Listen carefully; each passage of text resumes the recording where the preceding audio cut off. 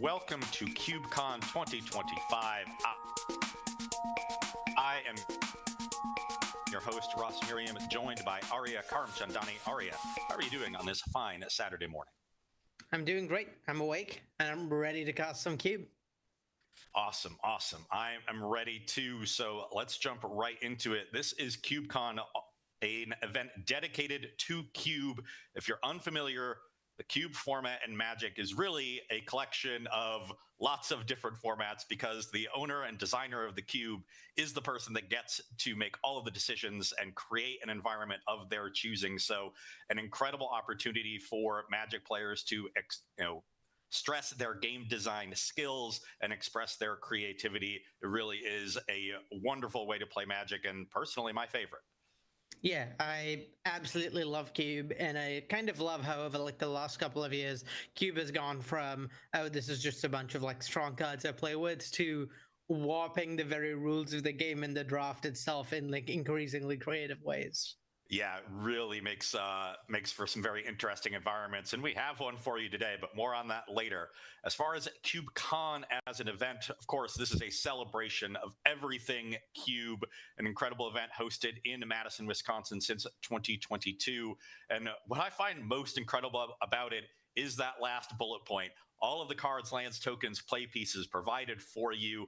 All these wonderful Cube designers loaning their cubes out for the event. It's an incredible logistical feat to put on this event. So a thank you to all of our staff here and all of the wonderful work that they do. This really is a great event, and I've got to be jealous of the people that are there, even though I love being in the booth.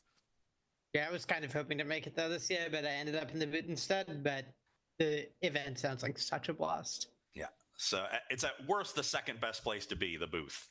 It might be the best, but it's at worst second. So this is a tournament of sorts. There is an event structure here, and you can see the structure on your screen there. We started on Thursday with the prequel draft. You only got 1 point per match win there. That's just to give people a little incentive to show up early, but not make it mandatory. There were 2 drafts yesterday. Main event drafts. There's 2 more today. So we're moving into that draft 3 this morning. And at the end of today, we're going to make that top 128 cut into the final fortune draft. And that's when things start to get really competitive. So over the course of this day, the field will get narrowed down. You'll get to that top 128 draft. And then tomorrow, the Sunday is always the big day for Magic tournaments. There'll be 2 more drafts, the top 64 draft. You got to 3-0 that one. And then the top 8 draft is single elimination until we crown our CubeCon champion. This is your wonderful coverage team. You can see our 2 lovely faces along with a host of other great players and names: Monty Devoudi, Gabriel Nassif, Brad Nelson, Luis Scott Vargas, Marshall Sutcliffe, Tannen Grace, and Mason Clark. So shout out to them for also helping make this event possible. Okay, so as far as the draft that we have coming up today, it is one of those incredible cubes that bends the rules that Arya was referring to. This is a cube known as the Ball Pit, and it is very unique. There's some unique rules, so we actually have a video prepared by the designer of this cube to help explain it to you. Let's run that video right now. Judge, what the f*** am I looking at? The Ball Pit, like its name implies, is an environment of unknown depths, filled with strange and wondrous objects in which one would normally not allow their vulnerable adult body to become immersed, were it not for the colorful allure of the spheres and the deep animalian urge to crawl into weird holes in the ground. The Ball Pit is built around 3 central rules. You can cast any card face down as a copy of Chromatic Sphere. You must draft all of your lands. This is a desert cube. You will draft a total of 60 cards, which form your final deck. No cuts, no sideboards. Because remember, you can always cycle a card by playing it face down as a copy of Chromatic Sphere. Gameplay-wise, the Ball Pit is a cube where most of your colored mana comes from cracking spheres, where most of your removal is aimed at resonant power outliers, and where most of your victories come from catching your opponent off guard with hard-fought value. Design-wise, the Ball Pit is a beautiful chimera between every Timmy's magical Christmas land of gorgeous curiosities and every Spike's violent desire to ruthlessly squeeze the last drops of joy out of someone else's beloved childhood playthings. Timmy's get to steamroll their opponents with armies of souped-up golems and obscure gleaming contraptions, and Spikes get to answer the question, what if Pithing Needle had Cycling 1? Flavor-wise, the Ball Pit is what Vorthos and Melvin would co-write in their dream journals over a motel breakfast the morning after a lengthy bender in the chrome-themed jazz bar of a 1950s pulp science fiction convention. And if that doesn't interest you, I honestly don't know what else to say. So jump on in. Let the spheres guide you. The Ball Pit awaits. Okay, so just to reiterate, the Ball Pit here, the key points to remember. Every card can be played as a chromatic sphere. So every card is a modal double face card. It's going to be 4 packs of 15 cards in this draft. So all players are going to draft 15 cards or 60 cards. And then that's your deck. You're playing that 60 card deck. You have to draft your lands. There are 192 lands in the 480 card cube. So if you do the math, on average, every person is going to get 24 lands. Some might get more, some might get fewer, but a really, really interesting concept for a cube. Aria, as a designer yourself, what would your approach be going into such a unique cube environment? Gosh, it's so complicated. This cube is absolutely wild, and I love that about it. I think a lot of what I'm thinking about when going into this cube is what the cards I think are like really far above replacement level. Like the floor on all your cards is really high because all can be chromatic spheres. So the question is, which cards are cards that I always want to pick over a land, and which cards are like have the highest ceiling and are generally balanced by having a lower floor, but that's something you can just ignore here. Awesome, awesome. So I agree. This is going to be a complete nonsense of a cube, but let's get serious for a moment before we get into the draft.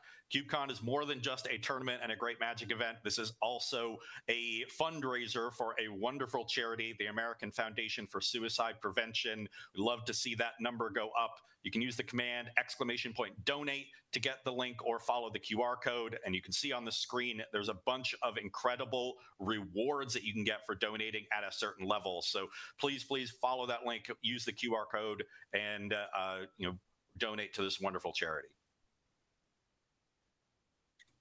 Yeah, truly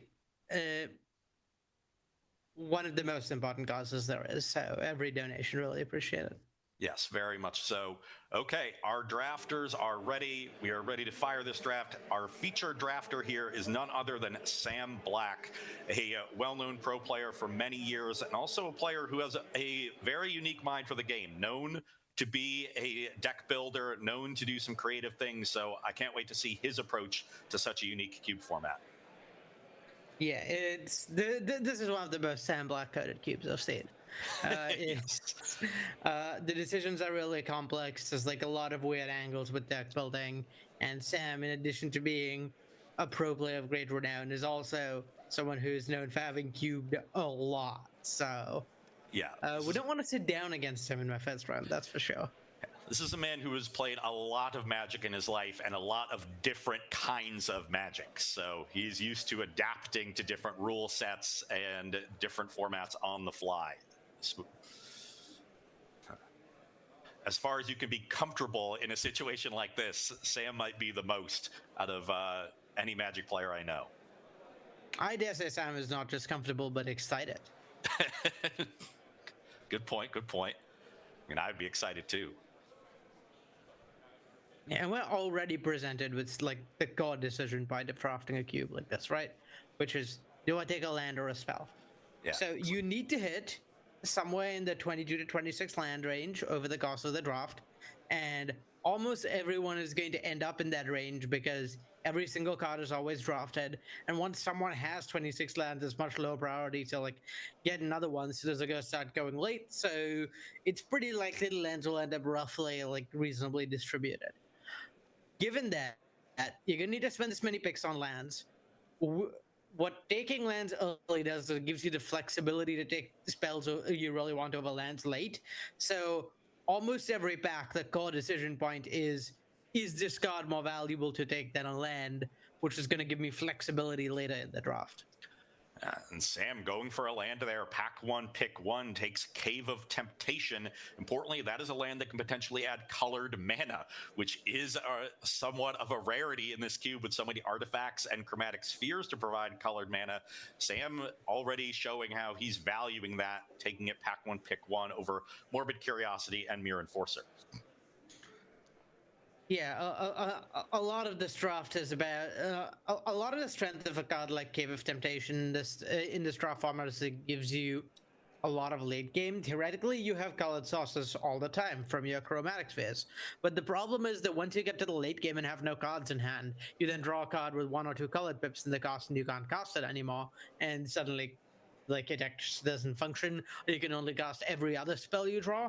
And the nice thing about something like Cave of Temptation is it means late game, you can just cast your spells. It's great. Yeah, and then Sam taking a second land at pack one, pick two. That was a Trench Post. There are 5 copies of Cloud Post in this cube, 1 copy of Glimmer Post, of Vesuva, and that Trench Post. So there is the potential to go for a sort of mana acceleration strategy with these locuses. And Sam, again, placing priority on lands, both colored mana with pack one and now extra mana with pick two. Yeah, Trench Post like got to be one of the highest picks in this cube. Honestly, any of the posts seem like really high picks. When your default land is Zhalfir and Void, players don't get to add lands to their deck, but there are a bunch of Zhalfir and Voids in the cube. The value above replacement for your lands is really high, and as soon as you get like a second post, whatever post it is, the value there kind of goes through the roof. Sam clearly declaring there he's less concerned about potentially having too many lands and more concerned about having the good lands. Yeah, it's again like value above replacement in the land are always higher than the spells, where your spells are going to be spells at the end of the day. And really, what this is letting Sam do, like, really why I like picking lands early a lot in a cube like this, is early lands means later you have the flexibility to pick whatever's open because you don't have to pick lands to like make playables anymore. And a third land taken. Pack one, pick three, Great Furnace. Once again, Sam placing priority on colored mana sources. So he doesn't want to have to rely entirely on chromatic spheres. He wants to get some colored mana from his lands. Great Furnace also allowing him to further develop some of the artifact synergies that are so prevalent in this cube. Yeah, Furnace is a really good one for the artifact synergies because a lot of the artifact synergies can be a little bit awkward with the way chromatic spheres work, since spheres don't stick around and spheres cost like mana to deploy or like cycle through. So permanent manaless way to like help enable the artifact synergies is pretty valuable, I think. And there's a lot of artifact synergies in this cube. That's a Deadbridge Goliath Sam is reading. Yeah, that's the other thing that's really high value in this cube is anything that has text out of the graveyard. Well, you can always cantrip it as a chromatic sphere. So additional value on top of that, really strong. Deadbridge Goliath got to be one of the stronger cards in this cube for that reason. Sam also took a pretty long look at Teleria West, a nice little tutor for various lands. Though one that costs a lot of colored mana. Yeah, I feel like Teleria West is almost more valuable as a tap blue land in this cube just because, again, colored source is kind of at a premium for making your deck function in the late game. That was a red card taken for Sam. I didn't get a great look at it. So his first spell of the draft. I mean, who needs spells, right? It's fine. Just like all lands. Worst case scenario, you can cast them as chromatic spheres. Those are spells. Paradox Haze. Ooh, who, what, when, where, why? Yeah, I mean, you know, for most people, all your cards having 2 modes is enough. But for Sam, clearly you must have cards with 6 modes. That is the only solution. Gonna take a nice read of that one. Make sure he knows what it does. He's thumbed it to the top of the pack, so definitely thinking about it. Is that 4 copies of Zhalfir Void? There are about 10-ish in the cube. Oh, there's more than that. There's probably 20. There's more than that. I believe Zhalfir Void is the most common card in the cube. But still not a card you are excited to take like a lot of copies off. It's kind of the default land, I think, for a lot of people. So Sam is, I think, pretty heavily prioritized lands that are stronger than Zephyr and Vide. And that's the flexibility from taking those lands early. He doesn't have to prioritize lands late. He gets to take powerful spells like the 5 mode Who, What, When, Where, Why. And there's Drownyard Temple, I think Mir Superion. And Drownyard Temple is a card that kind of fits in multiple of the buckets we've discussed, where it is a card that has a lot of strength in the graveyard because you can bring it back after sacking it to draw a card, and it's a value above replacement land. So I would not be surprised at all to see that taken here. That's definitely a sort of thing that's pretty valuable, and it's one of the more common. There's like multiple copies of it in the cube as well. So yeah, really want to pick up 1 or 2 copies of that if you can. Drownyard Temple is the pick, and there is another one if Sam wants it. It would be his 5th land in 7 picks, I believe. Yeah, there's definitely diminishing returns on the temple specifically because they're pretty mana intensive to get back from the graveyard. So the second temple is doing a lot less than the first one is. There's a Primal Beyond. The other thing that Sam has prioritized, colored mana.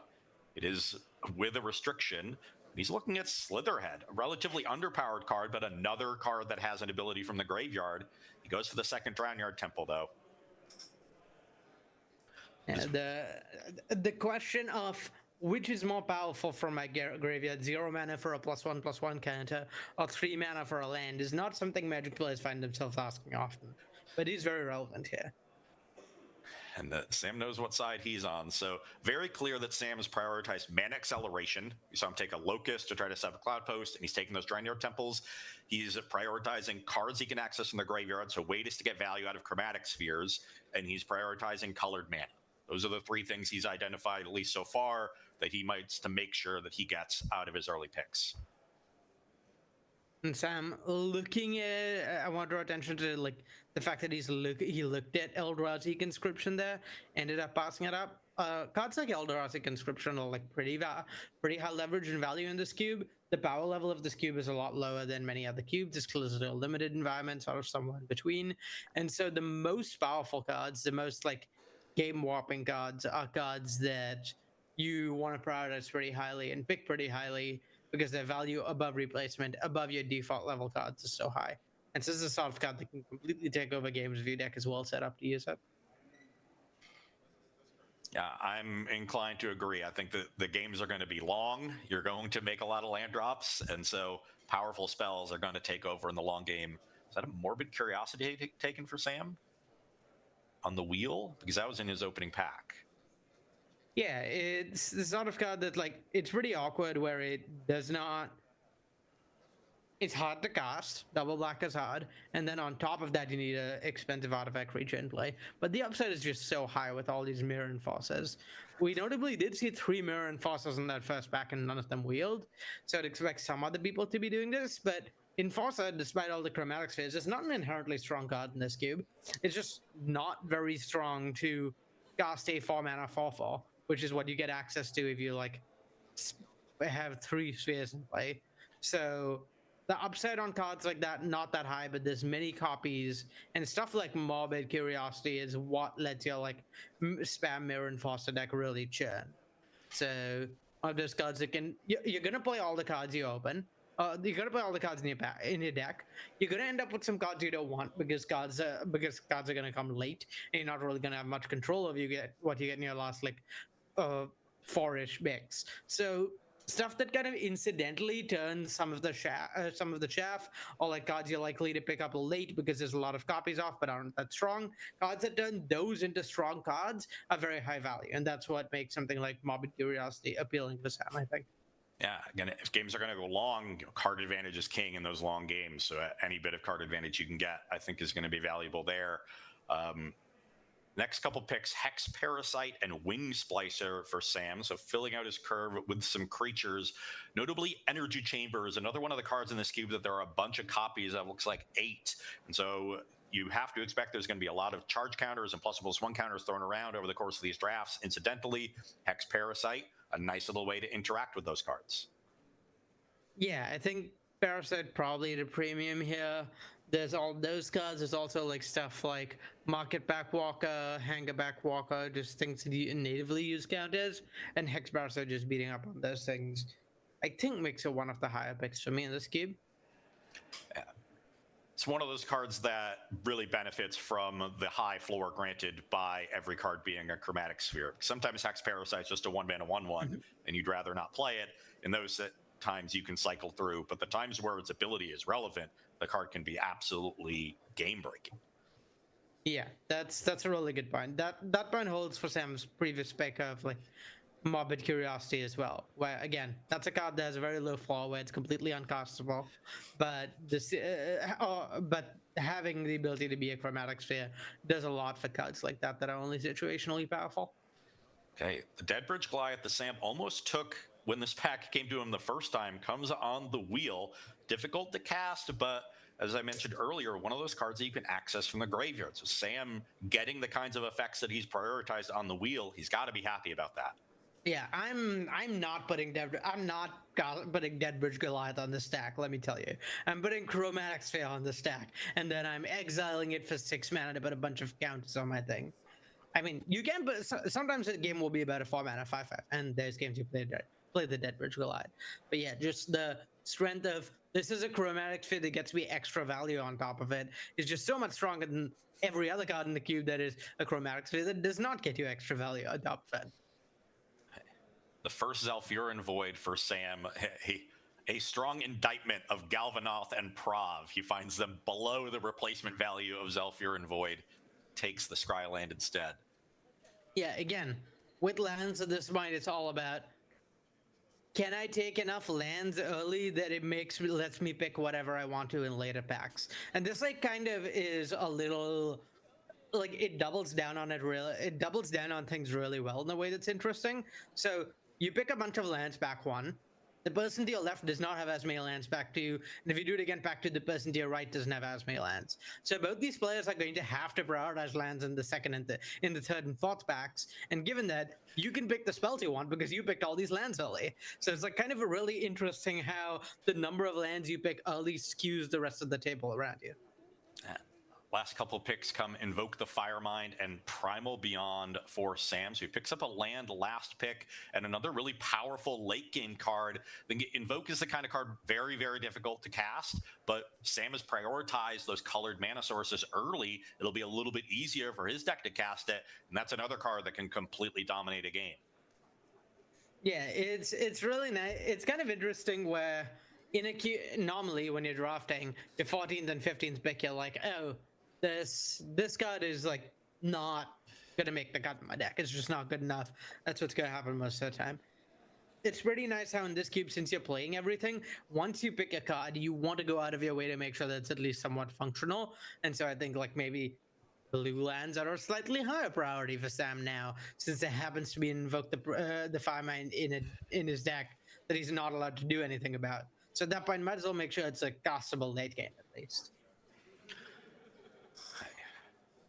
Didn't get a great look at the card Sam picked there. He did take a look at Darksteel Colossus. I will let our audience know we have asked the judge and have been told that when you play Darksteel Colossus as a chromatic sphere and sacrifice it, it ends up in the graveyard. So you can reanimate it. There are a few ways to do that. That is something we may see over the course of this draft. There's a lot of ways of reanimating artifacts in this cube, so that's such a powerful interaction, and I love that. It's really, really difficult to get a Darksteel Colossus into your graveyard in the game of Magic. So, gosh, is there? In fact, I'm not convinced there is a way to do it. Like my first thought was something like Yixlid Jailer, but it doesn't ever enter the graveyard, so I don't even know. I don't think that applies. It's perhaps one of the questions we will never need an answer for, but. Yeah, pretty rare for you to be able to reanimate a Darksteel Colossus. This is one of the few places you can do it. I guess Humility. That's and then you get it into play and then put it in the graveyard. Yeah, I don't know whether it checks the creature that dies or the card that would be put into the graveyard. I feel like one of Humility or Yixlid Jailer should work, but I don't know whether. I don't know whether both work. Viridian Maybe Shaman. you like copy one. Maybe you have both in play. Well, then the Yixi think Jailer that's- doesn't have its ability. You have to find a way to timestamp to make a copy of Yixla Jailer so that it's like to graft its abilities onto something so that it like exists over the humility, and then maybe we may have to ask the judge this, or we may never know. Viridian Shaman, the pick for Sam out of that previous pack over Unlicensed Disintegration, so starting to prioritize some interaction, and now pulls Cogwork Librarian, Devil's Play, and Urza's Power Plant to the top. He did see Urza's Mine in pack 1 of this pack, so pick 1, pack 2. If you can wheel that, there is 1 copy of each Urza's land, may be able to assemble that. Cogwork Librarian is an interesting one to me, Aria, because this is a card in a lot of cubes, but it varies a lot in strength. How do you assess that in this particular environment? I think this is one of the weaker Cogwork Librarian cubes, somewhat like unintuitively. Librarian is really at its best in synergy cubes when you see like gods, like 2 gods in the same pack that you really want, and you get to take both the Surgery pieces for your deck, or in decks with like a few really high power outliers like Vintage Cube level gods where you see like 2 pieces of power or like a power in a really, really strong card, and you want to take them in the same pack. In this cube, there's only like 20 to 25 cards that are like pure power outliers, and the games are going to get a lot scrappier. The cards are going to get a lot scrappier. So, given that, Librarian is, I think, less of a priority than it is in almost any other cube. Like, particularly if you're in Sam's seat, where you've taken the lands you want, so you're never going to be in a spot where you have to choose between, well, I need a land to make land count, but also really want the spell. So once you've done that, you kind of have the flexibility to pick whichever spell you want, and it's just really unlikely that there's going to be 2 spells you really want in the same pack. Okay, and it seems like Sam agrees. He let the Cogwork Librarian go. Got a Cloud Post out of the next pack, so that's going to go with his Trench Post. And here he takes Urza's Tower. So there's 1 copy of each Urza's land, chat. Both the other Urza's lands have been passed in this pack. So we're going to see on the wheel if they come back. Sam has already taken the tower. He is the only one that can potentially assemble Urza's Tron. Unless, I guess, somebody gets both other Urza pieces and then copies Sam's Urza's Tower with the Vesuva. But Sam will be looking to it's all wheel about those. finding the lines. Yeah, Sam will be looking to wheel those other pieces and really develop his mana with those and the locusts. He could really stake a claim to a lot of the fast mana available in this cube. And well, I'm really starting to see the thing we talked about earlier with there being like diminishing returns both on lands in general and specific lands, where we saw a 3rd Drownyard Temple available that pack, and this time Sam passed it because he knows, okay, I'm just not going to have the mana to do this 3 times in one game, or even 2 times most games. But Sam's still prioritizing lands in general early. There's specific lands that he's looking for, usually lands that provide colored mana and lands that provide extra mana. He prioritized those in pack 1. He's continuing to do that in pack 2. We may see his priorities shift in packs 3 and 4 once his land count gets pretty high. But for now, he hasn't reached that point, and he has identified those lands as some of the most powerful picks in this cube. Yeah, and Sam's done a really good job not just taking a bunch of lands early, but also like being very deliberate with the lands he has taken so far. So we see like a Glimmer Post, Trench Post, an Urza's piece, maybe trying to like wheel more Urza's pieces, and as well as stuff like and Drownyard Temple and Cave of Temptation. And so Sam's lands are both very good at adding a lot of colorless mana and at filtering that or into colored mana or just having colored mana, which means most of the time, Sam just can cast pretty much any spell in the cube, whereas other decks are going to be a little hampered by, it's going to be harder for me to cast expensive spells, it's going to be harder for me to cast colored spells, and Sam's deck does both very well, so pretty well set up to leverage whatever comes his way in the 3rd pack. Okay, has another land pulled here to the front. I do not have a great eye on that. There's a Reflecting Pool. There's a Clock of something. Clock of Omens, perchance? Yeah, Clock of Omens. That's the altered card.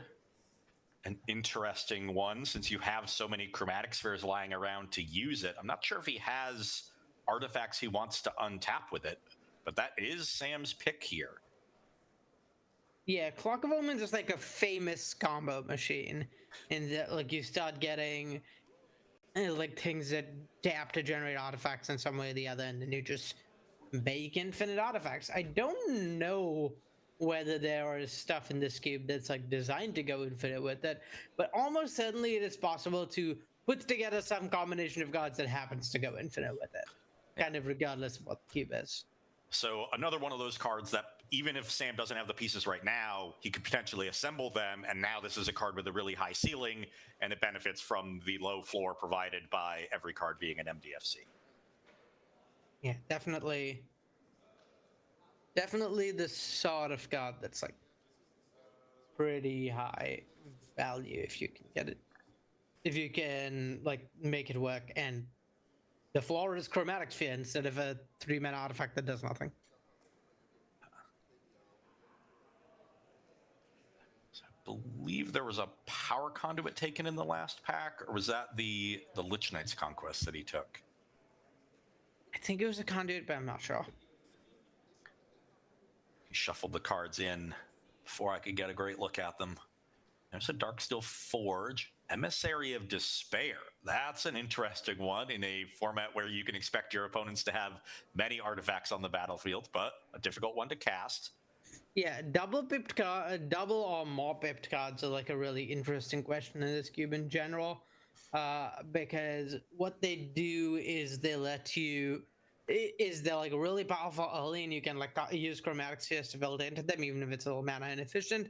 But late game, you've played out all your cards, you've countered the Chromatic Spheres and cast whatever spells you've drawn. Like, it's pretty awkward to actually be able to cast those double pip cards. So that means a lot of the time, like, there's definitely trade-offs of putting these cards in your deck. There's a Death of 1,000 Stings taken for Sam. This is another card that can be accessed from the graveyard, returns from your graveyard to your hand during your upkeep if you have more cards in hand than your opponent. So not a card that I think Sam is going to be looking to cast, but a card he'll be looking to turn into a Chromatic Sphere and then return over and over again over the course of a long game. Okay, we're on the wheel, Arya. There's one of the Urza's lands that has come back. That's Urza's Mine. The power plant is still out there, and Sam knows it. I mean, at this point, you gotta be thinking it. Yeah. There's also this is one of the more powerful packs we've seen, because there's also an Argivian Restoration in there, which is really good at reanimating that Blightsteel we saw earlier this pack. So Sam knows someone's gonna be really happy. Could come on the wheel. He knows the Urza land could come on the wheel. He's not sure if either will, but looks like he's banking on the Urzatron. He takes the mine. Is the power plant there for him? Yeah, the thing about the Urza lands is that like they're so low value to everyone else, right? Once you don't have them, they're just significantly worse than Zhalfir and Void. Whereas for Sam, like the potential upside is so high, and the potential downside is pretty low because they could just be Chromatic Spheres. There it is. Urza's power plant. Sam Black wheels the other two pieces of the Urzatron. He has assembled all three. Wow. That could potentially be very powerful. He doesn't have ways to tutor for them. Didn't take the Teleria West in pack 1, but with so much cantripping from all these Chromatic Spheres, players are going to get through a lot of their decks over the course of long games. Yeah, and again, the upside is like a lot of what matters here, right? It's pretty hard to put together 3 Tron pieces, but I don't know, all the other lands are colorless lands anyway. So it doesn't really matter if it's just like tap, add, see if it's basically a waste. All you're giving up is like maybe a Scry one you could have gotten from a Zhalfir and Void instead. And then the upside is really high. So it's pretty nice for Sam here. There's a Phyrexian Dreadnought taken for Sam, another high upside card. If you can find a way to get it onto the battlefield without having to pay that cost, then you've got a 12-12. Yeah, I think Topper Orb is the way that comes to mind as like one of the best ways in this cube to enable Phyrexian Dreadnought. There's gotta be more ways. There's just so many neat little like complicated interactions in this cube. So that's another area we can see Sam prioritizing. Just high upside cards. If the synergies don't come together, it's fine. He can play them as chromatic spheres, but he wants to, live the dream and high roll as often as he possibly can. This looks like Throne of Geth and Reflecting Pool, the last two cards in this pack. Reflecting Pool, an interesting one for Sam's deck, where he's prioritized colored lands previously, especially 5-color lands, but this is a card with a potentially very low floor if you need a land and it can't be one. Yeah, most of the lands in this cube are at least waste. Reflecting Pool is not that. Sometimes you draw two Urza's Mine, an Urza's Mine, an Urza's Power Plant, and a Glimmer Post, and suddenly your Reflecting Pool literally does not tap for mana. So it's a land that is not always land, and that's pretty tough when you need to draft all your lands. Sam still prioritizing the land late to maintain flexibility going into these final 2 packs. Reminder, chat, this is not a typical format with 3 packs of 15 cards. We have 4 total packs in this draft, so the players will get to 60 cards total. So this is the halfway point of the draft. Still 2 more packs coming. Yeah, at this point, I think in Sam's seat, I'm really happy with how things have gone. He has a lot of really powerful lands that are nice. So not only is he gonna have more flexibility in terms of being able to pick spells when he wants to, his lands are also just going to do a lot more than his opponents a lot of the time. And so you're really well situated to pick up any strong cards you see. So we'll see if Sam's priorities shift over these first couple packs, given that he's picked up a lot of what he was looking for early in terms of fast mana, colored lands, and a lot of those value cards when played as Chromatic Sphere. Might need to pivot into some other areas to fill out his deck. Here's pack 3. Read the Spawnsire Ulamog. There's a Legion Extruder. It's a nice little value card. Sword of Kaldra.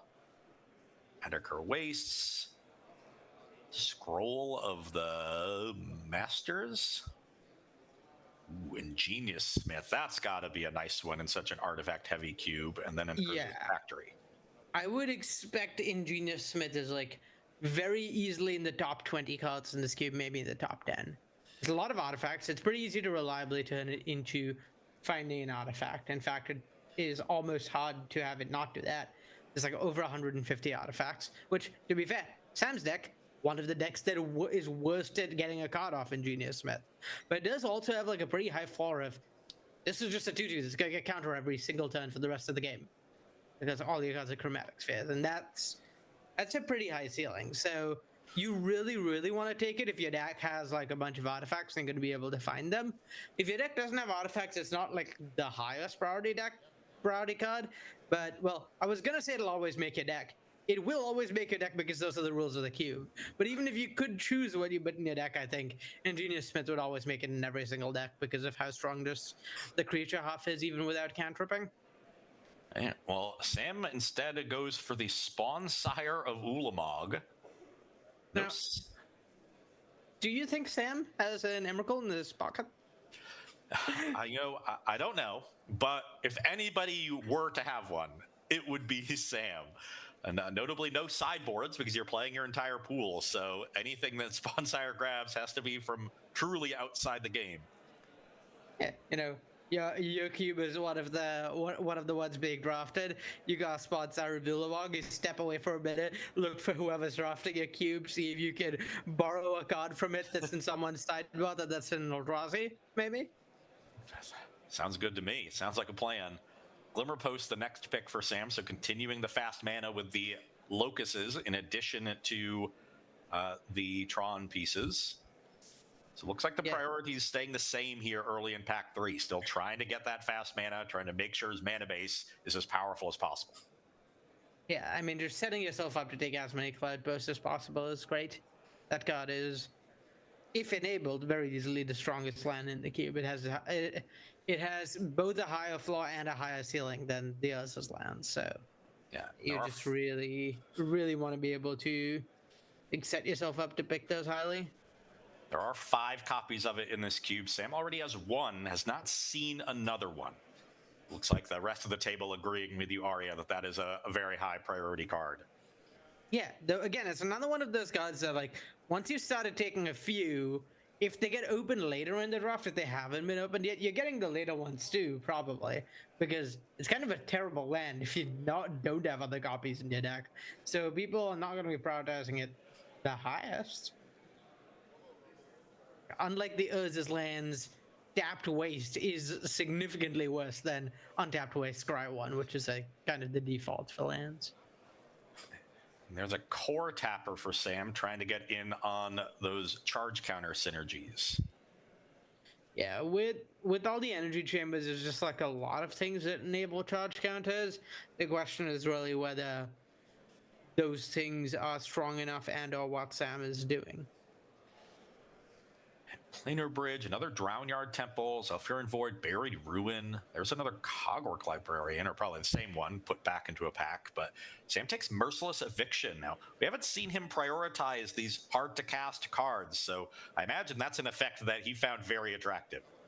Yeah, I mean, Merciless Eviction is one of those like really strong power outlaws you want to set yourself up to use or take if you get it. Just board wipes are extremely strong. Conditional and or partial board wipes are even stronger. It only has 2 pips, which is like quite little for a 6 mana card, honestly. Like Sam will probably be able to pay at least one of those with his lands. So yeah, just a really powerful card and exactly the sort of card I'm looking to take to actually use this mana engine. Yeah, it's a card that Sam has the luxury of taking earlier now because he prioritized his mana in the first couple packs. Yeah, very much a function of the deck Sam has put together. Sam looking at a third Drownyard Temple here, and then some sort of invocation that I can't make out. Do you know what that card is, Arya? I don't think I do. I kind of wonder where that sense is. Defining Top, I'm not sure that's in the cube. Is that Staff of Domination? Oh, it might Staff. be. Yeah. Good shot. Okay, well, that's a great mana sink if a Sam, gets this Locust or Tron engine online.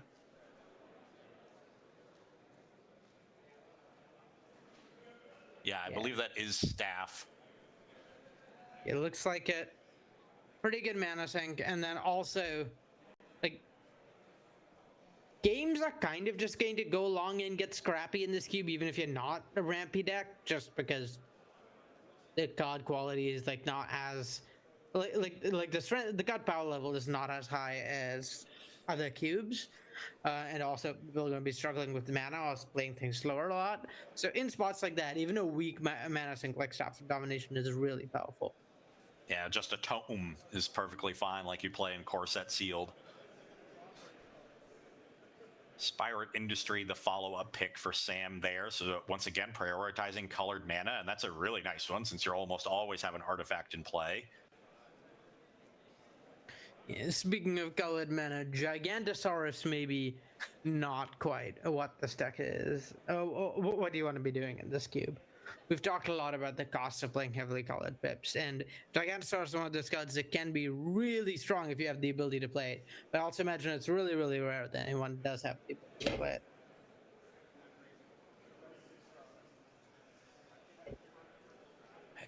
Trying to get a look at that last pick from Sam, but he's already shuffled it into his deck. Yeah, with the no deck building, you really have to think about the exact numbers and constructions of your deck a lot during deck building. You have to, a lot during drafting. You have to make sure you have enough lands. You have to make sure you have a functional curve. Make sure like removal and threats are sufficiently represented. So I imagine there's a lot of like coming through your cards while you're waiting for the next pack at this table. Yeah. Very important to note that Sam has his lands at the front of his pile when he picks it up. That's been very important for him to track over the course of this draft. What is my land count? How am I doing there? Make sure he gets an appropriate number for his deck to function. Another Drownyard Temple and a Ghoul Tree in this pack.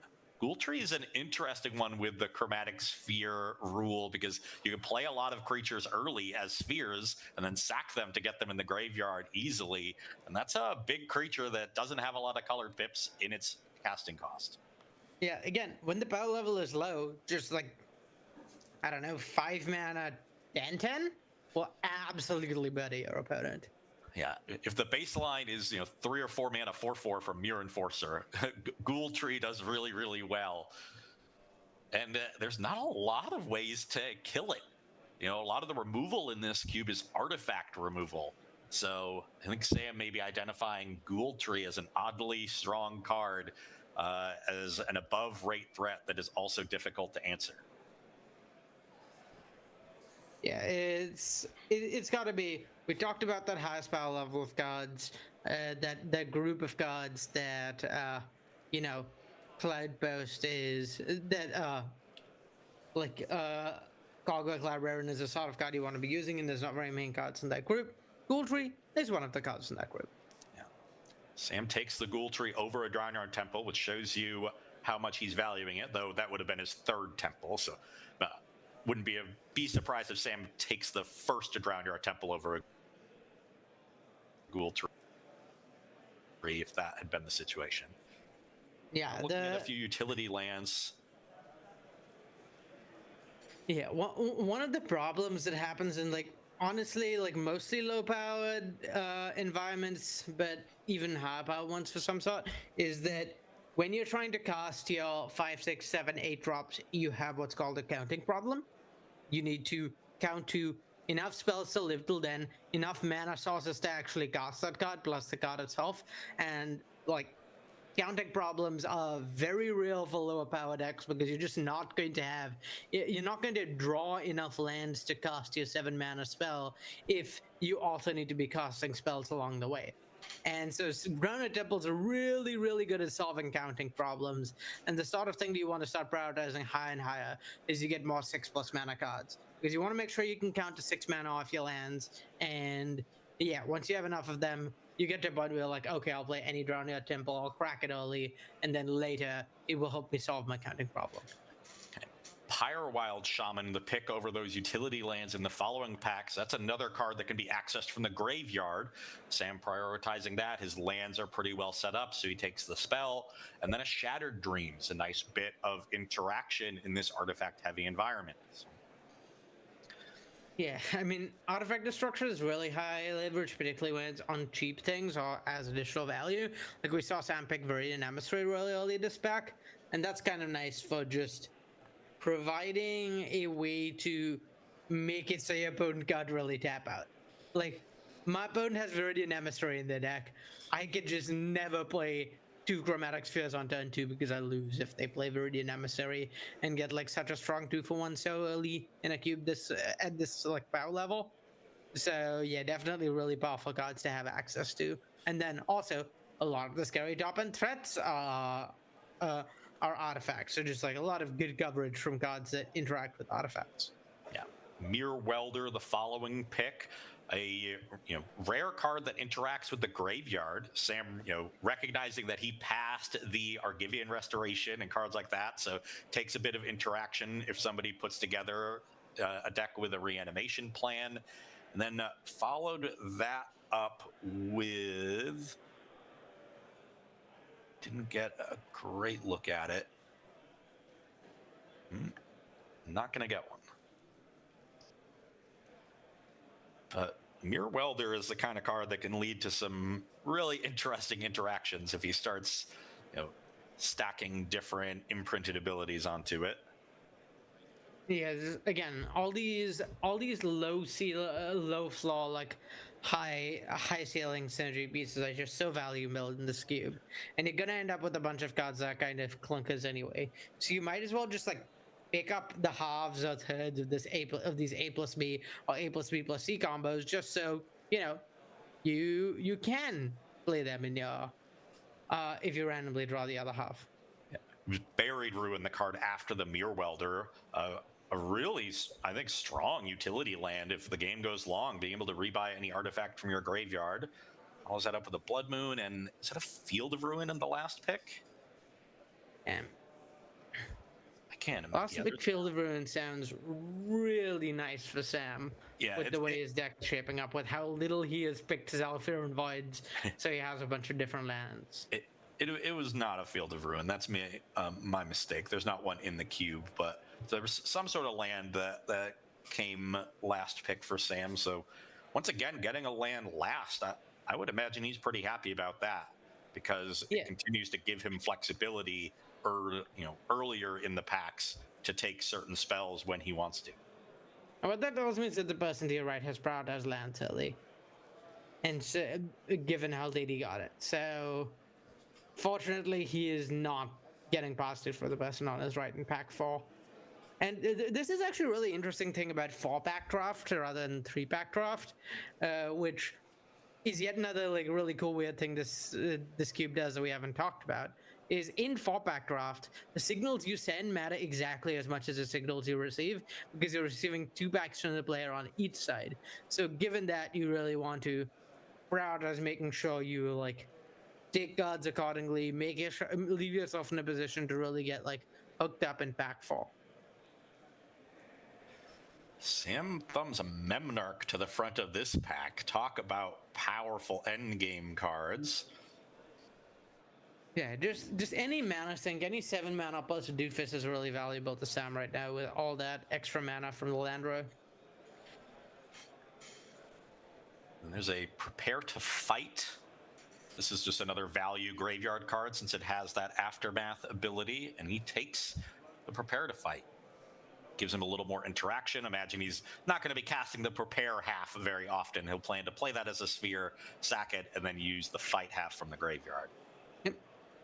All you got to do is put together enough value, and surely eventually you will kill your opponent. Now rethinks it, pulls back the Prepare to Fight, and considering Rending Vines.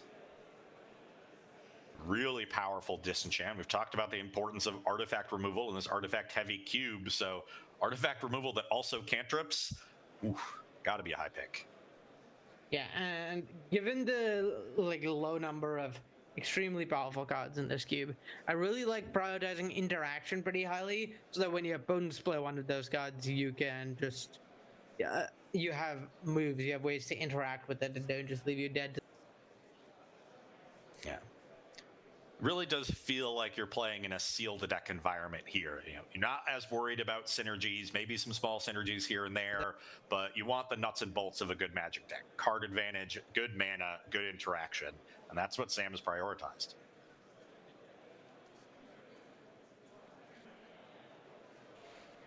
There's a Salvage Titan here, Howling Mine, Goblin Charbelcher. That is a nonsense one. Don't think Sam has the Mountain, though, to go full combo. Notably here in the last pack, Sam has taken some spells early, so I think his priorities are shifting. He wants to get some really powerful cards and interactive cards into his pile now that his mana has been set up well by prioritizing lands in the first 3 packs. But here he's got some lands at the front, the Mycosynth Gardens. Ooh, looking at the Salvage Titan, another card he can access from the graveyard. Not sure what that other land is.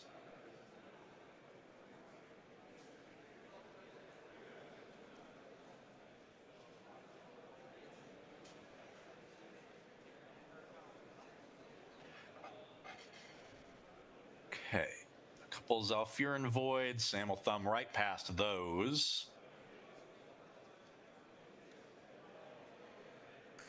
Tectonic Edge is a neat one. Painsmith.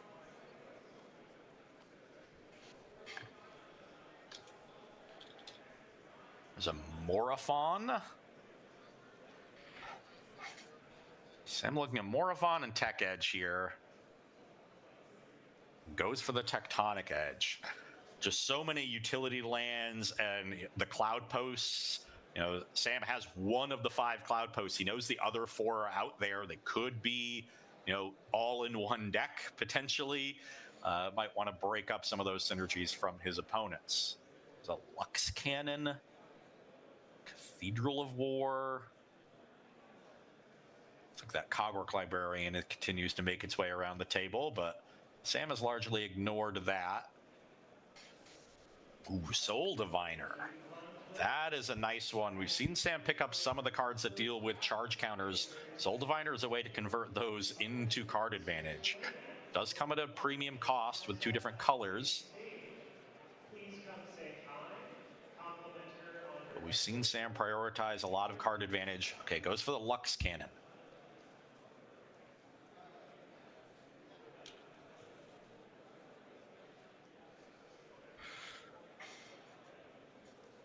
Again, this pack, it seems like Sam is going for strong, powerful late game effects. He's really filling out his deck with those cards to make sure that once his mana engines are online, as the game goes long, he's going to be the one with the better top decks. So Chimeric Mass.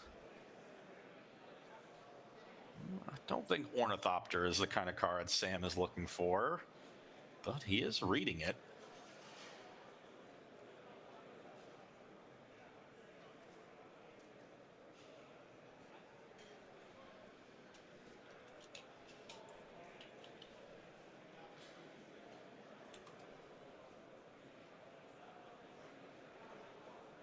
He's also looking at the Darksteel Reactor in this pack.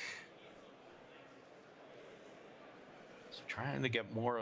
Okay, he's pulled Chimeric Mass and some sort of gold card. I think that's Treasury Thrall. Treasury Thrall is another nice bit of card advantage. Yeah, it goes for that one there.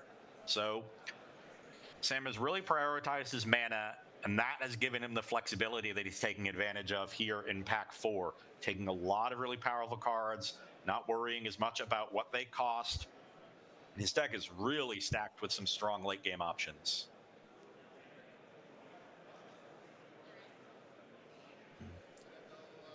They got half of this pack.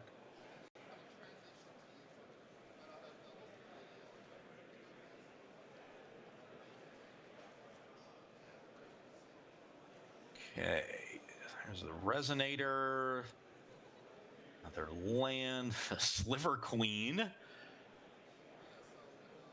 Phyrexia's Core. Didn't get a great look at that last card.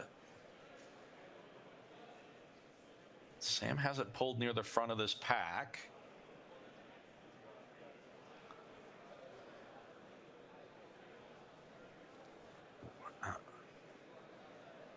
And this is the point at which you get to start prioritizing cards that are not lands in Sam's seat. You get to, like, in a spot like that, other folks who prioritize lands less earlier might be forced to take lands, but Sam fortunately doesn't have to think about that. No, he does not. There's another piece of interaction. That's Crushing Vines. Folks are really not going to want to play artifacts against Sam, let me tell you. Yeah, he's got 5 or 6 good pieces of artifact removal, including that Merciless Eviction as a potential sweeper for artifacts if somebody tries to get aggressive against him. Looks like one of the earlier picks that I missed was the Sharuum, the Hegemon. That's another really powerful late game option. Sam has really been prioritizing those here in Pack 4. Now, there's Buried Ruin and Drownyard Temple, 2 lands that he's taken previously in this draft. May want to take one of those.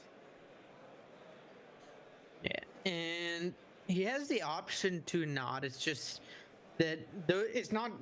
Sam doesn't need to take these because these are mana sources. He's probably going to get enough. It's just that these lands are particularly high value of a replacement, so he might take them just because they are strong effects out of the land. Or he did end up taking the Ruin there, I think. Yeah, for that reason. You got both Buried Ruins, so really set up to have a lot of card advantage is Sam. It's a Desolate Lighthouse, a couple gold cards here.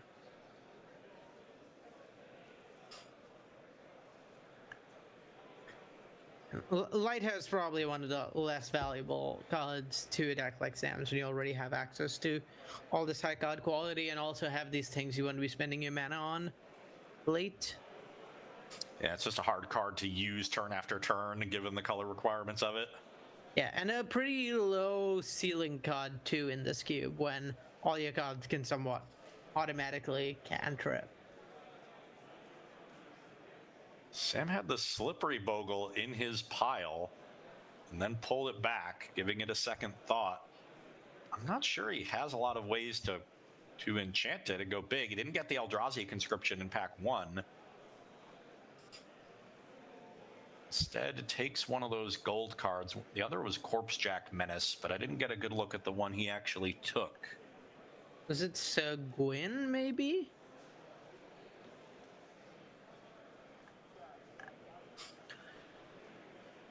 Unclear, but a lot of the gold cards in this cube, hard to cast and a brutally powerful like top end payoffs as a result. Yeah.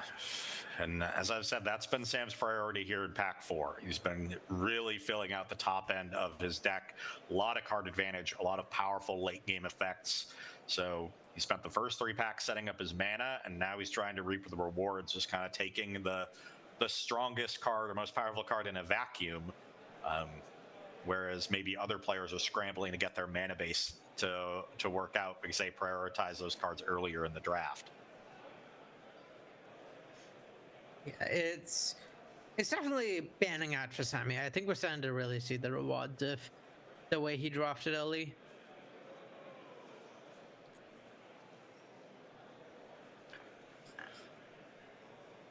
One thing something Sam does have to contend with is the fact that Magic players never play enough lands. So there's going to be lands late no matter how aggressively you pick them early, because so many people are going to be like, I don't really need more than like 18 or 20. And but maybe there's a player or two at the draft that is trying to build a more aggressive strategy with cheap creatures and decides they don't need as many lands.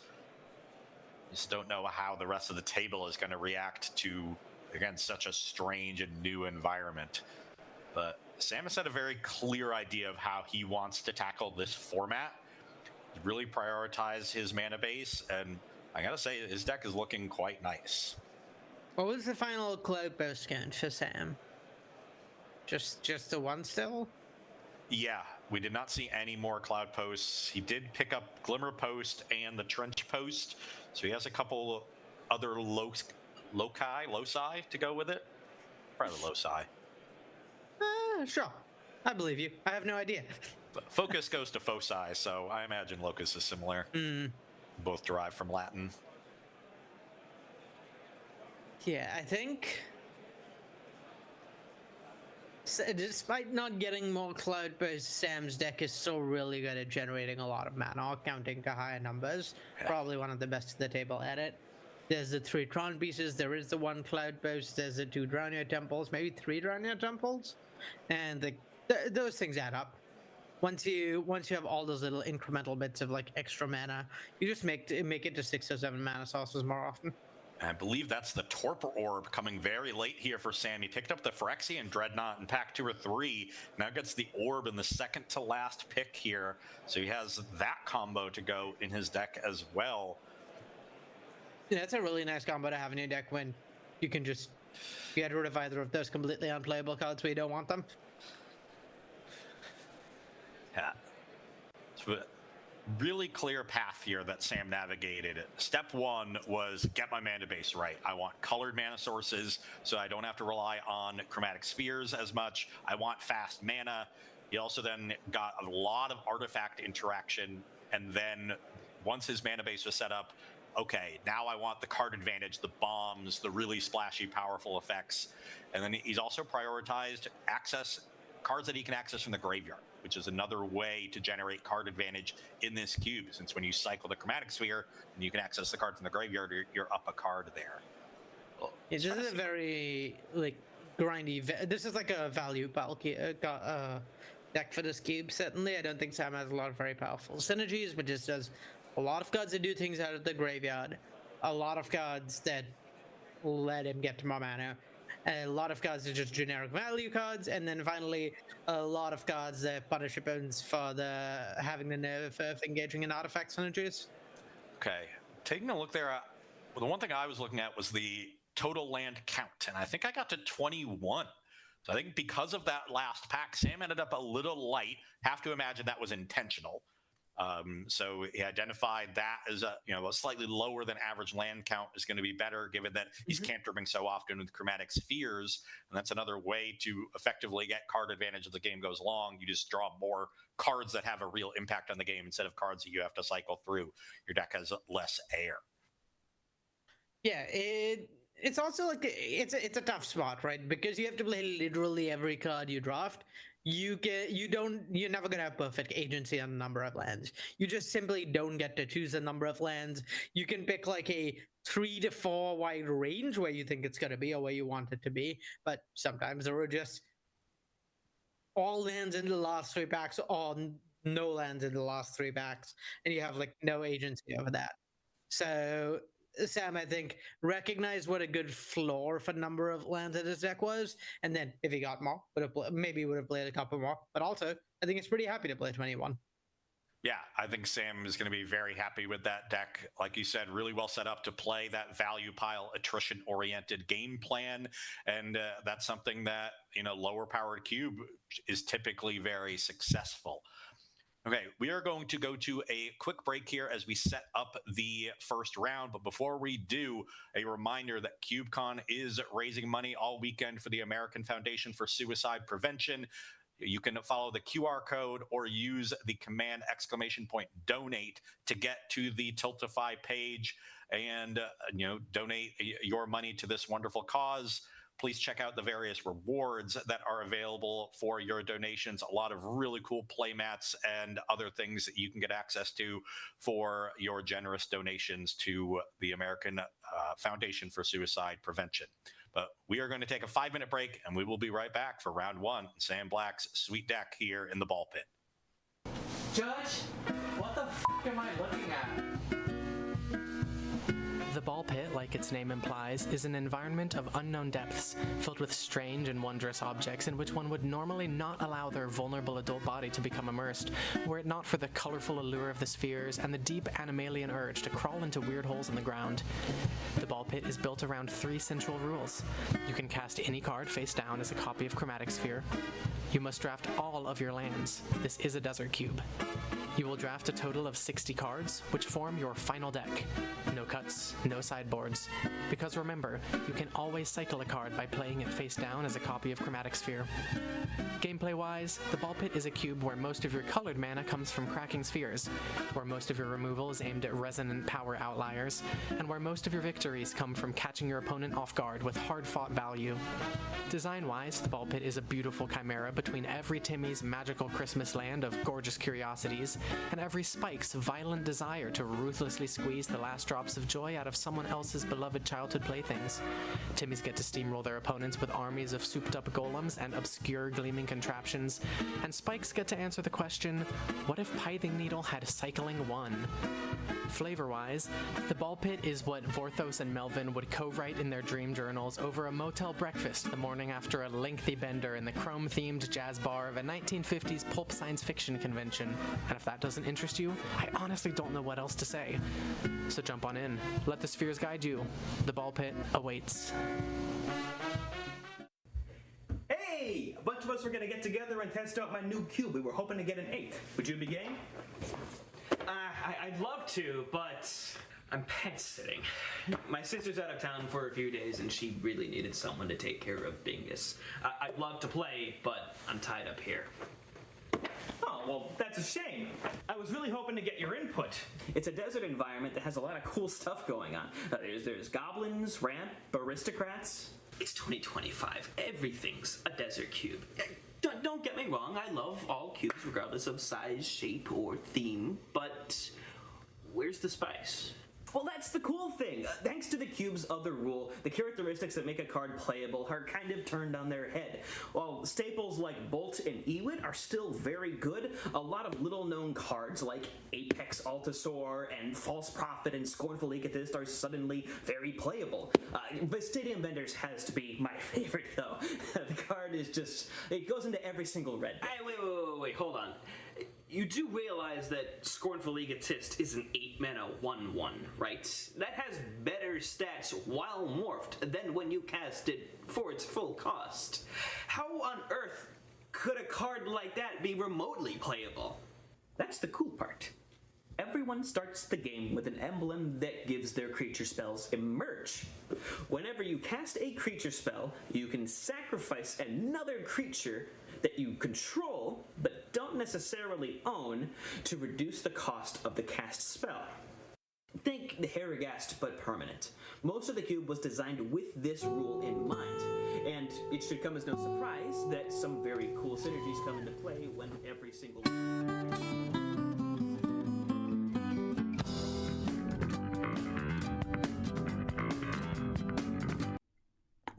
Welcome Welcome to the FemCube. This is your host, Anthony Adams, and I am one of a trio from the UberCube podcast. This cube has been an absolute passion project, and I want to start out by thanking May and my mother and everyone else for giving me perspective in order to build such an environment. Every card in here is a representation of the powerful contributions of women in Magic. So let's get into the cube. Let's start out with some of my favorites. We got a typical, very peasant plus kind of idea about this cube. That's kind of the vibe, even though you'll see some powerful cards in here. But some of the favorites that you can win with are cards like Dream Trawler. This is an absolute bomb in this environment. Sublime Epiphany is another major card that just crushes people. Then let's go into the idea of something like aggro strategies, where Thalia, Heretic Cathar, just really stakes a claim in this environment. And then through intent, I have each primary color of a lead character or a major character like an Elspeth or Liliana or Chandra in this environment to represent the Planeswalkers. Then we have kind of your mid-range control where you can go do stuff like Samut or Vivian or Halana and Alana Partners. These cards, especially that one, absolutely just crushes people. The one card that I've been dying to get in this environment is a young Pyromancer. I'm really looking forward to a woman representation of the art for that card. But Izzet Spells Matters is very powerful in this environment. You can also lean into like a Stacks and Taxes type of environment, which I love. There's a mid-range tokens. Then we got some ramp mid-range control with stuff like Bonnie Powell or the Goose Mother. This environment has really grown, and it's been through the feedback and the perspective of the community. I want to thank everyone for really supporting this. This is a passion project, and thank you so much for checking out the cube. Happy cubing. Hi, my name is Mike. Welcome back to CubeCon 2025. I am your host, Ross Miriam.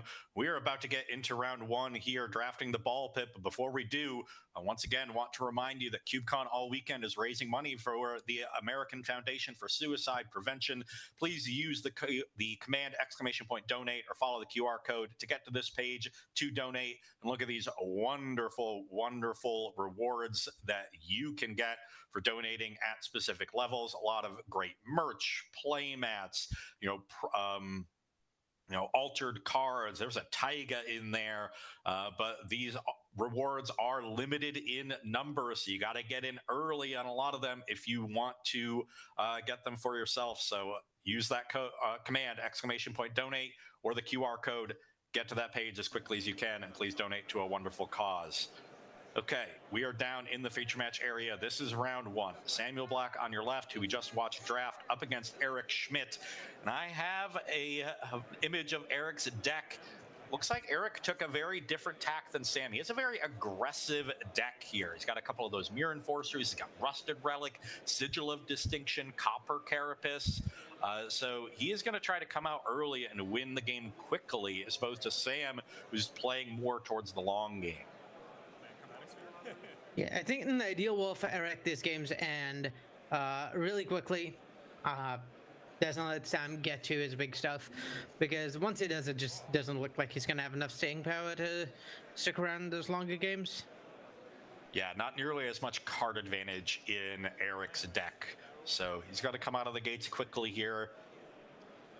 Now, when I say quickly, I mean relative to other decks in this cube. I don't think you're going to see any deck come out, with a 1-drop, 2-drop, 3-drop sort of classic curves here. Both players are going to spend their early turns playing and cracking Chromatic Spheres. But for Eric, those early Chromatic Spheres are going to set up some of these affinity cards. He has those Mirror Enforcers. He has a copy of the Mycosynth Golem. If he can get to that, that could allow him to empty his hand very quickly. And so really wants to get onto the battlefield by, turn 4 or 5, I would say. And we have our first sphere cracked of the day. And this is really not ideal for Eric. Unlike Sam's deck, where you're pretty happy to crack the spheres whenever. Cracking the spheres and not saving them up to cast affinity creatures is pretty awkward. So sometimes you have to do it, but I have to imagine Eric is not thrilled about it.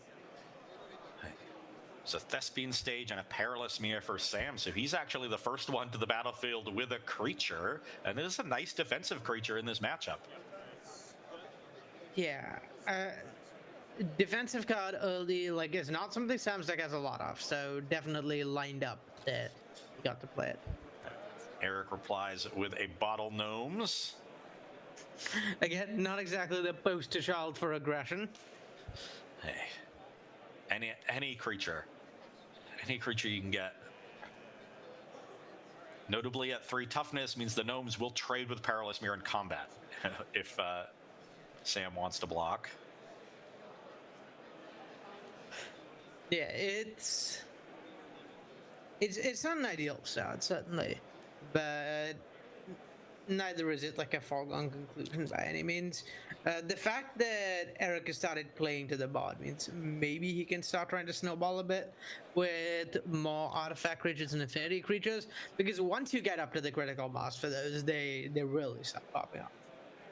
And these next couple turns, I think, are going to be important for Eric. Can he build towards that critical mass, as you've said, and start really building out his battlefield? There's a tapped land here in the Sunken Citadel. We'll see what color he names.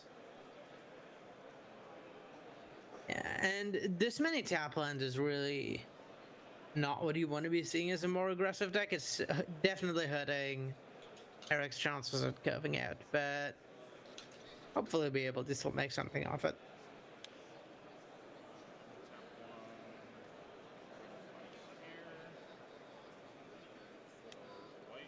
Now sacking the Chromatic Sphere. What can Eric do here? Gotta have some plan for that mana, and he already has colored mana from the Grand Colosseum, so this might be a double pipped card that he's casting. Mm-hmm. Yeah, either that or he just really needs more action with scattering towards it. Now, what do you think the odds are that that face down card Sam has as a Chromatic Sphere is a Drownyard Temple he's going to get back at end of turn? I would put it at 70%. Yeah, that seems pretty likely to be the case. Okay, never mind. I'll now like to amend my answer to 0%. And I'm not sure which of the posts that is, but there are 2 of them now. That's the trench post that he copied with Thespian Stage. Okay. So- Milling your opponent out is a slightly less effective strategy with 60 card decks, but also decks really struggle to apply meaningful pressure. So 2 trench posts is not nothing. Soon they're going to start adding up. Maybe if there's a cloud post in the mix at some point, we could see that really starting to go off.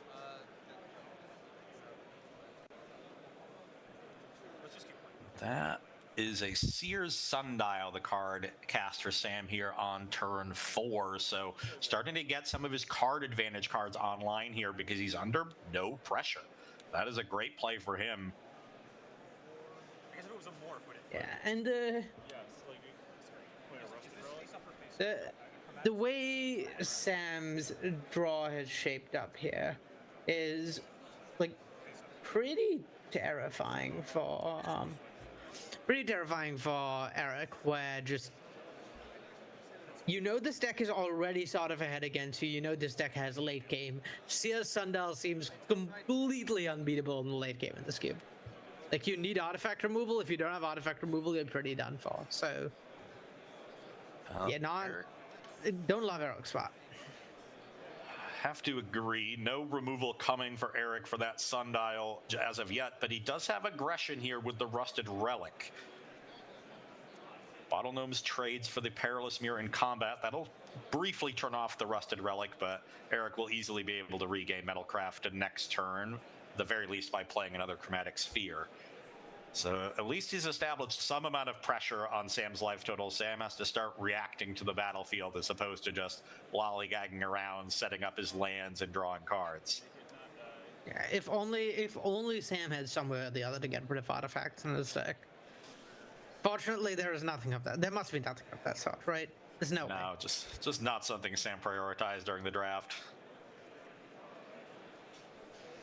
We are, of course, kidding. If you missed the draft, Sam has several pieces of artifact removal in his deck, headlined by a Merciless Eviction as a nice sweeper. I believe the count was somewhere in the 5 to 6 range. There was Viridian Emissary, like a bunch of naturalize effects, and like just that eviction. Yeah, eviction, kind of nice for Sam's deck, where he doesn't actually play that many artifacts to the board. It's just spheres, and you can always sack all your spheres. So like if you have Merciless Eviction in play and your opponent daps out, you can sack all your spheres, turn them into cards, and then get rid of all your opponent's artifacts, which is really nice. It's an Arcbound Reclaimer, the play for Eric Schmidt, which will get him up to Metalcraft for the Rusted Relic. That's a nice one. You know, modular creature against removal. He can use it to fix his draws in the late game, maybe get back Rusted Relic if Sam kills that. And now he has a little bit more pressure on Sam's life total because Sam, did take that turn 5 off. He just drew a card with the Seer Sundial, made his mana a little bit better with the second Chromatic Sphere. So now at 16 life, he has to start really looking at this battlefield. He's on a 2 or 3 turn clock. You really need to start drawing some of that artifact interaction, I think, in Sam's spot. The Rusted Relic is really getting in. Cracks one of the spheres. I believe that's the Death of 1,000 Stings. So if Sam has more cards in hand on his upkeep, that'll come back. And now Salvage Titan, another card that can come back from the graveyard. So Sam really utilizing all those cards that he drafted to generate some card advantage here. And wow, he just drew the Merciless Eviction. So unclear what color mana he made off of those spheres, but if he has white and black mana, he could just sweep the battlefield clean, though he would lose his Sundial. Yeah, it's fine. Sam now has a second card that draws him a card every turn with the Death of 1,000 Stings. In fact, it's almost exactly the same card as his current value generating artifact, but except it costs 1 mana a turn instead of 2 mana to draw an extra card. Judge, can we get some tokens? Right. Sam plays another Chromatic Sphere and sacks it. That's the Core Tapper. But now he will not have enough mana to play the Eviction. This is his turn 6. Still has a land drop left to make if he has one in hand. Might be digging for a land if he didn't have one. Yeah, my guess is Sam just didn't have the colored mana to cast Merciless Eviction. Like, he made other colors of mana and then drew the Merciless Eviction at the end, maybe. Yeah. And that would mean that he's unlikely to have made white or black mana because green is so much higher of a priority for his deck. Sam finds the Urza's Tower on that the last draw from Chromatic Sphere, so looks like he's going to have to take this turn off as well, which means Eric is going to get in a big attack, at least 7 damage coming across. Yeah, in Eric's seat, this is your window. This is the time where you apply enough pressure to put Sam into a really awkward spot going into the last turn, because into the late game. Because if you don't now, you're not going to get another chance. It's pretty over. Okay, Sam does have a removal spell here. Yeah, and that's really bad for Eric. Sam can maybe even just Merciless Eviction on artifacts next turn, and is no longer taking very much pressure. Yeah, that was the Smash to Smithereens, so one of those artifact removal spells that Sam prioritized over the course of the draft, and it comes in huge there because Sam had to spend a lot of mana that turn cycling through his deck to make his land drop with the Chromatic Spheres, still had enough mana left over to play the Smash to Smithereens, and now suddenly this attack is much less threatening. Only 2 damage coming across right now, and Sam's at a relatively healthy 16 life. I'm not entirely convinced that Eric's artifact aggro deck is ever capable of baiting Smash to Smithereens. I'm thinking of a shenanigan. Smash to Smithereens is somewhat beatable, just not good.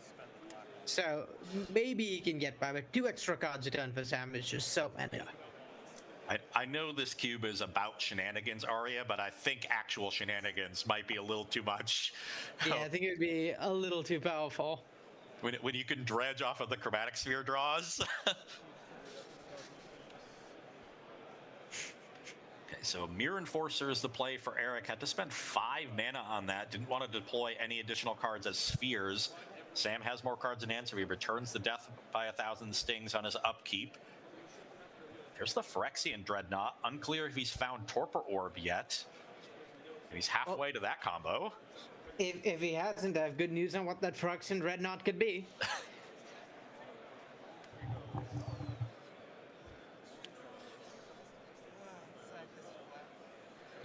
Everything going according to plan here for Sam in game one. He set up his lands well. He's drawing cards every turn. He's answering the key threats from his opponent's aggro deck, keeping his life total relatively high.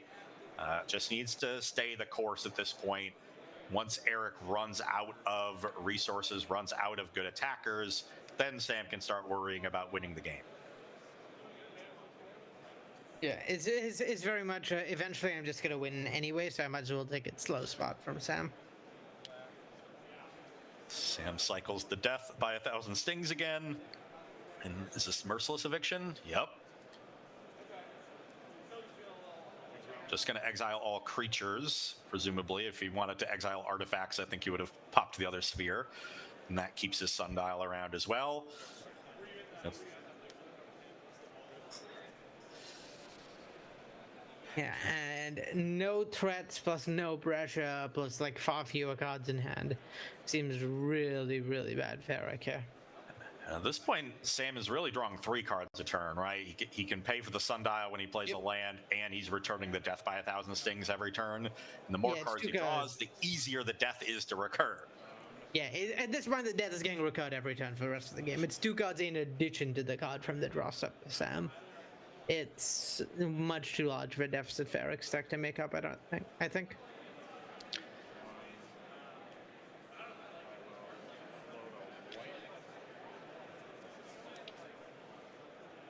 Does that emerge unscathed through the chromatic sphere that gets sacrificed? Not a bad card for Eric's aggro deck that has several powerful pieces of equipment to be able to protect his equipped creature. So you can see the approach that Eric had in building this deck. He has a pretty clear theme. His cards really do work well together, but I just don't think it lines up very well against what Sam is doing. Yeah, it's tough. The matchup was pretty bad, and Sam's deck looks kind of fantastic. Or at least this game, his draw looks sort of broken. Just any of the draw 2 cards, the turn cards are just baseline pretty strong in this cube, and having access to 2 of them is just a hard level of strength to compete with. Yeah, I really look back on that turn 4 for Eric, where he played the tapped Sunken Ruins. Didn't really build out his battlefield at all. If he had untapped land into Rusted Relic that turn, maybe he has enough aggression to get Sam into a dangerous life total, because Sam did have to take that weird turn off before the Merciless Eviction happened. But with Eric missing that turn, effectively time walking himself, he just didn't have enough pressure to really make things difficult for Sam before we reach this stage of the game where Sam's overwhelming card advantage is going to take over. Yeah, it's pretty tough to apply pressure in this cube with the number of tap lands plus the number of colored sources that require you to play chromatic spheres beforehand.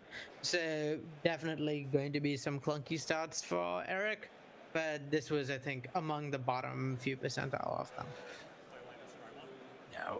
What he's really going to want to see are hands where he plays, 3 chromatic spheres on the first 2 turns, then starts slamming his affinity cards, then uses the chromatic spheres to reload. That's the kind of sequencing that his deck is looking for, but it's not one that he had in this game. Yeah, critical mass of artifacts is really, really important. We went over this. 4 mana 4/4 Mirror Enforcer is not very strong. 2 mana 2/2 Mirror Enforcer even on turn 3 that makes the next Enforcer 1 mana 1/1. That is really strong. You just need to draw the right combination of things and kind of chain them. And it looks like Eric's draw just did not do that. Sam here just drawing cards, answering the threats at his leisure, has a Viridian Shaman to take out the Mizium Transreliquant. Now we'll see what else he wants to cast this turn. Looks like just another sphere.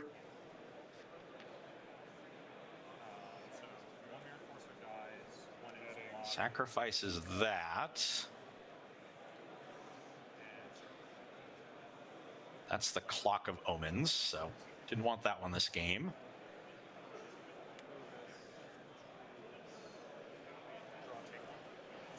Sure, play a land, trigger the sundial. Sam has entered the stage of this game where he just needs to be careful. He's very, very far ahead. It's a very lopsided resource advantage.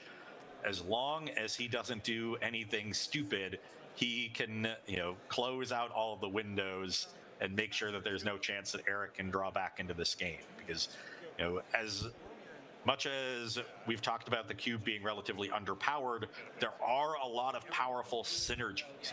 Eric can randomly get Darksteel Colossus onto the battlefield. That's not in his deck, but Sam doesn't know that. There's a lot of things that can come together and cheese out the game, and that would be a shame for Sam, given how well the game has gone up until this point. So we're not going to see Sam really speed up here. He's just going to keep playing at his normal pace, answering the threats as they come up, and start trying to work his way towards killing Eric and closing the door and getting this game over with. Eric untaps with basically no battlefield, just 4 lands. Starts the turn by deploying a Chromatic Sphere.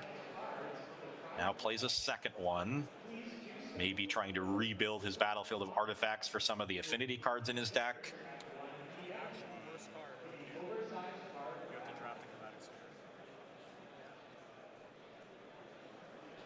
Okay, gonna crack one of the spheres.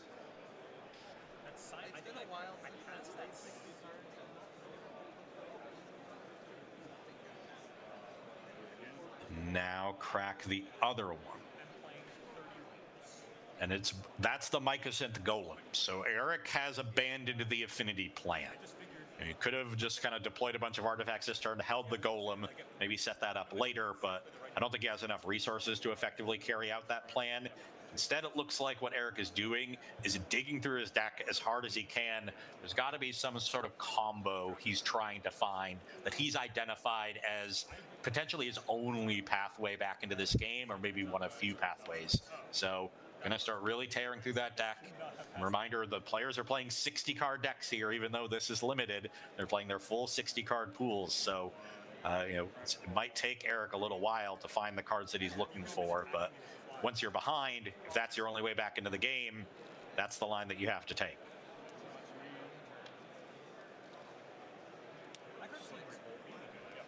Okay, here's a Slippery Bogle. That's a card that can set up some combos. That might be the card that Eric was looking for, or maybe he's looking for one of his cards to put onto it. He has the Eldrazi Conscription. He has Sigil of Distinction. He has World Slayer. There's a lot of powerful equipment and auras here in Eric's deck. So the Slippery Bogle is a really scary card for Sam. It's actually a card that he almost took in this draft, even though he doesn't really have any synergies with it. Yeah, he's already used his Merciless Eviction. I don't know if Sam has any remaining answers to this hexproof creature. So for example, I don't understand why because it's the ball pit. There's the Lord of the Pit. Oh, okay. So there's not some secret. I mean, like reanimation stuff is like getting big things in your graveyard is very easy. So reanimation's good. So you want like weak bang. So if Sam indeed has no answers to this Bogle and he's scared of it, what's going through his head now is the best way for me to answer Bogle is to kill my opponent. Kill them before they get anything going. He has a lot of really powerful late game cards he can deploy here.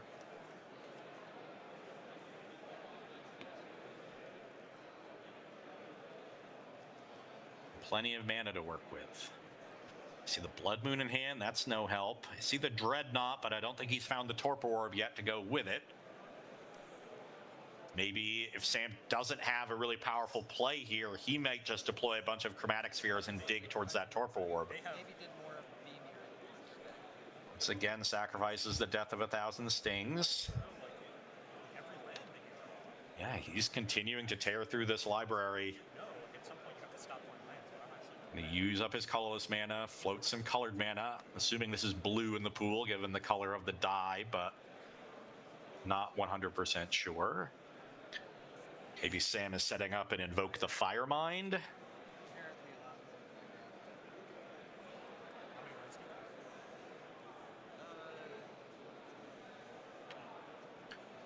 Okay, filter the blue into the green, and he's given up the Phyrexian Dreadnought. So that combo is no longer available for Sam. at least immediately. He does have the Buried Ruin in play, so he knows he can rebuy the Dreadnought if he finds the Torpor Orb. Now gets rid of the Blood Moon. Yeah. Sam actually struggling to find some of his powerful endgame here. That could play to Eric Schmidt's advantage if he has one of those equipment. Sam now plays his land for the turn, triggers the Sundial.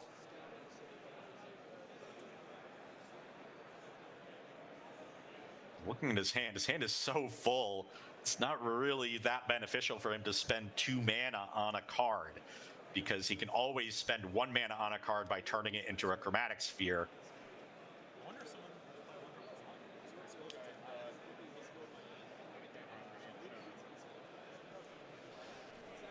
Here's a creature. I'm not sure what that is.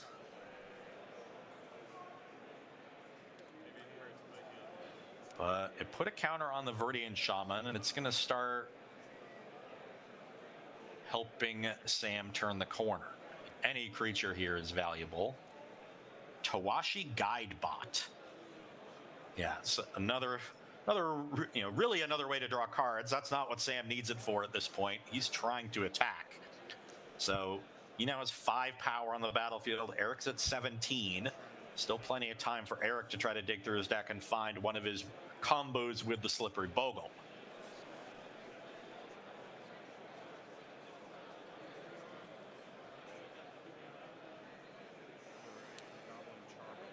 Man, there's Goblin Charbelcher. So if Eric can get a big hit in with the Bogle, the Belcher might be a way for him to finish off this game, but there are still plenty of actual lands in his deck.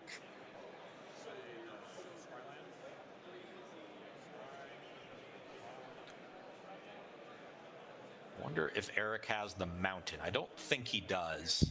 There is one of each basic in the cube. Cycles a Chromatic Sphere and then doesn't play anything. So a reprieve for Sam. That's a sigh of relief for him. He knows he has time. He has the time until Eric finds something scary to put on the Bogle. Every single turn, Sam is drawing and seeing so many cards. This is presumably the death of 1,000 Stings.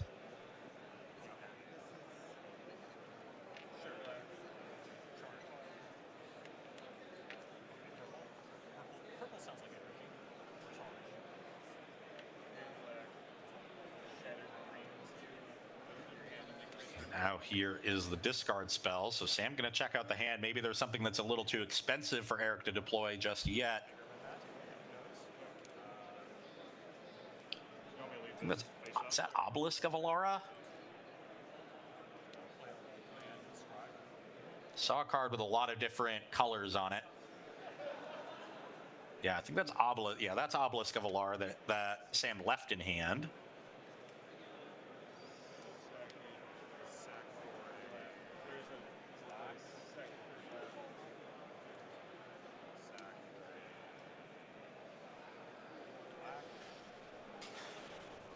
Now he knows he has some time. The Obelisk is pretty slow. Eric doesn't have anything to go with the Bogle, but if something powerful comes off the top, Sam is going to need to be prepared either to answer it or to end the game before that happens.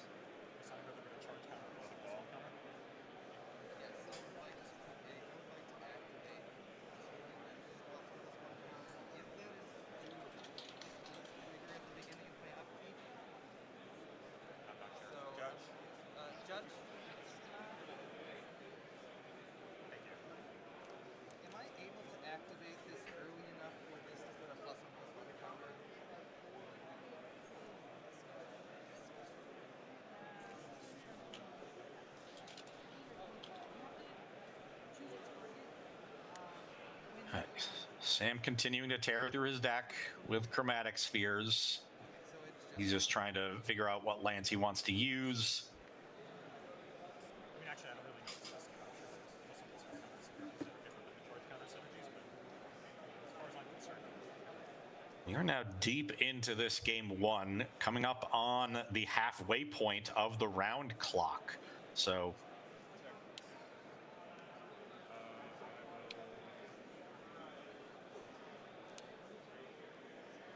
that is another consideration for Sam here to end this game quickly. Ooh. That's got to be a sigh of relief for Sam. Eric trading away the slippery bogle, so now there's no scary top decks for that. Eric's going to have to try to ride out this game with Obelisk of Alara and Goblin Charbelcher.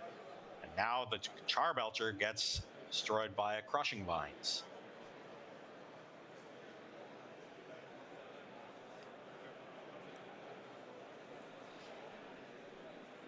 Now Sam has plenty of time. The Obelisk of Alara is a powerful card, no doubt, but relatively slow.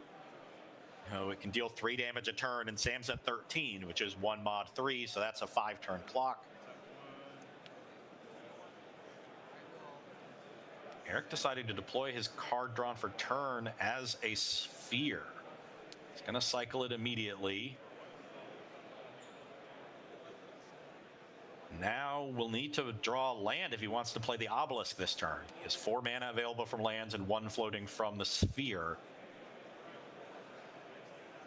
Wonder what he was digging for that he wanted to play a sphere there instead of deploying the Obelisk.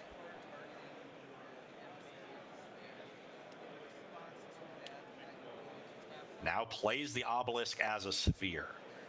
There's very clearly something in Eric's deck that he is digging for, something he's identified as his way to win this game. Not sure what it is. I'm trying to look through his deck, but I'll see if he can find it before Sam's able to close out this game, because he's been struggling to develop a clock of his own.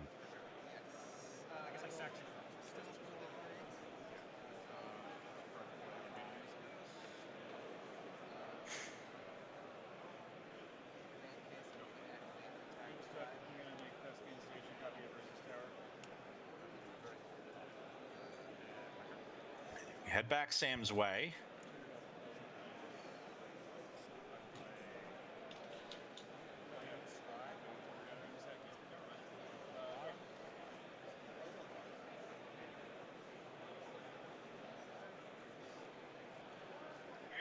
Okay, this main stage has recopied Urza's tower.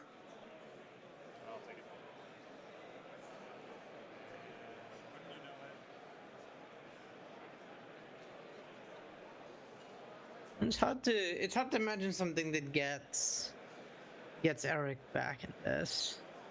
Yeah, I thought he had a slippery bogle there for a minute. I thought he was going to try to find one of his equipment or the Eldrazi conscription, but he traded it away to protect his own life total. Now, yeah, I just don't see where he's getting back into this game. Yeah, there's many decks against which an Eldrazi conscription creature is somewhat safe. This is not one of them with all the artifact removal. And there's the Cloud Post for Sam, so next turn he's going to have even more mana because he has at least 1 other Locus.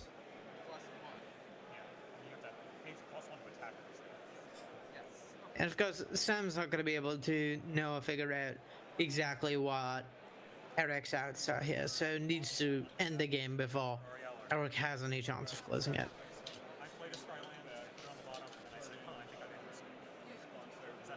This is the Lich Knight's Conquest. Oh yeah, let's just return Sharum and spawn Sire Ulamog. I think that'll end the game very quickly. Yeah, I hear that does.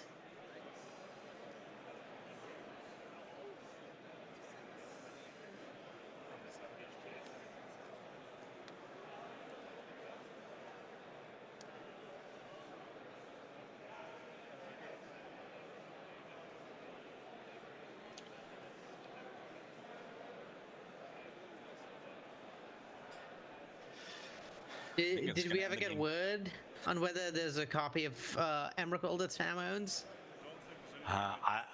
Unclear at this point, but also unnecessary. The Spawn Sire by itself will do a fine job of cleaning up Eric Schmidt, and yeah, Eric sees that he is dead on board. Sam takes game 1 in convincing but slow fashion. We are approaching the 20-minute mark on the round clock, 60% of the way through. So for Eric, he's going to need to win 2 games in 20 minutes. The good news is no sideboard time taken here. Players are playing their entire pool. So it's the same 60, shuffle it up, and let's get ready for game 2 here with Eric on the play. Looks like Sam takes a mulligan to 6. This cube is like pretty predisposed to games that go long, I think. The decisions are very complex because you have to figure out which cards to put face down as spheres, and then on top of that, the games are really scrappy because of like inefficiency and not having colored mana. It just takes a long time to kill people, even when you're like solidly ahead, like Sam was that game. So those two things mean, I think, this is a cube I would expect to go to time quite a lot. And given that, I feel there's pressure on Sam to try and close things out here because Eric's deck is capable of winning 2 games in 20 minutes. I don't know that Sam's deck is. Yeah. Well, the good news for Sam is he only needs to win 1, but yeah, if he loses game 2, winning game 3 in time is going to be tough. So both players, of course, start out with a chromatic sphere, and now Eric here, turn 2 Slippery Bogle. This is a card that can end the game quickly if properly equipped. Yeah. Sam's deck is a grindy value pile. Slippery Bogle is uninteractable and presents a clock. It is the perfect card in this matchup. Eric just needs to find some way or the other of buffing its power and toughness. Yeah. Sam does have answers for various equipment with his artifact removal. He also has the Merciless Eviction that can exile the Bogle, but that is it. Sam here with the Shattered Dreams. So we get a good look at Eric's hand. I see Rusted Relic, I see Lodestone Mirror, see a couple lands, and then that is a station of some kind. Sam takes the Rusted Relic, the card that provides the most pressure. Yeah, I think it's all about trying to close as quickly as you can in Eric's seat, and Sam just wants to stop that from happening. Absolutely. But the Lodestone Mirror is also a really powerful clock if Eric can follow it up with a pile of chromatic spheres.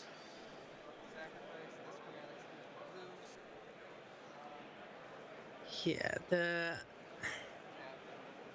question here, I think, is like just whether Eric has.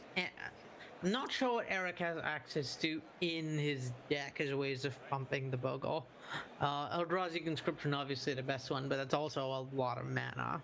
Yeah, I'm not seeing very much this cheaper. Is Copper Carapace, Sigil of Distinction, World Slayer as an equipment. Those are the ones. Yeah, there's quite a few options, but most of them don't really do the core thing of providing an uninteractable threat that applies a lot of pressure, because all of these are artifacts, and artifacts Sam's deck is great at dealing with. It's only the hexproof creature that's a problem. Yeah, so it's really likely going to be about getting to Eldrazi Conscription, which is going to be tough for Eric because he's already relatively low on resources and only on 3 mana. And that just gives Sam so much time to set up his own game and find the Merciless Eviction, which really doesn't care about Slippery Bogle. Yeah, or one of the removal spells that hits enchantments in addition to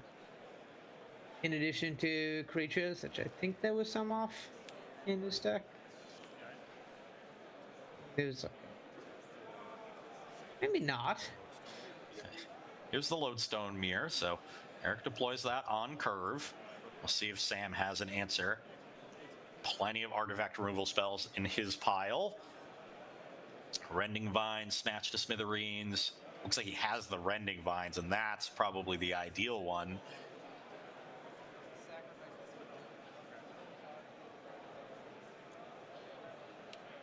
Yeah. The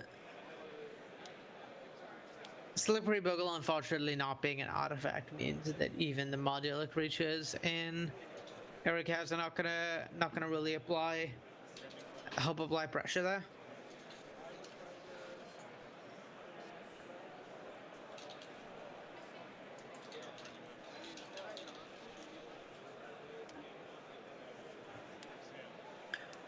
And there's the Rending Vines on the mirror, so threat answered, and I see the Merciless Eviction in Sam's hand, just Yeah, has all the angles covered here. At this point, he's going to be looking for a source of card advantage, I have to imagine. Yeah, it's just get that grindy engine going, find a way, like one of the artifacts we saw last game, to sort of get ahead on cards, and then once you do that, it's all about taking over. So yeah, it's really the one piece of the puzzle Sam is missing.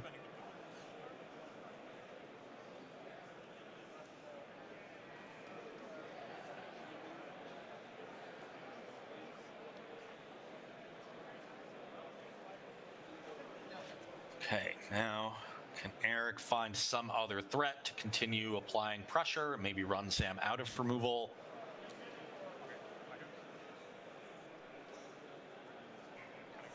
Yeah, applying pressure is really important, not just for like actually ending the game and running Sam out of removal, but a lot of Sam's card advantage is turn over turn value. Like we saw those, the 1,000 cuts, and we saw play a land, draw a card every turn, but those effects are really good at accruing advantage over time. So if you apply pressure, if you play threats that have to be interacted with, that's one turn later those card advantage engines are being played when they're found, and each turn you delay those things coming down as cards you're preventing. So really needs to find a way to like continue applying pressure, get Sam to a spot where he sort of doesn't get the ability to run out of card advantage engines for a long time. Yeah, that's a very good point. Time is not Eric's friend in this match.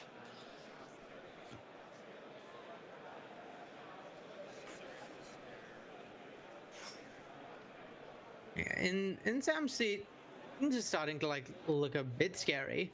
If you don't answer that Bogle, you don't like play some way to like get a card that wins in time, and this game ends in like 5 to 10 minutes with Eric winning game 2.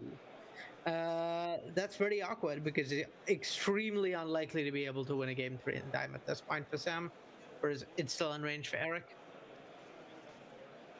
Yeah, so Sam really doesn't even have to worry about winning this game. It's just all about not dying.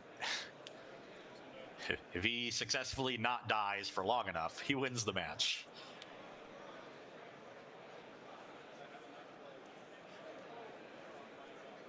See one of those Drownyard temples get sacrificed as a chromatic sphere. So Sam, once again, accruing value from the graveyard.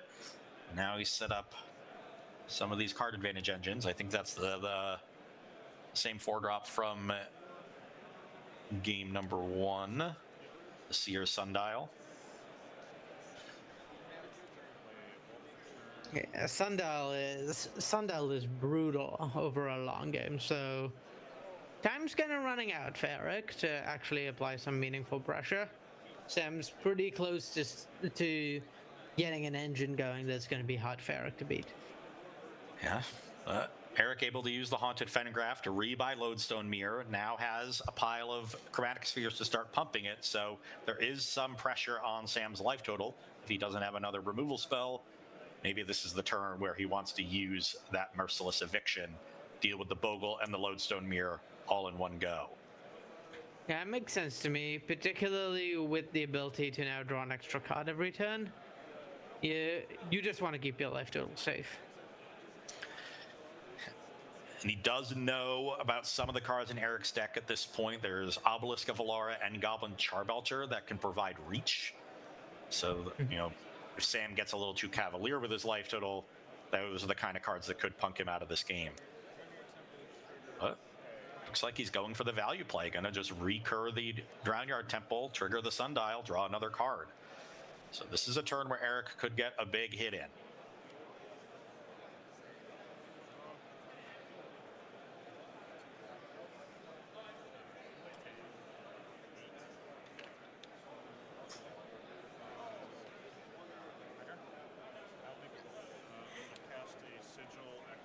Ooh, Sigil of Distinction. This is a nice one. X equals 5. So now Eric can remove 1 counter, equip the Bogle. Now the Bogle's a 5/5, and then the Sigil and the 2 spheres can tap to pump the Lodestone Mirror. This looks like an attack for 10. That's That's a lot of damage, I think. Like, that is firmly... Sam is in the region where he's now going to be afraid of those sources of reach. Sam is in the region where region where Charbelcher and Obelisk of Alara do threaten to close the game on their own. Yeah, Obelisk is a 2-turn clock because it deals damage in three chunks of 3, and the Belcher could potentially be a one-shot kill. Yeah. Belcher is somewhere between a 0 and infinite turn, 12 turn. It always deals at least 1 damage, right? It does not count the land, so if there's land on top, It it'll does deal. not count the land. Okay, so theoretically, Belcher could do nothing. Yeah. Turn after turn. Yeah, you just gotta believe hard enough.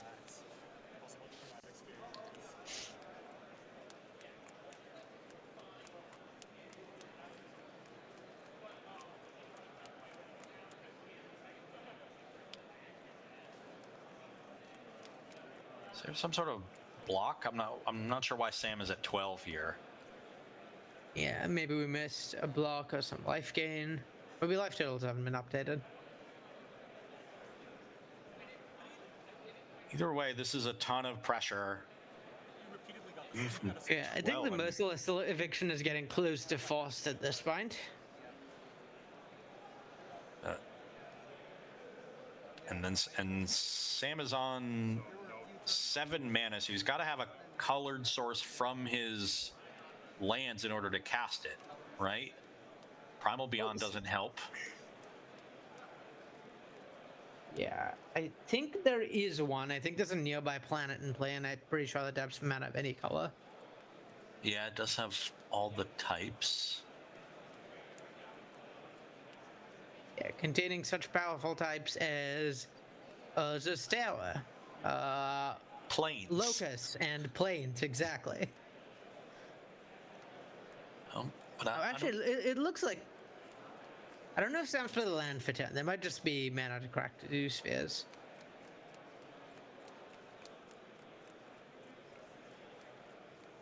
Yeah, I don't think Sam has the mana to cast the Merciless Eviction this turn, so he's made green mana. Plays the Ghoul Tree as a blocker. That's a big one.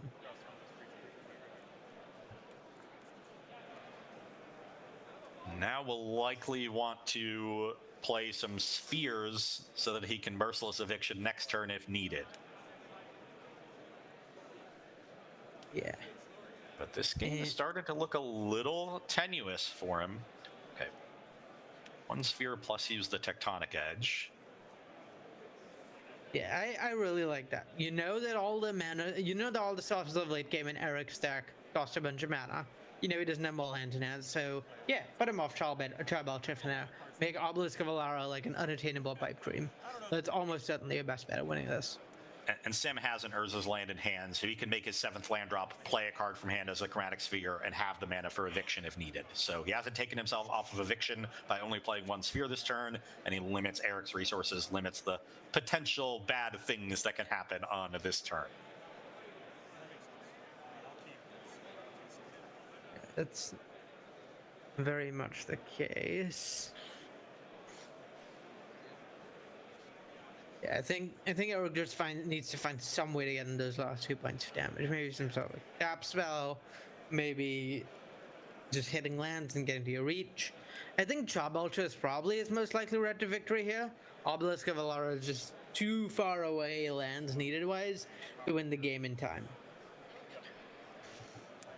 Okay, here's Copper Carapace. Mirror Enforcer, so maybe it's a go wide plan here for Eric around the giant Ghoul Tree. Can produce 3 big attackers next turn. How big can he make the Lodestone Mirror this turn? If he moves the Sigil, that's 3. Lodestone's base 2, so that's 5. And then the Mirror Enforcer, the Sigil, the Copper Carapace, and the 2 Chromatic Spheres are 5 more artifacts to pump. So he can get this to a 10-10. Which will trade with the Ghoul Tree. That is as big as the Ghoul Tree, at least. Oh. Instead, just going to pump the Mirror for 4 and get in with both creatures so he deals 5 damage. So Lodestone Mirror down, and Sam is down to 3. So both of the creatures in play are lethal for Eric. Sam needs to have an answer to at least one of them. We know he has the Merciless Eviction, but I wonder if the Merciless Eviction is going to be cast on artifacts, because that'll leave Eric with just Slippery Bogle and it'll leave Sam with the Ghoul Tree. Yeah. He can Merciless Definitely Eviction on possible. artifact and attack for 10. It's risky. Yeah. I honestly kind of like that. Just present a 2-turn clock. Particularly if Sam ends up with more stuff in hand that has meaningful impact.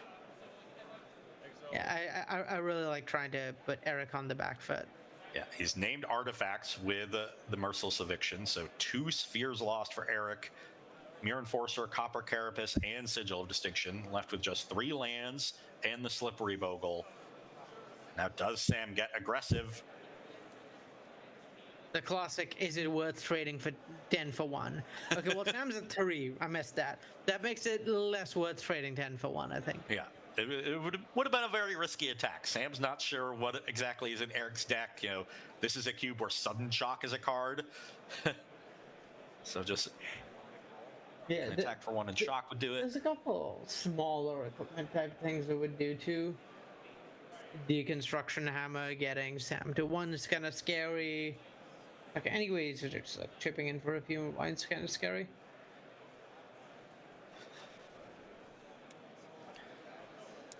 So Sam gonna play this defensively, and up game 1 here with only 3 minutes left on the clock.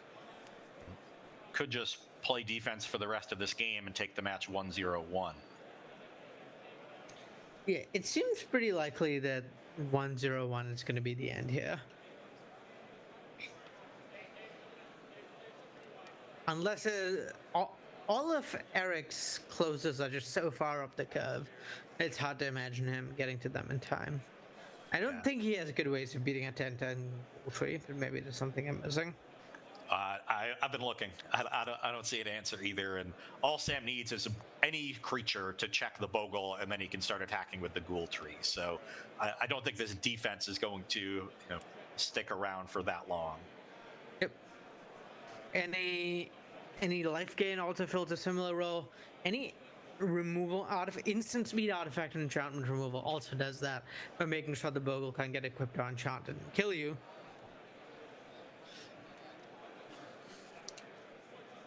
See, Invoke the Firemind, Lux Cannon, Clock of Omens, and Power Conduit in hand for Sam. I would not describe that as the most powerful hands. But also not the Fortunately, least. for the low cost of 1 mana, any of those cards could be another card.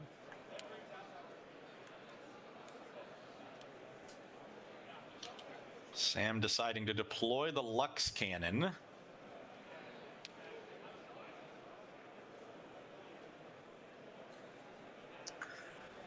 Looks like that might be his plan to protect himself from another piece of equipment. Charge up the cannon. The Power Conduit can get him there even faster. That makes sense to me, given there's no removal since the Ghoul Tree would have gotten removed last turn if there is. And that you only have to wait like sub a minute to get to turns and then live through turns to make it to a 1-0 win. I like Sam's choice to play a little defensively.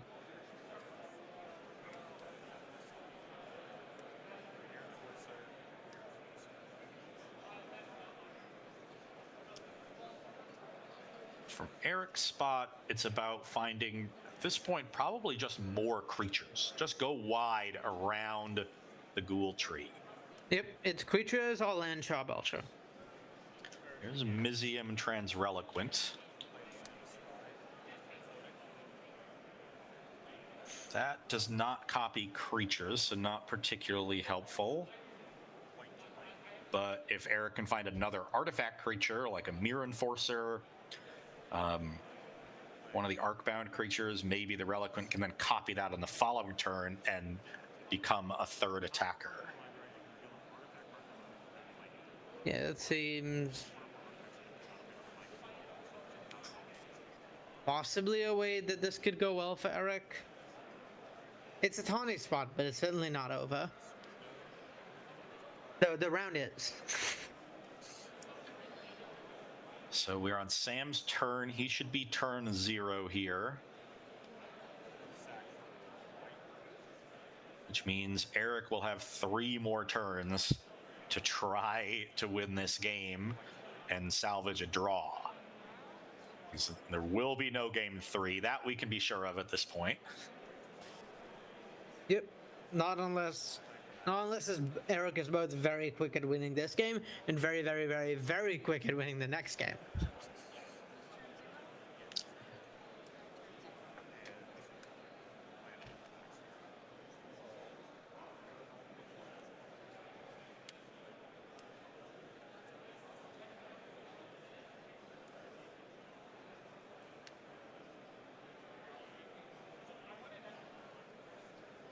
Sam at this point just thinking, what are the things I can die to? What are the things my opponent could have in their deck that kill me? I must make sure I'm maximally intruding as many of those things as possible. Trying to shut the doors and find a kill as quickly as he can. And here is the Lich Knight's Conquest for 3. I believe the Spawn Sire is in the graveyard from earlier. That is also the Sharum. Okay, maybe now it's going to be time to see whether there is something to get for Sam with Sponsire. I don't think it's Emrakul. Even if you could get Emrakul, you can't take extra turns and turns. I don't think. So that seems a little weaker. The question now, I think, is does Sam have an Eldrazi obligated? Is it was able to like borrow one, or did the cube come with extra Eldrazi that you can get off Sponsire? That is, I think, the most pertinent Eldrazi here. Oh, that or Linebreaker from the Ravage 3. There's certainly some hasty Eldrazi's. Bad news, no Sponsire coming. Just Treasury Thrall, Sharum, Core Tapper, and the Sharum brings back the Clock of Omens. This was turn 0 of turns. A Gulkin Dream. Maybe it come back in some other way. And it looks like Sam will actually be able to close out this game next turn. So. Oh yeah, Core Tapper putting counters on Lux Cannon means it's really hard for Eric to present a credible clock, or even like stabilize and block.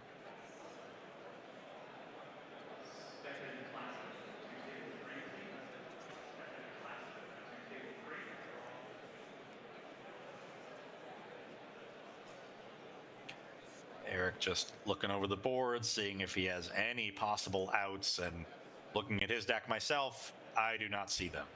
Yeah, I can't find anything that's an out here. Not quick enough. Is he dead on board here? I don't know how accurate the life totals are. Yeah, I thought he was at 10. But...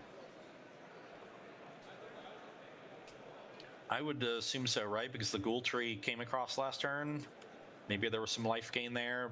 If he is at 15, then Eric will get to live one more turn. So the Lux Cannon can't take out the Bogle. The Bogle can jump the Ghoul Tree, and then Sharum, Treasury Thrall, and Core Tapper come across for 10. Yep. Although the Extort on the Thrall, I don't know how many cards Sam has in hand. He can, if he has white and black mana, he can start playing Chromatic Spheres and extorting a bunch. With enough mana, maybe that's enough to kill. Oh, wow, yeah, I hadn't thought of the power of extorting this cube, but literally, you have an emblem with play a sphere, crack it, play a sphere, extort it. Like, you don't even need white and black mana, right? Any color of mana will do, because the spheres provide the white and black mana. You crack a sphere, make a black mana, draw a card, use a colorless mana, play another sphere, extort, crack the sphere, do it again. And so extort just lets you kill your, turn all your mana into drain. That's such a cool interaction at Ntara. This is literally the only place where extort is nearly that strong. Schmidt sees the writing on the wall, packs it in, and Sam Black takes round 1 here in our ball pit draft. Going to come back to the booth here. I think the story is the matchup. Sam's deck lined up very well against what Eric was doing. We both identified this as a late game cube where aggression was going to be difficult because of the need to deploy chromatic spheres early, and that's how it played out. It was difficult for Eric's aggressive deck to get off the ground, and Sam's deck was able to dominate the late game. Yeah, in most drafts, like regardless of cube, regardless of format, there's normally three ways you can like gain an advantage over your opponent. You can do so in drafting, deck building, or gameplay. There is no deck building here. I think both players played those games really well. They played to the outs, but Sam's deck was incredibly good, incredibly well drafted. Just like fully understood the assignment with this cube, and I mean it really showed. His deck had incredible staying power. Yeah, I have to agree, and we're going to see if Sam can take it all the way to the trophy, put himself in prime position to make that Final Fortune top 128 draft later today. Before we go to break, we'll once more remind you that all weekend KubeCon is raising money for the American Foundation for Suicide Prevention. Use the code or the command !donate or the QR code to get to this Tiltify link. Check out all of the sweet rewards that we have for you if you make a very generous donation. But remember, all donations, big and small, count towards such a wonderful cause. We're going to take a 5-minute break, and we will be right back for round 2 and more of Sam Black and the Ball Pit Cube here at KubeCon. Hi, my name is Mike Bergman. I'm from Galesburg, Illinois, and I am the creator of the Foil Modern Horizons Cube for KubeCon 2025. I know that when most people hear the word Modern Horizons, they think of Modern Horizons 3 and all the broken cards that came from there. Don't worry, I feel you on that. I cut all the broken cards that came from that set. This is focused more on Modern Horizons 1 and 2. There are some 3 cards in here that make the draft overall a lot better. But some of the ones that are broken that I cut, for example, are like Psychic Frog, Ocelot Pride, all the Flip Walkers, etc. If you want the full list, you can go to CubeCobra.com. This draft is focused more on synergy and the draft mechanics of Modern Horizons. One last thing I want to mention is the mana fixing is very good here. I did add Shocks and Surveil lands after I went to KubeCon a few years in a row, and most of the cubes that I've seen that people like have Shocks and Surveils no matter what the set or theme is. So the mana fixing here is very, very good. But thank you for listening to me, and I hope to see you at KubeCon. Hi everyone, and welcome to my Pauper Cube for KubeCon 2025. Thank everyone who voted for this cube to be in the main event. I hope many of you get a chance to play it. Had a lot of fun keeping this together and updating it and foiling it out for the past 10 years. And I really, really am proud of what I've been able to achieve here with this cube. Our playgroup really enjoys playing it. We've had a good time with it. And wanted to kind of go over a few things about this cube so you kind of learn about what's in here. So, and what's not in here? There's some things that are not in here, such as buyback or the initiative or monarch cards. Not a lot of things with hexproof are in here as well, just because those kind of mechanics and abilities don't really achieve what I'm trying to go for. I really want interactive games. I want them to be fast. I don't want things to be stalled out. So just kind of going over some of the specific archetypes that are in here. We have a Blink archetype. We also have Flyers. We have some Tempo archetypes over several colors, as you'll see. We have a Control archetype. We have Aggro. We also have Aggro is also over several color pairs. Sacrifice Matters. Tokens. Go Wide Tokens is in here. We also have +1/+1 counters along with a small proliferate mechanic. We also then have Extort and Control in here as well. And then we have a Sacrifice Matters in the Golgari. That's mainly in the Golgari, and Graveyard Matters. If you're looking to do more of a combo-y reanimation, that's not really going to be in here. We're going to be more so a value type reanimation. Next is your big creature ramp and tempo cards. We also definitely have a Spells Matter that is certainly supported at this rarity. And then Aggro is also here too. It's in Boros. It's just not as well supported as it is in others, but definitely can get the job done, and it definitely works in this cube if you really go hard into it. But that's basically it. I really hope you get a chance to play it.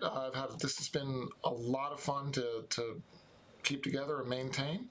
Hope you have fun at KubeCon. Thanks.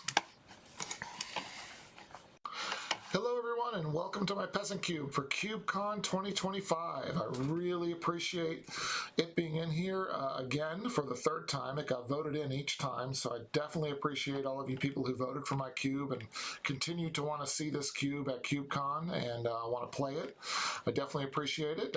As everybody knows, with a Peasant Cube, this is in a common and uncommons with no rares. I've decided to keep the mana fixing at common and uncommon as well with no rare lands.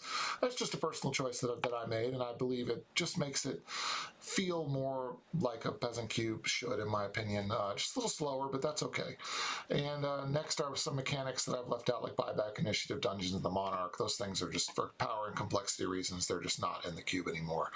Along with some of the higher tier power cards at uncommon, like Demonic Tutor, Soul Ring, Skull Clamp examples are examples of cards that are just not they don't fit in this cube because they just are too powerful. Just to give you a rundown of some of the examples of the archetypes that are supported in here, we have Blink, Tempo, Tokens, Spells Matter, Drago Control, Aggro Control, more tempo cards, Control with ETB effects of creatures. We have Graveyard Matters. We have a Reanimator deck in here using things like Reanimate and Animate Dead. A lot of creatures that like to self-bin as well. Cards like Spider Spawning that want cards in the graveyard. All those things go toward making the Graveyard Matter deck. Then we have the Aristocrats deck, token, go wide tokens. We have a Sacrifice deck. We also have hard to block aggro Aristocrats as well, again, and more Sacrifice. Big Creature Ramp is in here as well, along with more mid-range beatdown, including +1/+1 counters. Then we have more Blink ETB effects that go with like Whirler Rogue and Cloud Blazer, just build value over the course of the game. Then we have things like +1/+1 counters, including the Persist combo that's also in here, using like Kitchen Finks or Murderous Redcap are in here as well. And we also have things like mid-range value Abzan decks, like the Rock, like the old school Rock decks and things like that are all available in here. So just to give you an idea of what it is, I hope you enjoy playing this at CubeCon. I really like submitting it. I like people playing it. Thank you very much. Welcome back to CubeCon 2025. I am your host, Ross Miriam, joined by Arya Karamchandani. We are moments away from our next feature match, still in round one here of our draft of the Ball Pit Cube. For a moment there, just check out the room and all the great things that are going on here at CubeCon. And of course, the greatest thing that is going on, the fundraiser for the American Foundation for Suicide Prevention. This is going on all weekend. If you use the command !donate or the QR code, you will get to this Tiltify page. But you're going to want to get in early because there are plenty of sweet rewards for those that make particularly generous donations, and those rewards are limited. So use that command, use that QR code, follow that link, and get yourself some sweet swag while supporting a very worthy cause. Okay, now down to the match. We are entering game 3 of our backup match between Quinn Guilbeau and Perry Green. Notably, players with very little time on the clock, so they're going to have to play quickly and be aggressive in this matchup. Perry's deck, somewhat well suited towards aggression because he has a full 7 copies of Mirror Enforcer. Almost half of the copies that are in the cube are in his deck. So we might see a very quick deployment of those. That's ideal because you really want to be able to play multiple Mirror Enforcers. We talked about how at base Mirror Enforcer is not like a great rate when you play a bunch of chromatic spheres. Like playing spheres turns 1, 2, and 3, and then like having a 4/4 for 4 is just like a pretty weak rate. But if the first 4/4 costs like 3, and the next one costs 2, and the next one costs 1, well then suddenly it gets a lot stronger. Hey, and here we do see Perry with 3 copies of Chromatic Sphere on the first 2 turns, has 2 copies of Mirror Enforcer in hand, so he's ready to deploy those as quickly as possible. Going to be 1 short next turn, but turn 4 the fireworks will start. As far as Quinn's deck goes, looking it over, and the one thing that stands out to me is they have a lot of colored cards in the pool. So we're going to see how their mana works out. She's really going to be stressed on the chromatic spheres and her usage of them in order to cast the spells effectively and on time. Yeah. it's like that's like one of the interesting challenges of this cube. It's like how strong are colored cards when you have to like pay a tempo loss by essentially paying an extra mana to play a chromatic sphere for them, and when you have powerful enough ones, it's probably fine. But yeah, curious to see how this works out for Quinn. Quinn also making the same line as Perry with triple chromatic sphere on the first 2 turns, but to different ends. Perry wants the artifacts in play so that he can deploy those mirror enforcers. Quinn wants the spheres in play so that she can make colored mana and cast her powerful colored spells.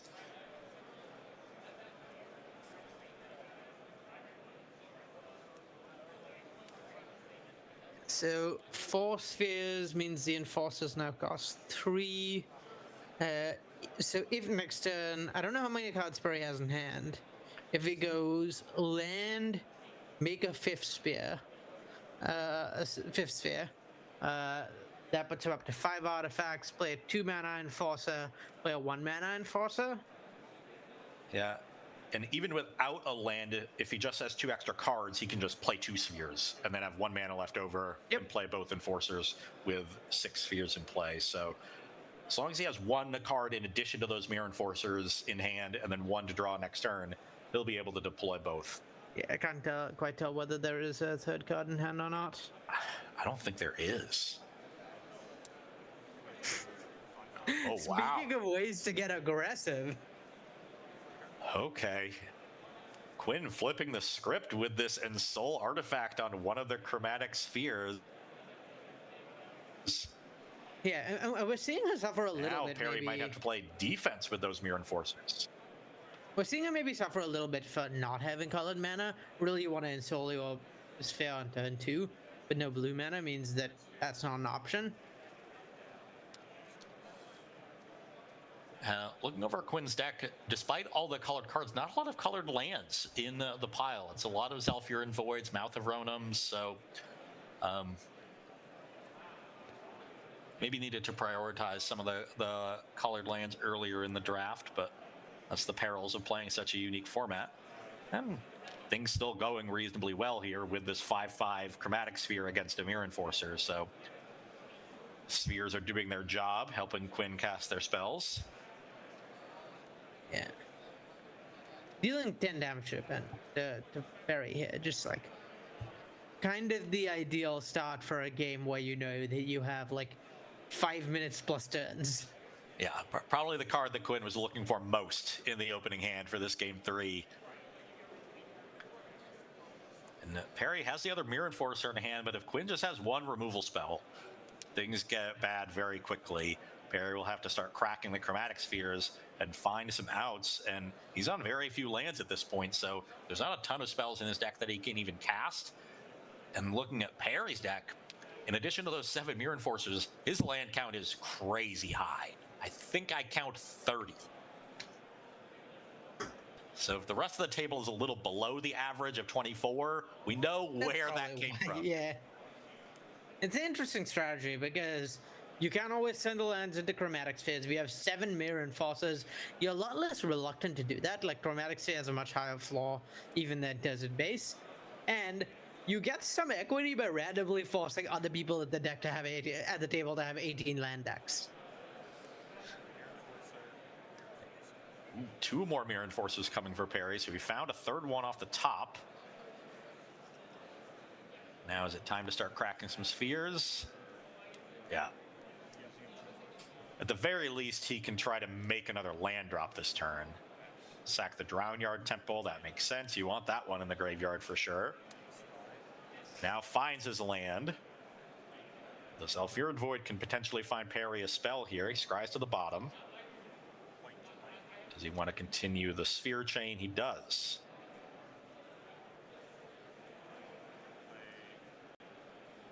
Wow. Finds Ingenious Smith off the top. This is a card you highlighted in the draft as potentially one of the more powerful ones in the entire cube, and I have to agree. Yeah, this is just counter every turn for the rest of the game. No problem, no big deal. Maybe finds a free 4/4 to go with it. Unclear. That looks like a Surge Node. And not the ideal card for what Quinn has going on. Well, at the very least, he can, play a Chromatic Sphere and start building counters on the Smith. Yeah. The 5/5 and Soul token from Quinn is going to let her hold down the ground pretty well. So Perry is really needs to find something interactive to deal with that, I think. Oh, and the problem here at this point is that the round clock is at zeros, so these players have very few turns to try to finish this third game. Some may even say 5 turns. It's a Hangerback Walker off the top for Quinn, and what is presumably turn 1 of turns. Okay, Hangerback Walker is like at least decent because that pretty much guarantees that she is not going to die in combat. Walker is just infinite chump blockers, and that plus the Soul gives a pretty good chance of living through even like a removal spell. I do also see a red card in hand for Quinn. I'm curious what that is. If it's something that can provide, a lot of reach, like a Devil's Play or. Oh yeah, Shrapnel Devil's Blast. Play or like really any burn spell could be enough here. Free Jam Regent would be a good one. So Quinn also has to worry about the crackbacks here. She's at 17, but looking at 14, likely 15 damage next turn if Perry has a removal spell for this 5/5 and sold Chromatic Sphere.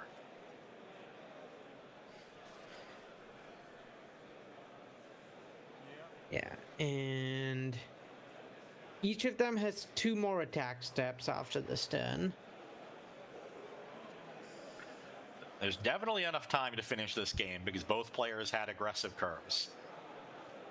It's just a question of whether both players can defend. Quinn deploys the Hangerback Walker, X equals 2.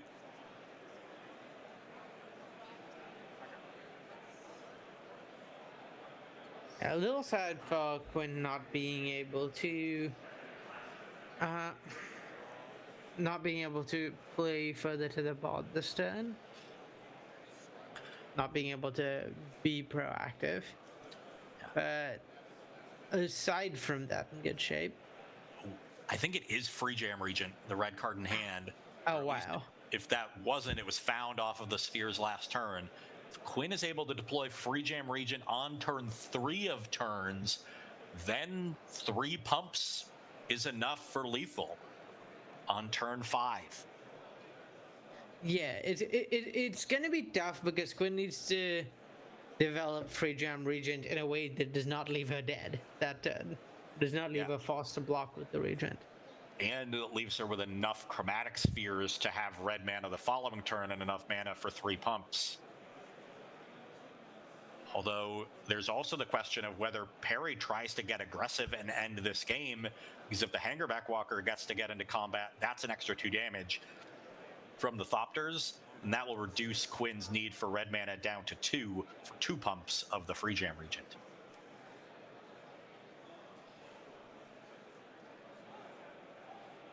Yeah, 2 bumps versus 3 bumps is a huge deal too, because 2 bumps means hitting 2 land drops, and 3 bumps means hitting no land drop. No land drops. You can just the other way around. With 3 bumps, Quinn needs to play a land on her next turn and play a land the turn after that, and have the spheres. Whereas once it goes down to only needing 2 bumps, then Quinn just needs to have the spheres. The lands don't matter anymore.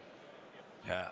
Here's Emissary of Despair for Perry, so he's going to try to win this game. He's getting aggressive, going to lose some material here, but Quinn is going to have a board full of artifacts for next turn. This Emissary is potentially attacking for a huge amount, and he comes across for 7 with the Unblocked Mirror Enforcer and the Ingenious Smith. So Quinn is going to fall to 10. Quinn is also going to make 2 Thopter tokens off the Hangerback Walker, so they have 7 damage on the Crackback, which is 3 short of lethal right now. Yeah, this is one of those times where you really don't want your Chromatic Spheres hanging around. You need to cycle through them as quick as possible. But at the same time, you need the spheres to be able to play the Regent, so tough balancing act. Turn 3 back to Quinn. This is a precarious spot for Perry with just the Emissary back to block. Yeah, real nail biter of a game. It's really close as to whether either player could very plausibly win here, and both of them are really close to doing so. Yeah. Also notable on Quinn's side, they have both the copies of Mouth of Ronem in their deck, which means they have spare snow mana to activate one of them. If she needs to remove Emissary, potentially can, though that will require 6 total mana. Yeah, I think unfortunately Emissary just needs to be dealt with, otherwise I don't think there's lines for Quinn to not take lethal. Okay. Thopter and Ensouled Sphere come across for 6. Perry declares no blocks, goes to 4.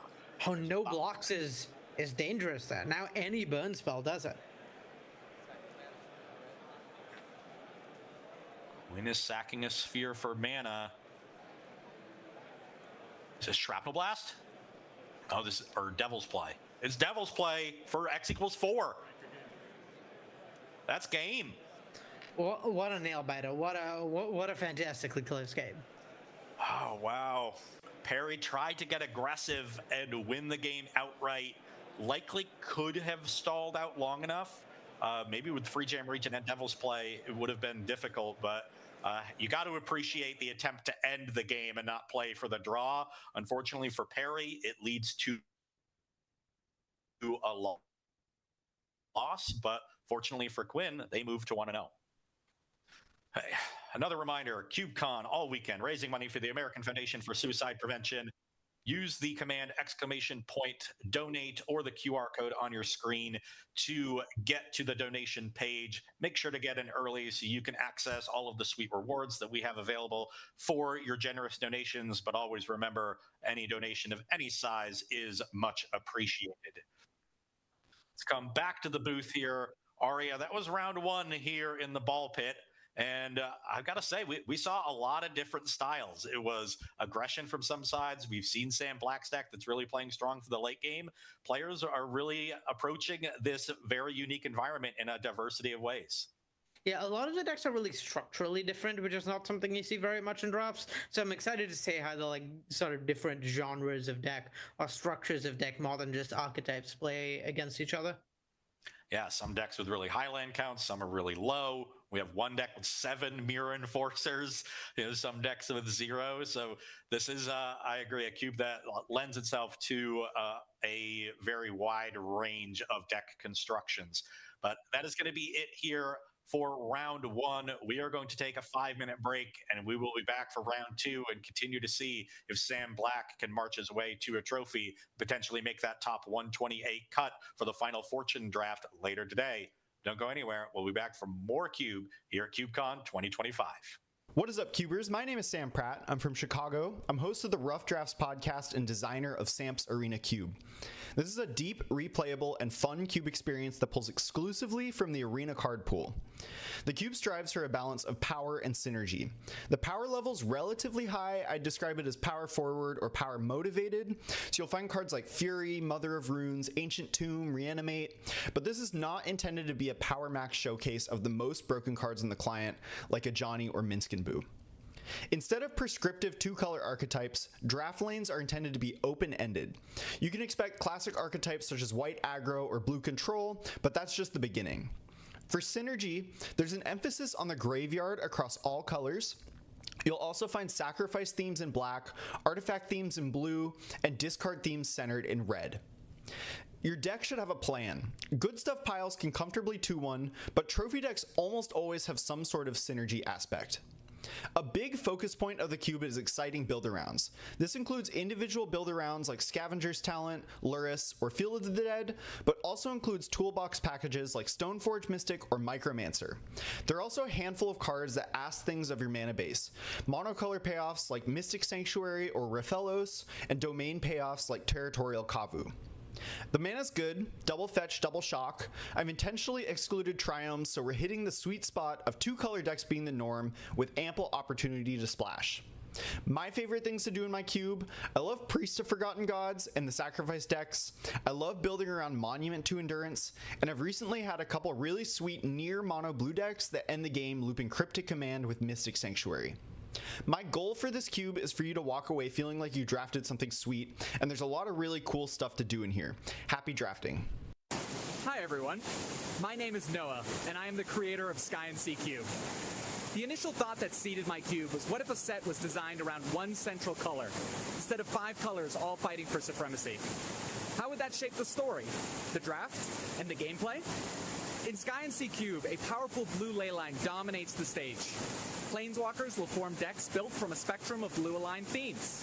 You will sling spells against opposing blue mages, and cast wizards, sphinxes, frogs, and of course merfolk to ride the waves to victory. You may also employ the services of 3 other colors. Green may offer you ramp, white may offer you buffs for your flyers, and black may help you take better advantage of your graveyard. This is a highly synergistic draft environment, where players will often assemble multiple, overlapping, and powerful packages, such as double spell, double draw, top deck manipulation, enchantments, flash synergies, swarms of birds. There's a lot to uncover. And for everyone that sees a blue-based cube and assumes it's going to be their worst nightmare, don't worry. Creatures are king in this environment. Artifacts, mill, and other notorious blue strategies take a backseat when blue doesn't have to compete against the creature efficiency of the other colors. Now, the battle roars from beneath the waves and screams across the wind. I hope you enjoy it. Why are there 2 of these in here? Are they roommates? The tabletop cube is a simple cube, in the same way that the wise old woman you know who plays mahjong for 20 hours a week would call her hobby a simple game. That is to say, it's clean and elegant, but you would be naive to think that what happens on the tabletop is anything short of an all-out war. The tabletop cube aims to be an accessible environment. It avoids all double-faced cards, all Universes Beyond cards, and includes no finicky mechanics like Monarch or Dungeons. At its core, the tabletop cube is an unpowered vintage cube, with its own set of power outliers, crazy turns, and occasionally salty mass land destruction. There is no Minsc and Boo, there are no Modern Horizons 3 energy cards, but you can still go wide with aggro, go tall with ramp, go to time with control, or go absolutely bananas with a 4-color lands pile that makes no goddamn sense until you spot the 2 copies of Lotus Cobra. On that note, the tabletop cube breaks singleton. It runs the increasingly common suite of double fetch lands plus double shock lands, but it also doubles up on City of Brass, Wasteland, Stoneforge Mystic, Snapcaster Mage, Gravecrawler, Thoughtseize, and these little guys. If these choices make you think, looks like a boomer cube, you would be only partially incorrect. I do run lots of cards that were released recently, like Rust Harvester and... Judge, am I a boomer? The tabletop cube is inviting. It aims to help 1,000 players get into cube, not to be 100 players' favorite cube. It's on the simpler side, but it's gorgeous and resonant and attracts some of the most fun sorts of Magic players.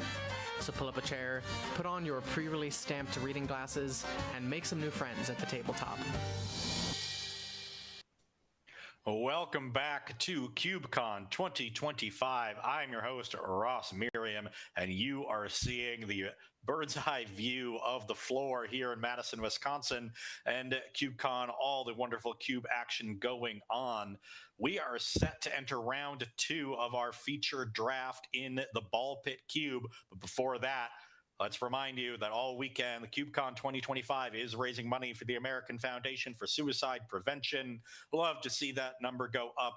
Make sure to use the command !donate or the QR code on the screen to get to that Tiltify link and get in early, because there's a lot of sweet rewards and they are selling out quickly. Okay, this is round 2. Both our players are 1-0, trying to march their way towards a trophy. It's going to be Sam Black on your left, Quinn Guilbeault on your right. Sam is the drafter that we watched during this and has an excellent late game deck with tons of card advantage, tons of great mana, leading off with that Cloud Post.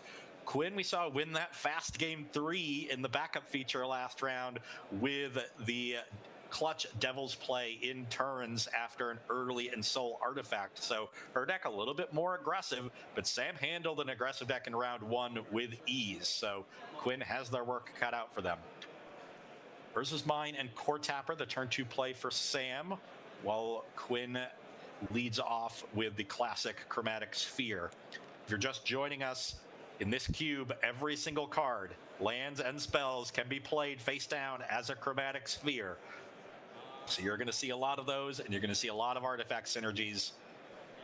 Players have to draft 60 cards, and they play all 60, draft all their lands. So this is a very unique cube environment. Our decks are very diverse and are really cool. A second Chromatic Sphere and a 1-drop for Quinn.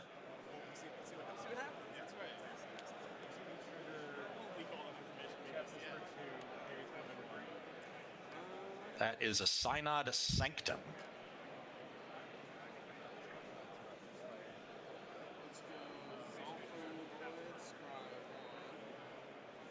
Well, except it's all types, so it's a locus and like it turns on both of these.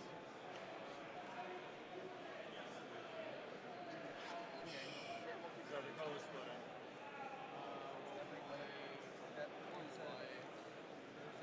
Yeah, it says all the Urza's ones.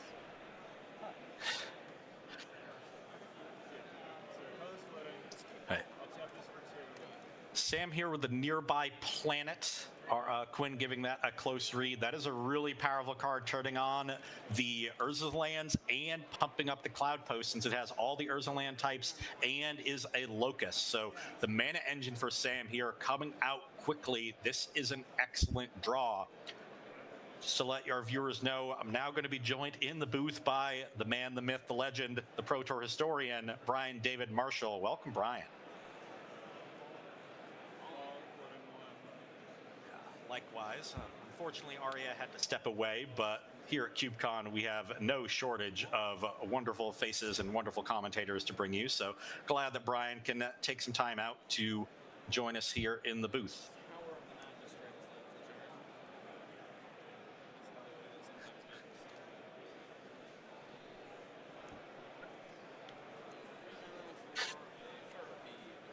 Yeah, I don't know if this is a place where that happens more or less often, needing an 8th for a cube.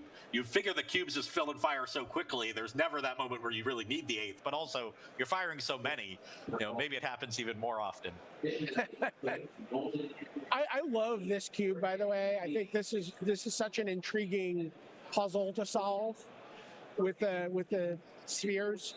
Yeah, it was really cool to watch Sam draft his deck. It was very clear the things that he was prioritizing over the course of the draft. He took lands that could produce multiple mana very early. You see here with this setup with Cloud Post, Nearby Planet, and the Urza's Mine.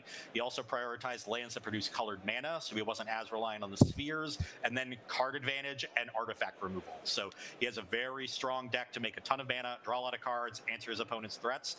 And in round 1, it worked beautifully. We'll see how it goes here in round 2. As he deploys an early Lux Cannon that will combo with his Core Tapper. So this is one of his sort of, one of the intricate synergies that appear in the Ball Pit Cube, and it's something that Quinn is going to have to answer, because in a long game, this Lux Cannon is going to eat away at her battlefield. Intricate synergies is like Sam Black's middle name. Yes, and he's got a lot of them. He has Torpor Orb plus Phyrexian Dreadnought. He's got some of the charge counter stuff going on. Yeah. And then, of course, his land synergies, I think the most important. He has Cloud Post, several other loci, and he actually has the full Tron, even outside of the Nearby Planet. There's one copy each of Urza's Tower, Urza's Mine, Urza's Power Plant. He got all 3. There's a Crushing Vines on the Synod Sanctum. Sam's scared of some really powerful card being snuck into play as a Chromatic Sphere, and then the Sanctum can then exile it and bring it back. So Sam has identified that as a route where Quinn could do something really busted, wants to shut that down, and he does with one of his many removal spells. Got a reader there on the Lux Cannon. Yeah, I think this cube produces a lot of those, Brian. This is a reader cube. So now, how is Sam getting extra counters on the Lux Cannon, or is he just playing it fair? The Core Tapper, the card right next to it. There you This is a go. card we often see in Modern in the sort of Dice Factory Tron decks as a way of stacking charge counters onto Everflowing Chalice and Astral Cornucopia. It'll stack counters on Lux Cannon just as well. So the Core Tapper will tap to put a counter on it. He can also sacrifice it to get 2 in one shot if Sam needs to do that. And I believe that's also Astral Cornucopia in play for Sam with the 2 counters already on it. So Sam really has the charge counter synergies going and the land synergies. Plenty of mana available. Really just needs to find more sources of card advantage and some of his top end threats. We got a little protection from artifacts going on here on Quinn's side of the table. It is Tel-Jalad Chosen. For those that drafted Mirrodin, I'm sure you remember drafting Mirrodin, Brian. I do. In fact, I remember, drafting it and Rashad covering it in New York at some event. It's like a pre-release weekend or something. Tel-Jalad Chosen always a sweet card. Seems like it's. Wonder how high you pick it in this cube. Yeah, it really depends how aggressive your deck is. Quinn has some aggressive elements. We saw the Ensoul Artifact last round be critical for them locking up the first match. Also has a lot of reach. There's Devil's Play, there's Free Jam Regent, so Sam will have to be a little wary of his life total, and there really isn't a lot of actual creature removal in this cube for non-artifacts. Sam has some of it. He has a Merciless Eviction that's been really important. He took that one quite highly, so this Tel-Jalad Chosen could really do a lot of damage because the Lux Cannon does not answer it. I love this idea of like, Sam's like, which card do I want to go to my graveyard here when I sacrifice a sphere? That's just like such an interesting. I guess he just wanted both of them. Yeah. But I always love that. A lot of people have played formats where you can play cards face down as lands, and then it becomes, if you can bounce the lands or have some graveyard interaction, it can be very cool. That was another key aspect for Sam in the draft portion. He really prioritized cards that you can access from the graveyard because of the synergy with playing them as Chromatic Sphere. You play them early, sacrifice them, and then get value. He has multiple Drownyard Temples. We saw the Death by 1,000 Stings as a key card in round 1. He just kept returning it turn after turn, playing it as a Chromatic Sphere every single turn, generating card advantage that way. And one of the cards he just sacrificed here is Deadbridge Goliath, the big scavenge creature from RTR block. So he'll have that available as the game goes long to pump one of his creatures by +5/+5, and that might be the way that he turns the corner and starts closing this game. So yeah, Sam definitely picked up on that aspect of this cube, and that was another one of his priorities in the draft, and another reason why his deck has such a strong late game. He just has so much inherent card advantage built into the structure of his deck. This is a player able to make 3 mana with the Astral Cornucopia now. Yeah, so much mana here going for Sam, and I think he found his copy of Invoke Firemind. Yep. What card is? I can't see. That's Invoke the Firemind. Oh God. He gets to either deal X damage or draw X cards, and looks like he's chosen. Why would you ever want to deal damage when you could draw cards? Yeah, unless they're dead, and in that case, it's still a decision. You might want to draw cards. It's still you've got to make still a choice you have. Yeah, that's when we really find out what kind of player you are.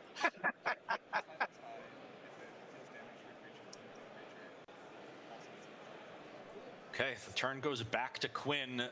Sam has a grip full of cards. I see he pulled the Urza's Tower to the front. That's going to be another 3 mana next turn added to this. God, the engine here is fully online, firing on all cylinders. Sam's deck here, very, very impressive. I don't know if he's drafted this cube before, how familiar he is with it, but he seems to have picked up on some of the key themes and key sources of really powerful synergy very, very quickly. Good question, Ross, as I'm trying to get my head around this cube, jumping in pretty late. What would happen if you had a card with Dredge that you played face down as a Chromatic Sphere and then sacrificed it? You could dredge it. That's for sure. It'll be in the graveyard. We had the weirdest interaction. I had to call in a judge via our Discord to get an answer. There is a copy of Darksteel Citadel or Darksteel Colossus in the cube. If you play that one face down as a sphere, you can sacrifice it and get it in the graveyard. The replacement effect will no longer apply, and then you can reanimate it. And there are several ways to do that. Wow. Okay. All right, core tapper down. Yeah, Quinn going to cycle through some of their chromatic spheres. I saw the Ensoul Artifact, so that is no longer available. Takes down the core tapper, but Sam gets to sack it in response, put 2 more counters on the Cornucopia. Now that's 5 mana from the Cornucopia, 2 from the Cloud Post, 2 from the Urza's Mine, 3 from the tower he's about to play. That's already 12. Plus he has 3 more lands. This is a 15 mana turn for Sam Black, and he just drew about 5 cards last turn. So I have to imagine he has some powerful cards to play. He's got a Lux Cannon the hard way now. Yeah, and if he's gotten unlucky and doesn't have anything powerful to play, he can just play his entire hand as chromatic spheres and cycle them all. Oh my God, that's right, and he has the mana to do it too. Yeah. The extra mana really jump starts that aspect of the cube where every card can get cycled, effectively for 1 mana, right? Because the ability on sphere is mana neutral. You just have to pay the 1 to cast it. So if all your cards cycle for 1, the more mana you have, you can effectively see your entire deck every game. Here's a Treasury Thrall. So this is a 4/4 with exploit, and when it attacks, Sam can rebuy an artifact from his graveyard. Now we're starting to see some of the. We're starting to see some of the top end, actually. Artifact, creature, or enchantment. Sure, he can get anything. These are a lot of the cards that Sam picked up in Pack 3. He made sure his mana was well set up, or Pack 4, sorry. This is a 4-pack draft. You draft 60 cards. First 3 packs, Sam really prioritizes mana and making sure that was well set up in terms of just total mana and colored sources. And then Pack 4, he prioritized the top end of his curve. That's kind of like classic cube protocols, right? Like take your good mana and then figure out what to do with it later. Yeah, exactly. Wow. Quinn gonna pack this one up. The mana engine from Sam just too much for Quinn's deck to keep up with. Super cool cube. I love it. Moving right into game 2, there are no sideboards here. Every player plays all 60 cards that they drafted. That's their deck, so no time needed to sideboard. Quinn going to be on the play for game 2, and really they have to look for early aggression. Sam's deck is so strong in the late game with the card advantage and the mana advantage. But Quinn does have very strong aggressive cards, the Free Gem Regent, the Ensoul Artifact, and then the Devil's Play is Reach. So Quinn definitely has the tools here to win a fast game and kill Sam before those engines come online, but they need the right draws to do it. Have a turn to creature here. It's either going to be that or a couple spheres. Okay, let's figure out what that card is. I think that's just one of the many energy chambers in this cube. There's several cards that there's multiples in the cube. Oh yeah, there's like 8 of them. There's 16 Mirror Enforcers, Brian. There's one player has 7 of them. I want to go there. Yeah, that was his plan for the cube. I'm Affinity Aggro. Energy Chamber. This is a card that can lead to some aggressive starts. If Quinn has something like Market Backwalker or Hanger Backwalker, those are both cards available. And they do have the Hanger Backwalker. We saw that in round 1. Sam just going to play Buried Ruin and a couple more Chromatic Spheres, so he's setting up his mana. Has the Urza's Mine, but doesn't have the Nearby Planet or any of the other Urza lands to start turning it on. So a little bit better of a little bit slower of a start for him. That'll give Quinn more time to develop the aggression. Gonna see what that creature is. I think it's a creature. Yeah, I'm guessing it is too. Oh, I don't see power and toughness down there. Maybe it's a. Sorry, I'm on a very tiny monitor here. No worries, no worries. This is like I said, this is a reader cube, so that's true for the commentators as well. Oh, I just got a little bit of a bigger screen. That is a Titan Forge. So Once Quinn gets 3 charge counters on that one, they can start making 9/9s, and the energy chamber will put a charge counter on it each turn. The forge can also put counters on it, that'll cost Quinn 3 mana. So Quinn wants to use their entire next turn, or most of it, to put a counter with the forge's own ability, and then in 2 turns get 2 more counters from the energy chamber. She can make a 9/9 in 2 turns. Not bad. Sam making multiple green. This has got to be the Rending Vines. Really powerful piece of removal in his deck. As long as he has more cards in hand than his opponent. More cards in hand than the mana value, excuse me. Yeah, mana value less than number of cards in hand. Destroy that artifact or enchantment, and he draws a card. He's pointing at 2 things here, so... Yeah, I think this is, I'm not sure which one I should kill. Because once you kill the energy chamber, suddenly the Titan Forge was way less threatening. Yes, we got a little bit more time here to figure out a plan. Yeah, and the energy chamber could combo with later cards from Quinn. You know, there's 8 copies of energy chamber. There's a ton of charge counter and +1/+1 counter synergies. So Sam trying to make sure none of those get developed. He feels pretty comfortable in his deck's ability to answer a 9/9 every 4 turns.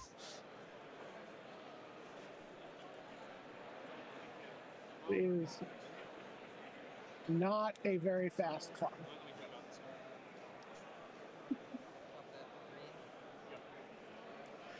All right, off a sphere. Yeah, I think that was Spread the Sickness, the card under the sphere. One of the very few actual creature removal spells in the cube. And now a Recross the Paths. Card we usually see in Goblin Charbelcher decks in Moderns. Quinn is going to reveal cards from the top of their library until they reveal a land. That card goes into play. The rest of the cards go on the bottom of their library in any order. But then a clash will happen. So both players will reveal the top card of their library. And if Quinn wins the clash, Recross the Path comes back. Phyrexian Dreadnought, the reveal for Sam. That's a 1-drop. So Quinn is going to win this clash, having revealed some other spell. So the Recross the Path will come back. Both players have the option of putting the clashed card in their graveyard. Sam decides to get rid of the Dreadnought. He doesn't have the Torpor Orb to go with it. He has Buried Root in play to rebuy Dreadnought if he draws Torpor Orb later. Quinn keeps the card on top. Now, I want to say it was a Golgari card. So maybe Sarl for Corpsejack Menace was the reveal there for Quinn.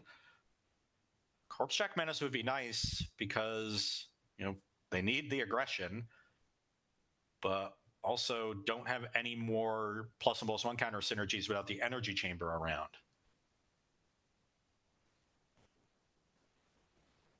Sam is scuffling a little bit here, and Quinn has a nice engine going with that recross the paths. Yeah, I'm used to seeing Recross the Paths only played in decks where it effectively reads stack your library. But here it's really just ramp spell, hope to get it back. Oh my God, put them on the bottom in any order. Oh, wow. Yeah, you play it in Belcher decks because then you just get to stack your deck. People do crazy things with the Miracle Wheel of Fortune. Amazing. There's a Nearby Planet as the land for Sam. He pays the 1 for it. That has every land type. So now the Urza's Mine is turned on. That'll tap for 2. Urza's Mine, Urza's Power Plant, and Urza's Tower are land types, which was news to me when these cards were printed. But no proactive plays for Sam. Yes. All the land types. Nearby Planet has to be one of the more valuable lands here in the cube. There's, it adds every single color and turns on all of those land synergies. Quinn pops the Chromatic Sphere. It was a Synod Sanctum. And now just going to replay the Recross the Paths. Gets land. Clash again. There's a land revealed for Quinn and a spell for Sam Black. Is that Cogwork Librarian? That's what it looks like. Yeah. He must have gotten one late. He like certainly doesn't want away now. Yeah. Put that in your graveyard. But the Recross the Past now stays in the graveyard, so that engine is gone for Quinn. Ooh, there's another energy chamber, so the combo with Titan Forge is back online here. I believe that's also a Karn's Bastion that Quinn is holding in the mana base. That's another way to accelerate charge counters onto the Titan Forge. See, what land is that? That is a duplicate there? I'm not sure what that one is. It's not Cathedral of War.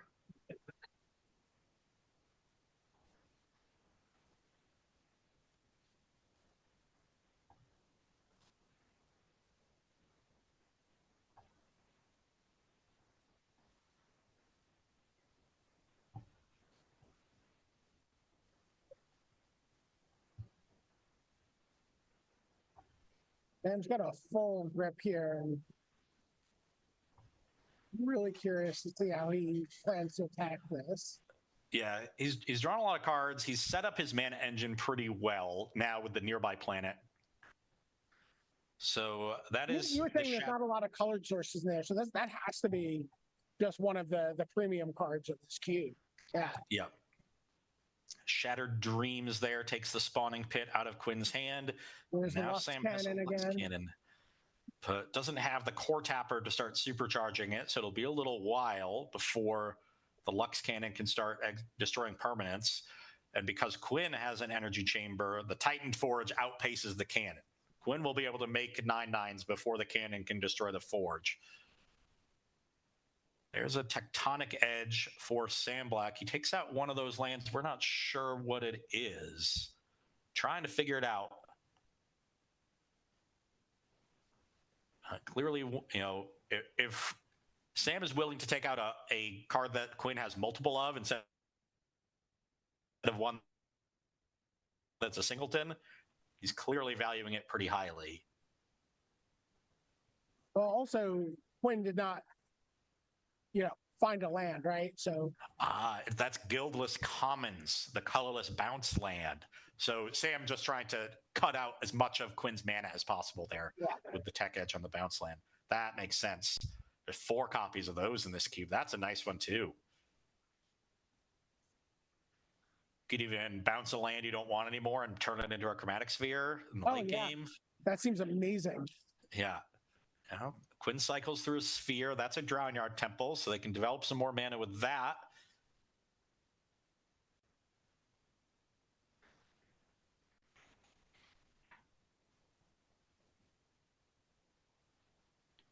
And that, I believe, is the Corpsejack Menace.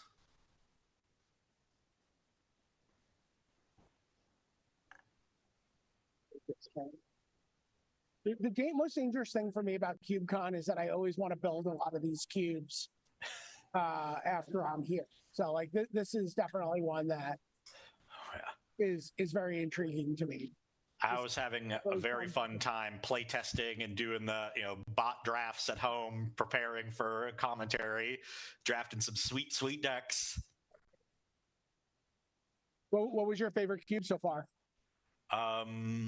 I really liked the Chicago cube. Okay. That one had really strong mana fixing, and the themes between all the colors really overlapped. So one of the things that I often don't like is when a format becomes everybody just get in your lane and you know which cards you're taking because there's just one card for your deck and all the other cards don't touch you. And the Chicago cube is like all about trinkets, but in different ways. You're either recurring them, sacrificing them, but like every deck wants to make trinkets and generate value. And with all the good mana fixing and the overlapping themes, every single pack is like, I could take any of these cards and they'll function in my deck. Awesome. Amazing. Made the draft a lot more dynamic and very interesting for me. Okay, Sam here with a Wing Splicer. So makes the card he played, is that the Core Tapper? No. That is the mirror that exiles cards from the graveyard. So it's a 1/4. It taps to imprint a card in the graveyard. Taps to exile an artifact in the graveyard, and then it imprints it. It gains the activated abilities of that card. Oh, that seems like that might be good. Yeah, it is Mere Welder. Sam's starting to build out his own battlefield here. But the 9/9s are online. Yeah, it is going to cost 3 mana. It's 3 tap and remove 3 counters, I believe, with the Titan Forge. Might have to wait one more turn for that, unless there's some mana floating. Oh no, it is just tap remove. It's 3 tap to add the counter. My mistake. So yeah, there is 9 on online for sure for Quinn here. I feel very bad because I hear in the background trying to get people for the mystery booster to your draft.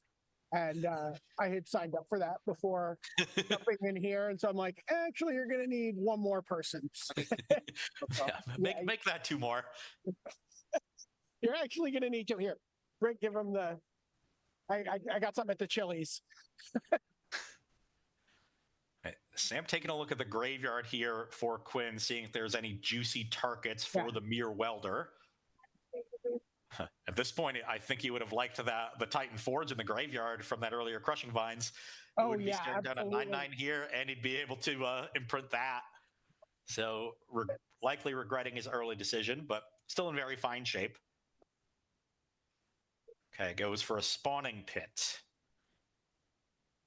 Now Sam can get a bunch of chump blockers for this 9/9. Every time he chumps with a creature, he can sack it to the Mere Welder, add a charge counter, then pay 1, remove 2 charge counters to make it 2/2. Thanks for bringing that one up. I didn't need the help on Spawning Pit. Again, Brian and I have both drafted Mirrodin before. Here we see, he's going off. So we sacked the Splicer and then proliferated. So that added a counter to the Lux Cannon and the Mere Welder. So now Sam is ready to make a 2/2 and destroy a permanent. Will likely take out the Titan Forge to prevent any future 9/9s. May want to just take out the 9/9 though, because now he sort of has an engine to pump his Lux Cannon. Right, but I mean, he can take out the Titan Forge and then have his own Titan. Yeah. And now, sacrificing 3 spheres to bring back Salvage Titan. But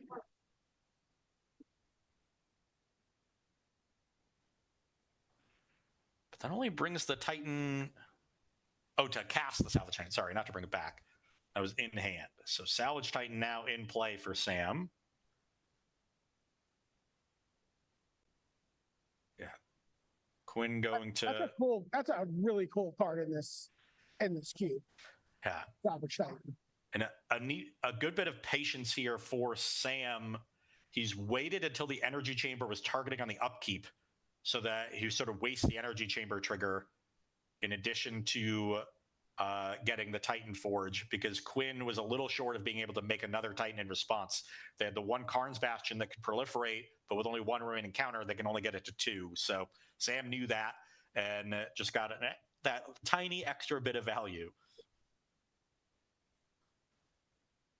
Mouth of Ronan, the land for Quinn. This is a lot of mana. Okay, there's the big Hangerback Walker you were talking about. I know that card. Yep, and the Energy Chamber can add +1/+1 counters, and the Corpse Jack Menace is going to double.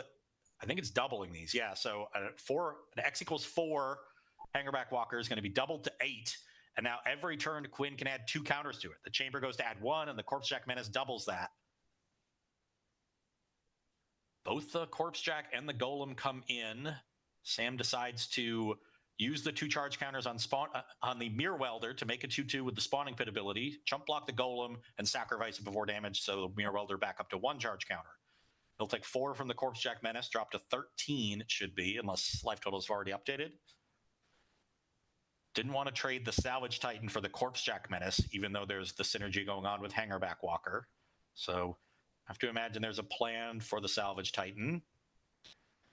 This Hangerback Walker is very scary. This is a real threat.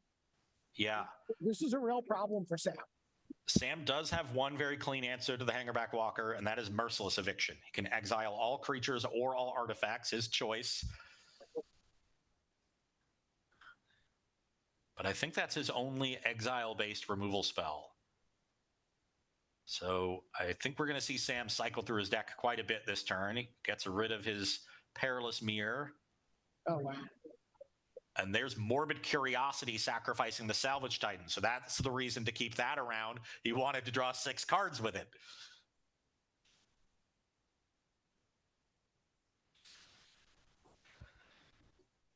So it cost him 3 cards to cast the Salvage Titan because he had to sack 3 Chromatic Spheres, but he got 6 cards out of the back end with Morbid Curiosity. Can Sam find an answer to these big creatures? Because this is quite the battlefield that Quinn has developed. 9/9 Golem, 8/8 Hangerback Walker that's only growing every turn, and the 4/4 Corpse Check Menace. There's a Core Tapper that could help out this Lux Cannon. Yeah, that becomes gets online a lot quicker. But I'm not sure unless he finds a way to exile that Hangerback Walker. That feels like it's going to be a real problem for him. Now he's got Now we got an 11/11 Golem for Quinn. Okay, so Quinn goes for pumping the Golem with the Energy Chamber instead of the Hangerback. Why do you think that would be? I'm not sure. Maybe he has a way to give this Golem trample and just wants to make it as big as possible. Skyship Plunderer gets cycled away as a Chromatic Sphere here.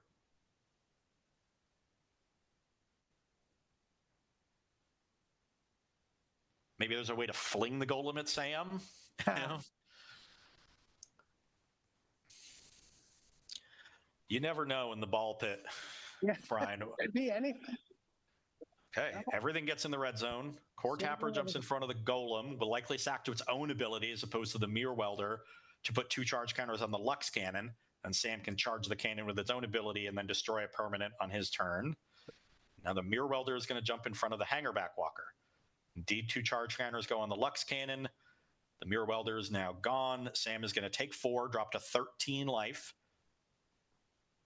But the Lux Cannon can now take out the Golem. So he has an answer to the Golem, does not yet have an answer to the Hangerback Walker or the Corpse Check Menace. And with the Mirror Welder gone, that's kind of was his source to generate more and more chump blockers. Here's Soul Diviner for Quinn. That's a nice bit of card advantage, given how many charge counters and other counters they have around.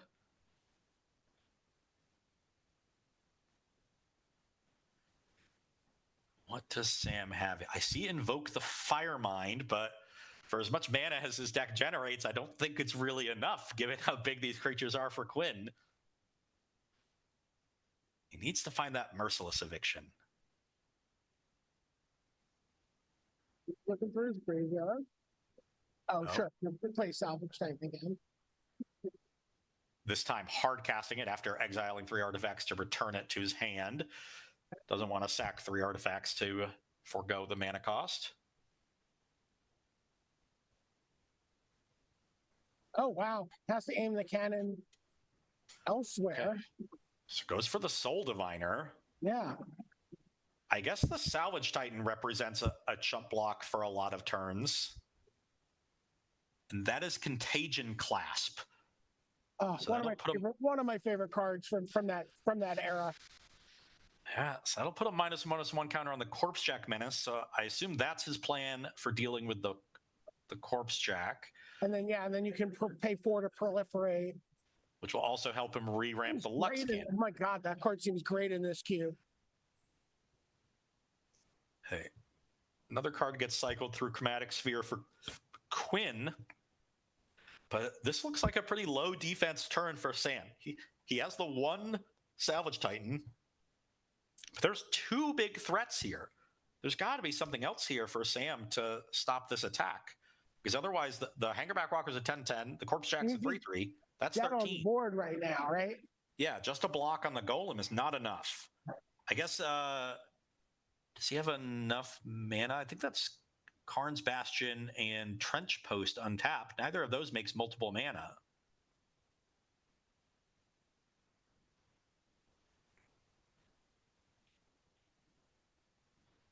I'm curious, maybe there's a Smash to Smithereens here? I know that's a card in Sam's deck, and he has a Chromatic Sphere to make red mana.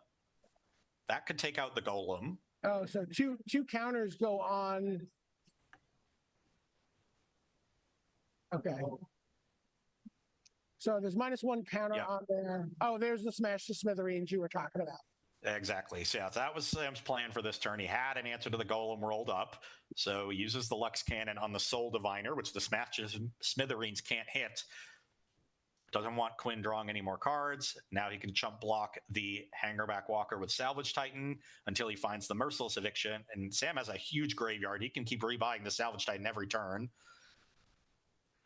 Blinkmoth Nexus, the land for Quinn. That's another attacker. But at this point, they just don't have a pressure through the Salvage Titan. And he starts cycling his cards as spheres. Yeah, we've reached the point where Sam just has so much mana. Ooh, here's Sharum the Hegemon. That'll bring back the Core Tapper.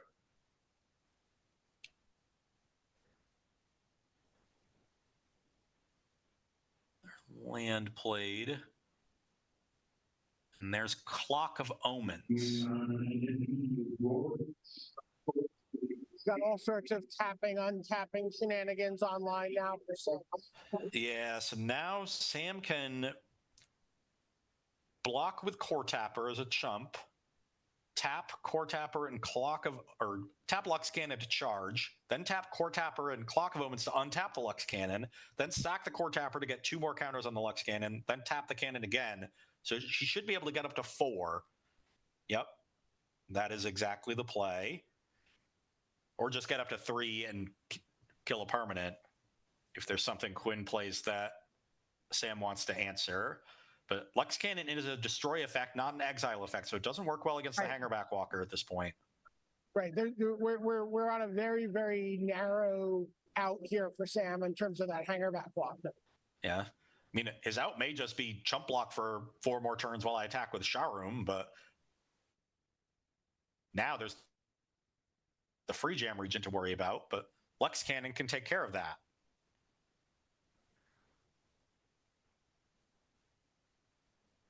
So Sam's plan might be to, never answer the... Rid of the free jam. Yeah, Lux Cannon takes out the dragon. So now Sharum is free to start attacking, but at this point, Sam is pretty low on cards.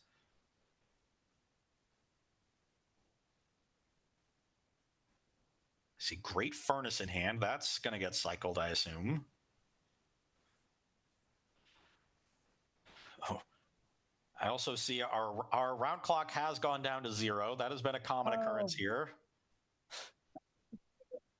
So this should be turn 0. Maybe it's turn 1. I wasn't looking at the clock during Quinn's turn, so I'm not sure exactly when we reached the end of the round. There's the Fire Mine. Invoke the Fire Mine.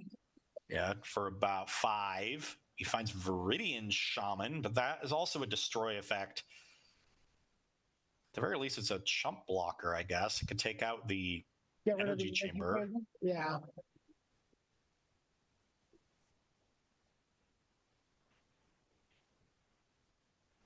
Just going to make 4 spheres.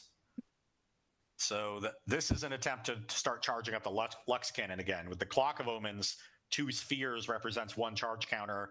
Between the 4 spheres, the Clock of Omens, and the Contagion Clasp, Sam has the ability to put 2 more counters on the Lux Cannon and then untap it a 3rd time in order to activate it with the 3 counters and destroy a permanent.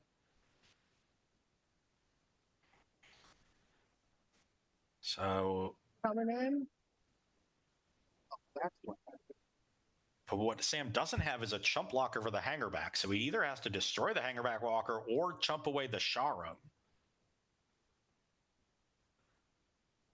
Our judge has a turn counter there, but we can't quite see it.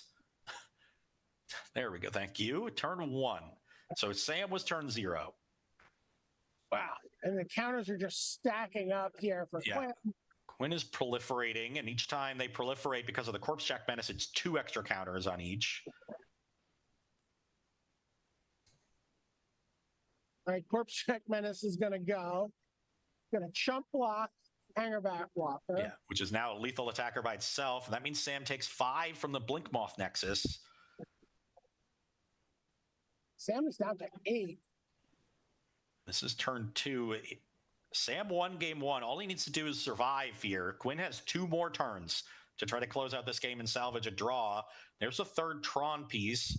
All of them are already turned on by Nearby Planet, but the power plant does represent another 2-mana land for Sam, so it'll make it easier for him to dig through his deck if he's missing anything to stay alive. Important for Quinn is that this Blinkmoth Nexus is a big threat that is both hard to chump block. The Salvage Titan doesn't get in the way. Oh, wow. Sam found his Hex Parasite. Does he have enough mana to remove all the counters from Hangerback? Although the Blinkmoth Nexus is also a problem, right? Because of the proliferation, there's no way for the Energy Chamber to get a counter on the Blinkmoth because Quinn would have to activate it in response, and look at that. they'd have to already declare targets. Takes down the Hangerback Walker. That's insane, but it did cost Sam 2 life. Okay, he has enough artifacts to charge up the Lux Cannon and kill the Nexus that way. Look at this. Yeah, Sam found the answer. I kept talking about Merciless Eviction, but it was it's Hex Parasite that ends up doing the job. Now, Quinn does have a copy of Devil's Play in their deck and a ton of mana. They might be able to steal this game with Devil's Play off the top with Sam at 6 life. And there it is! Oh, there's the Devil's Play! That's going to be game 2 to Quinn Guilbeault, which means this match is going to end in a draw. These are very long, grindy games in the ball pit. It's very difficult to finish 3 long games, only 2 being able to finish there. It was Devil's Play both times. Quinn had the Devil's Play in round 1. We watched that game, finished game 3 in turns when they started with 5 minutes on the clock. An early and Soul Artifact did a lot of the work, and it's Devil's Play once again. You know, in round 1, there wasn't much reach for Sam's opponent. So Sam could really take his time, use his life total as a resource. There, I think every single point mattered. I think that was a Devil's Play for exactly 6. He was under the gun every single turn and just doing everything he could to steal that game, and then just came up like one short, right? Yeah. 1 short on that. Wow. Found an incredible way to answer that Hangerback Walker with the Hex Parasite, but he's going to have to, content himself with a draw. Still 1 more round to play, and we're going to watch it coming up shortly. But before then, we want to remind you that all weekend, KubeCon 2025 is raising money for the American Foundation for Suicide Prevention. Use the command !donate or the QR code on your screen to get to the Tiltify link in order to donate. And you're going to want to get in early because the rewards that you can see on your screen are awesome, but they go away fast. So get your rewards in while you can. Yeah, an amazing cause. All donations, big and small, very much appreciated. That's really why we're here all weekend. We appreciate all of your... I gotta just be part of it now. I can't talk anymore. Commercials are ready. Okay. We are going to take a quick break here, and Brian and I will be back for more action here from the ball pit. You're not going to want to miss it. They can bring the Mystery Booster 2 draft here so I can do it at the same time. Hey everyone, welcome to a Cube Primer for the Bearclaw Changeling Cube. My name is Matt East.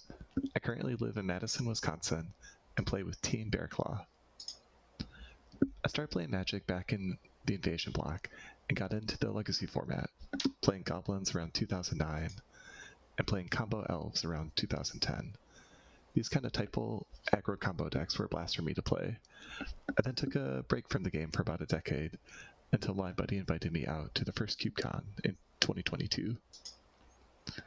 My first cube at the event was the Unreasonable Cube, a cube featuring silver-bordered and other off-the-wall cards. It was one of the most fun times I've had playing Magic, and inspired me to get into designing cubes myself. The third piece of design inspiration for this cube was hearing about the Changeling Cube on a Cube podcast. It sounded like a cool rules modification to combine the aspects of Magic that I enjoy into a fun cube environment. In this cube, all creatures are all creature types in all zones. It's a fast, creature-focused cube where cards of different creature types interact with each other in unexpected ways. Decks tend to be pretty fast, with games decided by about turn 4.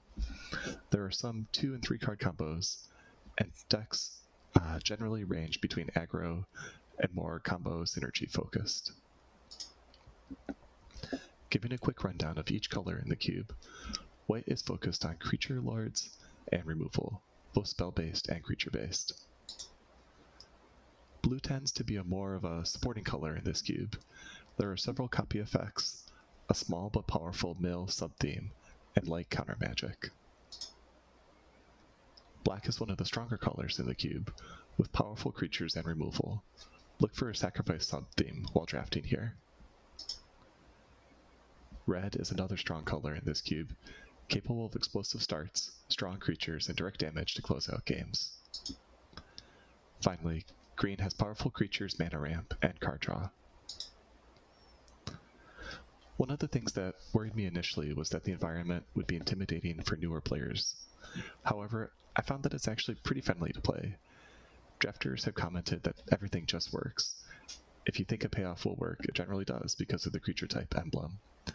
To help call attention to any creatures that don't work the way that you'd expect, perhaps by counting all creatures rather than just yours, I've added markings to the cards themselves.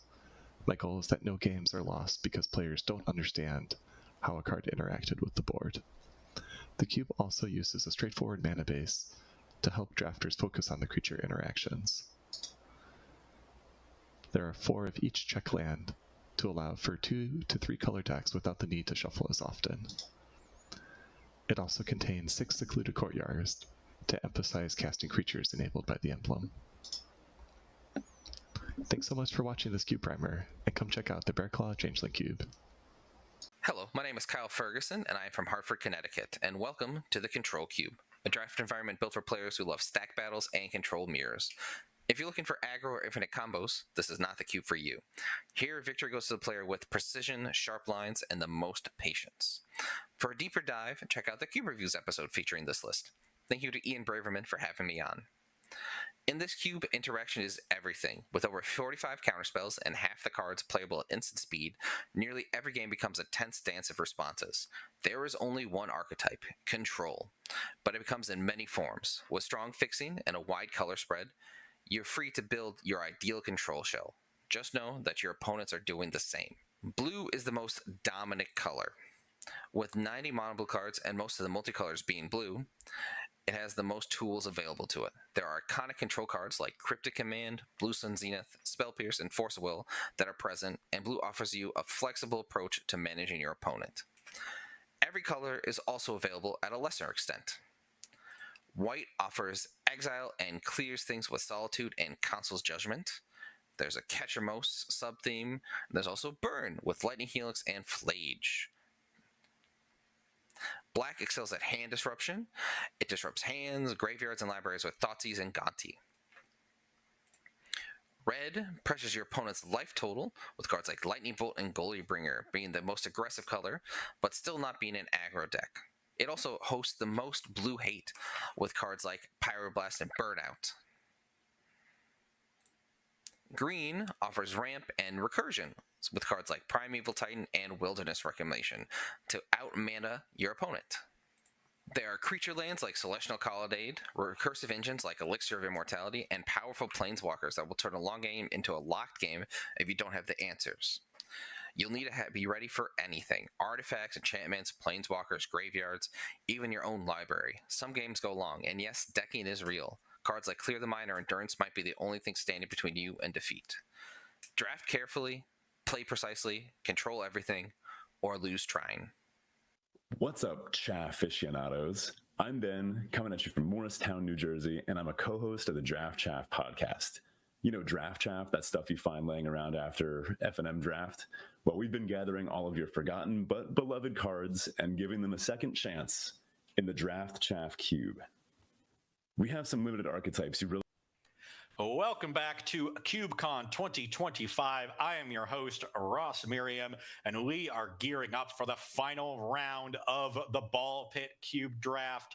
This is the trophy match for at least one of our players because of the draw between Quinn Gilbo and Sam Black in our previous round. There is only one 2-0 player, and that is Garrett Rubenstein. He's going to be going up against Quinn in that final match. We will get to that shortly, but before then, I want to remind you all that all weekend, CubeCon 2025 is raising money for the American Foundation for Suicide Prevention. Use the command !donate or the QR code on your screen to get to the Tiltify and donate. You're going to want to get in early because there's a ton of sweet rewards, a lot of great playmats, and other swag for your generous donations. And we appreciate all donations, big or small. It is a great cause. It's the reason we are all gathered here. So please open your wallets if you can, and we will appreciate it. Here is your final match. Garrett Rubenstein at 2-0, going for the clean 3-0. Quinn Gilbo at 1-0-1, going for the 2-0-1. I am joined in the booth this round by one of the greatest Magic players of all time, Gabriel Nassif. Gabe, how are you doing? And what has got to be pretty late in the evening over in your neck of the world. Hey, Ross. Thanks for the intro. Yeah, I'm doing great. 8:30. I hope I not just a jinx to the stream and actually get to cover some matches this time. Okay. Pretty excited to have the Ball Pit, which is the draft I started covering on Thursday and looked really cool. I was watching the match between Sam and I think Quinn it was. So yeah. So you're excited. Familiar with the special rules here of the Ball Pit? I am. Okay, if you at home are just joining us, this is a very special cube. Every single card can be played as a chromatic sphere face down. That's why you see the face down cards here. That's what our players are doing on the opening turns. This is also a desert cube where you draft your lands. It's 480 cards. So with 8 players, they all drafted 60 cards in 4 packs of 15, and they play all 60 cards. So it is a wild cube where a ton of crazy things happen. We've been having a great time with it, watching a lot of Sam's matches since he was our featured drafter, but Quinn with the draw against Sam earns the right to play this trophy match against Garrett Rubenstein in round 3. Quinn's deck a little bit more aggressive, has a lot of reach. We've seen Devil's Play be a key card for them in the first 2 rounds, and Soul Artifact, and this Tel Jalad Warrior here as well. Garrett's deck is not one we've seen so far. I'm looking over it. He has a relatively high land count, a lot of good interaction, and some really strong, removal in Extinction Event, Manic Vandal, Tel Jalad Justice. Doesn't have the same real powerful top end of Sam's deck, but has a lot of value, a lot of good creatures. What I would describe as a strong mid-range strategy here for Garrett Rubenstein. Yeah. Classic Meriden block card here, 2-1 Protection Artifact. I actually played that card in Constructed. I had it in my sideboard in the All Affinity PT, basically, as affinity decks and anti-affinity decks, and a lot of the green cards were were in my deck. The Viridian Shaman, the Justice, the Chosen. So pretty cool to see these cards, and Treasure Hunter, like one of the OG value cards. Yeah, and a very easy one to enable in this cube, since you can play an artifact early as a sphere, sacrifice it, and play the Treasure Hunter is able to come down as a 2-for-1 on turn 3. Yeah, I'm curious now that you got to cover a few matches. Mani and I were speculating that the Draenir Temples would be quite strong, and that the better decks would probably be pretty grindy. Has that been the case, or have people been able to assemble really aggressive strategies and end the games fast? No, the games have been very slow. All of our matches have gone to turns, often in game 2. So you're right that the games have been very slow, very grindy. Draenir Temple has been very solid. All of the lands that make multiple mana, the Urza's lands, Cloud Post, have been very solid. Quinn has multiple copies of them.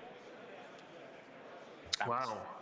Yeah, I saw Sam had at least some of the Tron lands. Colorless, Guildless Commons. There's one of each, and Sam has all 3, but there's also a nearby planet that turns them all on. Right. So okay. It's really been Nearby Planet that's been turning on those Tron lands. But yeah, definitely very grindy. But some of the heavy hitters, especially out of Quinn's deck, the Ensoul. We saw Titan Forge make some 9/9s. You know, it wasn't necessarily being aggressive, but it was building synergies to make giant creatures. It was huge Hangerback Walker, huge, giant Titans that Sam kind of struggled to chump block for a while. Quinn was able to get 1 or 2 hits in, get Sam low, and then the Devil's Play finished him off. So it's not aggression in the traditional sense. It's very synergy-driven aggression. That was what was successful for Quinn, but in general, I agree with your initial assessment. You want good interaction, lots of card advantage, and good mana. Yeah, we were a little surprised. We saw cards like Rending Vines and Splice and Twine go really late. A card like Renegade Rallier went really late. Card that seems pretty easy to enable was Chromatic Spheres. Maybe a more experienced group of players this time around drafting this cube. Yeah, those cards did not get through Sam. We watched his draft. He prioritized mana early. He prioritized good interaction. And then once he got late in the draft and his mana was well set up, he started taking really powerful card advantage cards, and that has served him well. Yeah, sounds like you had the list. How many did people end up playing? Like around 24 lands, something like that for the most part? 24 is the average. We've seen a couple players above that. Garrett's at 27. There was one player last round with 30, and we've seen a couple players a little less, about 21. But everybody's been generally within plus or minus 3 of that 24 average. Yeah, that makes sense. You have to play every card you draft, and the cube is 40% lands. Even if you're trying to not draft that many lands, you're still going to be guaranteed a certain minimum. Yeah, we're saying that you should probably draft it like you would draft a 4 or 5 color land deck in the Vintage Cube. Just if there's nothing that stands out as far as spells, just take a land. Yeah, the lands form the replacement level for all the cards. Here's a Thieving Magpie for Garrett Rubenstein, so that's going to be a nice source of card advantage. And one of the things I've noticed looking over the cube list and seeing the decks play out, there is not much removal for non-artifact creatures. Yeah, Quinn does have the Devil's Play, but I think that might be it. Yeah, one of my favorite cards of all time, one of the original sources of card advantage for my blue controlled decks. I started Ophidian was a tiny bit before my time. I've played a tiny bit. It was Ophidian, but Magpie was more kind of an upgraded version of Ophidian in some way, more expensive, but more reliable. Yeah, evasion, and you get the damage. This was a nice one. I played a lot of this in my pre-competitive days, playing at the lunch table in middle school. Wow, you must have been pretty advanced then, because realizing a card like that was actually strong. I was more about milling when I started playing Magic. I was like, what? I can do deck damage, unironically, convinced that milling is just the greatest thing ever. I know. I knew drawing cards was good, but my decks were also, 68 cards and wrapped in a rubber band, so not too advanced.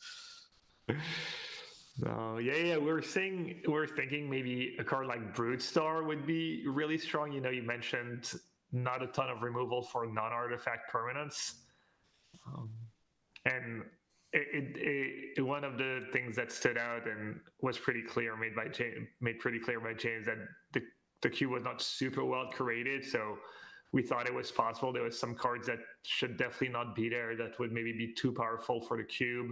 And if the players could pinpoint these cards and, identify which one of these cards are a little too good, that could give them a big advantage. Yeah, this cube is about the vibes, Gabe. It's not about having a very heavily curated experience. We're here for the vibes, and the vibes are impeccable.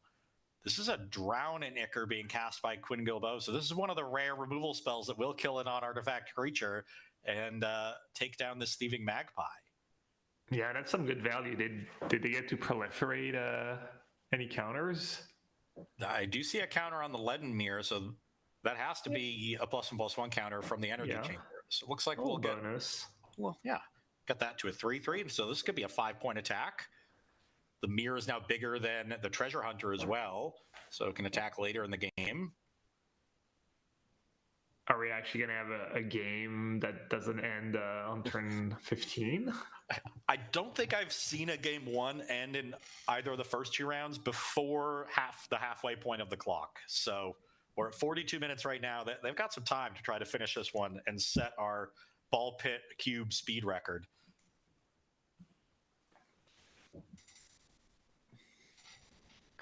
Another chromatic sphere coming for Quinn, and here is the attack for 5. So Garrett Rubenstein falls to 14, leveling the life totals. Yeah. And there is some serious pressure from Quinn. Garrett does have an easy way to trade for the Tel'Jalad chosen by leaving back Treasure Hunter, so that's nice. Yeah, more of a, in some ways, a defensive card, the chosen. I mean, I guess it can be aggressive if all your opponent has is artifacts. Also kind of a nom though is the chamber, you get to put a +1/+1 counter every upkeep on only artifact creatures. Artifact creature. Okay. Okay. And no snow land, right? No second snow source to actually sag the mouth of Ronom for now. Quinn does have a second mouth in the deck, so that does exist for later in the game. Yeah. Here's a Slitherhead gets sacrificed as a chromatic sphere for Garrett, and so he gets a free scavenge from the graveyard. That'll pump up the Treasure Hunter. And now a Manic Vandal, another 2-for-1. This is what I'm talking about with Garrett's deck. He doesn't have any like the Invoke the Fire Mines that draw 1,000,000 cards, but it's a lot of these 2-for-1s. Treasure Hunter, Manic Vandal. That's the way that he's pulling ahead in these games, and so far working pretty well for him. Yeah, and there goes Quinn's clock. Yeah. Also, there goes Quinn's mana, Tectonic Edge, taking out the bounce land. Guildless Commons, so down 2 mana there. It was funny, as looking at some 8-year-olds blue-white control list for Modern, and back then Tectonic Edge is all we had. No Field of Ruin, no had to make do as that. So you had to do the double activate when your opponent was on 4 lands. You respond by an activation. Yeah, exactly, for sure. Like a lot of what makes Cube so great, too, all the nostalgia that you know, all these cards bring back. Yeah.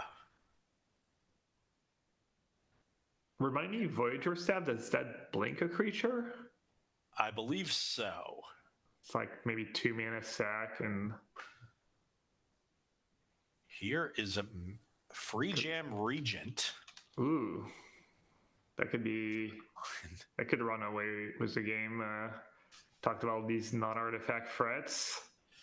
Yeah, that is not one that the small creatures that Garrett has on the ground are going to stop. So that's a real problem, although Quinn is at 10. If Garrett does have a removal spell for the Free Jam Regent, he can start really getting Quinn low. Big turn. Yeah, Garrett is relatively light on cards here, and not super flush with mana. He's got 4 lands and the Copper Mirror. Yeah, because that dragon is a 2-turn clock. Is that an attack, a free frame to your 4/4? Well, one of Garrett's lands is Cathedral of War that has Exalted. So this is actually a 4/4 Treasure Hunter.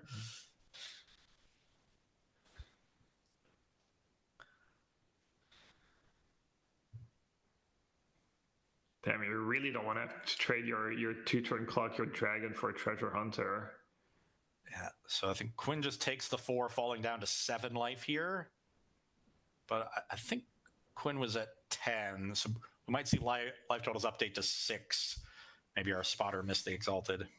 That makes sense. Maybe we missed a life point. It could go either way.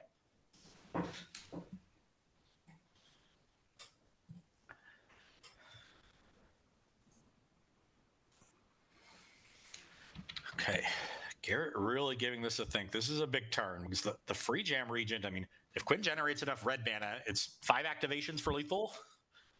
That's not outside the realm of possibility here.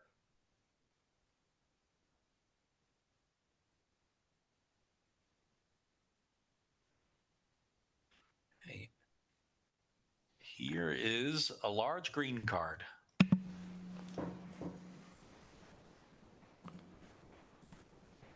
That is Conclave Naturalists. Another 2-for-1 for Garrett, but not one that answers the Free Jam Regent.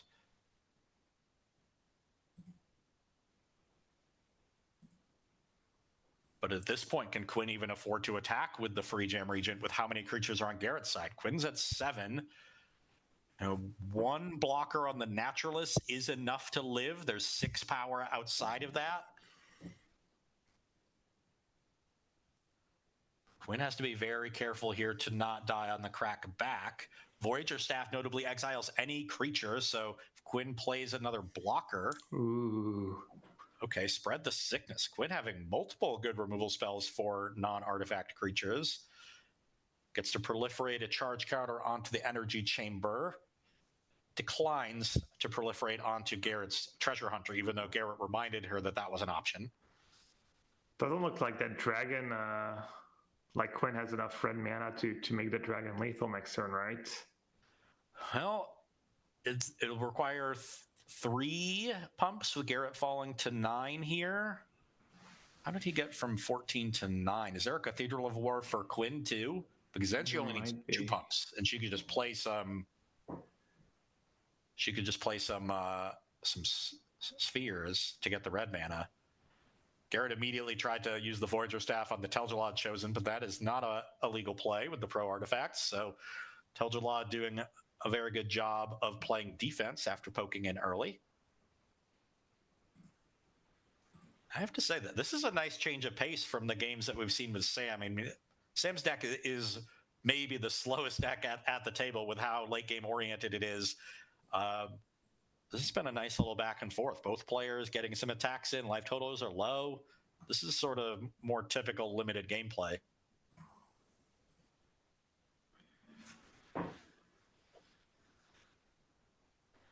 Yeah, none of these board stalls.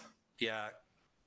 Garrett can make an attack here and then use the Voyager Staff to sort of fog the Free Jam Regent for a turn. Maybe that's the way he gets the job done here, but then the Regent will return untapped and be an eligible blocker for Quinn. Garrett just gets in with the Treasure Hunter. That'll get pumped by Cathedral of War, so it's a 4/4. And now, I'm not sure what that land is. Maybe it's one of these like Rogue's Passage kind of lands, the ones that make your creature unblockable.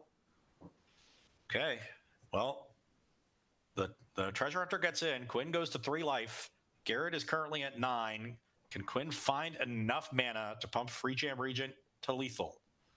Yeah, or an instant speed removal spell to deal with the 1 creature Garrett's likely to send in next turn. Looks like we're going to be digging. So every 1 in a red represents 2 damage. Also, a removal spell on the Manic Vandal represents 2 damage, because then the Tel'Jallad Chosen can attack through the Copper Mirror. Although, I guess with the land drop and the Copper Mirror, Garrett does have the Voyager Staff mana up. So he's actually used his mana very carefully, which means the Free Jam Regent is not ever going to end the game this turn. Quinn just cycling through, yeah. I think that's a Felithar that just got sacrificed. Yeah, that's probably how a lot of these games end, right? The losing player is just like cycle. Yeah. Trying to find... And with Sam's deck, sometimes he just untapped with 15 mana in play. He did a lot of cycling. All right, with Tron, yeah. Jeez. Yeah. Sam's deck is set up a lot like the Pauper Tron decks, right? Yeah, the Tron. We saw the Tron land so ambitious. You have to get all 3, you have to draw them. I believe there's no tutors really. What does the land you mentioned that helps enable them? Yeah. What does that do? It just has every land type, and the Urza lands are land types. So, and it also pumps your loci. There is a Teleria West. We mentioned tutors, so there's 1 tutor. Sam did not get that one. That was in pack 1, but he actually got all 3 Tron pieces in pack 2. And looks like that's game. And he wheeled 2 of them. Okay, wow. So Quinn did not have the answers there. Garrett Rubenstein takes down game 1. Voyager Staff being able to fog the Free Jam Regent is enough for him to get in for lethal. Garrett 1 game away from the clean 3-0. It'll be his 2nd trophy of the weekend. You can see that little trophy symbol underneath him. That represents 1 trophy earned so far. And he'll be well on his way to making the top 128 and drafting the final Fortune draft later today. Players who 2-1 that draft move to the top 64 and will draft tomorrow for the CubeCon Championship. Quinn Gilboa leads off this game 2 with his Zhalfirin Void, leaves the Scry on the top, and then makes a Chromatic Sphere. I see a Mirror Enforcer in her hand, so that could give her some early aggression. And that looks like Kessig Wolf on the land for Garrett Rubenstein and plays a Sphere of his own.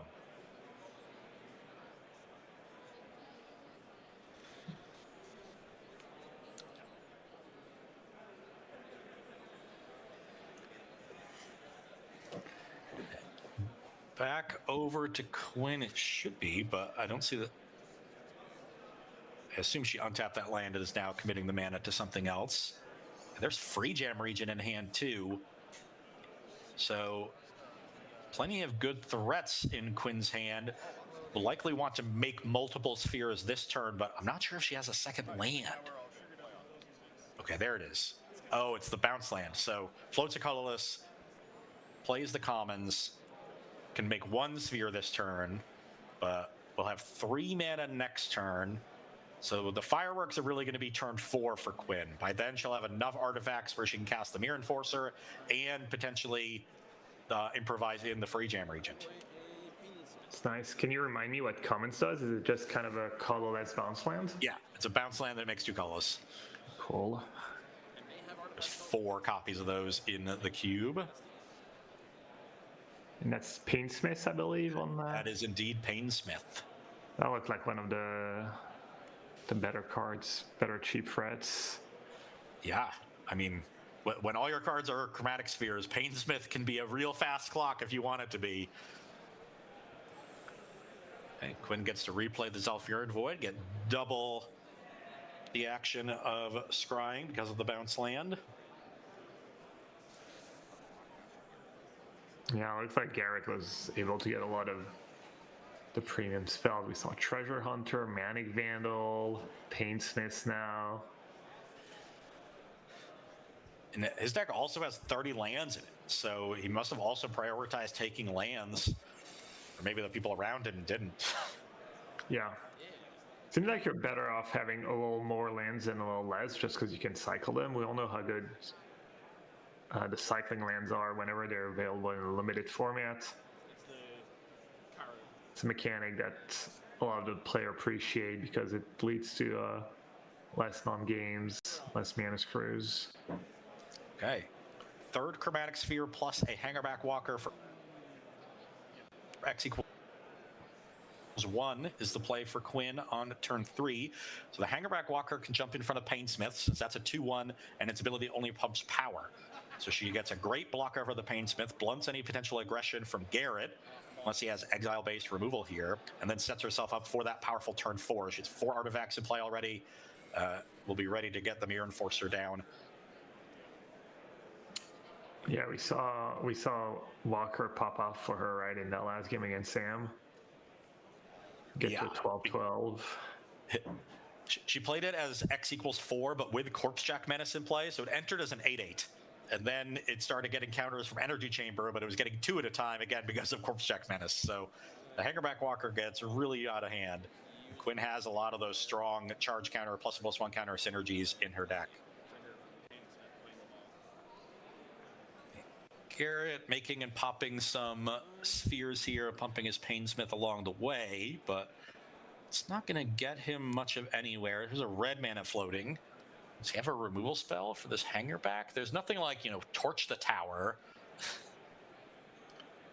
Yeah, even just a 1/1 it leaves behind is going to be obnoxious. Yeah, none of the red removal is exile-based. Shrapnel Blast, Sudden Shock, Char, Volt Charge.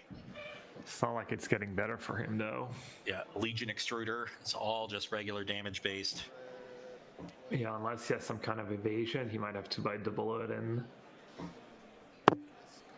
What he'd really like is that Cathedral of War. Just Exalted, pump up the Painsmith. Yeah. Ooh, what about the staff? That would be a nice, clean answer to the Walker, no? Or is it only your creatures, maybe? No, it's any creatures? Just bring the... Voyager Staff would do it. Oh, Oh, he had the Slitherhead. I missed that. That was one of the cards that was sacrificed as a chromatic sphere. So the Scavenge from Slitherhead pumps up the Painsmith, and now Hangerback Walker is no longer a good blocker, at least for this turn. Next turn, Quinn can block 4 damage, pump the Hangerback Walker, and it's good enough. And then she'll get 2 Thopters in the exchange. Yeah, so he bought himself a little damage, a little time, but Hangerback Walker is still a problem for now. Yeah, 5 damage comes across for Garrett, so Quinn down to 15. Do you know what that land is that Quinn just played? It's now in the middle of the board. Ooh, I think it's Swarmyard.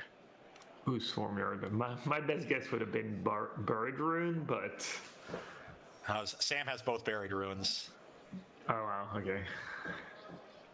Yeah, nice little turn. Mare Enforcer, mana up for the Hangerback Walker.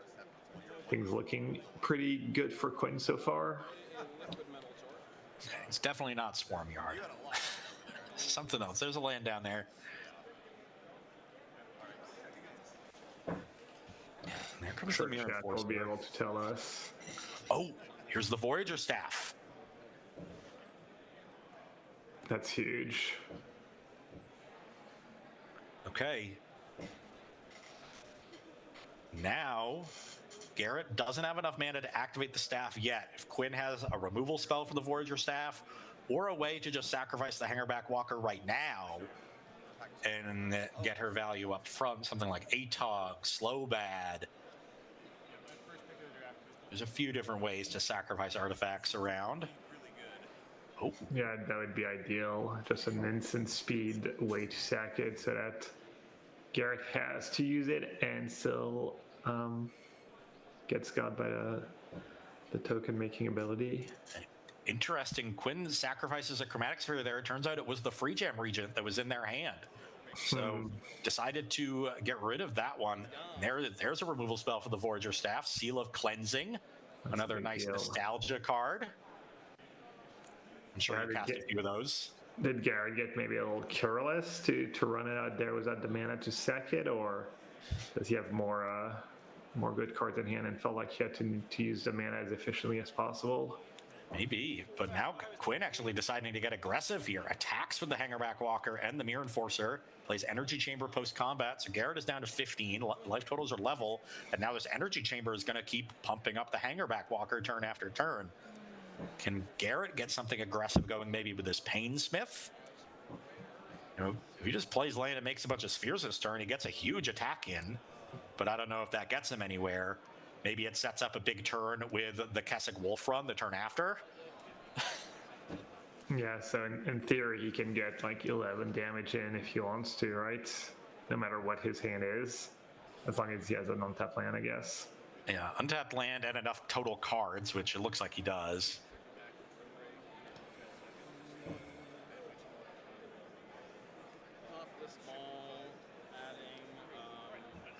But yeah, as you said, that might not be any good to him if he gets down Quinn to 4 and then it's just so far behind on board, it doesn't even matter.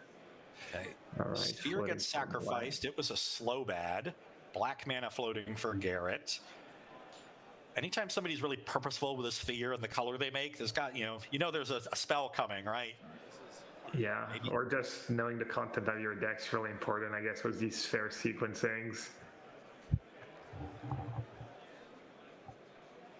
Knowing which color your spells are. Yeah, which ones you want to draw and cast if you do draw them. Exactly.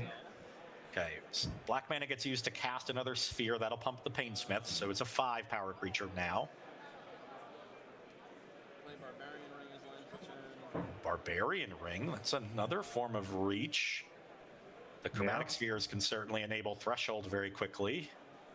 That's getting a little scary because we said that Painsmith could just deal 11 damage no matter what this turn. So that's like 2 more damage. If Garrett somehow has some burn spell, that could just be lethal next turn. He's got a spell he wants to cast. Not sure what that is. It's like Centipede. Thinking like It's Ferropede. Ferropede. 1/1 unblockable. When it deals combat damage to a player, you can remove a counter from a permanent they control. So that means the Painsmith now is 7. He attacks Quinn down to 7 and has a 1/1 unblockable that the Painsmith can pump. So now the Painsmith represents lethal next turn if Garrett can live. Damn, what a combo. Painsmith, Ferropede. Can't say I expected that one when I took this job. But that's the joy of Cube. Let's see. Does Quinn have an answer, or is it time to start cycling your entire hand? It's probably a bad sign. I mean, I guess sacking these sphere is kind of free. Either way, they're already in play, so the 1 mana has already been spent. So taps the commons. This should leave colorless floating in pool, and it looks like a black mana made with that first sphere.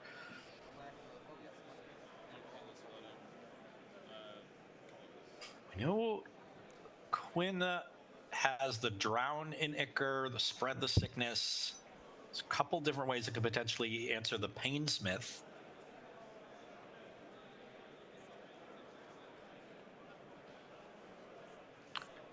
Lycana 1 floating. She hasn't played a land yet, and she still has 1 sphere she can sack. Oh, I see a black card. That would be ideal. Probably kill the Painsmith. Yeah, drown the Painsmith, proliferate onto the Hangerback Walker. Ooh, we're pulling that back. Maybe wants to spread a counter somewhere first to maximize the proliferate value. If she has enough mana. Yep, Stonecoil Serpent. So going to sink, I think, 3 into that, leave the black floating, and still has another land. Yeah. Actually, it was 2 on that. It'll be 3 soon enough. All right, this is looking great for Quinn. Hangerback goes to 4. Yeah, now this is going to be an attack for 8. We'll put Garrett to 5. And any 2 of the creatures are lethal on the following turn. And with Quinn at 7, I don't think Garrett has much in the way of reach.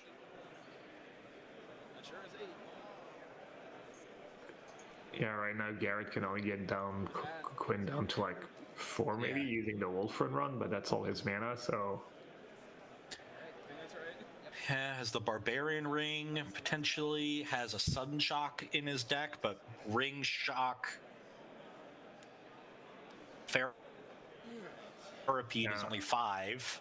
Yeah, something like a Manic Vandal we saw last game would maybe buy him a turn, get rid of Enforcer, or get rid of the Serpent. Serpent's protection from multicolored, right? Or yeah, multicolored. Yeah, not super relevant in this cube. There are a few multicolored cards, but there are definitely cubes where that is a lot more important. It's a nice target for Quinn's and Soul Artifact. Garrett shaking his head. Can he come up with an answer? This is the can I do anything check before the scoop. Or before the cycling. Yes. We're at least guaranteed to see him cycle a couple spheres, dig to. Yeah. That Vandal. Like you said, he wants to think about what his outs are, make sure he makes the right colors of mana off the spheres.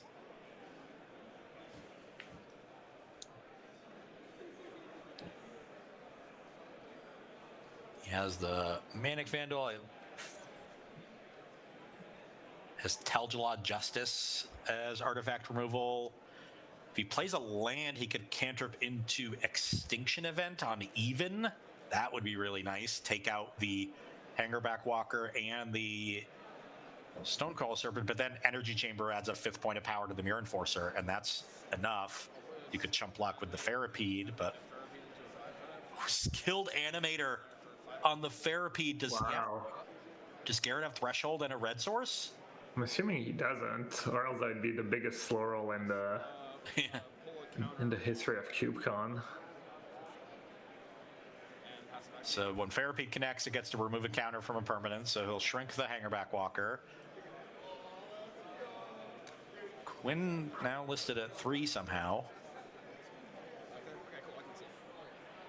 Wow, that could be...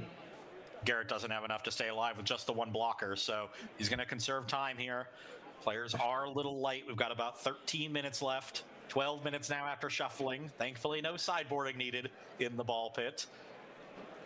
And these games have been a lot faster than Sam's earlier in the coverage, so definitely a good chance that we get a natural conclusion here, but Quinn may be heading towards their second draw of the draft. It's a very grindy cube. Yeah, lots of options too. When every one of your card could be cycled, that's just so many decisions. Can't blame them for taking a while and in these games. It's got to be like here. Yeah, it's got to be incredibly skill testing formats. Absolutely. Adequate waste to land from Garrett Rubenstein and his Gold Mirror. Great turn to play. A little man acceleration.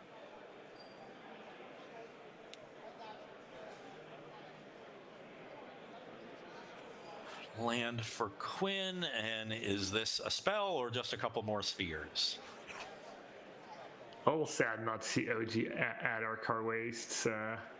One of my favorite arts of all time, and I think that cycle of Painlands in general is, really appreciated by most players. Oh yeah, I'm a fan of the Sulphurous Springs. Yeah. Yeah.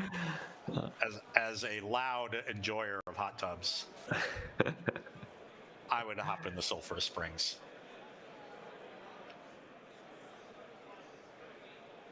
Okay, Quinn makes some mana, but then plays another sphere. So now 1 mana left available. Maybe deciding on another sphere or just deciding to keep cards in hand.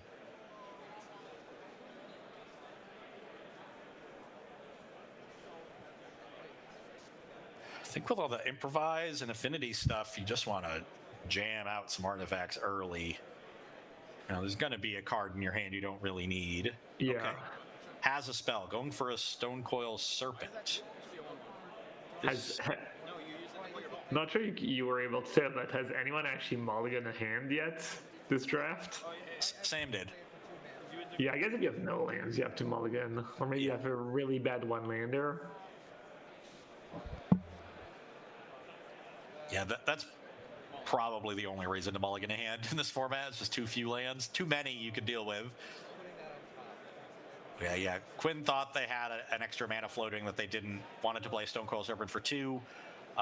Decided instead, of a Stonecoil for 1, I'll just make another sphere, save this Stonecoil for later. All right, Garrett on the play with the mana acceleration. Yeah, definitely has a nice edge here. And look, multiple pain lands, so he has access to free colored mana.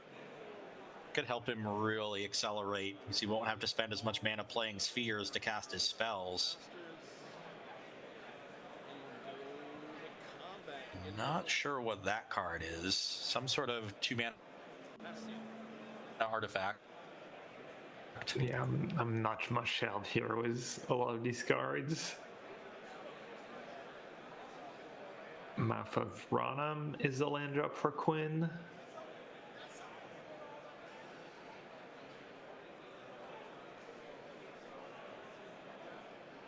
The desert, not desert, the snow mana base was somewhat playable for a little while in Modern.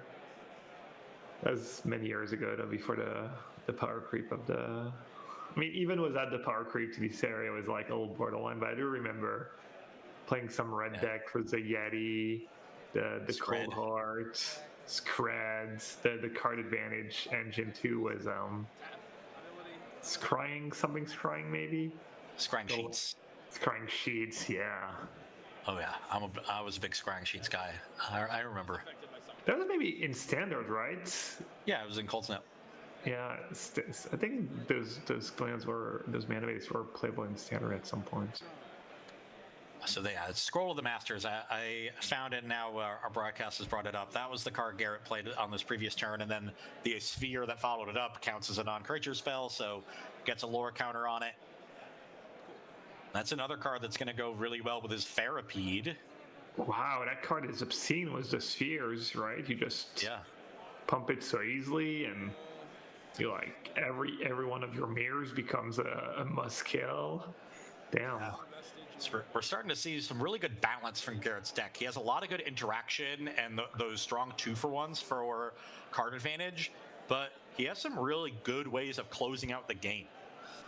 Painsmith, Scroll of the Masters, these powerful pump effects that synergize well with the chromatic Sphere aspect of the cube have allowed him to be a lot more aggressive than what we saw from Sam Black in the first 2 rounds. Yeah, we see the gremlins that could potentially deal with the Scroll.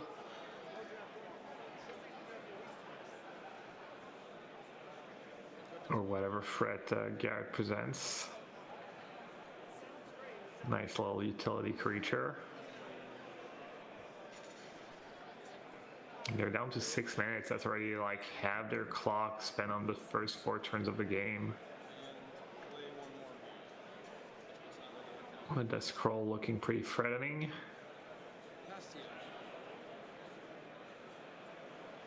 Up to 3 counters.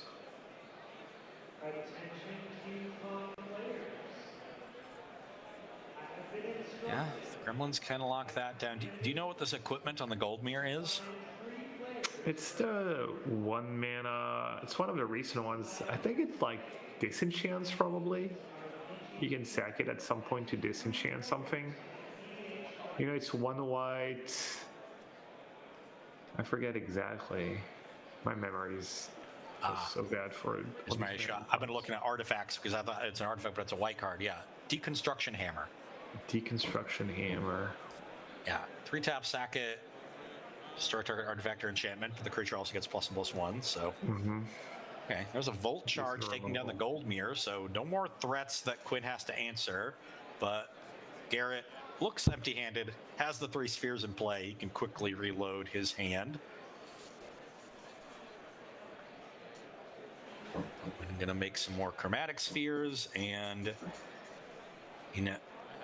things looking relatively even. Players have traded a lot of resources. Garrett has a lot more spheres. Quinn just has cards in hand, but they're relatively even on total resources, both high on life. So players are going to have to get a move on if they want to finish this game. They are approaching the 4-minute mark here.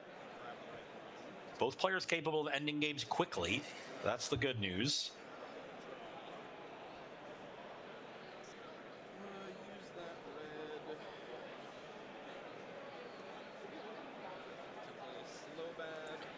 Here's that's Slow Bad Goblin Tinkerer. Yeah, lets you sack an artifact to give indestructible to one of your creatures. Yep. 1/2 for 2 gives an indestructible to an artifact. And more spheres. So we're probably gonna see the gremlins lock down the Scroll. Yeah, you'd think at this point you don't want that Slow Bad getting big unless Quinn has another removal spell. And Gremlins will lock down the Scroll even through Slow Bad's protection, so. Can Quinn get something proactive going of her own? That's what she's missing right now. Free Jam Regent, Mirror Enforcer, the Corpse Jack Menace that has just been sacrificed as a sphere.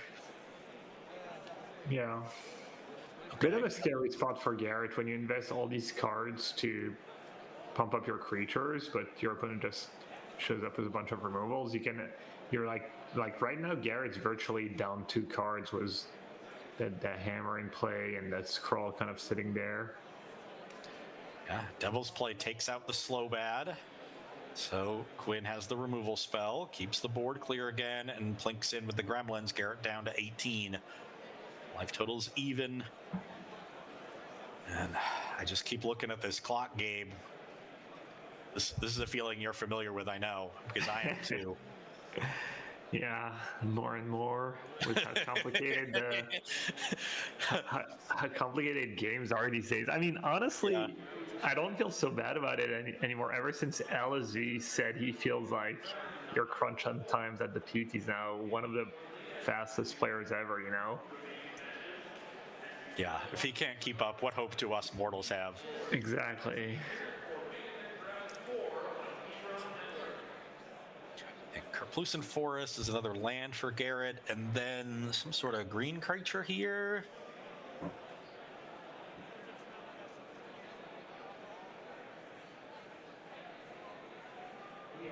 That's not Sandstorm Salvager. It's not Viridian Shaman. That's got to be Obsessive Skinner. Ooh. I have no idea what that does, but sounds nasty. The 2-mana 1/1 enters with a +1/+1 counter, or put a +1/+1 counter on target creature. Garrett put it on the Skinner itself, since that was his only option. And if he has Delirium, he gets to put a counter on a creature each upkeep. Okay. Not sure if he has Delirium, but yeah, definitely easy to achieve in this format. Yeah.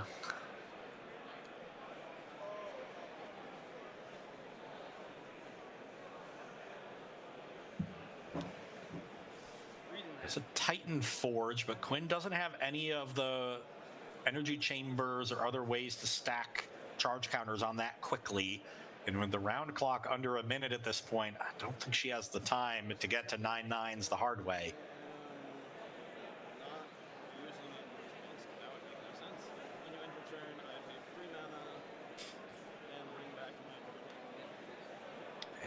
Garrett returns a Drownyard Temple from his graveyard. So now a bunch of mana to work with. 6 lands in play. Did not trigger the Skinner on upkeep, so I don't think there's Delirium.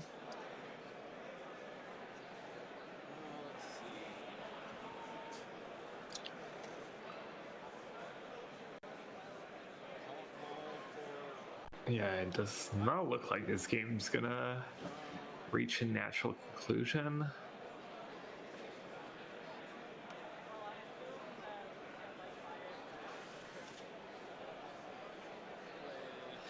It's going to be tough. It's going to be tough, that's for sure. There is the round clock hitting 000s. So Garrett is going to be turn 0. There will be 5 more turns after this. And if the game is not finished by then, it'll be a draw, which will leave Garrett Rubenstein at 2-0-1 and Quinn Gilboa at 1-0-2.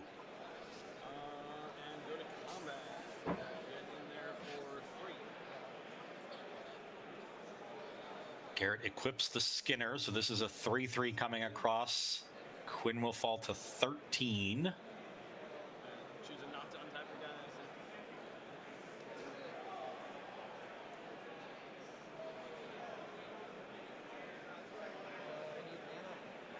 Tech Edge taking out a land, so very few resources for Quinn to work with. See a Spawning Pit in hand, that's no help. Tel'Gelad Chosen, too slow. Soul Diviner, can cast that, but at this point it's just a 2/3. Okay, we've come back into the booth. I'm assuming that match finished with a draw, but we'll get confirmation from the coverage staff. Okay, back into the match. Now here. Right. Apologies for the tech issues here. We're going to try to get back to the match. See if somebody can pull out a miracle win, but this is most likely going to be a draw. Yeah, it looked like it was going to be.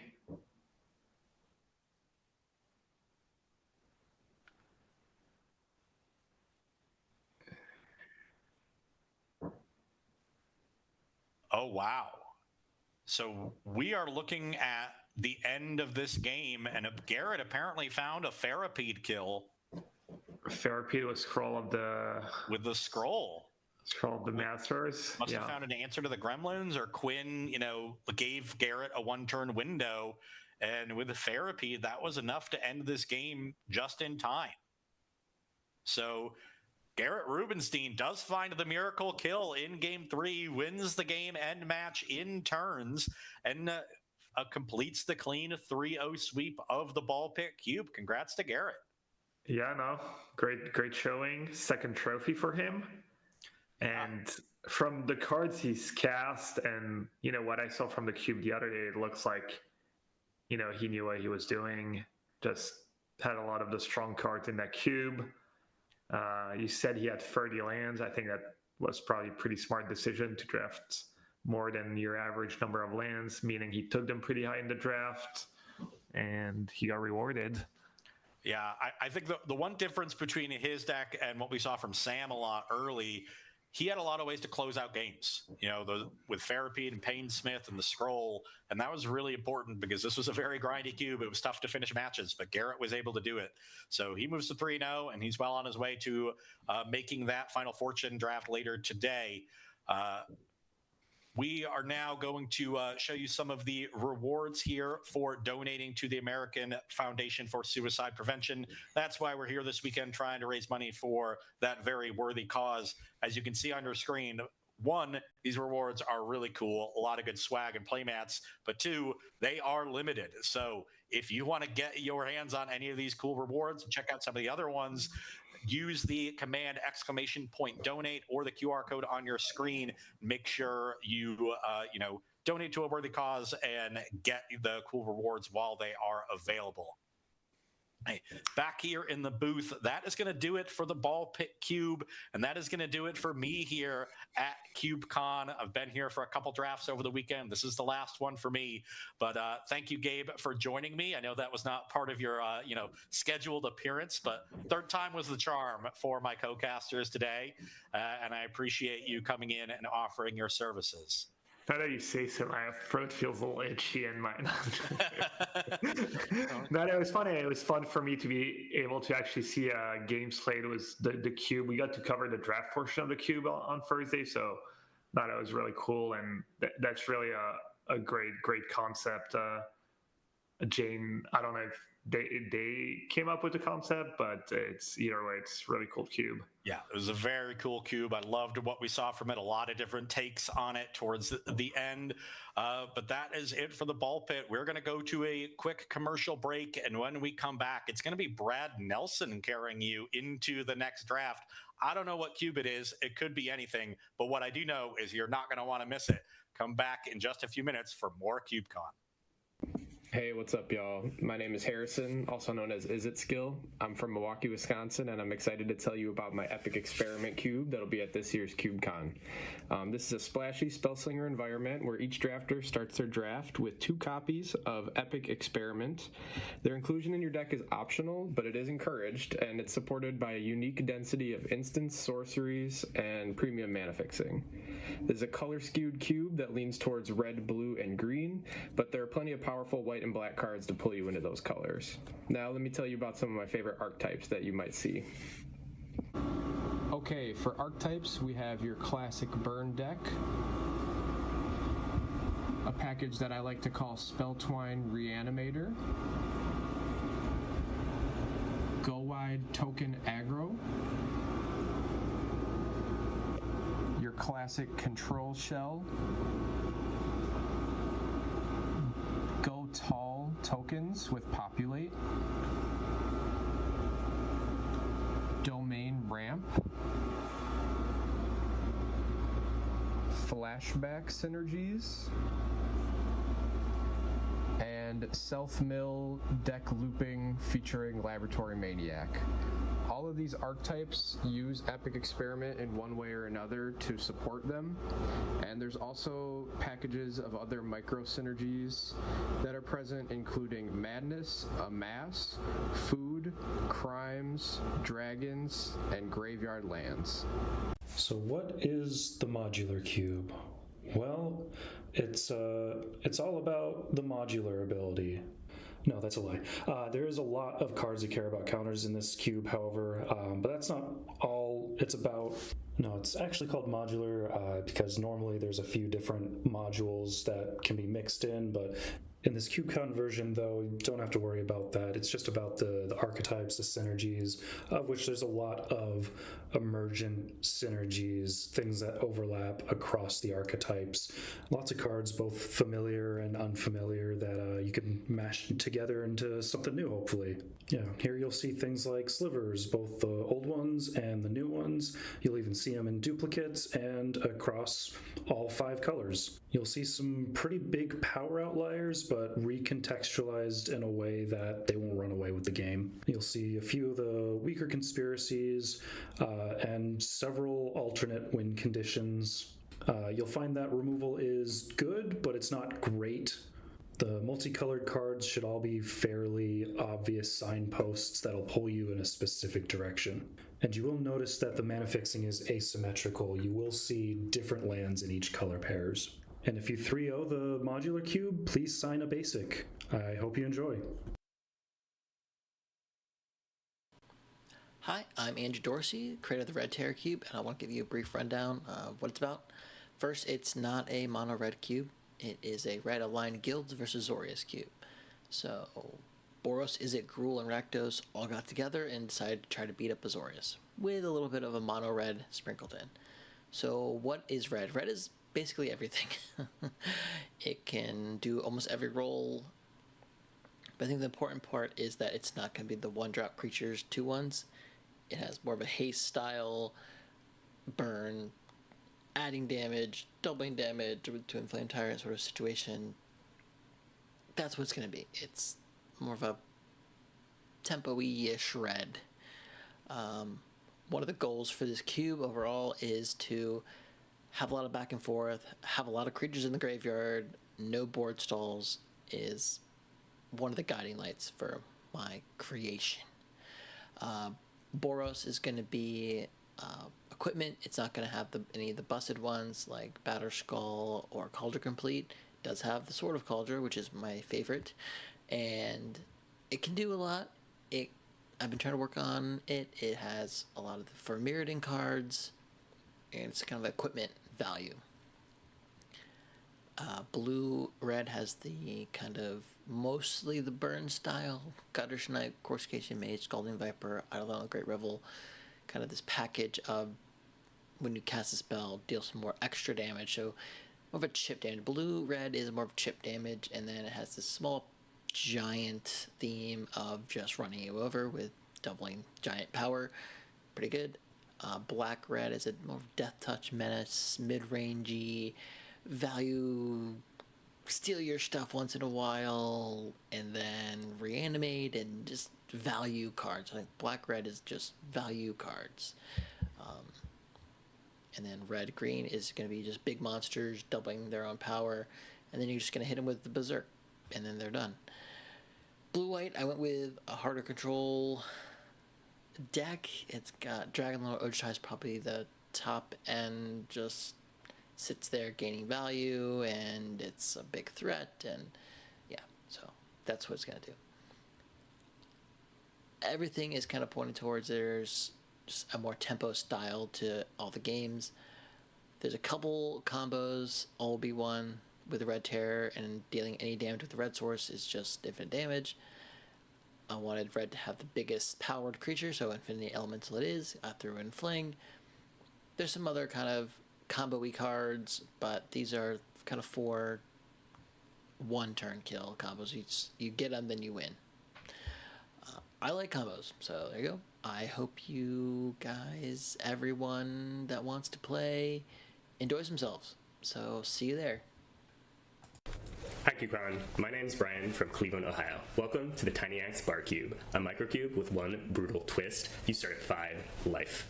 Shout out to BoltCube for the inspiration. Tiny Axe strives for nuanced card evaluation and creative lines through low starting life totals, graveyard recursion, and near-perfect information in the second and third games of a match. Before I begin, feel free to scan the QR code down there for an in-depth primer. Tiny Axe has some unique rules that radically change card evaluation, so let's start there. The biggest change of all, each player starts at 5 life, like I said. It's a microcube. That means the card pool and deck sizes are tiny. Card pool is only 160 cards. The draft consists of 2 packs of 10 cards each, and each deck must be exactly exactly 15 cards. Because of the small deck size, we throw out the rule that says basically you lose if you try to draw a card and your library is empty. Finally, as if this cube didn't have enough little weirdsies, it's also a bar cube. And what's that mean? There's no counters, no dice, no planeswalkers, and the only token in the whole cube is food. And as you might imagine, food goes pretty hard when you start at 5 life. Couple deck building tips here. For 15 card decks, you really want to have 5 to 6 lands. Make sure you have enough mana sources to cast all your spells and use all your abilities, and think about how many times you might want to use an ability in one turn cycle. Games often reach a point where both players have empty libraries, so it's crucial to include ways to recur key cards from your graveyard and exile threatening cards from your opponents. And like I said earlier, or alluded to, life gain is way more impactful, so food are great. A simple heuristic to reevaluate any card that has life gain on it is just imagine the life gain was 4 times as much.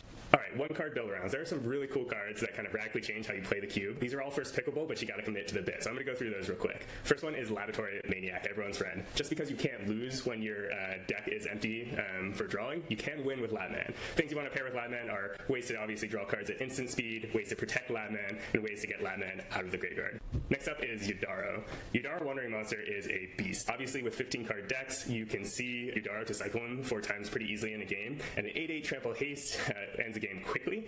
Things you need to pair with Yudaro, ways to keep the board clear so you survive to cycle him 4 times, ways to gain life and draw cards like Candy Trail, and then Tomb Trawler is a really good pairing because A, it's a good blocker, and B, your opponent is going to try to exile Yudaro from the graveyard with the cycle, like with the shuffle trigger on the stack. So you have to get him back into your library before they exile him, otherwise your whole game plan might fall apart. Finally, Feasting Troll King. It's a beast. If you can cheat Feasting Troll King into play on turn 2 or 3 of a game, you are likely going to win that game.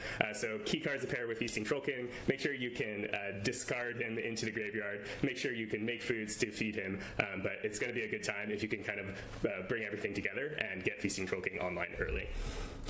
A couple notes about things that aren't in the cube because they would just be kind of broken or make the cube not fun. No land destruction. With 5 to 6 mana sources, any sort of land destruction could shut off your complete splash color or something like that. Direct damage, no damage that goes to the face. It'd just be too broken. Lightning Bolt would be the best card in the cube by a country mile. And finally, to support the whole like recursion subtheme when you're supposed to be looping things out of your graveyard, so the only way you can exile things is from the graveyard. Yep. And that's it. Hope you have a blast at CubeCon. I always do. And if you see me, if you play Tiny Axe, say hi.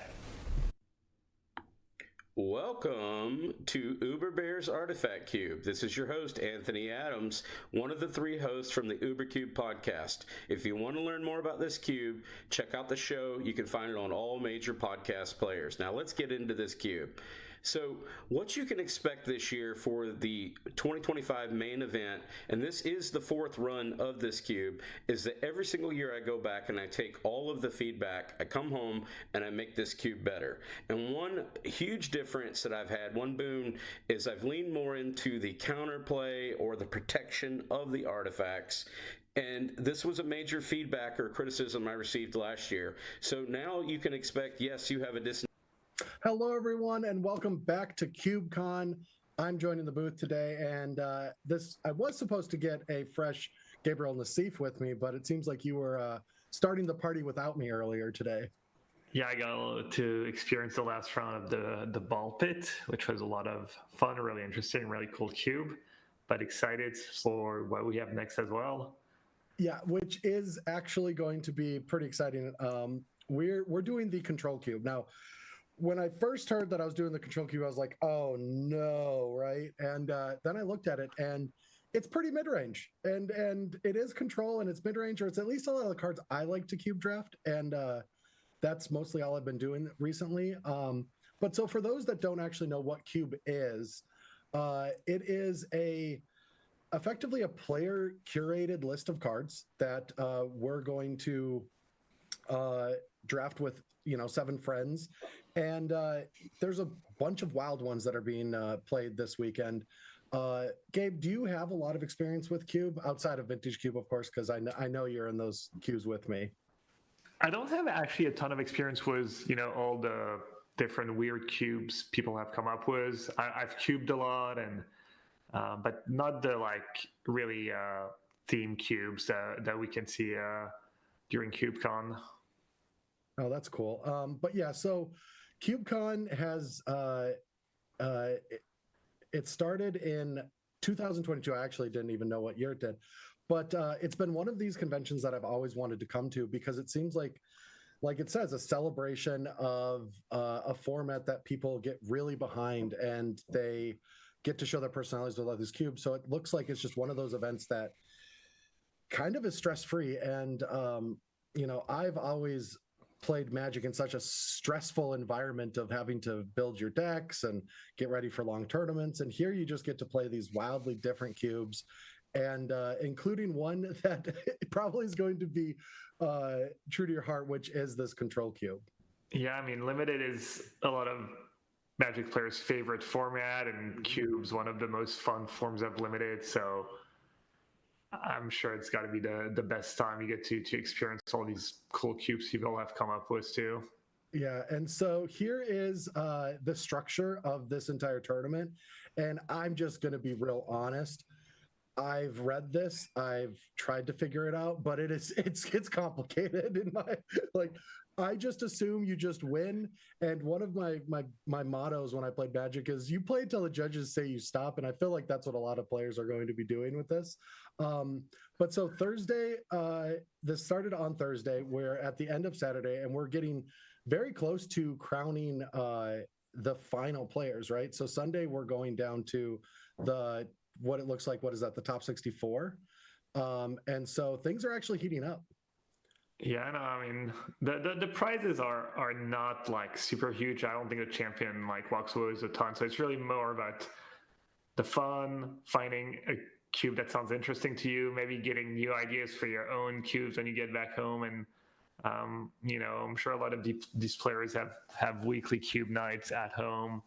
Also, it's really cool for all the people who bring their cube. They probably get a lot of feedback, how to make it better, etc. So that must be really cool and interesting for them. Look at us. Yeah, and finally, the entire team that has been commentating all weekend, I feel like, are we the last two to be on camera? I do believe that is true, because I've heard a lot of these other voices throughout the weekend. Yeah, I was a tiny bit on camera on Thursday. I was on for the first draft. Few tech issues, but it looks like it's been pretty good since. So yeah, and all of those commentators are here to promote a good cause. So !donate in the chat will take you to this page. We are raising money for American Foundation for Suicide Prevention, and we're trying to hit that goal by this end of the weekend. So if we can scroll down a little bit, we can show all the rewards that are possible throughout all of this.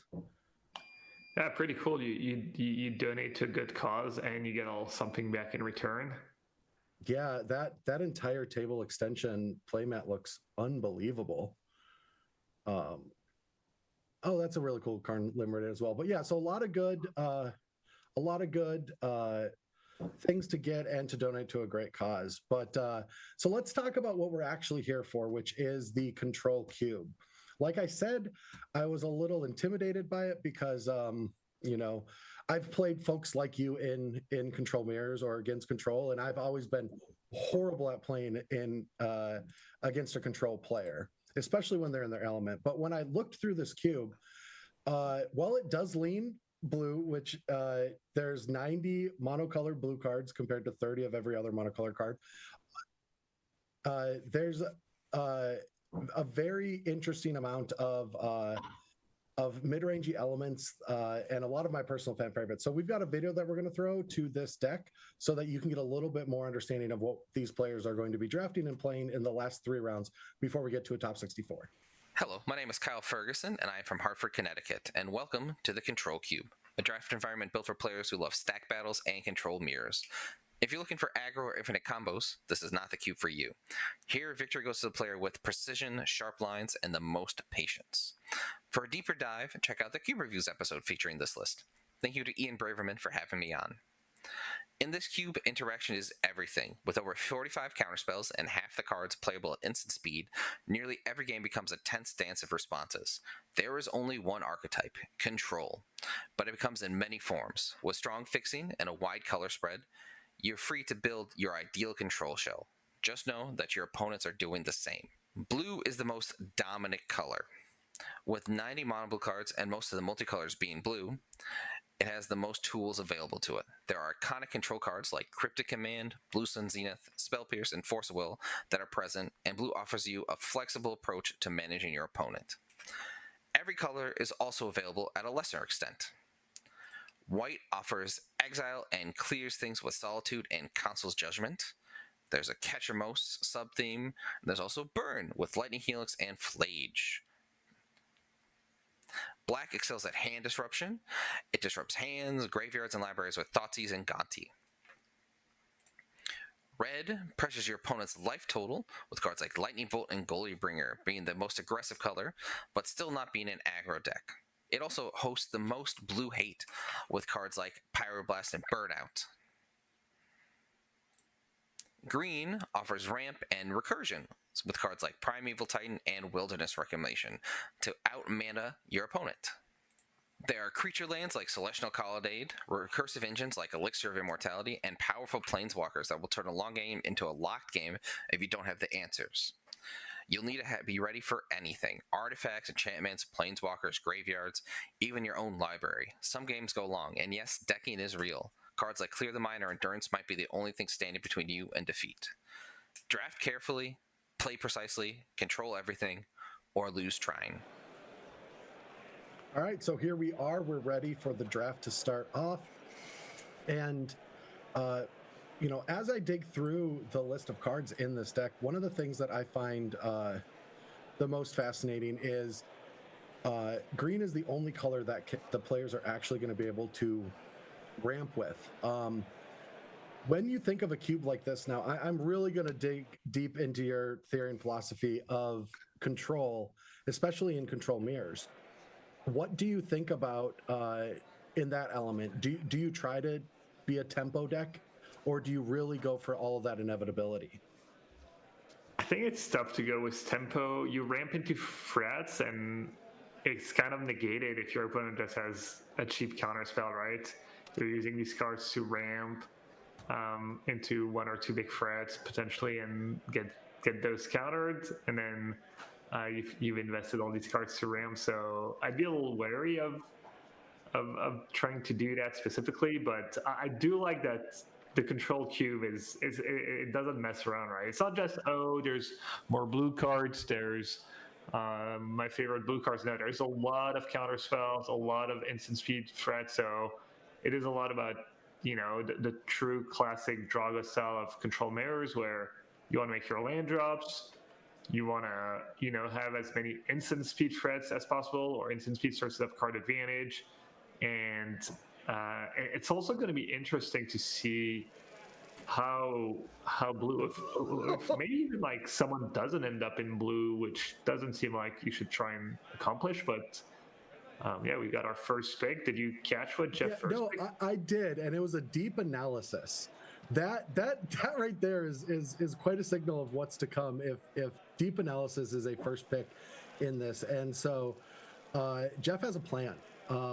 And so we see Jace Viren's Prodigy at the top of the list, which probably is a very good 2-drop, can sneak through against potentially any of the counter spells and become that card advantage engine in the late game. Yeah, Jace just really powerful card. I mean, it's he plays in Modern. I think that the power level of the cube is around Modern, right? Modern power level. No power. You've got a card like Force of Will, but I would say mostly expect something like Modern power level cube if you've played that on Magic Online. And deep analysis is a lot of card advantage, but it is sorcery speed, so you can get punished for tapping out in this cube. A lot of unforgiving threats, right? There's a bunch of powerful planeswalkers, Primeval Titan, and we see like 2 great control threats, Shark Typhoon and Commence the Endgame, right? Yeah, and then even a Fairy Mastermind to get under. All 4 of these just are great cards. But yeah, Shark Typhoon and Commence the Endgame seem like windmill slams to me. It's difficult. I want to know what the other 2 cards were in the pack, because I would feel like I feel pretty comfortable playing any of these at the end of my turn. So yeah, Yeah, I think I would be between Shark Typhoon and Fairy Mastermind. Maybe don't spend one of my early picks on the 6 mana spell, but I like that Shark Typhoon pickup. And we see Cryptic Command move to the front of the pack. We said there was roughly half the cards in the cube are blue, and the mana fixing reflects that. So the downside of Cryptic Command, it's a lot of blue mana, but you want to be blue anyways, and most of the dual lands are blue. So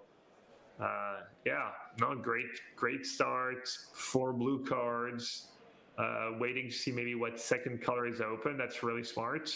And I like what Jeff is doing. Yeah, no, and taking a Cryptic Command, one of the ultimate blue control cards. Yeah, truly an iconic card, often associated with Guillaume Wafutapa. Yeah. One of the best, if not the best, control players of all time. Wow, Jace the Mind Sculpture. Speaking of greatest of all time, just showing. I mean, we're showing our age if we're saying Jace the Mind Sculptor is the greatest of all time. I'm surprised to see such a powerful blue card still in the pack. I think you should prioritize just blue cards early in the draft, like Jeff is doing, and I'd be pretty thrilled with that start.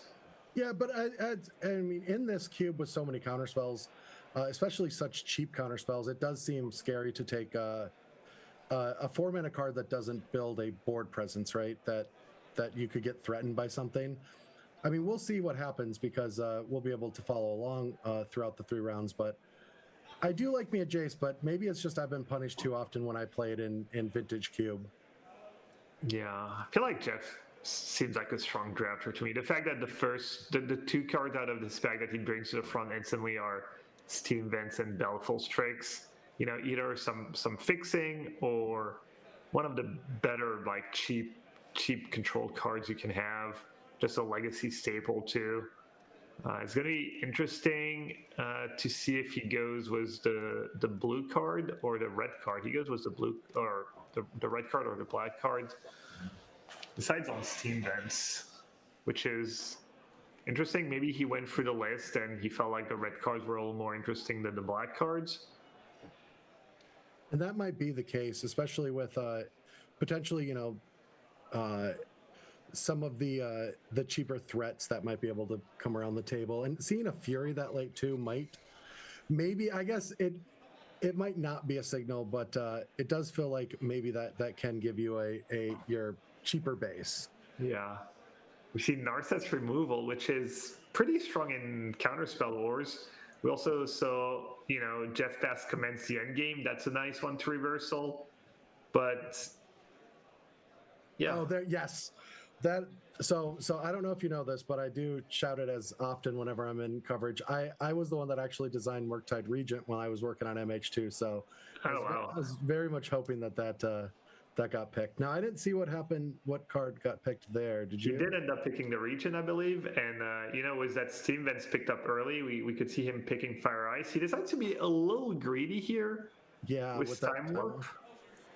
Which I don't hate. One of the best uses of Time Warp is having an active Planeswalker in play, and we see he already has Jace Jace and Jace Wrench Prodigy and Jace the Mind Sculpture. He also has a way to replay the Time Warp in Jace Wrench Prodigy, which is a good way to get more mileage out of a card like that. So yeah, just solid picks so far for Jeff.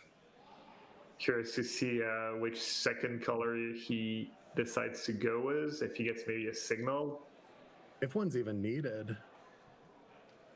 Oh. I'm trying to figure out what card that is. Yeah, the alt arts are not enough, or weird cards. We need a little like blur to on top to. Yeah, Rashad's really testing us here. Yeah, it's Mysterious Stranger. It's a flash 3/2, and when it enters the battlefield, for each graveyard with an instant sorcery, exile target instant sorcery from that graveyard. Choose one of at random. Okay, that's pretty interesting. That card seems really powerful, and ideally you want as many of your threats to have flash. just as many instants as possible, as many of flash threats. And when you look at the cube, there's a lot of these threats are flash. There's a cool black card's like 5 mana, 5/3 flash, kills a creature. He decides to take Dust Bowl. Yeah, well, clearly not a Fallout 4 player, because Mysterious Stranger, when that shows up, you automatically win that fight. Yeah, I think that's the first pick of Jeff's that I don't really like. He already has the Steam Vents. I feel like does look like a really great threat to me, really solid card. And typically in your control deck, you don't want to sacrifice your lands and spend mana on doing it. I feel like Dust Bowl's maybe more important in a format where there's a lot of creature lands, which I'm not sure this format has, but we'll see. It used to be a good control card. It used to, I remember playing mono blue back in the day, and after Wasteland rotated, the blue deck had to play a couple Dust Bowls to deal with the random creature lands that people had in their deck. So one of the things that I could say defending that pick is there are few ways to interact with the lands that can generate creatures, and those do feel like very high picks to me. Utility land picked up. Yeah, always nice. When in doubt, nothing stands out.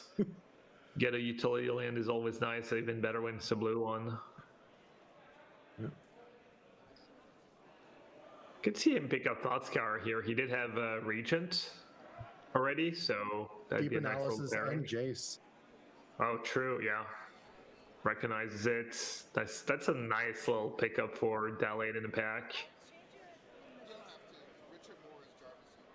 And I believe that's a Charter Course as well as a Peak. I love Peak. I've played Peak in Constructed. Knowing your opponent's hand when you're playing a counter battle can be huge, right? You take a look, coast is clear, slam the Jace.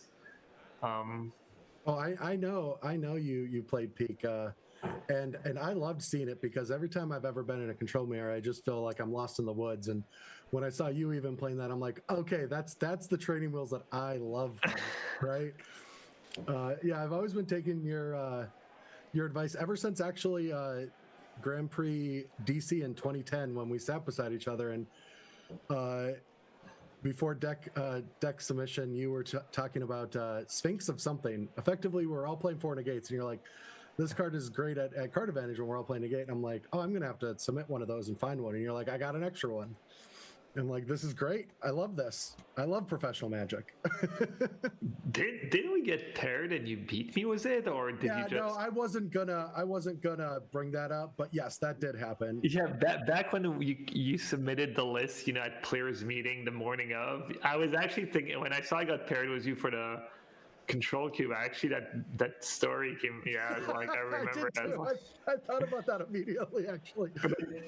Do you end up winning that GP top 8 winning? No, I won that. That was my first GP win, and I did beat you with drawing the Sphinx in game 3 when you just had negate, like the exact scenario. You were the only person in the room that had it, and then you gave it to one other person.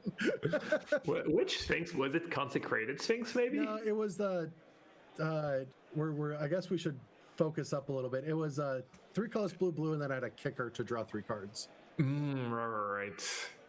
Ooh, that's a nice opening pack. Red Blast's got to be one of the best cards in the cube, and I mean, I wish he had committed to red maybe a little earlier. Was that red creature? He has his Team Vents. We see a Hall of the Storm Giant too. Null Drifter's card that he plays in Modern. That card's always nice. Counter's not very useful, obviously, against the cast trigger of the Eldrazi. Yeah. Ooh, and a stock up. I mean, I don't think, unless you don't think you're going to be red, you have to take the red Elemental Blast. Even when that Steam Vents was picked, I was thinking, if you get lucky to open one of those 2 cards, because they probably don't go too deep.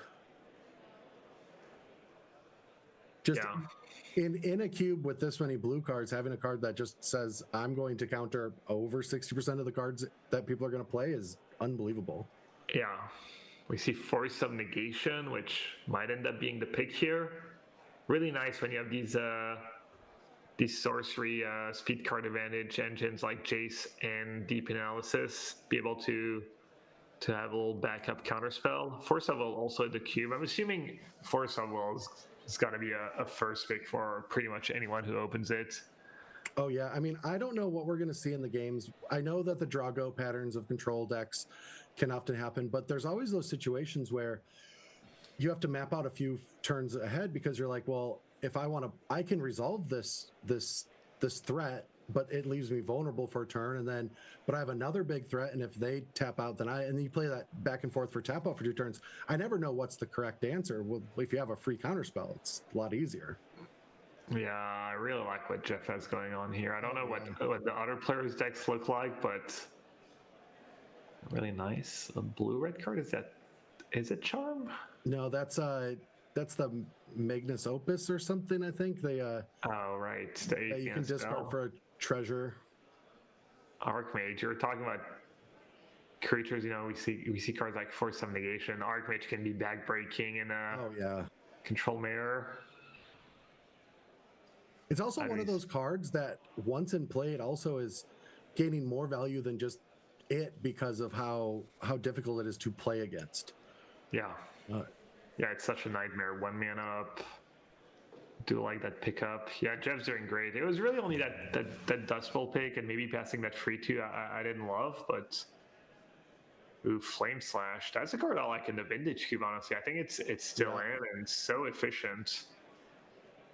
Yeah, I also picked that quite highly. See, Commit to Memory, Dresdown, one of my favorite current modern cards. I actually like to have 4 in my control list. I'm not sure it's that effective in this cube necessarily. Yeah, even there's not just a lot of cards that can get under a person. There aren't any of those backbacking 1-drops like Ragavan that is going to take over a game. Damn, Burnout. That's such a classic. I don't even know what that does. It's a red and 1, counters, I think it used to be an interrupt, so counters an instant, and you draw a card at the beginning of your next upkeep, so it's one of the best cards you can have in Control Mirrors. I would love to see Jeff pick that up, but Blue-Red Land is tempting. I would have picked the Burnout. So now how does it work now? So it's just any blue instant, or does it have to be a counter spell? Like I'm assuming it says instant now. Okay. Yeah, I guess a lot of people don't even know what an interrupt is. So for those of you who don't know, I didn't. it used to be that you had your instants and you had your interrupts, and counter spells. All the counter spells were interrupts. Yeah, and mana sources. So Dark Ritual was an interrupt, and yeah, Burnout was so. The way our cube is basically it was one of every good card ever printed, and so that was like 25 years ago. So every year the cube got bigger and bigger, and we would draw the entire cube, and we played multiplayer style. And there's always a blue player. So Burnout was actually one of the better cards in that cube already, and I would have just picked that, but maybe he just read intro. He's like not sure what the card even did. It's gonna be a blowout in this format. I know it's like potentially basically 2 mana dismiss. Vendilion Clique, not a classic. Doesn't see as much play these days in Modern. Not at all, really. Maybe it does still play on Legacy. I'm not sure. Do you play Legacy, Brad? Do you play? No, I haven't played Legacy in years. The only real Magic that I've been playing recently is anytime a deck interests me from Modern or Standard, I'll throw it up on a digital platform and play a little bit, or just every time Vintage Cube is on. That's usually my my way to interact with Magic. I don't even know what that card was, but yeah, Vendilion Clique is actually one of my favorite cards of all time. Again, I love seeing information. Yeah, Sorcerer's Spyglass, kind of nice card against Planeswalkers in this format. Maybe more of a sideboard card, but yeah, that was one of the first kind of underwhelming packs we saw Jeff have. The packs are pretty much all good playable cards. And we saw no red cards. The blue cards kind of running out too. Jeff still had a nice little pickup. All right, so what do we've got here? We've got Adventure Removal Spell, a Delver of Secrets. That takes me back 10 years ago. Yeah, Delver of Secrets. Good, cheap threats. Ideally paired was Brainstorm. Yeah, over. I saw the tome. I would have assumed a card like that would be interesting in a format like this, but maybe it's not as slow as I'm predicting. Ooh, and that could be a nice payoff for these dual lands Jeff's been picking, the Crackling Drake or Hole of the Storm Giant. That's a tough pick. Maybe when in doubt, go with the land. Yeah, just having too many 4-drops, too many that are sorcery speed could cause a problem. We already have a few, right? We have Jace and Glenelendra. Yeah, double red on turn 4 is also not going to be trivial, even if Jeff already has a couple dual lands. Yeah, I like that pick. Yeah, I like that pick too.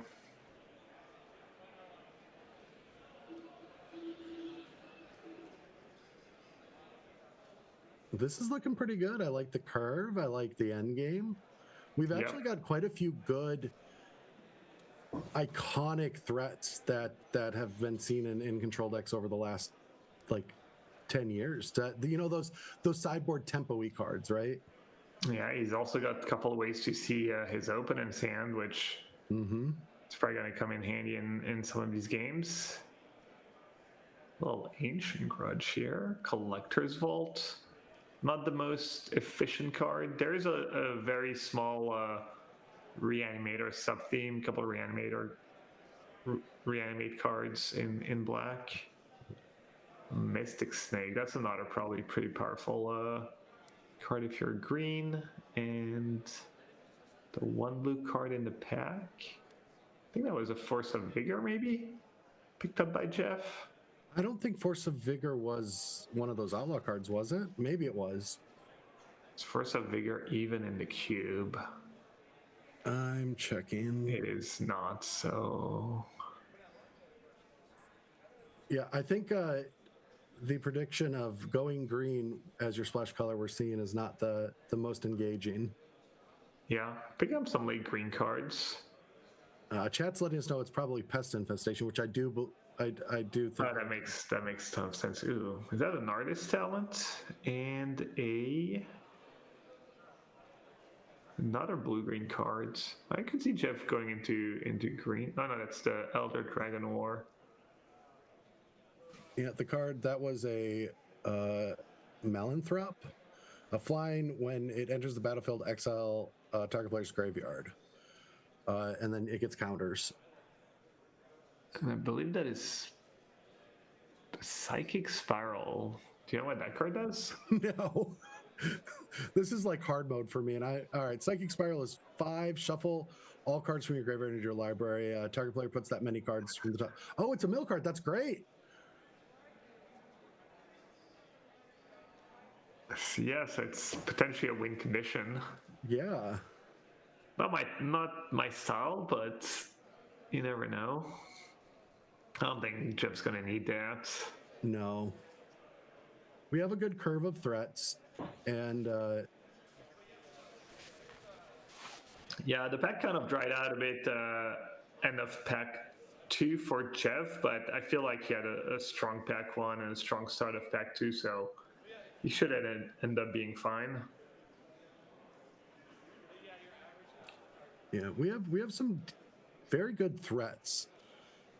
And so, I don't know what the focus would be here, but I would assume that the one thing that we're a little, Jeff might want in this next pack is some of those cheaper removal spells to help win a few more counterfights, or at least be able to go threat plus engage.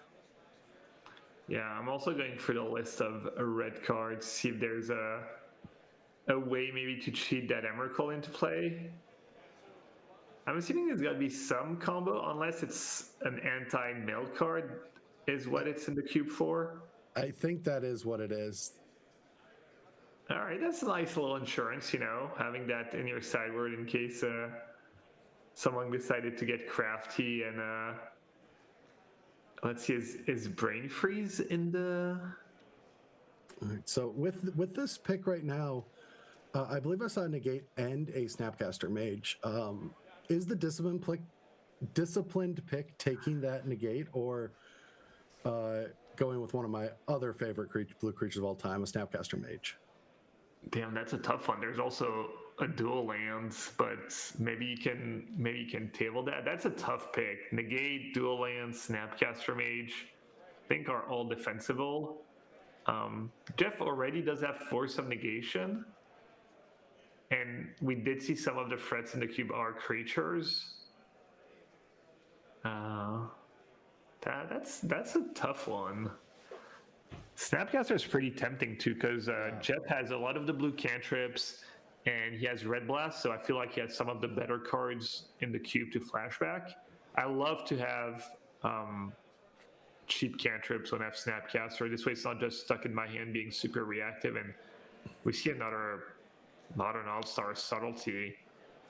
That card seems really strong to me. Just a threat. It's just such a huge tempo swing. If you get something for 4 mana, hard casting it, I think I would take that. We talked about him having Chase Deep and these strong card advantage engines, and yeah, I love that pick. Yeah, I really like Miscalculation, especially in those games where land drops are the most important, and those do occur in when both decks are base control. But this goes with that strategy, right? So I love me a Miscalculation, but when in doubt, take a card from Modern Horizons. Yeah, wow, Censor. One of my favorite cards of all time. I used to love that card in Standard, as well as Pioneer. Not as effective in Modern, but is that? No, that's not. I was going to say, Archmage Charm. Search for a Scan, actually. Yeah, there's a lot of really good cheap Wait, cards. there's Mystic Confluence in that pack too? Wow. Yeah. That's a tough pick. I think I would be between Mystic Confluence and Search for Escanta. I feel like Search for Escanta could really run away with the game. You also have Thought Scour. It feeds the regions, and probably not a ton of counterplay to it. I'm assuming there's not a ton of disenchants. That's a really tough pick. I feel like I would have gone with Mystic Confluence. That card's an all-star in the Vitchin Cube, or maybe not an all-star, but a really strong card. Charm, a little tougher on the mana, and a little less powerful, obviously cheaper. Yeah, so personally, I would. I just have so many horror stories of losing to Search for Escanta and Control Mirrors, where they might draw a few cards here and there, but the inevitability that it creates, I'm just always so scared of it. And the acceleration. Yeah, I will say, Jeb's deck and people in this Cube's deck in general probably have more creatures than your average control deck. So I could see Search for Escanta actually being a little less effective that way and breaking way more than it would. So yeah, that was a really tough pick, and Charm's definitely a reasonable one. Another great flash and threat in that whale, and then what do we've got there? Artifact removal, a counterspell, and then another great flash threat. Yeah, I might just go with the Sabotage here. Just solid counterspell, Surveil 1. Really solid card. You always need some meat and potato cards in your deck. Yeah, Drunner is fine. Creatures are cool, but I'd be a little worried to end up with a draw with a few creatures that don't do much and losing to the powerful cards. Amber's Shieldbreaker. I would like to see Jeff pick the Sabotage here, but not an easy pick. If anything, I feel like maybe the Whale is better than the Drowner in a pure control deck. Yeah, especially when there are a few very good artifacts that are going around the table that would be very difficult to beat if they do resolve. So I can see defending getting at least some interaction for that, but like you said, I like just taking a counterspell or a larger threat and just moving on. Yeah, you have to keep in mind you have Delver of Secrets. It's not much, but it does add up, right? Every creature you take makes your Delver worse. Probably makes your Murktide region worse as well. So the Whale, I think that's probably like between that and Sabotage for me. So don't mind that pick. Pretty solid too. Shivan Reef Probe. He might have a little monopoly on seeing his opponent's hand. He already has a Vendilion Click and Peek. Probe, one of the greatest card ever printed.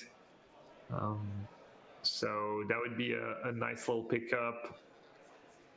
Especially we talked about him having a few bag-breaking threats. Even just seeing what your opponent has for potential turn 2 Vryn's Prodigy, you know? Mm-hmm. No, that is exactly it. There's a lot of cards that these are synergizing with, and you're also playing this tempo-y game, so you get to know which levers to pull at which times. Yeah, Arcana is super tempting. That card can run away with the game.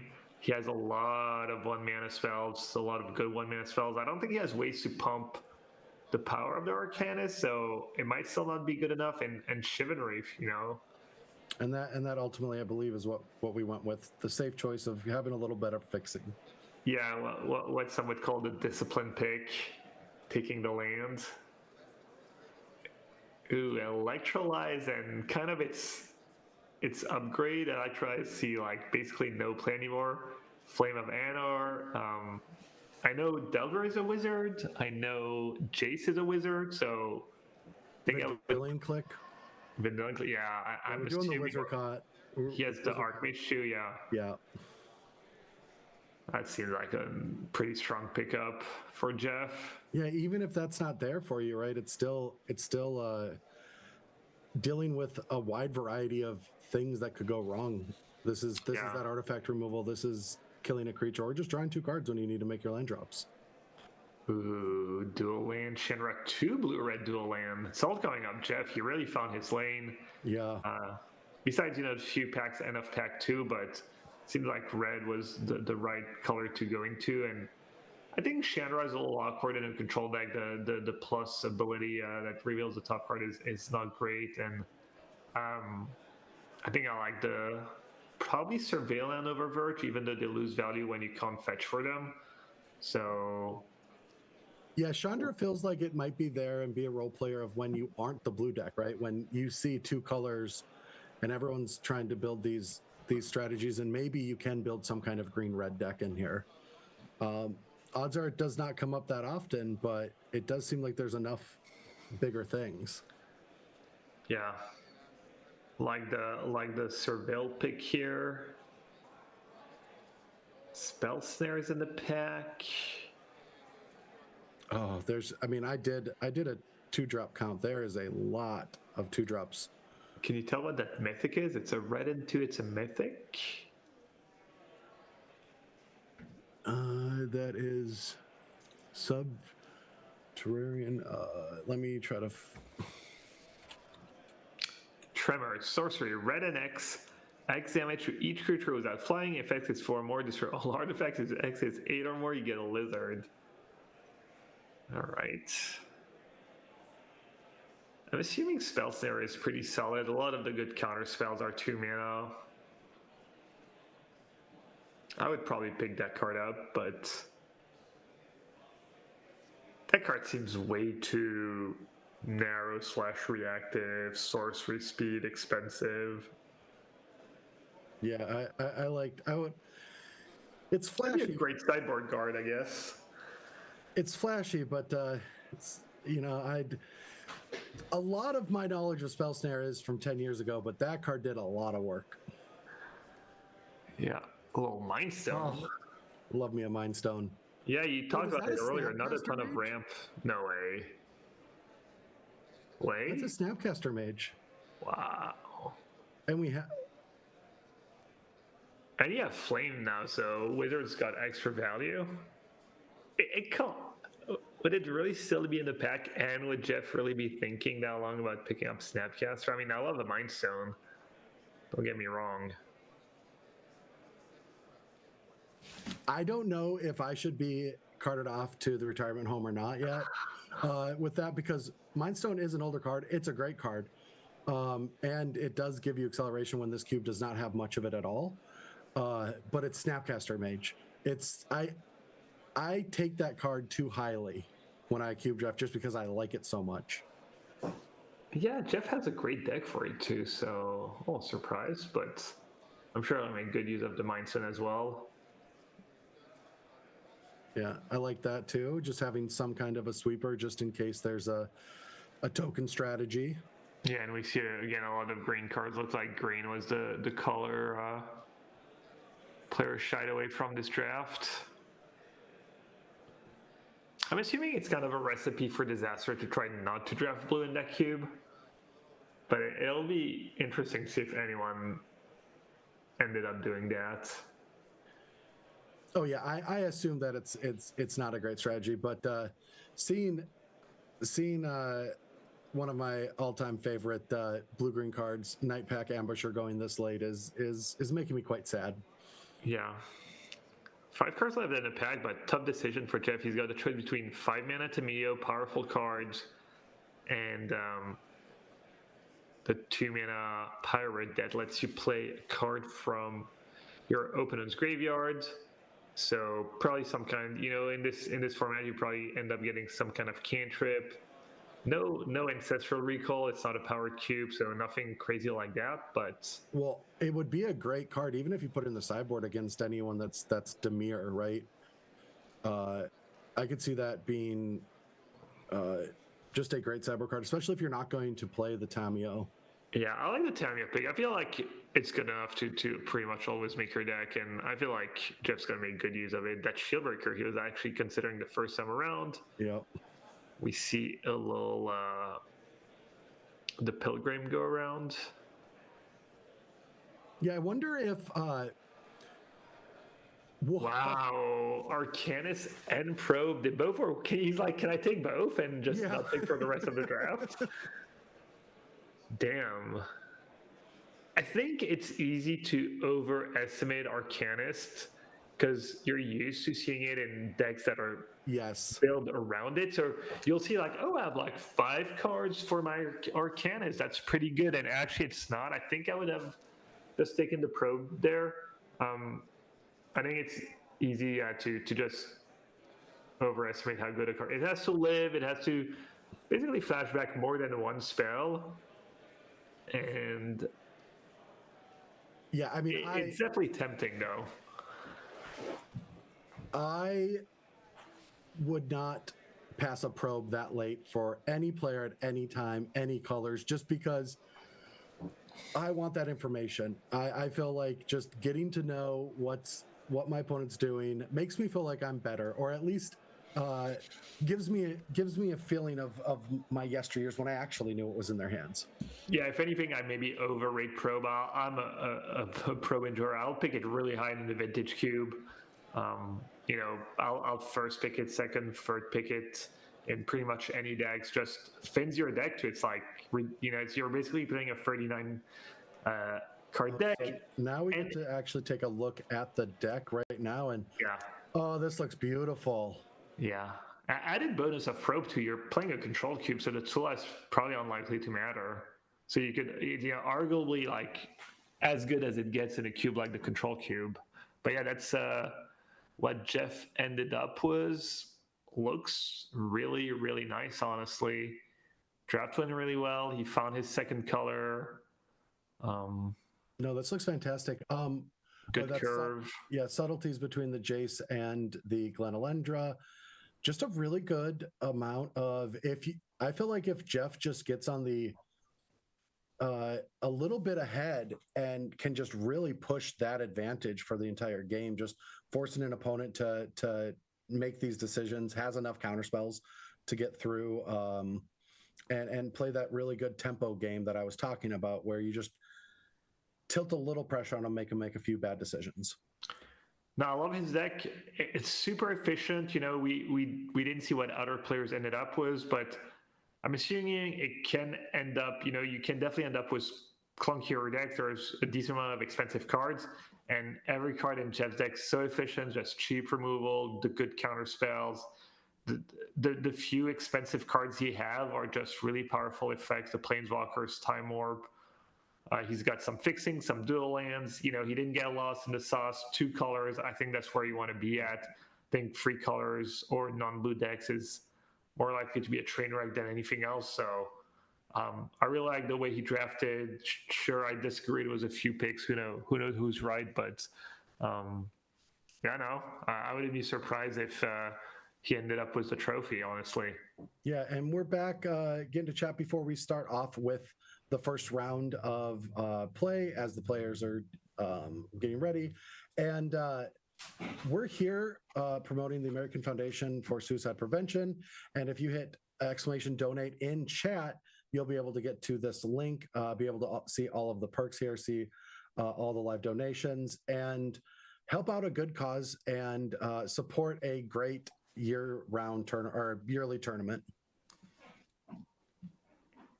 All right, so we're going to take a short break before we get into all of the action.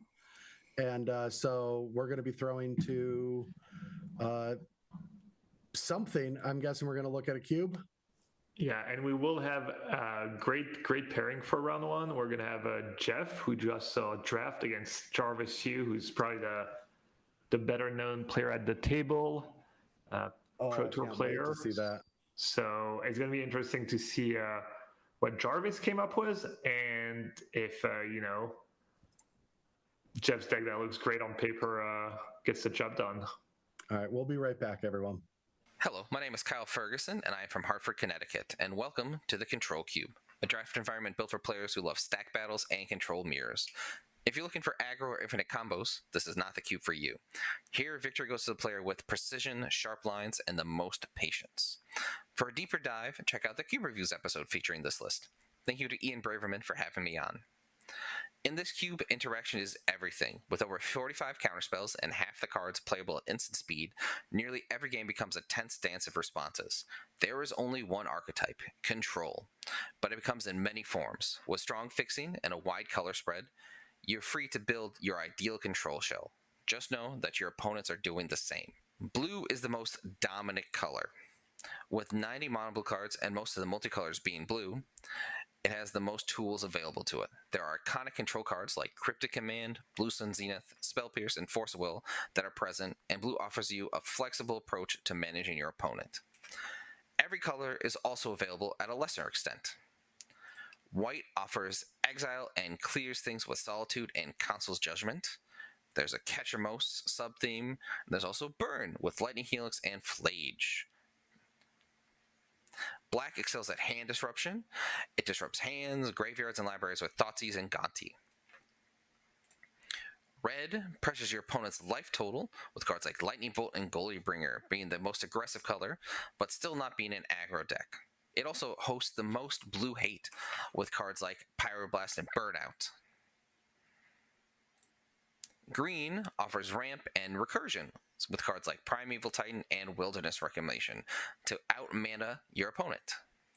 There are creature lands like Celestial Colonnade, recursive engines like Elixir of Immortality, and powerful planeswalkers that will turn a long game into a locked game if you don't have the answers. You'll need to be ready for anything. Artifacts, enchantments, planeswalkers, graveyards, even your own library. Some games go long, and yes, decking is real. Cards like Clear the Mind or Endurance might be the only thing standing between you and defeat. Draft carefully, play precisely, control everything, or lose trying. 100 Ways to Draft is a peasant build-around cube with a twist on the drafting portion. During the draft, you will start with 3 packs of 15 cards, as well as a Clockwork Librarian. This card allows you to pick 2 cards from a pack.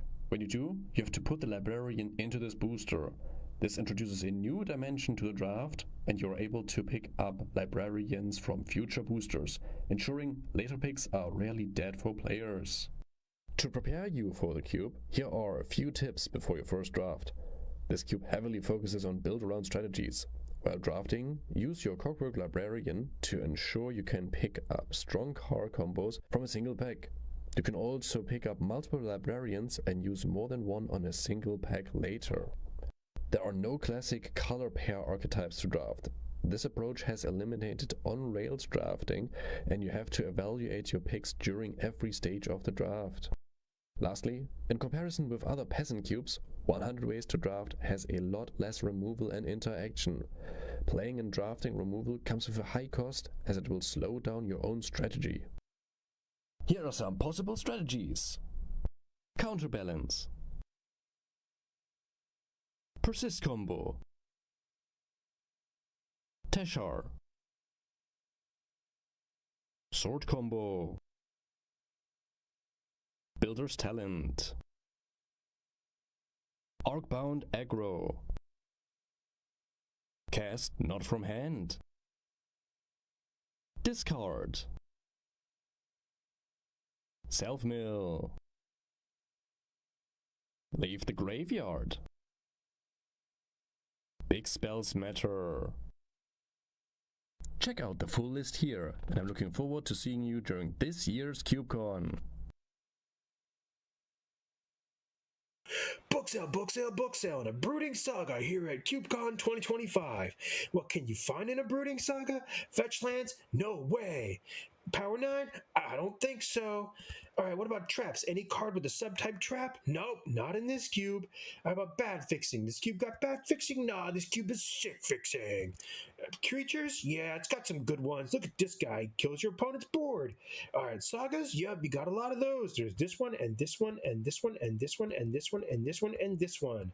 Alright, who's this cube for, though? That's a great question. I'm glad you asked. People like to do a lot of reading. Bring the reading glasses. Gonna need them. Thinking caps? Yeah, bring those. Gonna need that. Definitely. Alright, non-singleton nature? Yeah, of course. Gotta get that gameplay consistency.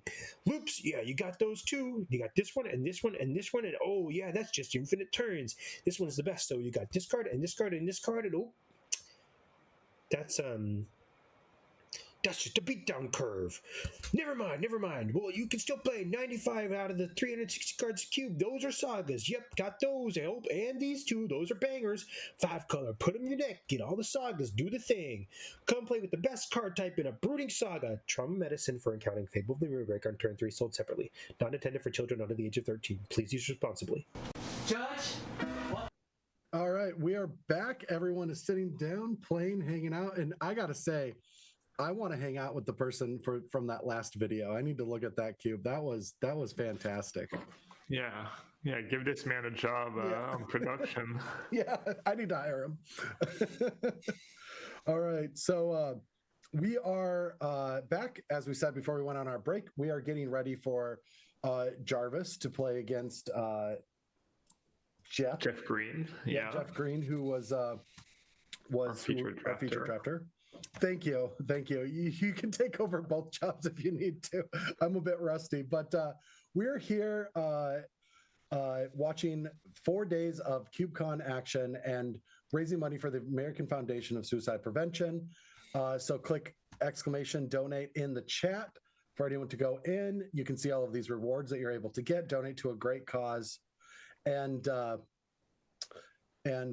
be a part of this great community. So it's been 3 years where I've known about CubeCon, and I haven't been traveling as much as I used to. And now that I'm here commentating one, this is just the long con to get me to go to one finally, because I'm getting the itch. Seeing people playing these cubes, actually taking a look at all of these cubes, it made me even think like I wanted to build a cube from looking at all of these cubes. So before we get to the match, I want to ask you, would this be a fun cube?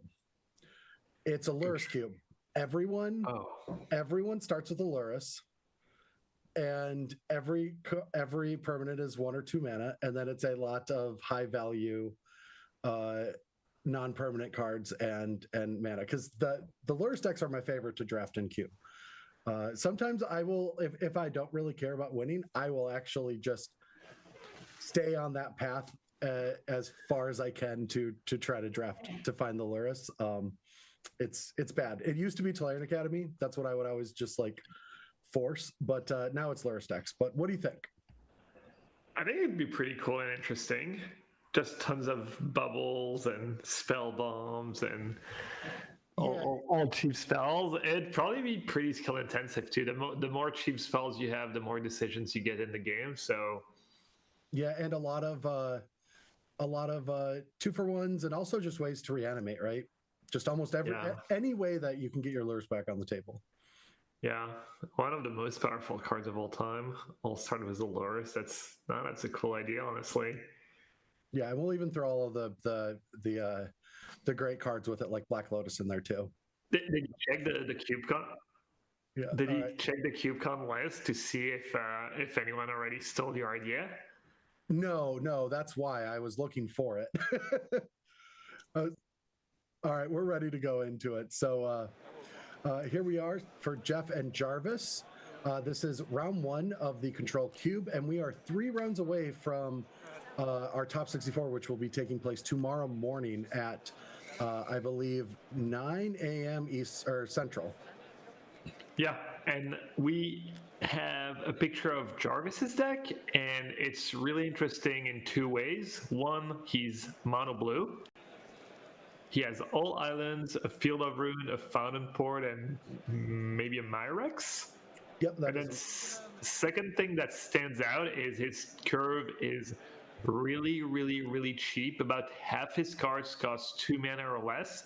So it makes me wonder if, it kind of just what he stumbled, into just drafting the cards, or if he has experience drafting these kind of control unbalanced cube with a lot of blue cards and a lot of instants, and he knows that the key is, that A, being mono blue is perfectly fine and viable, and B, having as many cheap cards as possible is, key. So yeah, well, we saw a very impressive turn 2 for Jarvis, where there was a what's that card called? It's Brightmoor Cutthroat. Yeah, on turn 2, and then a Braid during Jeff's end of turn, which got dazed to already put a counter on it. So we've got this thing revving up and getting in combat, and there's parity on lands. Yeah. So, and with so many cheap counter spells from Jarvis, being able to interact here and keep this thing attacking might do exactly what we were saying that Jeff was going to try to do. Yeah, and we see something a blue mage doesn't like to do, tapping out on his turn to play Condescend, but he decided his Cutthroat was definitely worth protecting, and also making sure that Whale doesn't come back later as a 6-mana creature. We'll Scry 2. I'm sure Jarvis was relieved to see his Condescend resolve. We saw Jeff tanking. We know he has the red Elemental Blast in his deck. Yeah. All right. So that's Jarvis does have the Spell Pierce. He's the one who got the Spell Pierce, so he knew he didn't have to worry about that one. But yeah, and also even has the Stern Discipline, I think is what it's called. Oh, we're seeing. Ooh, that's funny. That is so punishing. That is a really good turn, and we just mentioned Jarvis being mono blue. Typically, not a lot of haste creatures, not a lot of ways to get rid of a planeswalker. So Jarvis strat might backfire. Jeff gets on top with Jace, and you were bad mouthing Jace earlier. First appearance, turn 4, GG, game over. I have been eating crow for years now, so I take it with stride. All right, I say GG. Obviously, Jarvis still has the Brian Bar as a threat. He might have a counterspell to back it up, but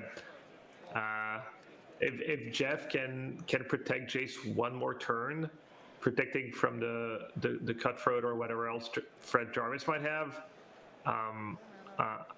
Jeff was just going to run away with the game, and we should see him going up a game. Yeah, this is one of those very difficult cards to come back from in the best of times, and in a cube like this, it's so powerful. And now even a defender for 1 mana. Yeah, even a chum blocker might be decent here.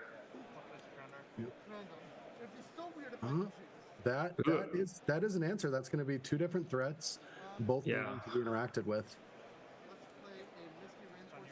I'm a little surprised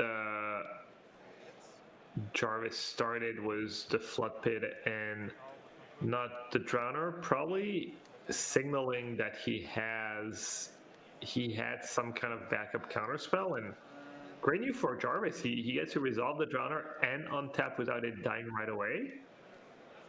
Yeah, I feel like is this a Shark Typhoon? This seems like a prime Shark Typhoon moment. That'd be really, really good for Jeff. There should be a stun counter on the Delver. Yes.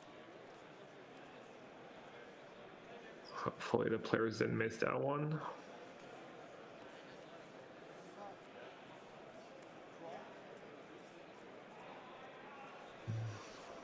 We see Auto War at the very least for Jeff.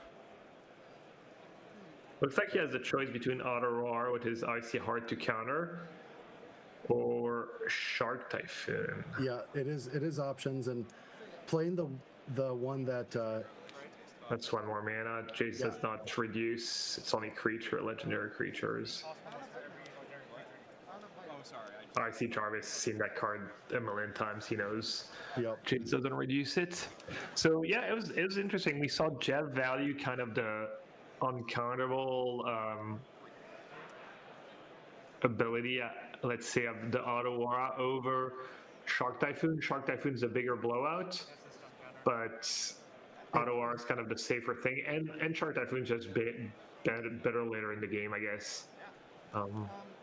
Yeah, it's definitely one of those where it's like, do I value almost 100% getting my Jace to trigger one more time, or risk the blowout of one of those cards like Commit to Memory or Venser or some type of interaction? Because you have to assume if you see 5 islands, Jarvis has to have a little interaction, because Jarvis would have had to have valued it at some point. Yeah, I like Jeff's decision. Mm-hmm. He has the Shark Typhoon. He gets to activate Jace one more time. And, he now kind of knows what he's up against. The downside is both these creatures have flash. The Drowner does have the come into play ability, so you're bouncing a creature that has ability to tap one of your blockers. But if you don't plan on dealing with these creatures as a blocker next turn anyways, it might be right. And no, Jeff, don't do it.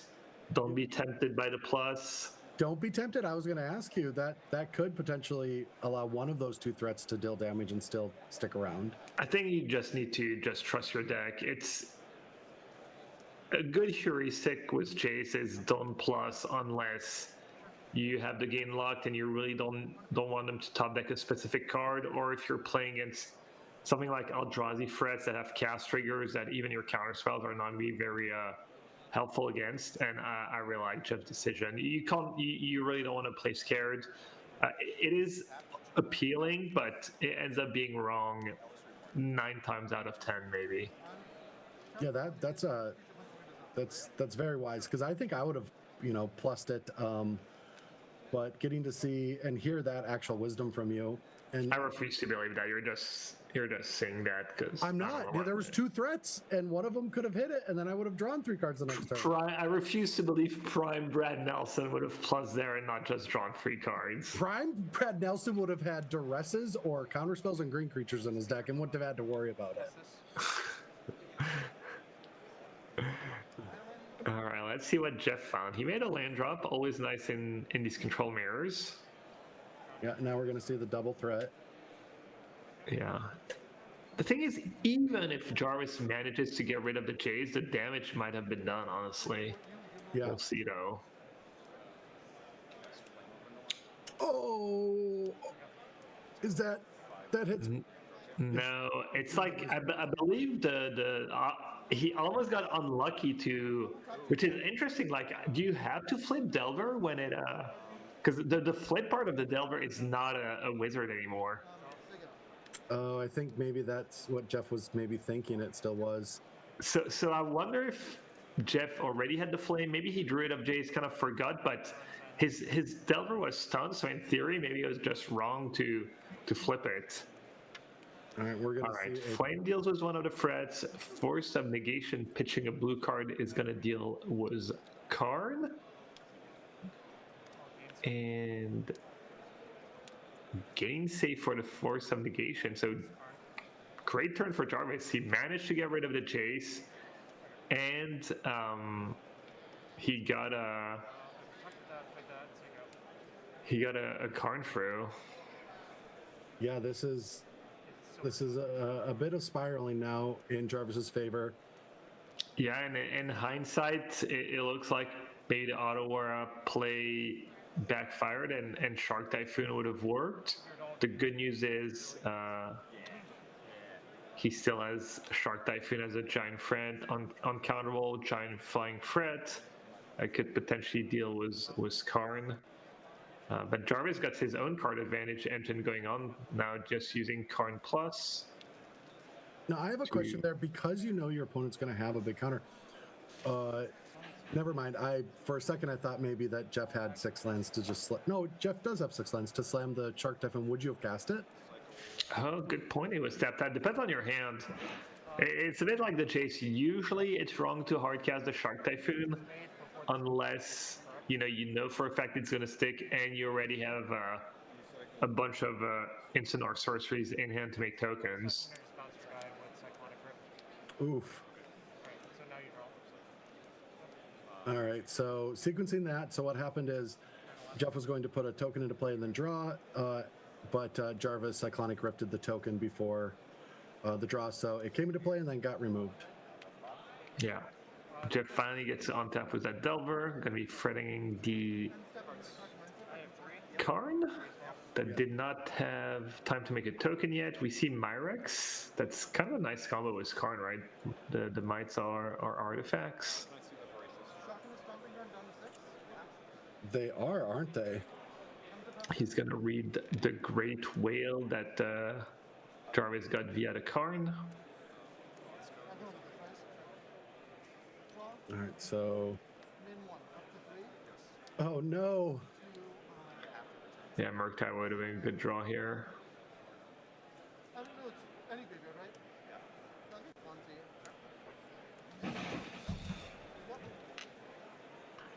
Looks like Jeff might be flooding a bit. Yeah.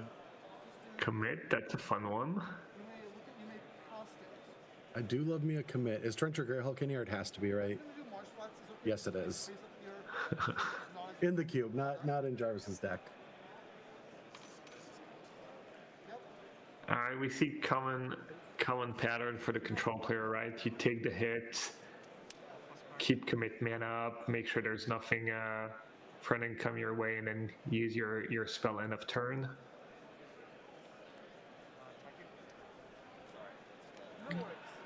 I thought Jeff was maybe packing them up for a second, deciding he was too far behind. Nope. So if it's to be believed that what is Adant the Bard? If that is Mr. Ferguson, this is the control cube, and the designer is watching. And yeah, I thought the same thing. I was like, whoever made this cube, getting Gabe Nassif to commentate over it has to just be like, that still would be my dream, especially as a kid watching you. I mean, I wasn't a kid, but before I got on the Pro Tour, getting to watch you and Wafo was just so amazing.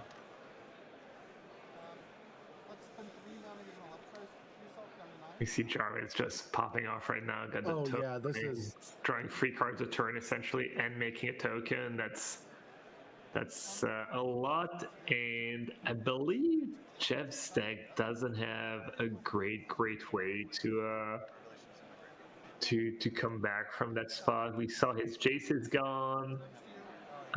Murktide in the bin. Time Warp is not very useful if you don't have a threat to go with it. Nope. So he'd have to maybe get Tamiya into play, and even that's probably not that impressive. Maybe Archmage would be a good start if Jarvis doesn't have a counter for it, but yeah, that one's looking really rough. That was a tough game for Jeff, honestly. Yes. I honestly didn't hate any of his plays, whether it was Aurora. He drew as the Jace the second time around, and I mean, being on the draw and getting to actually use the days to get the counter on the threat on turn 2 is just, it all started there, right? That's a tough turn. Yeah, the Ottawa over Shark Typhoon play didn't work out, but who knows? Maybe Jarvis already had the Cyclonic Rift. And a Spell Pierce. to counter a cryptic command. Yeah, that was a counterspell battle. Add insult to injury. All right. Game 1 goes to Jarvis. I wouldn't be shocked if those were the I mean, it's hard to say, you know, the cube's pretty powerful. There's no bad cards. I think everyone's going to end up with probably pretty solid decks, but I wouldn't be shocked if these were the 2 best decks facing off round 1 either. No, I mean, I love the curves of both of them. They seem like they have sound strategies. Ooh. Turn 2 JVP against the mono blue deck. That's going to be rough. We saw Drowner. There's a Shackles in Jarvis decks too. But that could, I feel like I'm repeating myself, but that could definitely run away with the game. No, Jace is just such an ultimate card in a normal cube, and now we're talking about one where there's not a lot of removal, especially in the mono blue that what Jarvis went down. So not even having those flame slashes or those cut downs or any of those cheap removal spells that you could grab. Yeah, he needs that Drowner again. Yeah, that's roughly the only actual cheap way to do this. All right, getting rid of that Dust Bowl. And surveilling a Braid. Is that the draw on them? Yeah, the new thing twice. Did use, which is a really solid turn 2 play, but not what Jarvis is looking for right now. Yeah, it's really funny. So it's been years since we've tested together, played together. I've really done anything on the playing side of things. But every time I see a new printing of a card that's like Think Twice, I think of you immediately. Just getting killed by 5 things while drawing an extra card, getting that extra value before packing it up. Yeah. Did use definitely a card I played a lot. Just a great take on Think Twice. We've got Dreams of Laguna a little more recently. That's one. It's like a Think Twice, but it has Surveil, and the downside Surveil one. The downside is that the flashback is 4 mana. Oh, sure. But draw and Surveil seems pretty good. Yeah. It's all right. Probably better than Think Twice, but we see the write it up here. Jace discarding a deep analysis for later in the game. That's really nice, and I'd be really worried if I was Jarvis because we see Jeff doesn't flashback the deep analysis either. Oh, and upkeep Vendilion Click.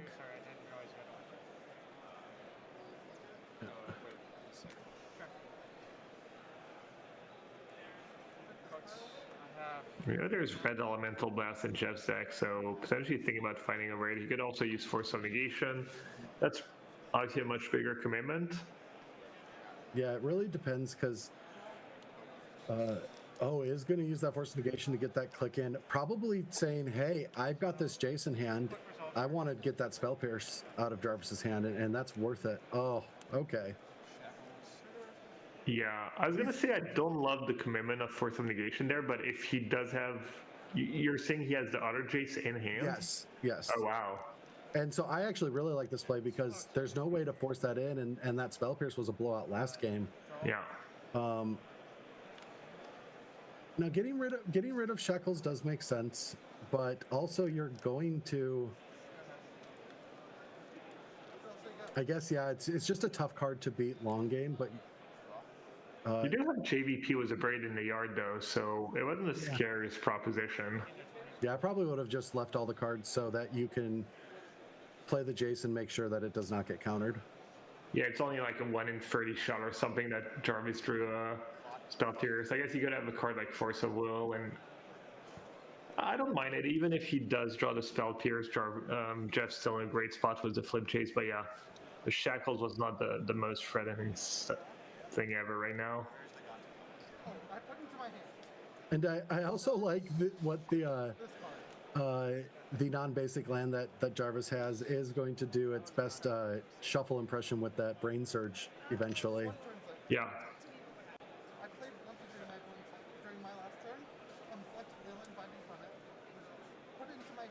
Chase of Mind Sculpture does start with free counters.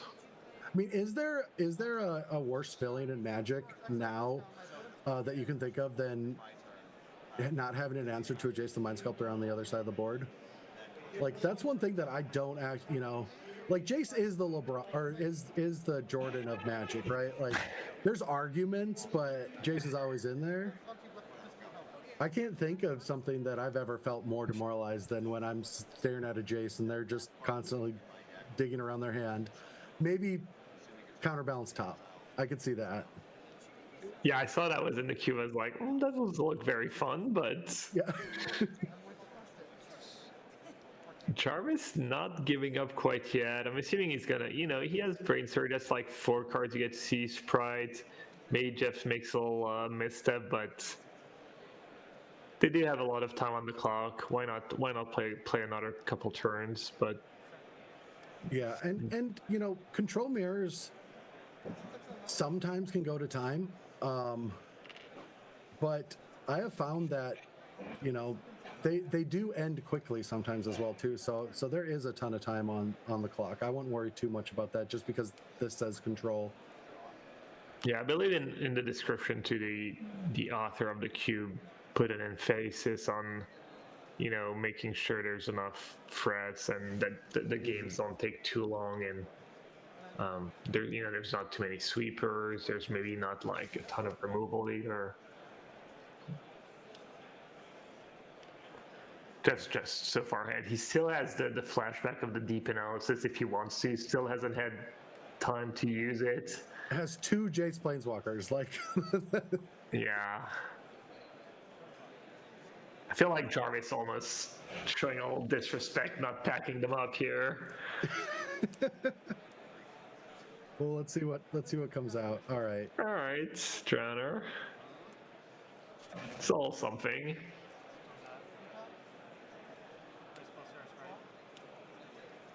The desperate naked Stealth Stutter Sprite. Yeah, just coming in trying to get some work done.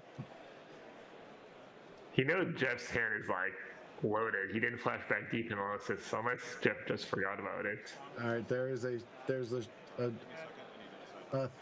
3/3 shark coming into play. Blue mana up. I'm gonna respond. Oh, okay, so going to.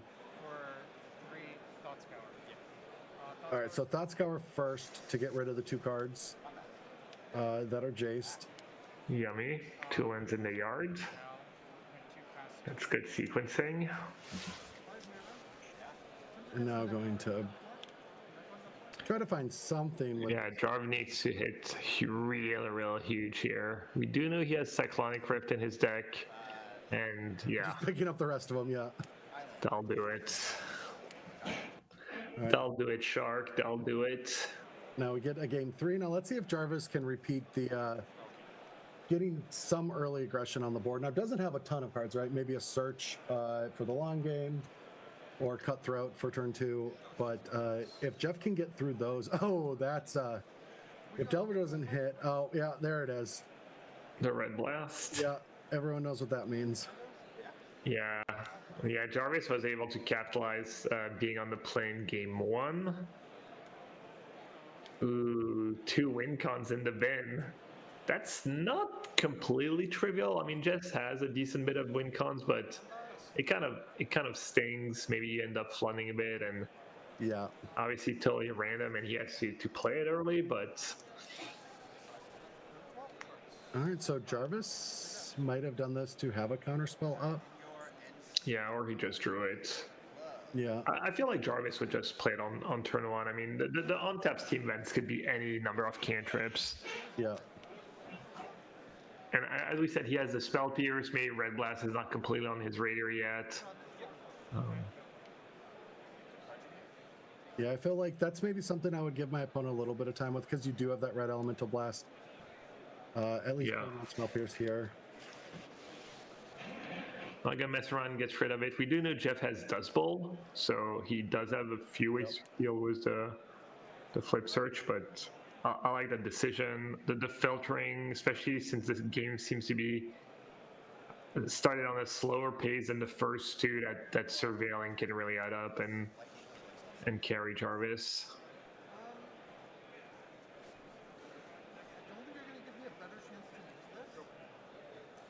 All right, seeing 2 mountains this early, that's a signal. For me, I would take that as a signal as my opponent doesn't have is missing land drops, right? It can be a meta of playing it to make them think that, but sometimes I might try to ride that wave if we're close to playing the discard dance. Is that a thing, or is that something that I always did too much and I thought too much about in control mirrors? Because I was once in a control mirror where Shouta just turn 4 on the play attacked me with a creature land in an Esper control mirror, and I still to this day think about that. Like, it lives rent free, and it's been 10 years. Yeah, I mean, land sequencing in any matchup, any game is, can give away things, and definitely in that spot, we know he only has 3 mountains in his deck, but even if Jarvis doesn't have access to that info, you can probably tell that Jeff probably doesn't have a ton of lands in hand. Yeah, definitely not a lot of blue cards. And now this really is the power of both Fountain Port and Mirrex just being able to force these interactions, right?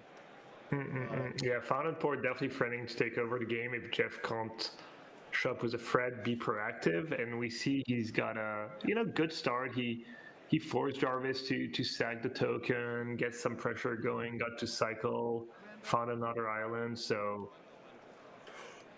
there it is.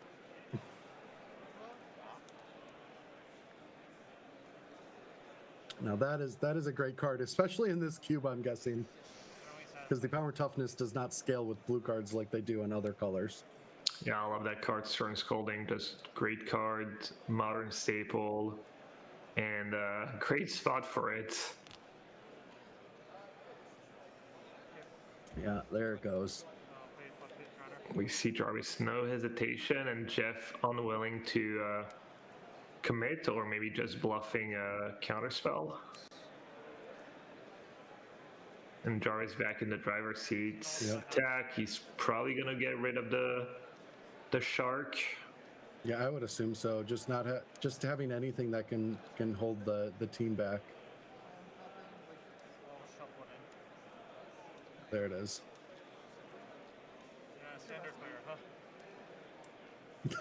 Hearing Jarvis with some wit, not a standard player. Yeah, and that Dust Bowl that Pika is questioning might end up being clutch if Jeff can find it. Yeah. Because that Fountain Port is looking extremely scary right now.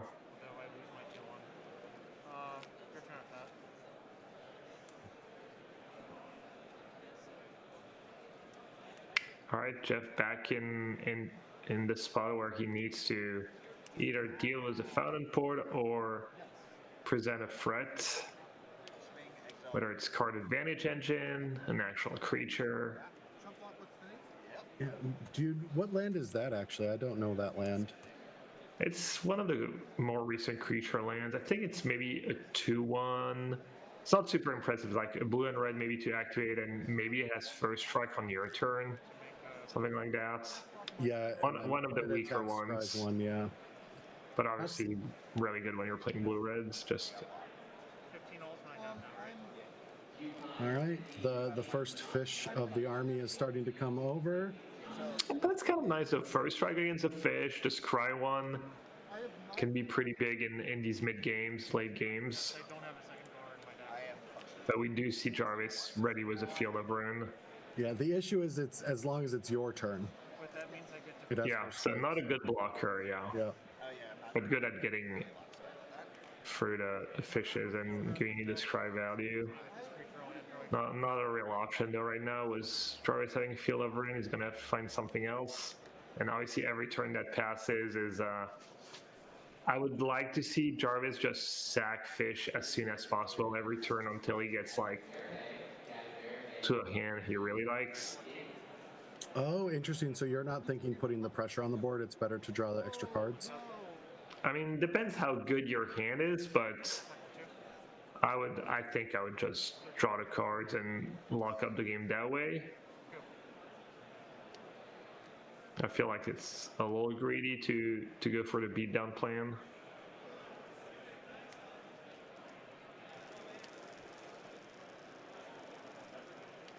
All right, so needing to find something. That's a something. Yeah, a little desperate. Yeah, very, very much. All right, so we're seeing.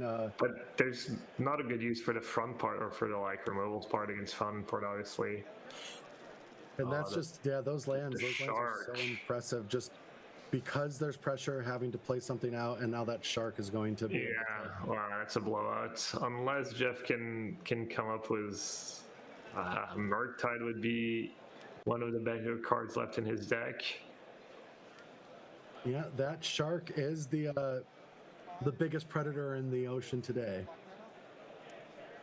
Yeah, ideally you want to use your opponent's enter into bait with something like the whale and untap and play something even better or as good, but Jeff doesn't have the luxury to wait here. He just had to go for it whether or not he has a backup threat.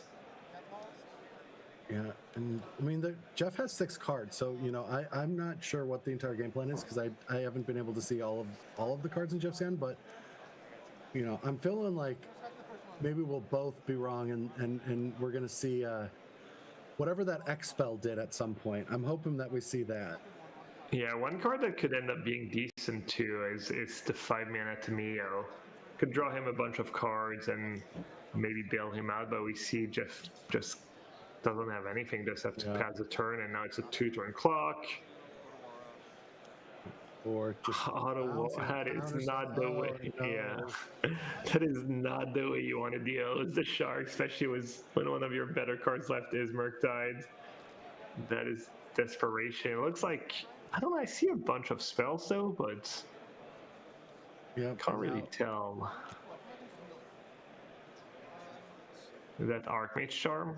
I think that is Archmage Charm, yeah. Yeah. Just gonna try to draw and dig out of this. Oh, all right. Gainsay. Gainsay, I believe that's the Zenith, right? The blue sun Zenith. Yeah. Maybe a Disdainful Stroke? I think it's a Supreme Will. Oh. If I had to guess what that is. And then a Karn, wow. Just stacked hands.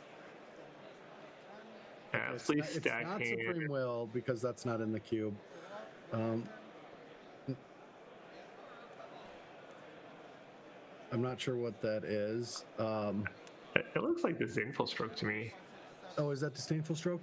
That was one of the cards he was holding. Trying to get value out of it. Patience paid off. Jarvis gonna draw cards. All right, that's a start. Got to start somewhere, and getting rid of the tome, having a blocker. It's all something. Step 1.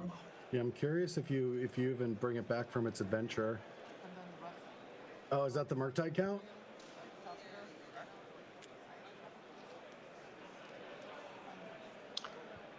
We see Jarvis has 4 mana up and double counter for Murktide. Yeah, if that card is indeed a Disdainful Stroke.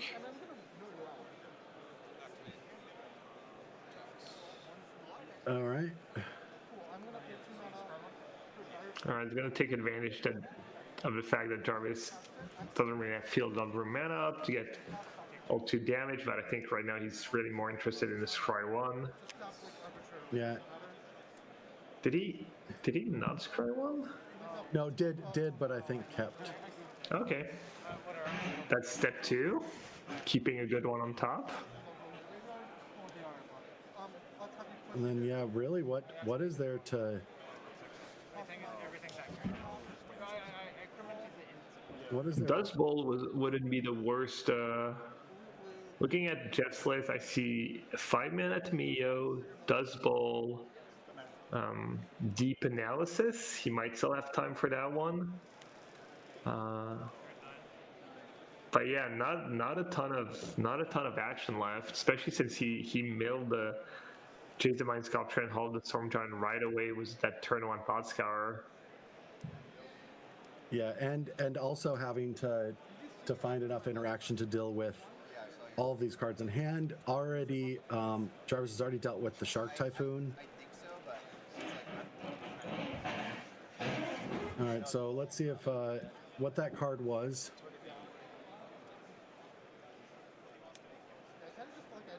All right, Deep Analysis was kept on top, I'm guessing. Yeah, one of the backdoor cards you could have drawn. Unfortunately, there's honestly not that much left in Jeff's deck to draw to.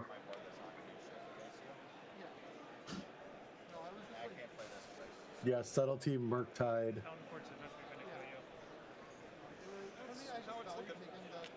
Yeah, that is. All right. We're seeing Deep Panels get flashed back. Oh. Down to 6. Jeff goes. Jarvis can present lethal with counterspell backup. Yeah, and against only 4 lands, so. And then even at that point, you can still deploy more threats the next turn. So it seems like something, like I would have potentially countered or tried to counter the Deep Analysis. I like keeping the gain safe for the actual threats. Oh, I meant with the Shark. Do I not know what the Shark does? I think the Shark only counters creatures. Oh yeah, artifacts and creatures. Artifacts and creatures. Alright, Jarvis decides to be somewhat cautious. Keep a bunch of mana up, not flashing the Shark. Ugh. Yeah. This ain't good. Yeah, and Jarvis knowing that to keep the pressure on, not even sacrificing that to draw cards, just saying I want to keep making 1/1 fish, and I want to go for the win here. That's the ultimate flex, just discarding blue Sunbeam to hand size. Name a more control mirror play, just discarding the guard advantage spell. I'm good. Yeah, I have all of these counter spells. You have to get through them all. Yeah, deep blue. I mean, honestly, I would think that these lands, that's why Dust Bowl theoretically makes sense to me, because you know you might play against these lands and I feel like they can just really snowball a game. Yeah, no, it would have given Jeff a chance this game. Yeah, the Founder Port did so much work, basically soloed the game.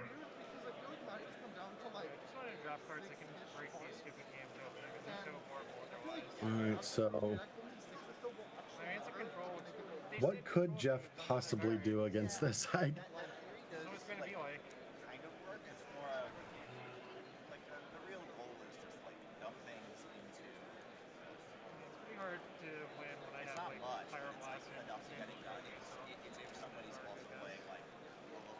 Seven minutes left on the clock, plenty of time. Considering all his options, none of them good probably. Oh yeah. It's just it's these little these games where there's just a tiny amount of pressure in play, but the moment you try to interact with it, the game is over.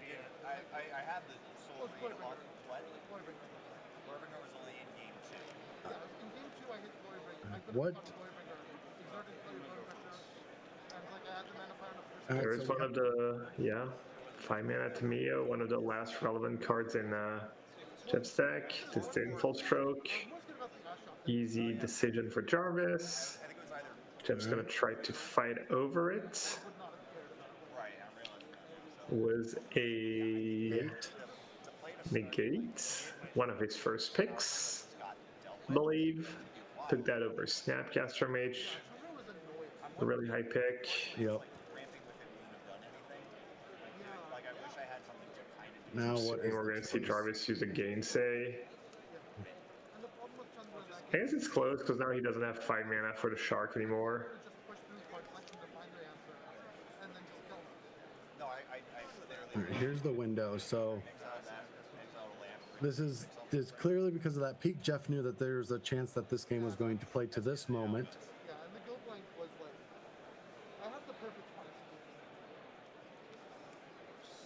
All right, so just going to go with that Force of Negation hard cast. Yeah, he doesn't have the option to pitch on his own turn, only something you can do on your opponent's turn. Oh, remanning the Gainsay. Dang. The ultimate value was remanning your own spell in a counterspell battle. Is there a more control lover thing to say than remand your Gainsay? That is peak. Yeah, that's peak. That has to be peak control cube. It's got to be. Yeah.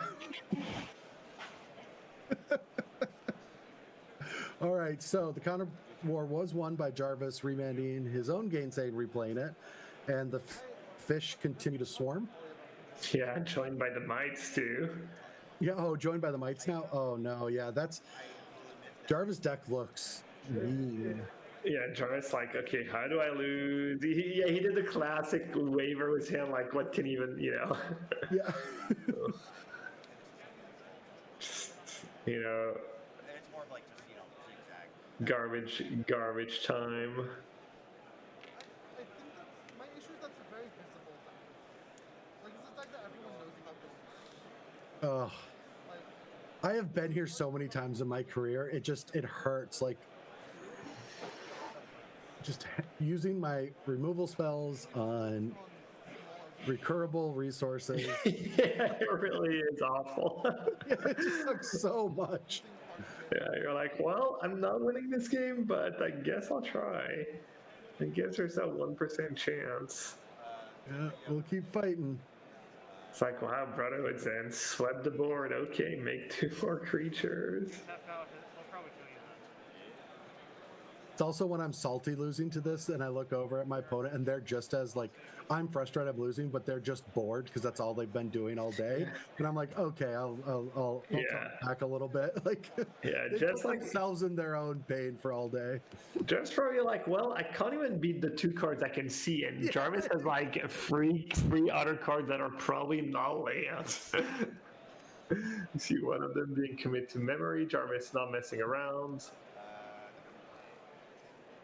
He must be so tempted to just finally flashing that shark into play. Let's see if he decides to just make a mite or if he just goes for it. Yeah, he's like, all right, I've had enough. Oh, and the punish! Okay.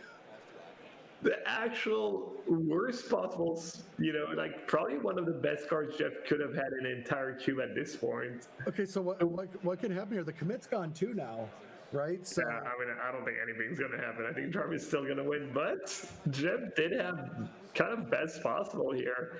And Jarvis probably being like, damn, the one turn, the one moment I decide to kind of try to get it over was... Murktide region off the top. Oh no, the shark's in hand. Never mind. I forgot. Okay, never mind. I'm going to rewind my excitement.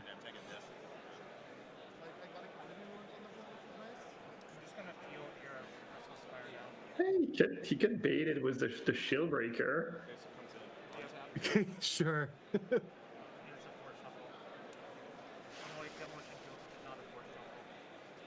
That would be like the most absurd turnaround if Jeff won that game somehow. Jarvis would not be happy with himself. Yeah, and so... Oh, main phasing the shark? Wow, and we know about the Murktides. Oh, come on. I feel like his last card's gotta be good, because he had the option of playing Karn and making a token, and he chose to play Shark. And not investing into the thing, so could have played Karn and held it up as well, yeah. Is it Murktides? No. Oh, no. He did keep. He kept? And he's decided not to try and double block. Brain Surge. All right, so Jarvis needs to find either Venser or Vedalken Shaku, which we know are both in the deck, to end the game right now.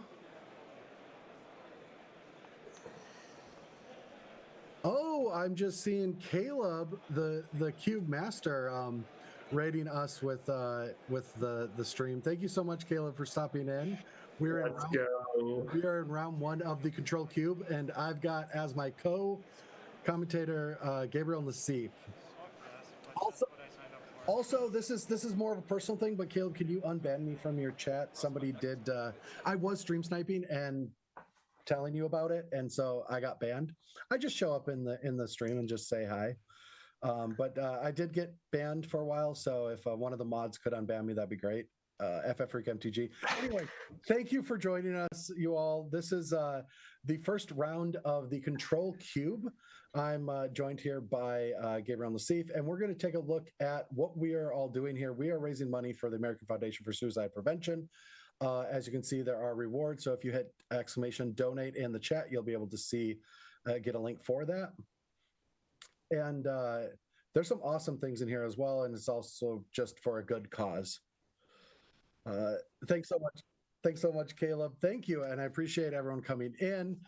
Caleb has one of the most fun chat communities.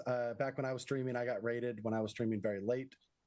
And yes, and that was one of the most fun nights I've ever had. Wonderful community. But yeah, so we are going to take a short commercial break before we get ready for round 2 of this draft. More from round 1, excuse me. And we'll be right back. So everyone stay with us. Hi everyone, and welcome to my Pauper Cube for CubeCon 2025. Thank everyone who voted for this cube to be in the main event. I hope many of you get a chance to play it. Had a lot of fun keeping this together and updating it and foiling it out for the past 10 years. And I really, really am proud of what I've been able to achieve here with this cube. Our playgroup really enjoys playing it. We've had a good time with it. And wanted to kind of go over a few things about this cube so you kind of learn about what's in here. So, and what's not in here? There's some things that are not in here, such as buyback or the initiative or monarch cards. Not a lot of things with hexproof are in here as well, just because those kind of mechanics and abilities don't really achieve what I'm trying to go for. I really want interactive games. I want them to be fast. I don't want things to be stalled out. So just kind of going over some of the specific archetypes that are in here. We have a blink archetype. We also have flyers. We have some tempo archetypes over several colors, as you'll see. We have a control archetype. We have aggro. We also have aggro is also over several color pairs. Sacrifice matters. Tokens. Go wide tokens is in here. We also have +1/+1 counters along with a small proliferate mechanic. We also then have extort and control in here as well. And then we have a sacrifice matters in the Golgari. That's mainly in the Golgari, and graveyard matters. If you're looking to do more of a combo-y reanimation, that's not really going to be in here. We're going to be more so a value type reanimation. Next is your big creature ramp and tempo cards. We also definitely have a spells matter that is certainly supported at this rarity. And then aggro is also here too. It's in Boros. It's just not as well supported as it is in others, but definitely can get the job done, and it definitely works in this cube if you really go hard into it. But that's basically it. I really hope you get a chance to play it. This has been a lot of fun to keep together and maintain. Hope you have fun at CubeCon. Thanks. Hello everyone, and welcome to my Peasant Cube for CubeCon 2025. I really appreciate it being in here again for the 3rd time. It got voted in each time, so I definitely appreciate all of you people who voted for my cube and continue to want to see this cube at CubeCon and want to play it. I definitely appreciate it. As everybody knows, with a Peasant Cube, this is in a common and uncommons with no rares. I've decided to keep the mana fixing at common and uncommon as well with no rare lands. That's just a personal choice that I made, and I believe it just makes it feel more like a Peasant Cube should, in my opinion. Just a little slower, but that's okay. And next are some mechanics that I've left out, like buyback, initiative, dungeons, and the monarch. Those things are just for power and complexity reasons. They're just not in the cube anymore. Along with some of the higher tier power cards at uncommon, like Demonic Tutor, Soul Ring, Skull Clamp are examples of cards that are just not they don't fit in this cube because they just are too powerful. Just to give you a rundown of some of the examples of the archetypes that are supported in here, we have Blink, Tempo, Tokens, Spells Matter, Drago Control, Aggro Control, more Tempo cards, Control with ETB effects of creatures. We have Graveyard Matters. We have a Reanimator deck in here using things like Reanimate and Animate Dead. A lot of creatures that like to self-bin as well. Cards like Spider Spawning that want cards in the graveyard. All those things go toward making the Graveyard Matter deck. Then we have the Aristocrats deck, token, go wide tokens. We have a Sacrifice deck. We also have hard to block aggro Aristocrats as well, again, and more Sacrifice. Big Creature Ramp is in here as well, along with more mid-range beatdown, including +1/+1 counters. Then we have more Blink ETB effects that go with like Whirler Rogue and Cloud Blazer, just build value over the course of the game. Then we have things like +1/+1 counters, including the Persist combo that's also in here, using like Kitchen Finks or Murderous Redcap are in here as well. And we also have things like mid-range value Abzan decks like the Rock, like the old school Rock decks and things like that are all available in here. So just to give you an idea of what it is, I hope you enjoy playing this at KubeCon. I really like submitting it. I like people playing it. Thank you very much. What is up, Cubers? My name is Sam Pratt. I'm from Chicago. I'm host of the Rough Drafts podcast and designer of Samp's Arena Cube. This is a deep, replayable, and fun cube experience that pulls exclusively from the Arena card pool. The cube strives for a balance of power and synergy. The power level's relatively high. I'd describe it as power forward or power motivated. So you'll find cards like Fury, Mother of Runes, Ancient Tomb, Reanimate, but this is not intended to be a power max showcase of the most broken cards in the client, like a Johnny or Minsc and Boo. Instead of prescriptive two-color archetypes, draft lanes are intended to be open-ended. You can expect classic archetypes such as white aggro or blue control, but that's just the beginning. All right, we are back for a little bit of feature match B in round one. I'm your commentator for this round alongside Gabriel Nassif, one of the control legends. I'm going to just say it. I'm going to say the best control player of all time. You don't have to back that up, but I'm just going to start saying it. And we are in a control cube. We're here raising money for the American Foundation for Suicide Prevention. So !donate in the chat. I've actually logged into Twitch now, so I can do it for you. And we've got a lot of rewards for you. So hit that donate button, help out a good cause. And we are here for the second match of round one. So, Gabe, last round we saw the two lands that produce creatures dominate the game. We're not going to see that this round because Jarvis was selfish and took all of them for himself. He did, and we got different takes on the control cube. We saw very streamlined decks in our first match, mono blue against blue red, and I believe both our players in this match are playing 3+ colors. Either different philosophy, or they got all lost in the draft mail, rougher seats. You know, in a draft, not all the seats are created equal. Sometimes you just have the packs just make it that you have a better seat, easier seat to draft. And both our players here, playing 3, 4, even 5 color. I saw Leyline Binding in one of the decks, so potentially more powerful, probably a little clunkier, and we'll see how these games play out. In the match between Jarvis and Jeff, we saw kind of players being able to snowball the game from fairly early on, all 3 games. This one might be a little different. Yeah, and as we look through, we see Nor have I would say a more traditional look for this cube. But over on Evan's side, he has a lot more creatures than any of the lists that we've seen so far. Yeah, he's pretty even Grixis colors, it seems like.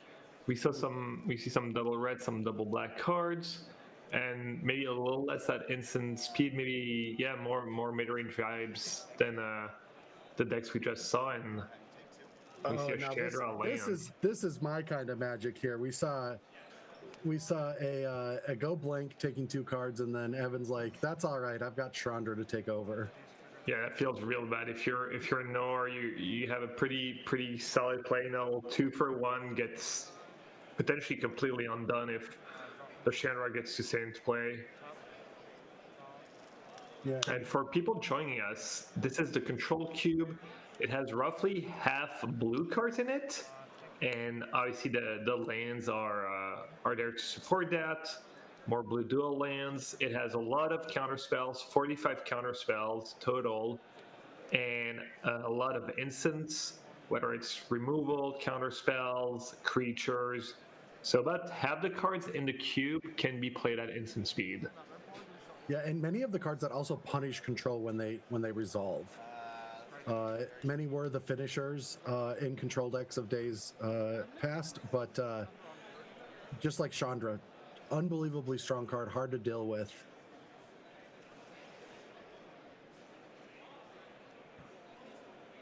All right, so we're seeing a brainstorm. Yeah, Evan probably has a lot of the better cards to abuse Chandra, because obviously Chandra is a little awkward with counter spells. It's usually not a card you're going to be able to cast off it. That is not something I thought I was going to see when we started this draft, is a passing of the turn with 4 open mana, none of which are blue.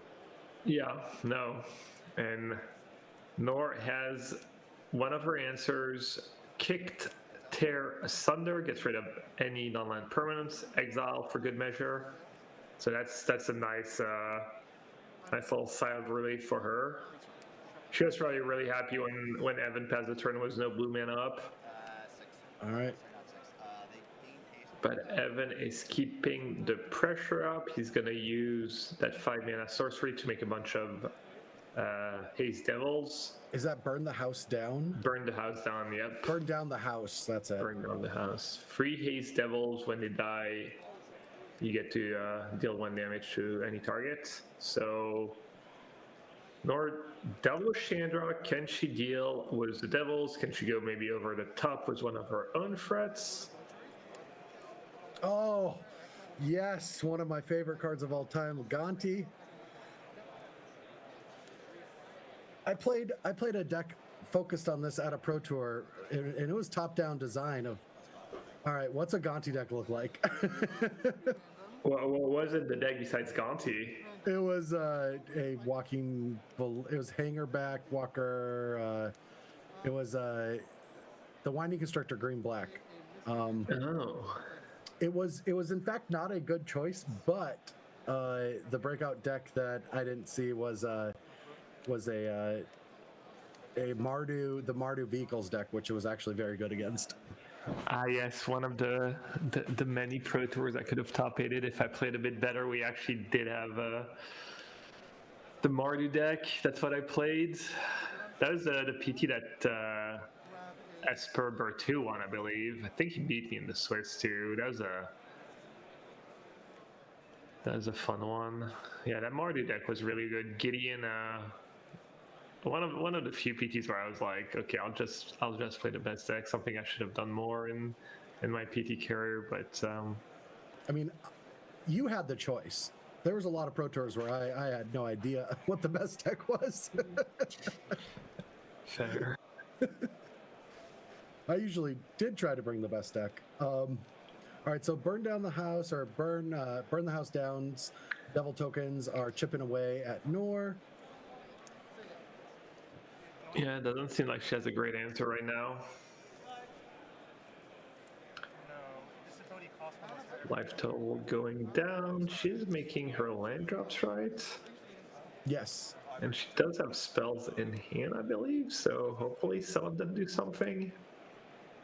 Typically, like, kind of threats that are annoying for control to deal with. You might have a sweeper, but a lot of your removal just 1-for-1, and now you have, what are you going to do? Start using 1-for-1 removals on a devil, and exactly, yeah. It doesn't accomplish that much, but 7? Wait, that card came from where? That looks like that card came from Exile too, is that? Yeah, I would. Or I'm gonna need some help on that one. Oh, it's Jessica Revelation. Yeah, it's. Wow, that card's amazing. Card. Yeah, so return a spell or a permanent, deal 4 damage, make 2 monk tokens, and draw 2 cards. No life gain, but oh no, it is also 4 life gain. Yeah, it just does it all. That card is so powerful. It sees plays in standard. Great top end card, all expensive obviously, but yeah, and it came from exile because of how our story started. Mr. Gonti. Oh wow! What a hit! And a Mindslaver. Oh, let's go! This was actually the first Mindslaver deck. Was the first time I ever touched control as a Magic player. As my fun fact, it was mono blue control in mono blue Tron. This was so long ago. I don't even know. I want to stop telling my story. I think it was like 20 years ago. Damn, what an absolute beating. Yeah. So for those that don't know, our Mindslaver is up here. You get to control your opponent's turn, and you get to make the best game actions you can think of, which are the worst for your opponent. Albus Reborn, not a bad value card, but can it save Evan here? Oh, I mean, no. I mean, as a Mindslaver stand, we're going to just watch utter destruction next turn. Yeah, it seems like Mindslaver and a control mirror should be back-breaking. I mean, it's kind of back-breaking almost no matter what you're playing against.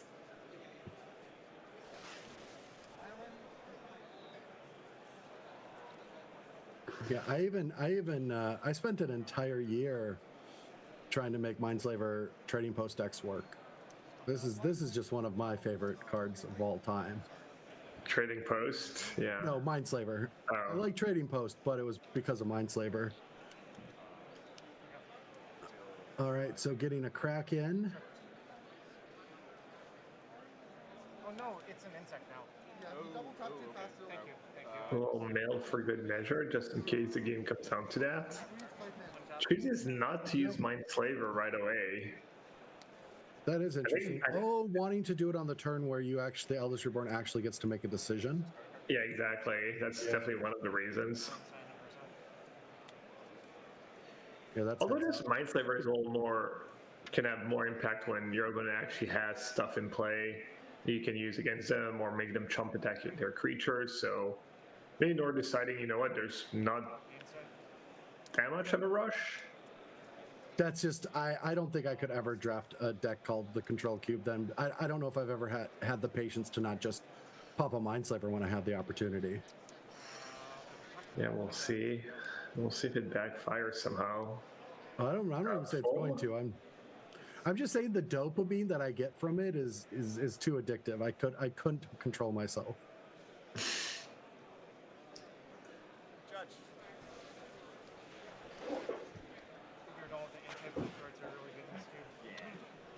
All right, Evan obviously in a rough spot considering his options. Yeah, and asking a question right now about the Siphon card in the graveyard.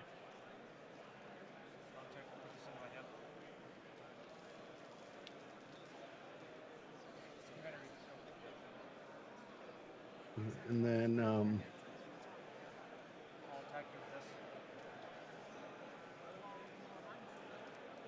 right.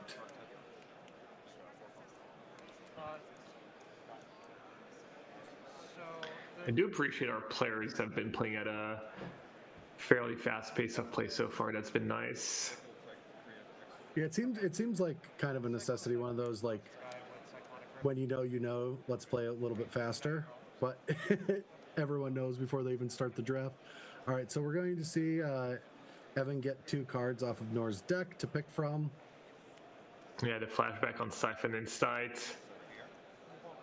One of the better tools printed in the last, 5-6 years for Control Mirrors. Just can't really deal with it with Counterspell. It has flashbacks, a lot of value, you see a lot of cards.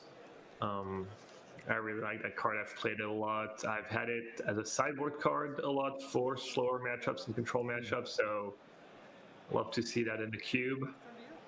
Even though I will say I don't know how I feel about the design of stealing your opponent's creatures. I do feel like it's one of the worst feelings in Magic to lose your own cards. It feels extra bad for some reason.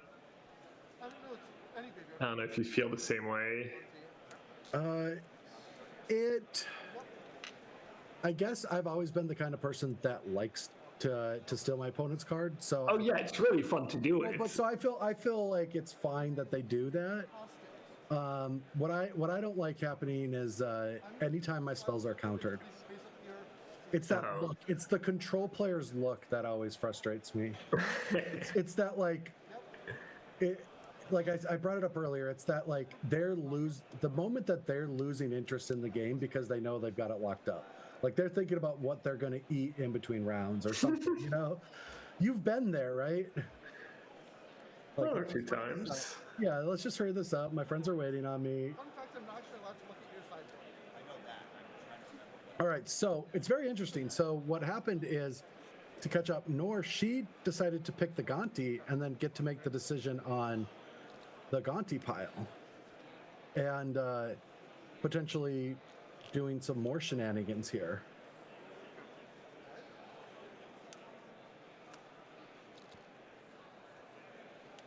Yeah, right now she's fetching. And yeah, getting a look through Evan's deck. Kind of a nice one if they don't have, you know, information on their deck. She gets a free peek for the next game or two. Trying to make a quick mental note of what's in the deck. She's actually going to get a Blood Crypt to deal the 2 damage.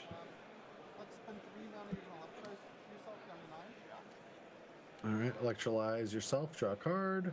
Evan down to 11 now. Doesn't seem like the most bag-breaking of Mindslivers, or is it? I mean, it's... Yeah, he's left with nothing, I guess. Yeah. And then Magnus Opus to finish it up. Deals 4, creates a token, and with the other creature land is going to be able to finish the game off. Yeah, it's a surprise of no one. Evan did not beat the sequence of Jeskai Rev into Mindslaver. All right, so here we are for game 2. Nor's on the mulligan.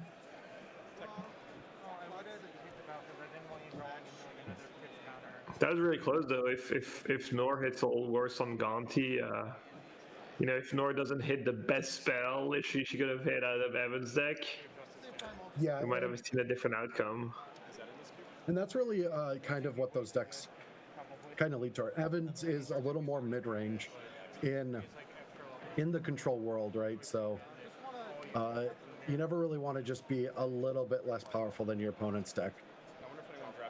Yeah, I mean, a little more mid-range, but you look at his deck and it's all banger. It's like Grieve, Jeskai Rev, Torrential Gearhulk, just a lot of good removal, a lot of 2-for-1s, a lot of even like potentially 3-for-1s, some card manipulation, fairly decent mana. I see 8 non-basic lands for fixing, so yeah, a super solid deck. Yeah, the first card gets siphoned. That is a great start. Nor on the mall, and your lead was a siphon. That game might just be all Evan. We might have a quick game 2 and have a game 3. But let's see. Nor definitely on the back foot early in the game. Yeah, needed to get a card vended engine, and you know that's Siphon Insight is just so backbreaking because it's not just draw a card, it's get a little bit of filtering off your opponent's deck, which also are cards that maybe are just a little potentially do a little different thing than your deck does, right? That's the value in those control mirrors, right? Especially if they're not a true mirror. Yeah, the other value is that it's great at securing your land drops, especially when in a cube like the control cube, where pretty much all your opponents are going to have some kind of blue land in their deck. You know, you're seeing 2 cards, your own draws, then 2 more cards, like almost impossible not to make your land drops for for the first 5, 6, 7 turns of the game. So that's really nice part of the cards. All right, so we're going to see a stomp, dealing 2, and getting ready to keep that pressure on.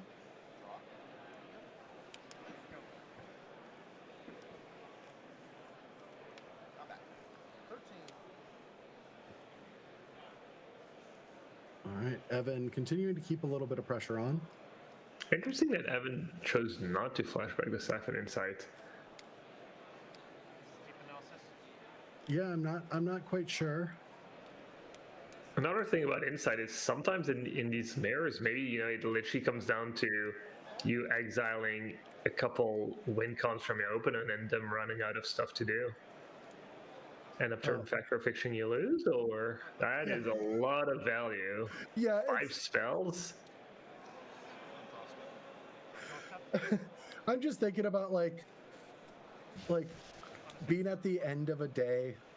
It's getting later in the day for drafting and playing, and you're having to do a Factor Fiction and a control cube with all of this value. That's just too much to think about. I have 8 now.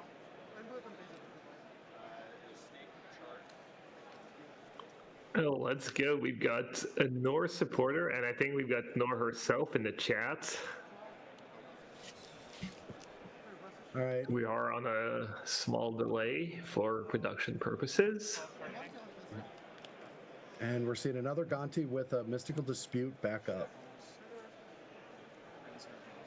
Nor saying that the Mindslaver gave a lot of info she got to see, which I didn't realize, that Evan's only counter spells are Censor and Ajori's Disruption. And that he only has a Sacred Foundry for free white spells. That's such important info, and especially in a control cube, when you assume your opponent's going to have some kind of counter spells. You know that basically as long as you have 1 mana up, you got free reign and your spell's going to resolve. All right, so yeah, probably seen Eldest Reborn this turn. Get rid of the Gonti and keep the pressure on. Yeah, another powerful play. Ooh, Pyroblast. We saw Red Elemental Blast in Jeff's deck, nor was able to pick up arguably one of the better cards in this cube. Yeah, and this also does help with having this 3-turn clock.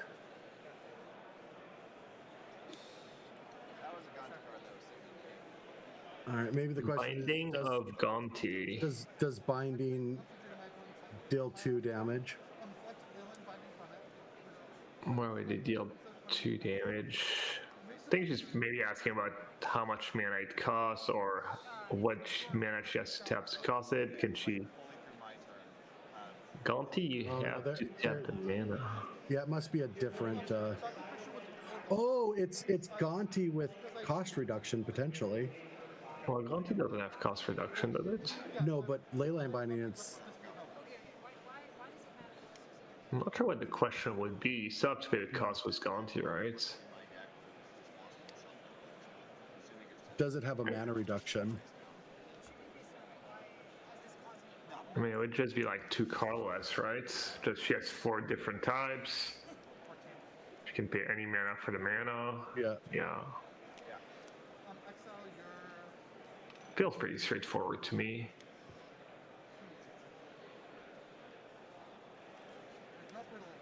Maybe they weren't sure which one takes precedent, kind of if it's the Leyline clause or the Gonti clause. Got Jose in chat saying it's to Coalesce, which makes sense. She gets rid of Eldest Reborn. Always a bit of a scary play to take a card that has a come into play effect, but when you're playing against Grixis, not super likely to remove an enchantment. And has Mystic Snake up. Yeah, Nor, despite the mulligan and facing early Siphon Insight, seems like she might be able to wiggle her way out of trouble. Still a little confused as to why that Siphon Insight is still in the graveyard and never got flashbacked on list. And that turn also kind of started the issues, right? Because I believe Evan missed a land drop the next turn. Yeah. We see him up to play Jar's Disruption as a land. And hardcast a Grief into Mystic Snake. Yep. Just has to get it out of the way, I guess. Facing a Dispute. And can you tell what the card on the left is? Is it Snapcaster Mage? No. No, it's the I don't know the name of it, but it's the one that something with stars. You get to look. Oh, consult the star charts? Yes. Ooh, that's a nice one. 4 mana, super, kind of a big 4 mana, big free time at this point. Yeah, kind of like a hybrid of Memory Delusion and an Impulse. Shark for 3 Thought Scour. Thought Scour's good. All right. All right, Nora is still facing the Bone Crusher Giant, is at 5 life. Might see a Chum Block here. She has the option to activate Restless Reef to just use that as a blocker. But instead, ooh, that's a nice one. Yeah, this is the instant speed Noxious Gear Hulk, effectively. I forgot the name of it. Ooh, it gains life too? No, it just... It is called Necron Deathmark. It's a 5/3 for black free flash. When it enters, destroy up to 1 target creature and target player mails 3 cards. Yeah, I'm not sure which set that card is from, but... Oh, that is a Tibalt. A hardcast Tibalt. Okay. I can't dispute that. But with losing the board position, what's really the plays here? I guess you can have your own Necron, or... Yeah, you kill it and you still get to cast it later, right? Even if the Tibalt is gone. Yep. Gotta do what you gotta do, I guess. Not the most exciting spot for it, but still value.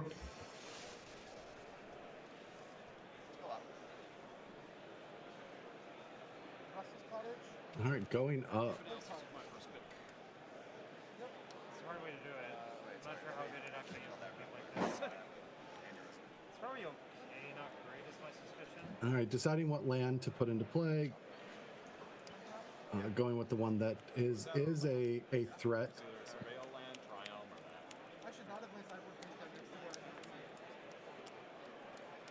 All right, so step 1 is make sure Tibalt doesn't live through the turn. Step 2 is figure out how to not die, but I don't think that'll be too much of an issue.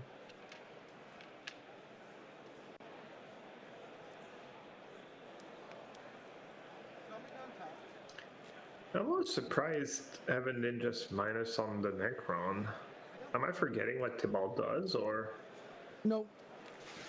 That would have worked that way that you were thinking about, but hoping maybe to get something bigger than just dealing with the board. Fair.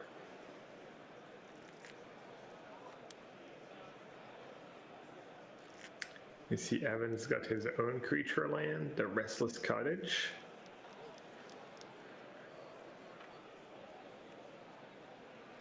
And potentially attacking Nord down to 1 if he wants to.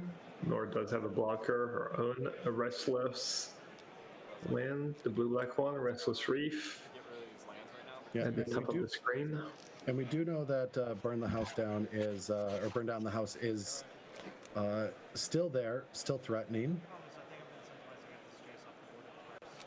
Yeah, really close game still.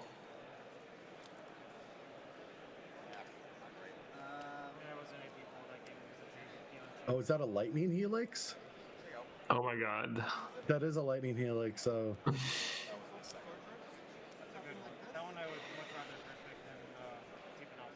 And we do know that Evan has an Electrolyze somewhere.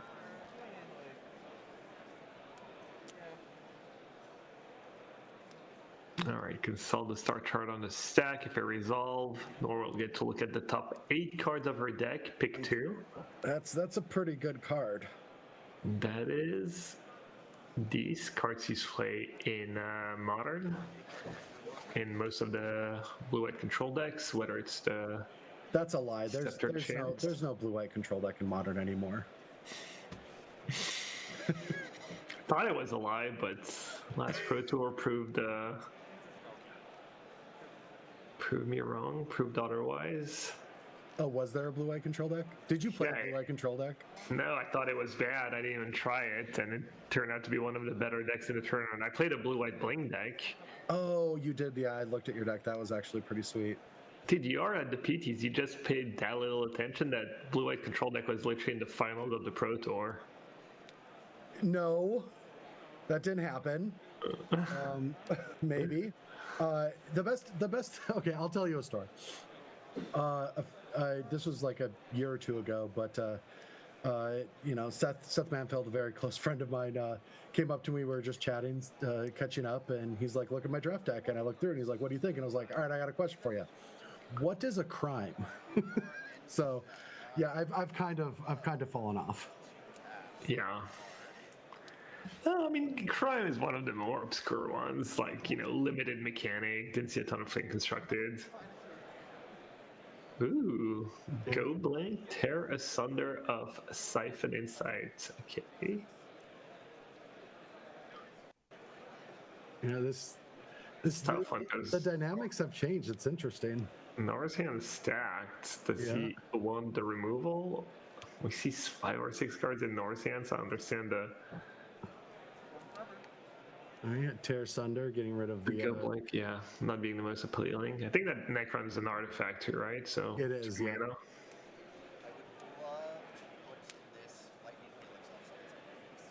Lightning Helix upstairs.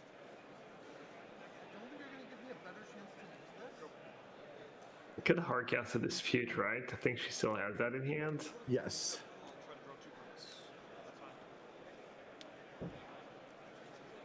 Yeah, all right, so that'll counter the Lightning Helix.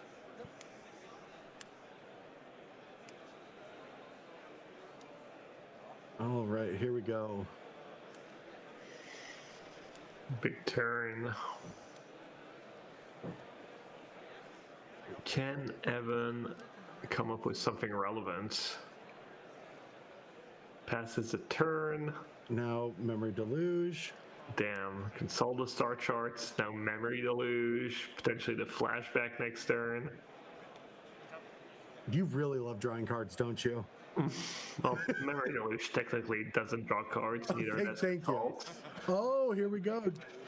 I do equally enjoy looking at the top X card of my deck and putting a few in my hand, but yeah, Jeskai Rev on the stack. That is a big one.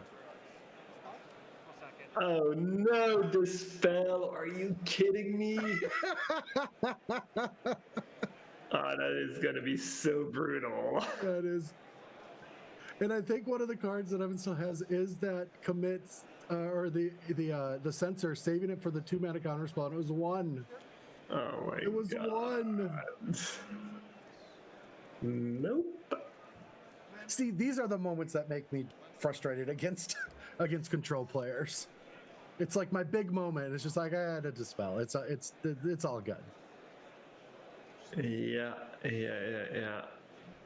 That is funny though. Yeah. Cheapest card in the cube countering the most expensive card in the cube. All right, so I would say that was a good use of a Dispel by Nor. I feel like it seems efficient. All right, where are we going with this turn? Yep, gonna go get some value potentially. Oh, that's a lot. Keep tapping mana. 6. Is this Mindslaver? Yes. Pay 1 more. Yes, pay 1 more so you can't activate it this turn. A winning play, surely.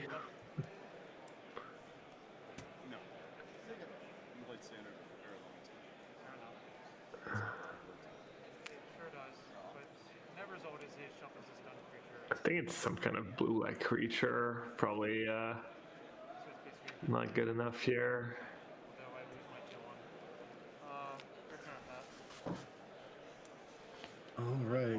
Lots of action has to happen this turn.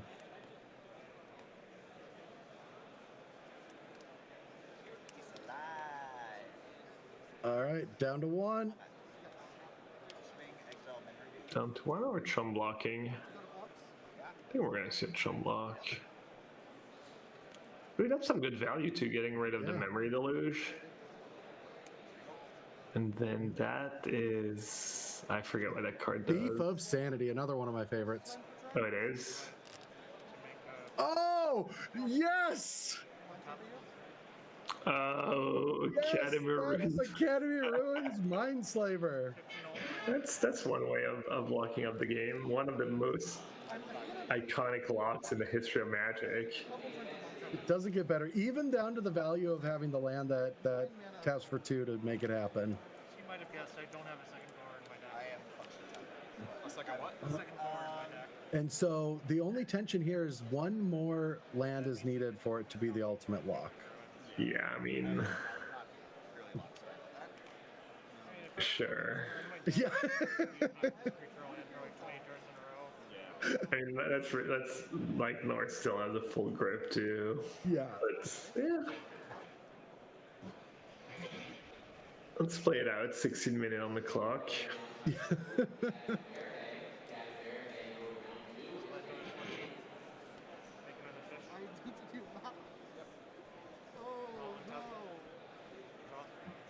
All right.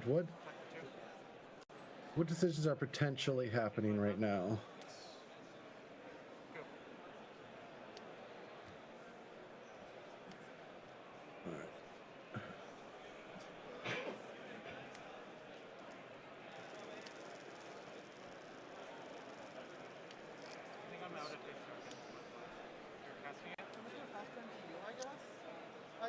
All right, so Nor's going to be taking Evan's turn.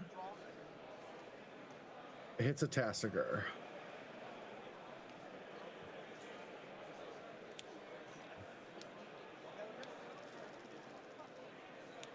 Tasigur is interesting. You can just start milling yourself.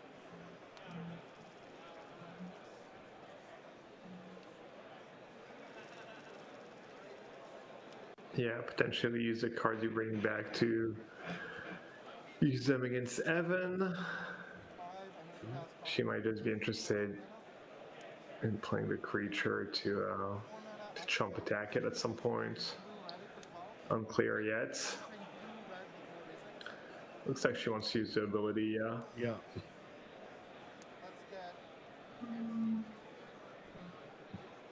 Yeah, I mean, all Nor has to do is not get completely lost in the sauce and somehow make Evan take good game actions.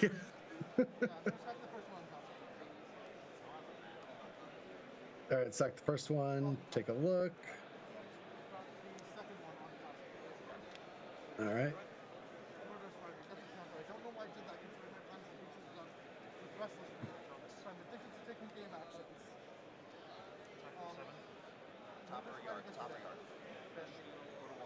All right. Yeah, I mean, keeping in mind, she doesn't have the mana to Academy Ruins Mindslaver every turn, but she has the mana to put it back on top and get at least one more turn right away. Yeah. So, I mean, technically she doesn't have the full log, but she will get to play one more turn. And then I see if she doesn't know, but if the next two top card is a land too, that means it's virtually over. A lot of things to happen, yeah. Need to happen.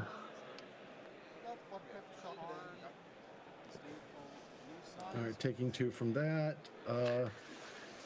One of the other interesting things by keeping the Murderous Rider on top is that could have just dealt with the Tasigur as well, and kind of close the loop of the next Mindslaver turn. Yeah, I mean, to me, it's more Evan letting Nora have her fun than actually believing he can still win that game, but I guess you get to do both.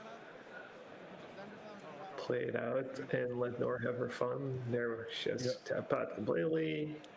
Gain 3 life with that the food that the green-black land created a while back.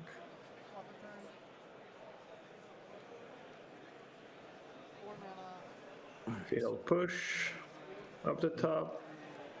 You can actually use that on a 6-mana creature if you want to.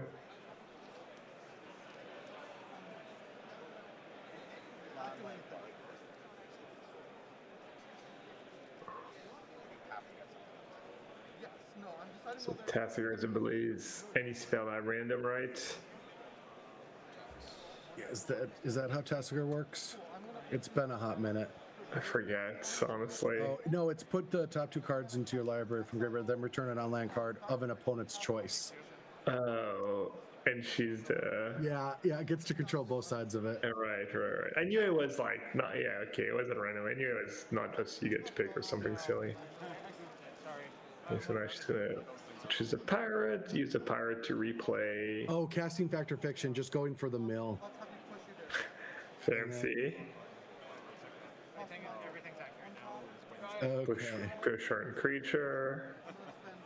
Maybe she has a way to make... Oh, she has a Restless Reef in play. Yeah. Which can just attack. Doesn't have to connect. It's just on attack trigger. There it is. No Emrakul.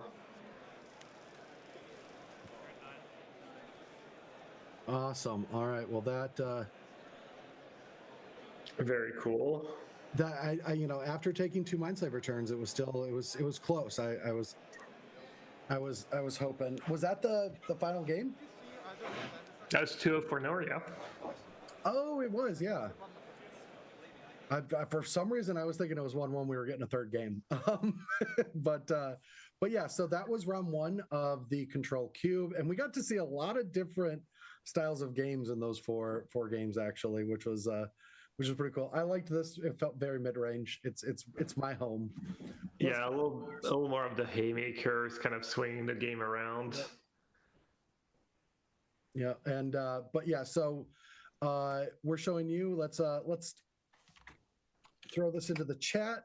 We are here at CubeCon 2025. We're in the final draft of the day, and we are raising money for the American Foundation for Suicide Prevention. So all of you watching in chat, you can get the link in chat right now to go over here and help raise money for a good cause, as well as check out some of these rewards that we've got. But yeah, so we've got 2 more rounds of coverage coming. We know that Jarvis, someone that we're close to, is 1-0 and going for the 3rd trophy of the weekend already. So already has 2 wins. And so we're going to take a short break before we get to that action. Please stay tuned for when we get back, and we will see you all soon. What is up, Cubers? My name is Sam Pratt. I'm from Chicago. I'm host of the Rough Drafts podcast and designer of Samps Arena Cube. This is a deep, replayable, and fun cube experience that pulls exclusively from the Arena card pool. The cube strives for a balance of power and synergy. The power level's relatively high. I'd describe it as power forward or power motivated. So you'll find cards like Fury, Mother of Runes, Ancient Tomb, Reanimate, but this is not intended to be a power max showcase of the most broken cards in the client like a Johnny or Minskin Boo. Instead of prescriptive 2-color archetypes, draft lanes are intended to be open-ended. You can expect classic archetypes such as white aggro or blue control, but that's just the beginning. For synergy, there's an emphasis on the graveyard across all colors. You'll also find sacrifice themes in black, artifact themes in blue, and discard themes centered in red. Your deck should have a plan. Good stuff piles can comfortably 2-1, but trophy decks almost always have some sort of synergy aspect. A big focus point of the cube is exciting build-arounds. This includes individual build-arounds like Scavenger's Talent, Luris, or Field of the Dead, but also includes toolbox packages like Stoneforge Mystic or Micromancer. There are also a handful of cards that ask things of your mana base, monocolor payoffs like Mystic Sanctuary or Rathalos, and domain payoffs like Territorial Kavu. The mana's good, double fetch, double shock. I've intentionally excluded triomes, so we're hitting the sweet spot of 2-color decks being the norm with ample opportunity to splash. My favorite things to do in my cube: I love Priest of Forgotten Gods and the Sacrifice decks. I love building around Monument to Endurance, and I've recently had a couple really sweet near mono blue decks that end the game looping Cryptic Command with Mystic Sanctuary. My goal for this cube is for you to walk away feeling like you drafted something sweet, and there's a lot of really cool stuff to do in here. Happy drafting. Hi everyone, my name is Noah, and I am the creator of Sky and Sea Cube.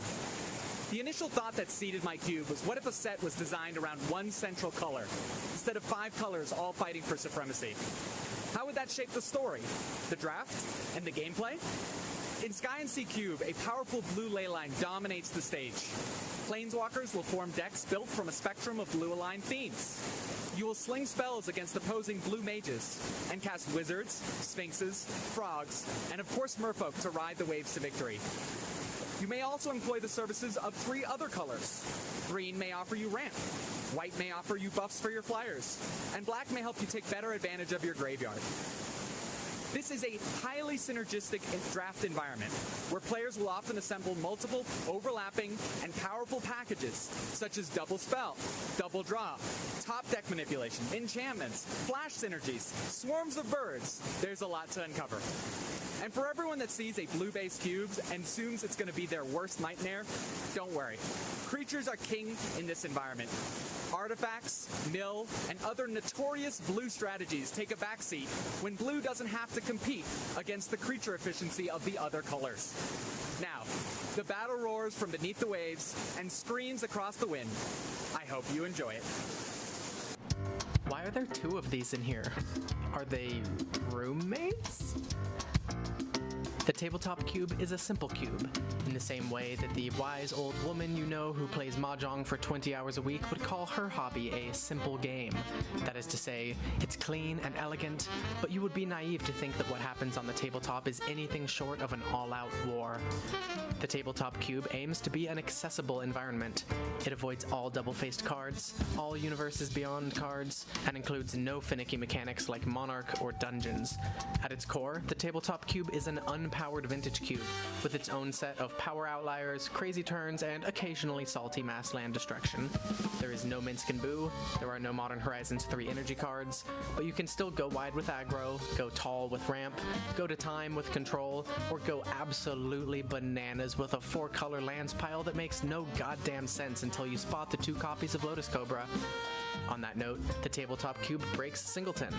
It runs the increasingly common suite of double fetch lands plus double shock lands, but it also doubles up on City of Brass, Wasteland, Stoneforge Mystic, Snapcaster Mage, Gravecrawler, Thoughtseize, and these little guys. If these choices make you think, looks like a boomer cube, you would be only partially incorrect. I do run lots of cards that were released recently, like Rust Harvester and... Judge, am I a boomer? The tabletop cube is inviting. It aims to help 1,000 players get into cube, not to be 100 players' favorite cube. It's on the simpler side, but it's gorgeous and resonant and attracts some of the most fun sorts of Magic players. So pull up a chair, put on your pre-release stamped reading glasses, and make some new friends at the tabletop. Hello, everyone. Welcome back to CubeCon 2025. I'm Brad Nelson. I'm joined by Gabriel Nassif, the one and only Control Master. And I say this because we are in the Control Cube draft. We just finished round 1. We saw Jarvis win his match and Nor win her match. And that's actually going to be the next match we get to watch. A mono blue versus a multicolor strategy. But before we get into the action, we are also raising money for the American Foundation of Suicide Prevention. And so !donate in chat will get you to this page with a bunch of rewards that you can get as well. All right. But Gabe, over round 1, did the games play out how you imagined they would? I mean, yeah, I guess. I don't know. Played out like pretty reasonable for Control Mirror, sure, Control decks, even though the second match was a little different. Just interested to see how, the more ambitious and powerful deck from Nor plays out against Jarvis, just streamlined, well-oiled machine his mono blue deck was a really cheap curve. And one of the things that we will see is both of these players have a lot of the 1 mana interactive spells for the matchup, but seeing Jarvis coming out strong with being on the play, having one of those very important lands in a control mirror, along with Search for a Scanta. Yep, Nor does have Pyroblast as an answer. It doesn't look like she has it right now. We definitely seen Nor decks being able to go over the top, but she's a little more reliant on the haymakers, and we saw Jarvis was a really low curve, tons of 2 mana spells, cards like Disdainful Stroke, Daze. We saw Gainsay, obviously great in a format where everyone has a ton of blue spells. So he's off to a really solid start here. Yeah, and but is missing that 4th land drop. With that search, kept a hand with a lot of the cards that mattered, but is trying to dig for lands, throwing that Cyclonic Rift into the graveyard, and did miss on that 4th land. So this is the door opening of getting a little bit more aggressive. Yeah, looks like Nori's actually missing her own land drop though. And we're going to see a removal spell, making sure that the pressure doesn't start. Yeah, interesting to see Nor just use the removal spell on her turn, rather than keep mana up and deal with the Drowner. The Edict also just dodges, Jarvis just making a 1st land drop in a token, because you get to pick non-token, so maybe signaling that she doesn't have much, maybe having Dispute in hand and trying to bait Jarvis into tapping out on his turn. Yep. But Jarvis just content to do what we saw him do in round 1, is start making fishes, getting value out of Fountain Port, getting value out of Search, just in a great spot so far, especially when we know that he has a lot of counter spells in his deck. Obviously his hand is all spells, so Nor on the back foot early in game 1. Yeah, having to throw that Magnus Opus into a treasure. And Duress into spell. Brutal. It's all Jarvis right now. I'm just seeing all the... This is like just a collage of the most painful interactions of control decks. Yeah. Just seeing Dispel against a 7 mana instant, Spell Stutter on a Duress. Spell Pierce on a Go Blank. Yeah. And he's filling up his graveyard really fast too, so Search, fretting to flip soon, giving him that extra mana. Yeah. Going for, I want to fill it up as fast as possible, get this flipped, protect it from that Red Elemental Blast, or the Pyroblast, excuse me. Yeah, Jarvis declining the Tome there, just spinning it.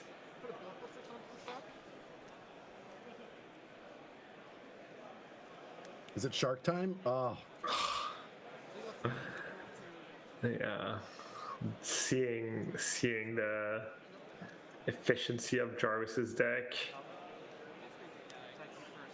This is brutal. All right. Yeah, it really is. I'm not sure Gonti's going to save Nor this game. Gonti can do a lot, but I don't know if Gonti can do this.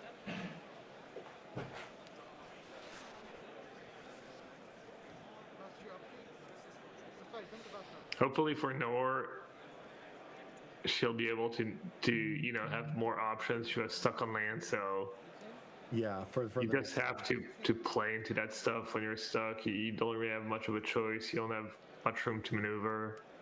But yeah, hopefully at least if she does lose this game, which she probably will, she'll have the info for next game of, okay, Jarvis has the Sprite, he has the Shark. Even though we do see a pretty powerful play here, Bitter Trump discarding Kroxa. That is some value. And Nor, depending on what that Citadel is, might just be 1 mana of flashing it back, and that is definitely a card that can as a control player, there's a few cards that come to mind as, cards I've lost to a lot. Kroxa definitely at the top of the list. Gideon, ally of Zendikar, is another one that comes to mind. Thinks of Stillwind. Yeah, I mean, that's like more niche and pretty rare, but, No, sorry, not that one. I was trying to bring back the Sphinx that I forgot that I beat. Your Sphinx. Yeah. Let me just, I'll figure it out by saying Brad Nelson, winner of Grand Prix DC. I think Google will get me there. But yeah, Chandra, Torch of Defiance, actually another card we saw in our feature match last round. That's one I've lost. All these like kind of recurring threats or sticky, hard to deal with permanents. Yeah. Sphinx of Lost Truth, that's what it was. Mm-hmm.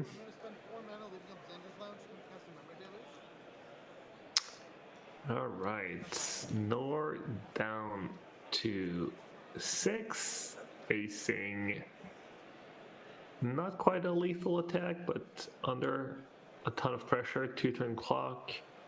And we see that spot removal's probably not going to cut it. Kroxa itself's probably not going to cut it at this point, so... Yeah, there isn't a lot in Nor's deck. I don't think she has anything to deal with crowd control. Yeah. No sweepers.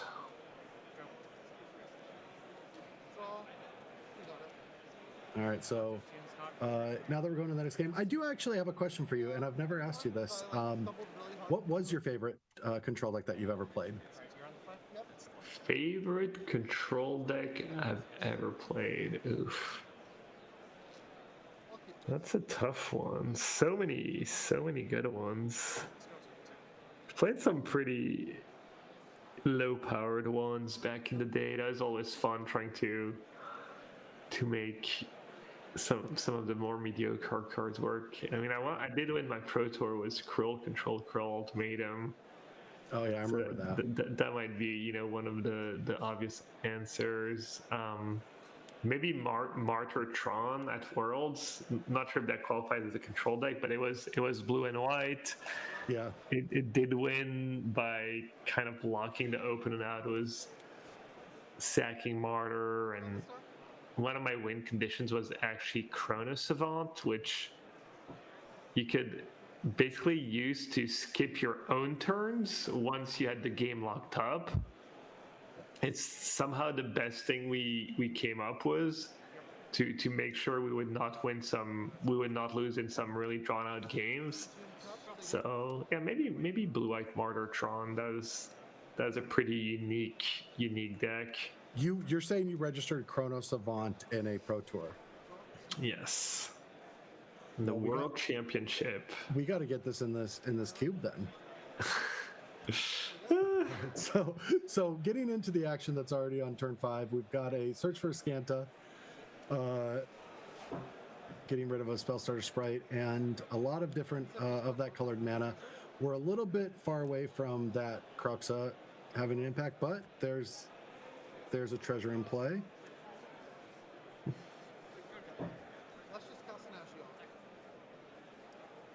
No, that's a Planeswalker. I don't know what it does.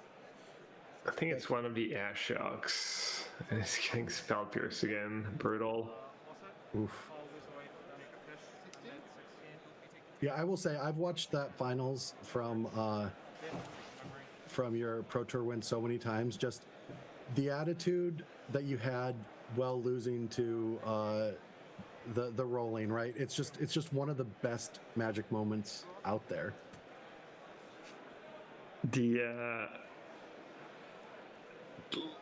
Losing to Patrick. Was that not the finals? Oh, that was the semis. Yeah, that's different worlds. But yeah, that was the Cruel. There's a Cruel Ultimatum, then there's the Dragonstorm one. Pretty cool moments, and crowd getting into it.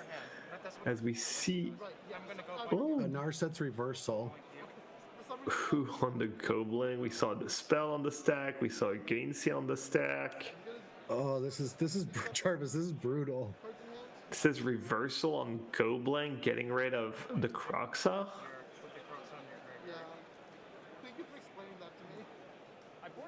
Damn. Is that what's happening right now? I think so. I don't think it's a card we saw in round 1 either. I don't like starting it, but I believe that is what's happening. And it looks like it's all Jarvis again this game. Just showcasing, you know. Okay, yeah, there it is, yeah. The lower curve, the hard to deal threats, Faden Port Search for Escanta, just kind of a repeat of game 1, honestly. Yeah, and now being able to flip that.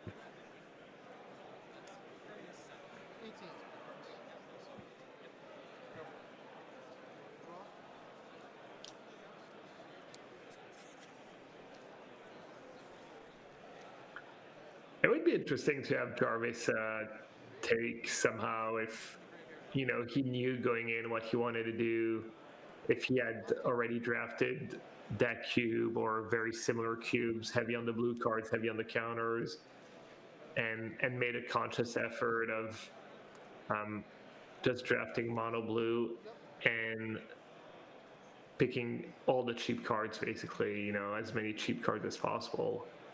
I mean, and that I could see that because it's also once you start getting a few of these cards, I don't know where they were in the draft, you start prioritizing them higher, right? You already have these Search for Scantas or whatever, how they came to be, and of Vedalken Shackles. Oh, can we give a little shout out to Jarvis Notepad, the Brendan McKay branded notepad? That's Maryland-based player. Longtime sub of my chat, longtime supporter of the stream. Oh, that is so good. It's actually funny. He's a mortgage broker, I think, and he actually got one of his clients. Just, you know, when he resubbed, I gave him a shout out. We mentioned that what he did for a living, and someone in chat, apparently in the Maryland area, was in need of, you know, renegotiating the mortgage or whatever. So. Oh, that's so good. Do you know the story behind the life ad? Because that is hilarious marketing. No, I'm guessing it's just, you know, just side questing. Just did stuff Brandon does, you know, why not? Yeah. Smart.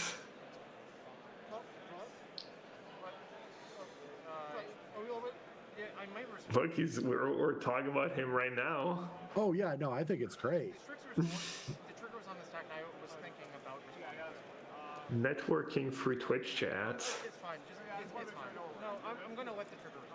Yeah, Vedalken Shackles is an all-time near and dear to my heart. It's actually was in the deck that got me on the Pro Tour. Really? Yeah, it was Tezzerator in 2009, I guess. Tezzerator. It was an extended mono blue deck. You don't remember it? It was Chalice, Chrome Mox, Vedalken Shackles, the 5-mana Tezzeret.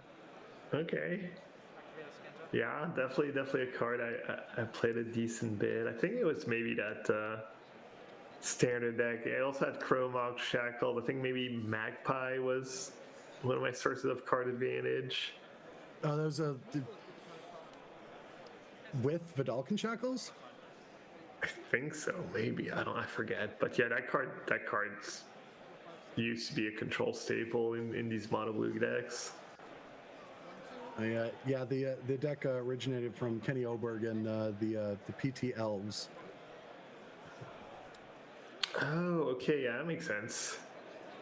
Yeah, so we've got a Remand off of Search, and just complete dominance from the Streamline Mono Blue deck.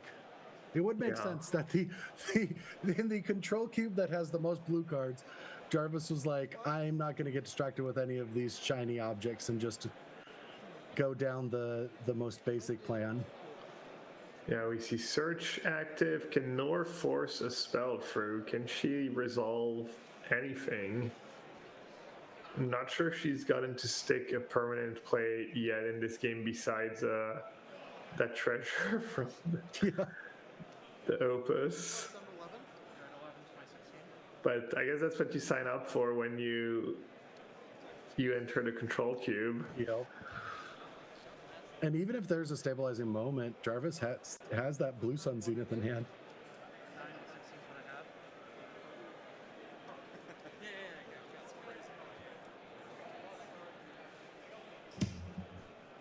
All right. All right, down to 9. Super uphill battle. All right. She's going for the mill plan. I mean, Jarvis drawn a few extra cards, but I'm guessing she's not very close to milling him. I mean, when in doubt, mill them out. Is that what they say? I've That's never heard what I that. say. Oh. I don't know why, but I said it at some point. Sounds like you just made that up. I didn't though, and I wish I did. I wish that wasn't something that I have said. Oh no, it's when in doubt, burn them out. I did just make that up.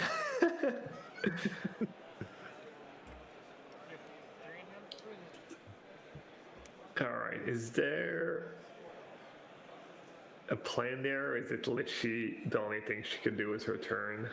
I think that's just it. You can have your Strix back. She did scare Jarvis into untapping the Shackles, I guess. Yeah, or... Oh, I guess so, yeah. All right, trading.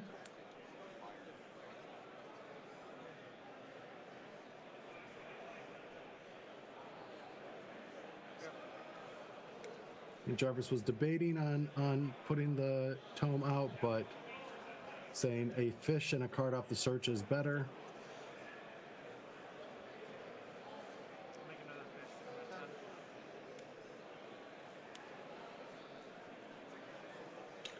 Yes, the good old don't use search. I'd rather keep mana up just in case. Yeah. That's good news for Nor. I could look at the top 4 and pick a non-creature spell, or I could make a fish. Oh, it's having a Jarvis decided to make a fish. And having the Mystic Snake have to come down just to block a 2/2 against a 1/1 and getting countered by 1 mana yet again.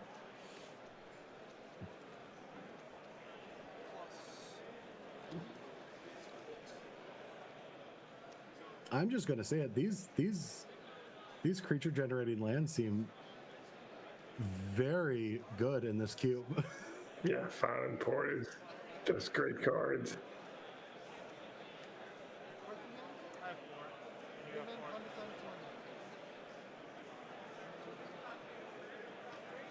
But I mean,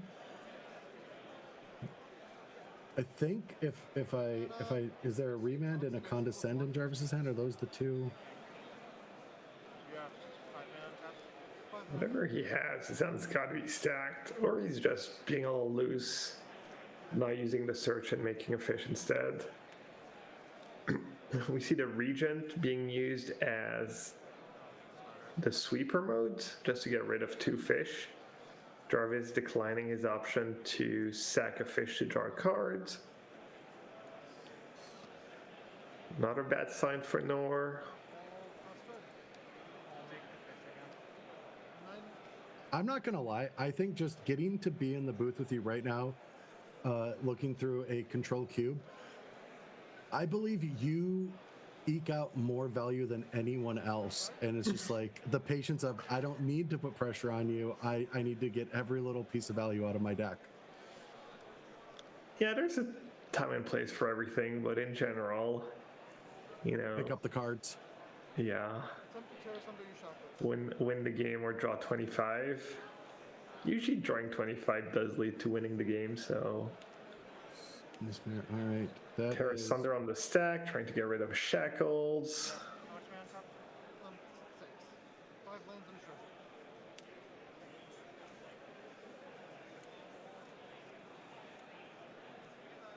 Jarvis doing some quick math. Okay. Condescend runs headfirst into a Pyroblast, but does Jarvis still have that remand? If so, I don't think that Pyroblast can get recast. Might just free man is Condescend anyways. Oh yeah, you're right. She's out of red mana. Yeah. Oh no! No, there's a did he treasure. forget the treasure? Did I we think- all forget about the treasure? I think we did. I think he definitely forgot about the treasure, and we missed it too. Yeah, Jarvis doing his best to give Nora a chance here.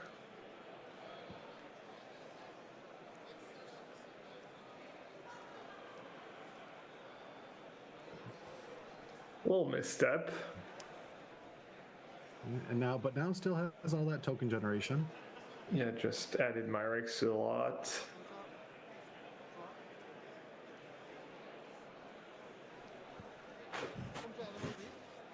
Animation results.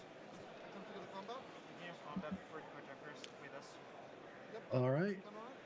Going to be able to tap that down, give it a stun counter. The return of the Drowner. That was so key in Jarvis's round 1. And the Cutthroats. Oh, wow. And just going all out aggression. And there's the handshake. Events are in my deck that also covers that, but I'm not. All right. Well, that puts Jarvis at 2-0 in the control cube and 1 win away from actually securing a 3rd trophy before going into tomorrow's competition. So that is pretty exciting. Yeah, definitely more one-sided games this match than we've seen so far. Yeah, I mean, just search for Scanta, the creature lands, just the snowball of having all of the cheap counter spells. It's so big. But yeah, so we're back in the booth. Before we take our final break of the evening, we just want to show off what we are raising money for here at KubeCon 2025. We are here supporting the American Foundation of Suicide Prevention. And so the link is in chat. Thank you, everyone who has been watching us all day, today. And I'm joined by Gabriel Nassif, who has been honestly giving us a masterclass on control. I know that you talk to people all the time, but I have been learning things. So I have enjoyed this. So we're going to take a short break and we'll be right back for round 3. So what is the modular cube? Well, it's all about the modular ability. No, that's a lie. There is a lot of cards that care about counters in this cube, however, but that's not all it's about. No, it's actually called modular because normally there's a few different modules that can be mixed in, but in this KubeCon version, though, you don't have to worry about that. It's just about the archetypes, the synergies, of which there's a lot of emergent synergies, things that overlap across the archetypes. Lots of cards, both familiar and unfamiliar, that you can mash together into something new, hopefully. Yeah, here you'll see things like slivers, both the old ones and the new ones. You'll even see them in duplicates and across all 5 colors. You'll see some pretty big power outliers, but recontextualized in a way that they won't run away with the game. You'll see a few of the weaker conspiracies and several alternate win conditions. You'll find that removal is good, but it's not great. The multicolored cards should all be fairly obvious signposts that'll pull you in a specific direction. And you will notice that the mana fixing is asymmetrical. You will see different lands in each color pairs. And if you 3-0 the modular cube, please sign a basic. I hope you enjoy. Hi, I'm Andrew Dorsey, creator of the Red Terror Cube, and I want to give you a brief rundown of what it's about. First, it's not a mono red cube. It is a red aligned guilds versus Zorius cube. So, Boros, Izzet, Gruul, and Rakdos all got together and decided to try to beat up Azorius, with a little bit of a mono red sprinkled in. So, what is red? Red is basically everything. It can do almost every role, but I think the important part is that it's not going to be the 1-drop creatures 2/1s.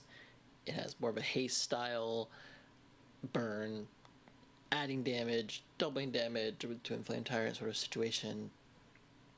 That's what it's going to be. It's more of a tempo-y-ish red. One of the goals for this cube overall is to have a lot of back and forth, have a lot of creatures in the graveyard, no board stalls is one of the guiding lights for my creation. Boros is going to be equipment. It's not going to have any of the busted ones like Batterskull or Cauldron Complete. It does have the Sword of Cauldron, which is my favorite, and it can do a lot. I've been trying to work on it. It has a lot of the Mirrodin cards, and it's kind of equipment value. Blue-red has the kind of mostly the burn style, Gutter Snipe, Coruscation Mage, Scalding Viper, Eidolon, Great Revel, kind of this package of when you cast a spell, deal some more extra damage, so more of a chip damage. Blue-red is more of chip damage, and then it has this small giant theme of just running you over with doubling giant power. Pretty good. Black-red is a more Death Touch menace, mid-rangey, value, steal your stuff once in a while, and then reanimate, and just value cards. I think black-red is just value cards. And then red-green is going to be just big monsters doubling their own power, and then you're just going to hit them with the Berserk, and then they're done. Blue-white, I went with a harder control deck. It's got Dragonlord Ojutai is probably the top end, just sits there gaining value, and it's a big threat, and yeah, so that's what it's going to do. Everything is kind of pointing towards there's just a more tempo style to all the games. There's a couple combos, all be one with the Red Terror, and dealing any damage with the red source is just infinite damage. I wanted red to have the biggest powered creature, so Infinity Elemental it is. I threw in Fling. There's some other kind of combo-y cards, but these are kind of 4 one-turn kill combos. You get them, then you win. I like combos, so there you go. I hope you guys, everyone that wants to play, enjoys themselves. So see you there. Hi CubeCon, my name's Brian from Cleveland, Ohio. Welcome to the Tiny Axe Bar Cube, a microcube with one brutal twist. You start at 5 life. Shout out to BoltCube for the inspiration. Tiny Axe strives for nuanced card evaluation and creative lines through low starting life totals, graveyard recursion, and near-perfect information in the second and third games of a match. Before I begin, feel free to scan the QR code down there for an in-depth primer. Tiny Axe has some unique rules that radically change card evaluation, so let's start there. The biggest change of all, each player starts at 5 life, like I said.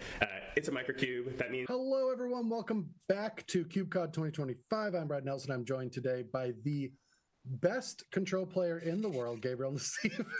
It just keeps getting worse.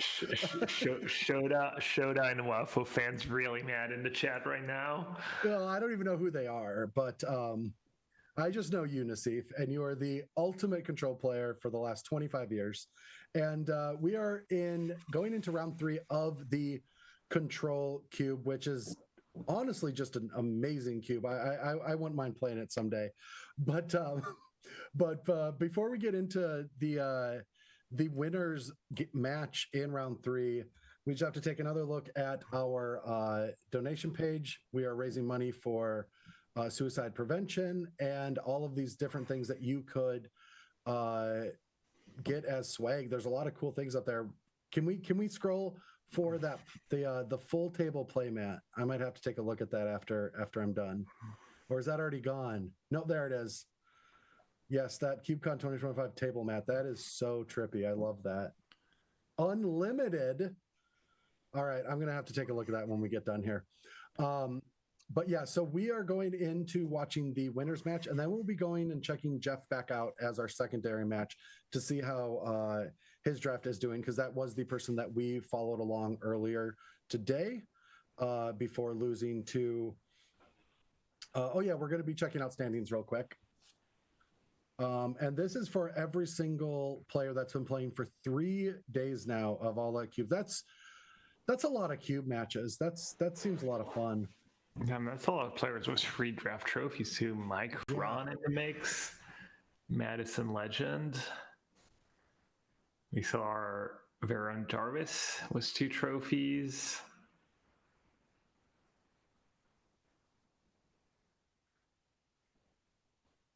Yep. And so what these players are playing for going into this final round for everyone in the tournament is a cut to 128, the third draft of this evening.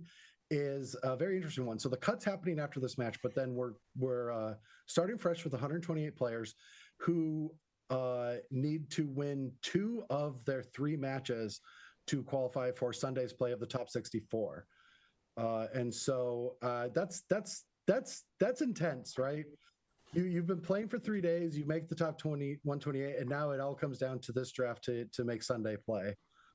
Yeah, no, and for sure, like it's kind of things finally become serious, and it's all about winning. Not even sure you get to pick your cube anymore. There's 12 Yeah, I think you don't get to pick your cube at that time. But yeah, so we have Jarvis winning the die roll for this final match. No search for Scanta. And let's take a look at Owen's deck real quick, or at least I need to catch up here. So Owen is playing a Jeskai strategy. I don't know if you're familiar with those, Gabe, in your career of Jeskai control. Somewhat, a little bit. And we see a force of will, which is probably going to be a great card, and a little bit more of an aggressive curve of creatures. So this might be very similar to the last match, where Jarvis's very streamlined, high number of counter spells, and Owen is a little bit more threat dense. Yeah, Owen's threat dense. His curve is still somewhat low, and not as much air as some of these control decks. We see cards like Restoration Angel, the Wandering Emperor, Snapcaster Mage. So great looking deck. Looks like he's got solid mana too. I count 7 fetch lands or dual lands type of cards for the mana. We see it in play. He has like 4 non-basics, so he's doing good on that front. David's Veto in the yard, just a lot of good cards, so it's gonna be a tough matchup. There's also Pearl Lake Ancient. I forget exactly what that card does, but is that one of these big uncounterable monsters? Yeah, it is uncounterable, and you can one thing I know is you can return 3 islands to return it to your hand. Let me take a Maybe look. it has prowess too.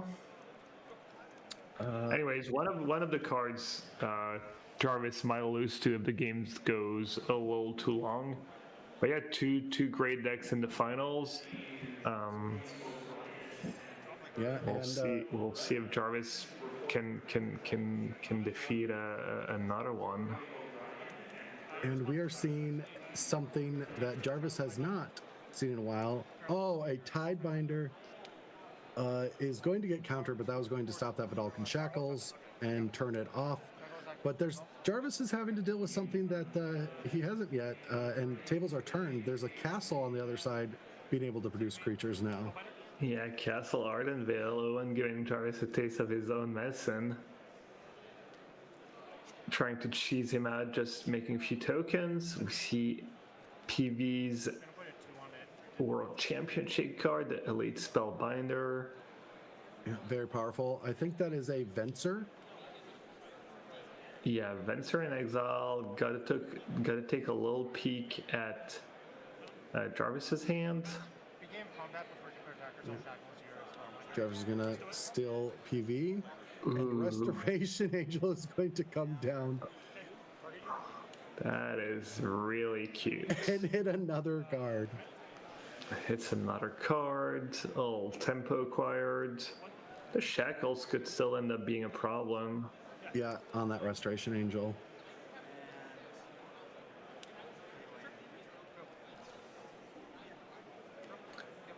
Let's see if Owen can find an answer, or a card that goes over the top. Jarvis is still stuck on Free Island, so he can't steal any creature. You see Wandering Emperor, that would be a cool play. Wandering Emperor plus on my Angel, make it out of Reach of Shackles. Yeah, that would have been quite the blowout. Oh, he did have it. But just didn't see the line of growing it above.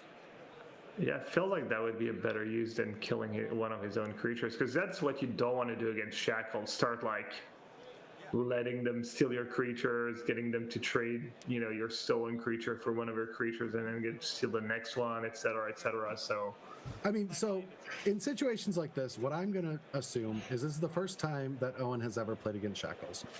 and didn't see that line. And I have a lot of sympathy for players like that because I once top 8'd a Legacy tournament. It was my first Legacy tournament. I top 8'd a Grand Prix. And I was playing just a Hymn to Torok deck, and I was getting luckier than I knew that I was getting, right, all day. And I had to read Standstill in the top 8. And it was the first time. No. And it went worse than you're imagining. That's rough. I was also saying, oh no, because I think he just pumped the Spellbinder thinking maybe it would cancel the Shackles effect, but once you have the creature with Shackles, it doesn't matter if the power becomes greater. I know. Oh, and now oh no, Owen. I mean, I would guess most people signing up for the Control Cube are maybe on the older side and more experienced players, and might not be the quote-unquote the most fun thing. Well, you could sign up for a cube, but I don't think you're guaranteed it. That's true. Yeah. Because I don't think anyone would actually sign up to play Control Mirrors. Yeah, I'm not gonna lie, that was a little painful to watch. We saw a lot of tight plays so far, I feel, in all our matches, and that is rough. Felt like Owen kind of was in a decent spot, and yeah,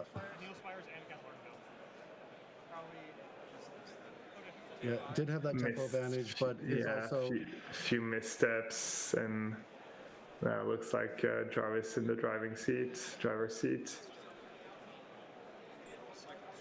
Yeah. All right. So making another soldier at the end of turn. Spellbearer has been so good for Jarvis. It's one of my favorite cards in the Vintage Cube. Just really value cheap cards. In theory, in Control Mirrors match, it's not the greatest card because it's a card that goes dead a lot of the time. But I feel like the nature of the cube, the decks are a little less streamlined than if you were playing, an actual modern control deck, and you do tend to get a use out of it at some point eventually. I actually had I was in a Vintage Cube draft, and I today, and I had a really bad pack 1, and so I have a question: Misty Rainforest or Spellpierce? Pick one, pack 1. I think the consensus would be Misty Rainforest, but if you really want to draft blue, if you know you're going to end up blue, I don't hate Spellpierce either. Okay, yeah, I did take the Rainforest because I draft, like I said, 5-color Lurrus decks. I try to draft every single time. I love the Omnath. I'm sucker for like the Omnath and the lands deck too. Yeah, they're not that good, but when they are, you do get a couple wins out of them. I mean, the lands deck has incredibly high upside, but you need a little luck to get there. Yeah. All right. So Vedalken Shackles did exactly what it usually does and take over a game. And Jarvis is one game away from sweeping, or I guess not a full sweep. Did lose a game in round 1, if I remember correctly. Yeah. Yeah, to double Jace.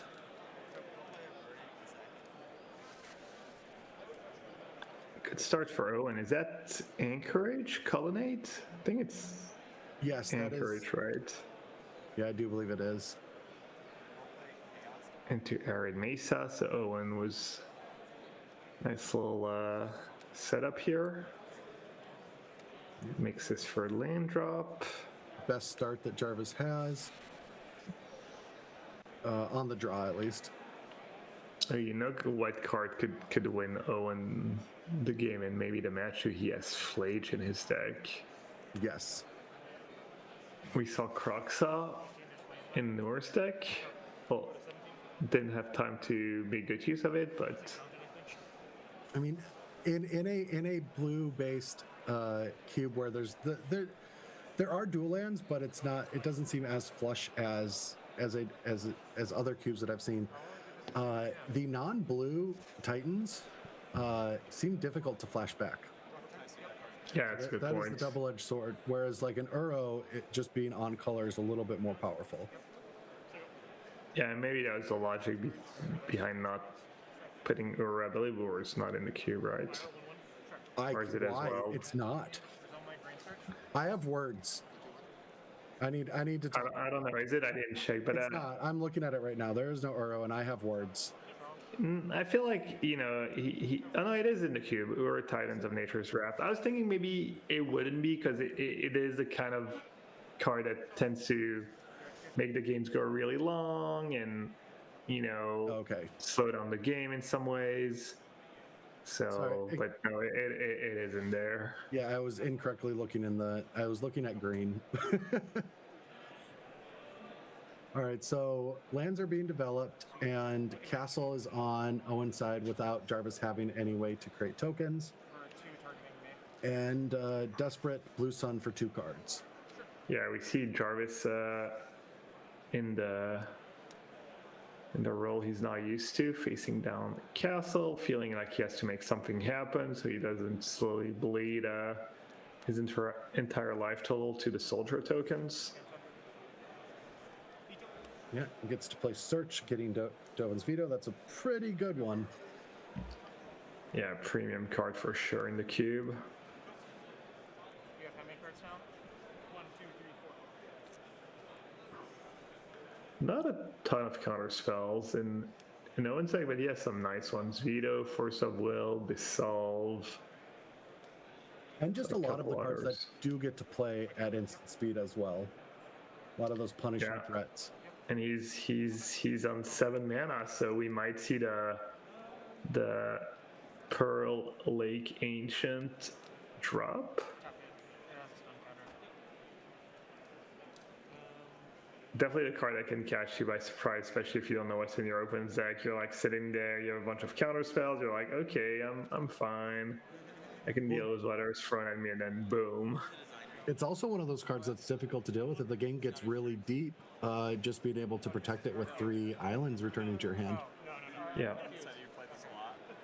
What is that? That is a second soldier, I'm assuming. All right. Getting creative with the tokens. All right, Jaws coming down to eat a soldier. Yeah, it's Jarvis' turn to have to like kind of play his cards for a little value and just try and stem the bleeding. Tables have turned. Tables have turned. Shark back on top of the library. Good old memory lapse. No choice. Not top or bottom. Top no matter what. What a card. They had to ban it in Historic, right? On Arena at some point. It was banned in Historic? Yeah, that card was always solid. I mean, I love me a memory lapse. Yeah. I used to not understand why that card was good as like, it's not even good. They get to like play it right away next turn. Like, don't want to get rid of their spells, but sometimes just putting a spell back on top is just more powerful than actually countering it. I mean, yeah, for me, a card like Memory Lapse, it says just play it when you have it, right? You don't know when you're going to especially if there's like some tempo and things like that. So yeah. I do love a card like that where I can justify casting it early and not saving it unless I know exactly how the game's going to end. Yeah, it was also one of the few 2-mana counter spells that it was a 2-mana counter spell that had Coalesce in its casting cost, so it saw a decent amount of play with cards like the Medallion or Nightscape Familiar. Yeah. All right, so also one of the better counter spells when you're playing kind of an aggressive strategy, kind of aggro control. You're just technically like almost could time walk your opponent in the right spots. Could be a suited time walk. We are seeing 4 down. Oh, another Spell Pierce. That Spell Pierce has been so good. Yeah, it's been unreal. All right, so Shark is holding the fort. Crunching in for 5. Spell Pierce and Dispel. We saw Dispel being pretty ridiculous for Noor, countering that Jeskai Rev. Yeah, I mean, Shocker, the 1-mana counter spells are good in the Jarvis control traded cube. 2 cards each for 2 mana last turn against everything that Owen had. Looks like we have a hard cast Force of Will here, trying to force Wandering Emperor through. Yeah, and now Remand is going to put Force back in hand. Commit is going to get rid of that Wanderer for a turn.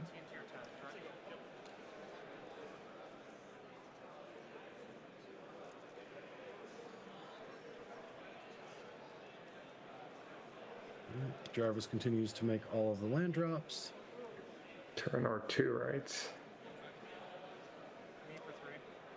And Blue Sun Zenith for 3. Holding up Okay, counter Jarvis signaling that he's got all something. Wouldn't be the worst spot to go for full value.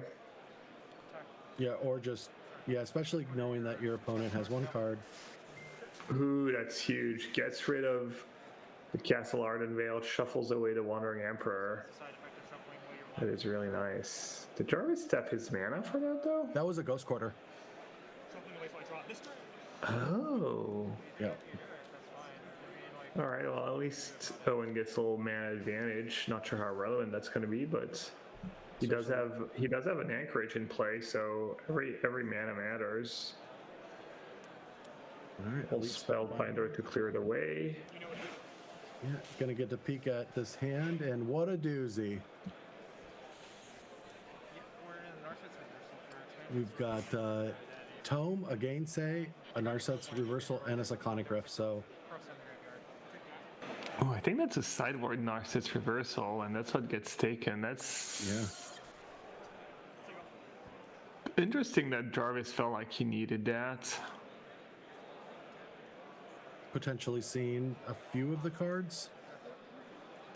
Yeah. Another human comes down, and this is tough. So Owen really needs to start drawing the non-blue threats. Flage would be a great pickup. Yeah, not sure how I feel about chump blocking when you're at 10, but it kind of makes sense. I guess you don't want to be 1 hit away from dying to the shark. Not unreasonable. I wouldn't hate just seeing Owen maybe trying to double block instead of having to chump every turn. Or potentially getting that anchorage, or getting some of that into combat. Yeah. Okay, Snapcaster Mage. Probably gonna hit a Gainsay. And still with Force of Will in hand. This is potentially going to target Fire Ice. Yeah, not the greatest target. Whole value, but not the scariest for Jarvis. Could even let him have it, potentially. Gonna tap down the shark. Yeah, he's like, you know what, that's fine. I'll let you spin your wheels a bit. As good as Gainsay is, can't do anything about the Wandering Emperor. That's a little scarier. Yeah. We see that Cyclonic Rift bouncing these permanents is not very exciting. Yeah, this is starting to heat up a little bit. Oh, we're doing the deck count. Yeah. Yeah, we got a Blue Sun Zenith. And he's got that Narset something card, right? That 7 mana now, but so it mills, it shuffles back your cards and mills your opponent for that many. No, is that what that card is? I thought it was Narset's Reversal. Oh, it's just Narset's Reversal. Okay, I thought it was the 5 mana weird mill spell that. That's what I thought. It's Narset's Reversal. No, you're probably right. Because we know for a fact he has that card in his deck, and we see Blue Sun Zenith slowly taking over here. Draw 5 this time. Looking for a 2 mana counterspell. And he found Field of Ruin and. Wait, is that? Packs it up. Game 3? Okay. But Jarvis was at like 15, and. I'm not sure. I'm not sure either. Maybe thinking about time. Maybe the life totals were wrong? Says Anchorage, Snapcaster, maybe production's gonna know what happened. All right, Spellsetter is just coming down.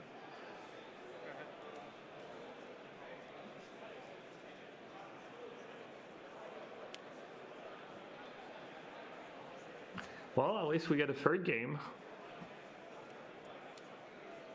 Yeah, no, I'm excited about this. Just throwing that Spellsetter sprite down is pretty interesting to me. Yeah, probably not a great sign for Jarvis if he has to do that. He might somehow know there's... I'd say there's maybe no one-mana spell, and but then I'm not sure how he would know that. I think there is indeed no one-mana spell in Owen's deck. But then I would board it out, right? Yeah, maybe he just forgot. That's fair. And we see the fledge we talked about that could dominate the late game, potentially. Jarvis already kind of on the clock.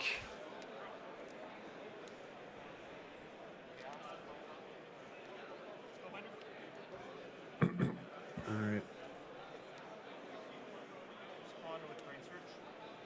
We're going to see a Brain Surge, which is pretty good because a lot of the cards that Jarvis has in hand are situational and not impactful for that Spellbinder.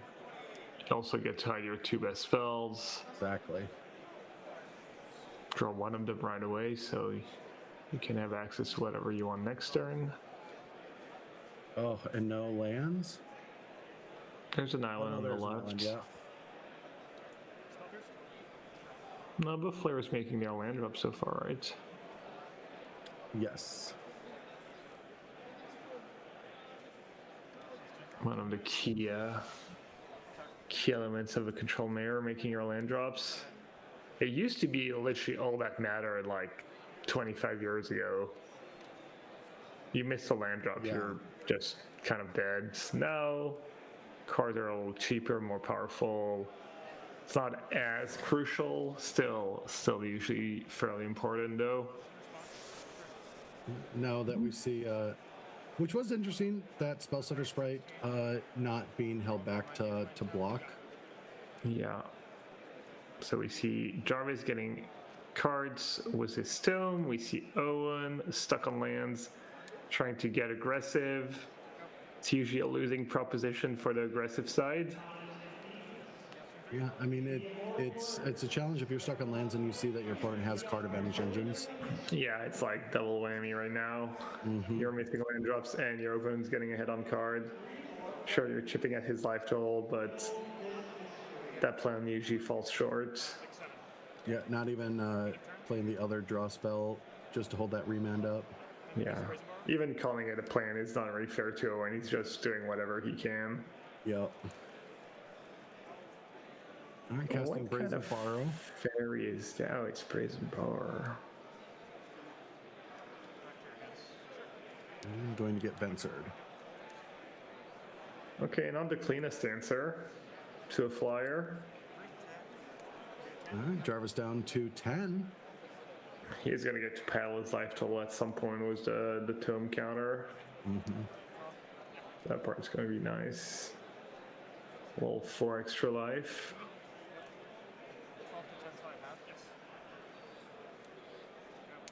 Let's see what Owen does now.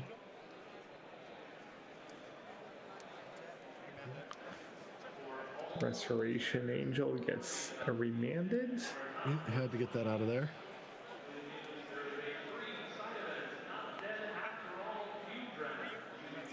Down to 7.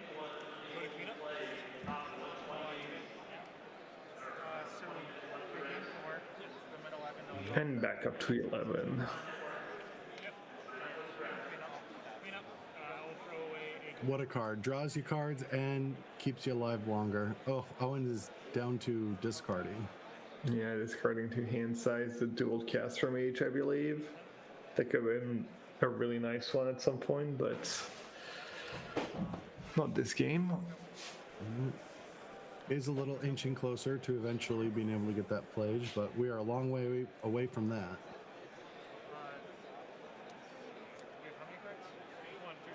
Could almost Cyclonic Rift was a trigger on the stack. Not super exciting though. It taps you out too. he does need to do something about it. I guess, yeah, Jarvis may be flooding a bit, or... Oh, wow. We're going to steal Owen, steal another one? I think we might. Damn, force of will. Gainsay.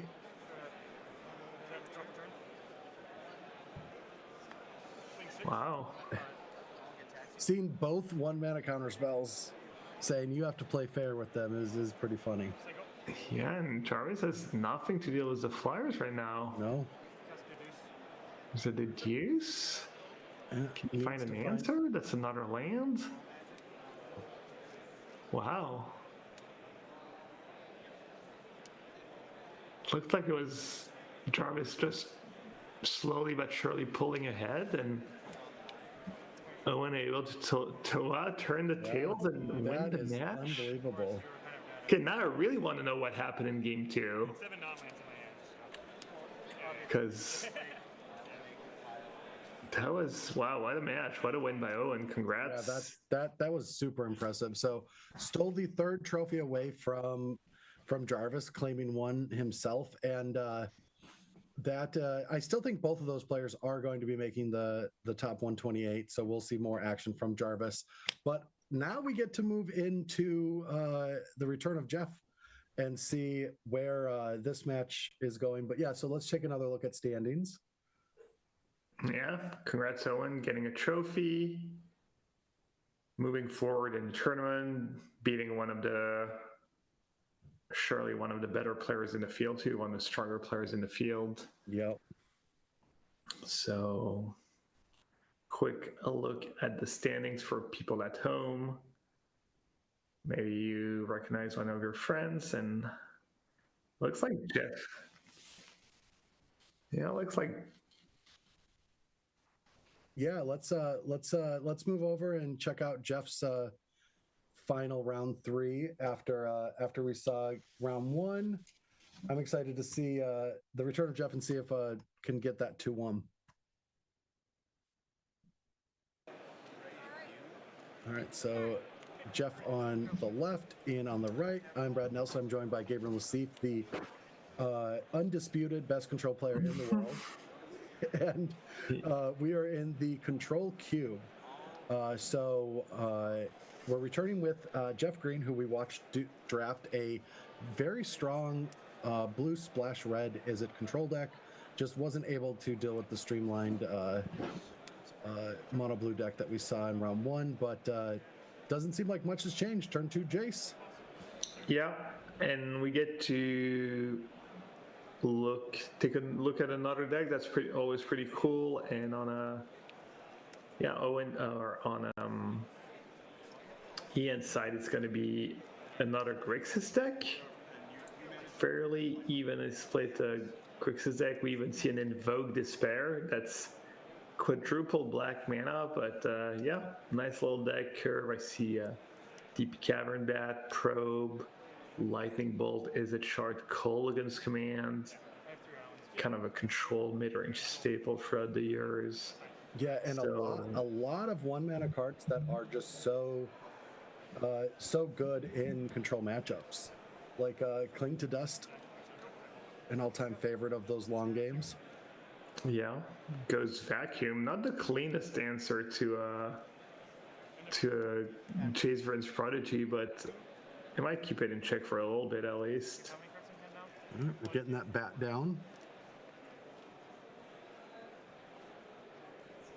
One of my highest picked cards for the non-power, of course, because it not only goes in a Lurrus deck, but I often do really well with just random Rakdos strategies. I don't know if you found that too, but my Rakdos decks in Vintage Cube just always overperform. Yeah, Rakdos, I think goes pretty strong. Honestly, there's a lot of good synergies. You can maybe play Reanimator. You've got a card like Fable and Seasoned Pyromancer that play really, really nicely. It's Croxat still in the Vintage Cube? Or ever I was? don't know. I can't remember. I don't think so because I don't see it. But we saw in response to the bat, we have Vendilion Click, taking a look at cards and just getting something out there, I'm guessing, in response to the bat. Yeah, we see one of the newer cards for Control Mages. What is that card? The Marin Gussie, the dragon. It's a blue and free instant. You draw 3, you discard 1, you shuffle it back. Or the 6 mana part is a 6/7 flying that bounces 2 non-land permanents when it comes into play. A really, really powerful card. Sees a ton of play in standard. Yeah, and then what's the other card that Jeff was a reader, but I also need to be a reader? Oh. I'm not sure I could have told you. It's funny, they're both getting to see each other's hands. Bad versus Click. But, yeah, as you can see, that has to take the Flame Slash because that would just be an easy removal spell. It looks like Jeff decided not to take anything. Maybe Ian stuck on lands.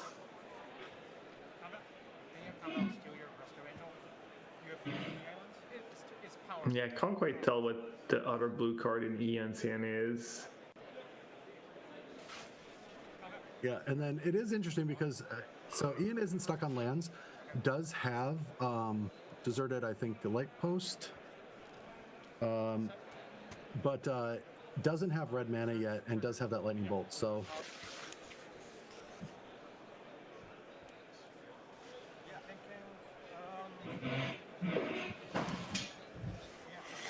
In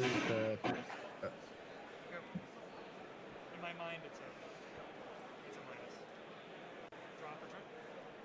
oh no, that's Nephalia Drownyard, the mill land that's in the hand. Yeah, that card is interesting. We see Delver of Secrets.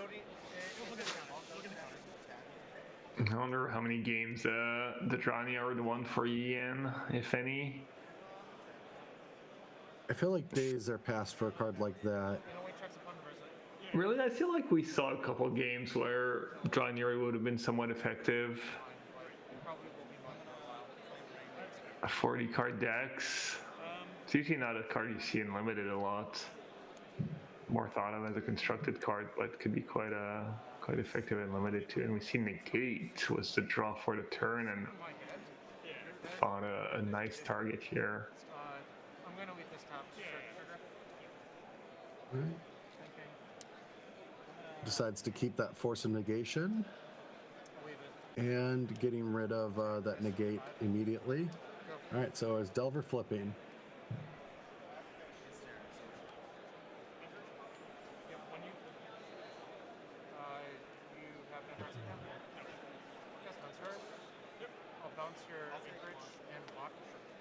All right, Delver's going to get in for 1.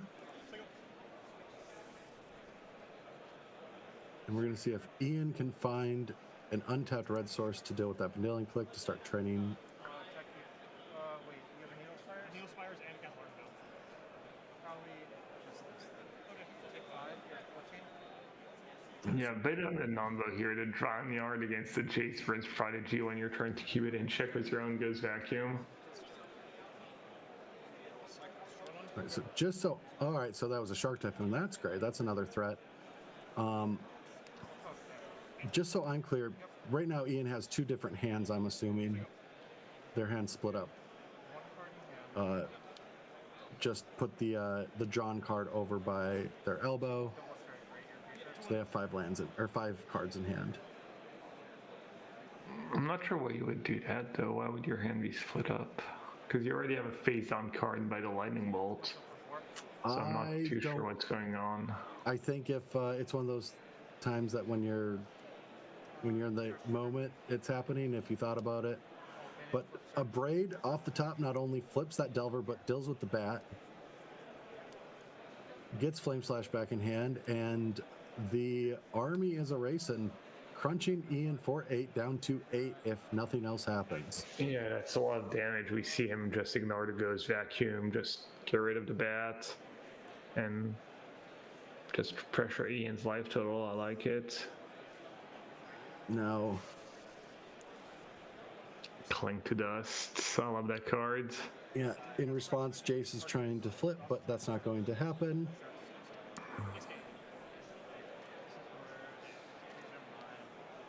Cryptic Command off the top. So Reb, Cryptic Command, and... Oh, no. Alright, you did get to flip it 5 cards, yeah.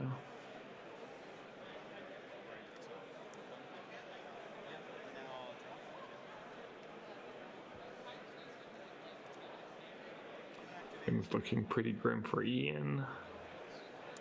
Oh, animating Fairy Conclave to get in for blocking, and there's that red Elemental Blast. Double checks that it is a blue permanent. It is. That was nasty. Yeah, down to 8 life, loses a land. Yeah, 1 mana Stone Rain, no big deal. And Jace goes up. This seems a little tough to come back from, but we do have Mountain, so Lightning Bolt can stem some of that bleeding. Yeah, some might say a little too little, a little too late. You're only threatened by 4 non-land permanents when you only have 4 land permanents. You got Ghost Vacuum, you got the Jason, you know, under control. All right.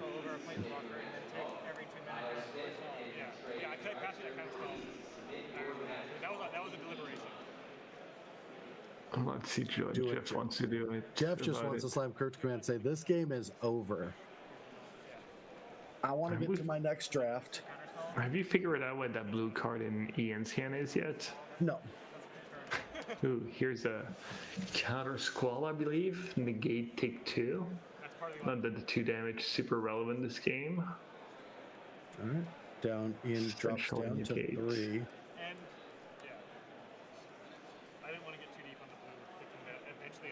So is it looks like an instant for... Blue has 3 times as many cards as any other color. 5 mana. Maybe it's like counter a spell, get a bunch of clues.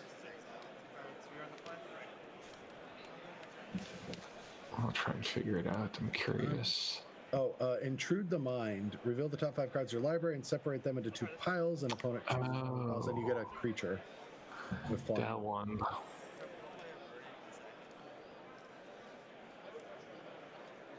Yeah, that's kind of cards they've printed recently. That'd be really, really good if it was 4 mana, but basically saw no play because it's just not efficient enough.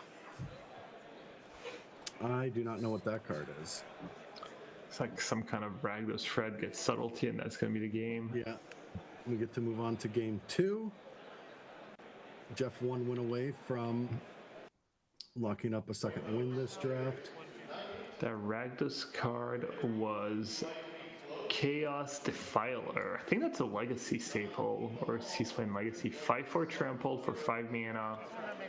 When it enters the battlefield or dies, for each opponent, choose a non-land permanent that player controls, destroys one of them, chosen at random.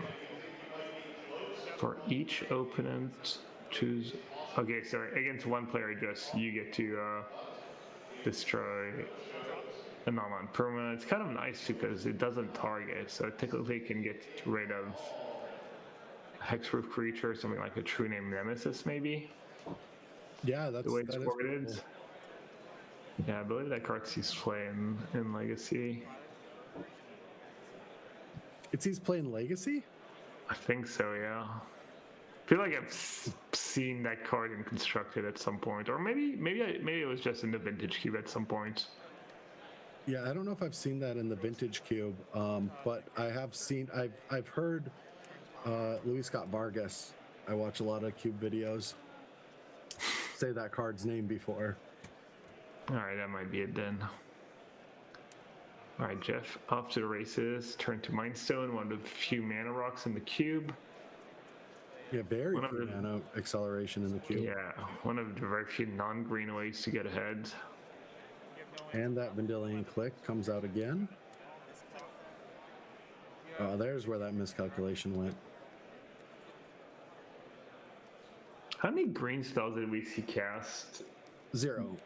No, there's at least Terra Sunder. Oh, I think that is just Terra Sunder. But I'm wondering if that was literally the only green cell we saw in a feature match. Green was definitely the card that was the least drafted when we were watching Jeff draft. The green cards were going late in the packs. Look, all these players have made mistakes. We've all learned and grown. You know, I'm guessing that there was a green drafter out there, and they did very well. And we're just going to leave it at that. All right, so Brad's still mad at the last big night embusher, or whatever that card is called, Night Pack Embusher. Oh, it put me in the finals of an arena. Were they Mythic Championships? Yes. Yeah, I think I played a blue-green deck and did well. I wonder if it wasn't the Arena Championship I top 8. It was blue-green Night Pack, or I think I was just playing a NIST deck and it was a different tournament. But yeah, that card had its time in Standard. Yeah, that card was nice. All right, so what's happening here is Vendilion Click was cast Misdirection, or what's the counterspell called again? Miscalculation. Got Red Elemental Blast, and Lightning Bolt took it off. So Jeff is deciding on what card to hit here. And do you know what room that is? I would guess it's the Furnace, maybe the one that deals damage on the red part. 2 mana removal, 5 mana, kind of one-sided Hauling Mine. That is it, yeah. And so opting to decide if you wanted Ian to have a play next turn or a more powerful one the turn after that. Ooh, Tameo. We haven't seen that card do much for Jeff yet. No, and this is a good time for it. Yeah, it locks up a permanent. It draws you a bunch of cards that tap creature, and the ultimate is really strong, right? Yes, the ultimate is one of those game-ending ultimates. Let me take a look at it again to remember. It is whenever you get an emblem that you have no maximum hand size, and whenever a card is put into your graveyard from anywhere, you return it to your hand. Decent. Not too shabby. Not too bad. The return of the Ghost Vacuum. That is an answer to it. Yeah, it is. And also, a couple creatures in Jeff's graveyard. So, potentially a win condition.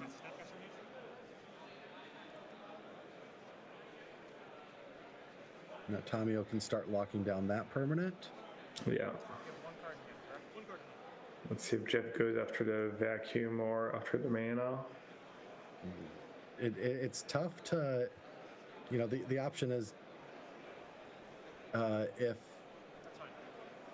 in 2 turns that you're going to be able to do something with these 2 powerful cards. But if you hit the Ghost Vacuum now, that can start the snowball, right? Ian drawing a few cards and drawing a few more cards. Yep.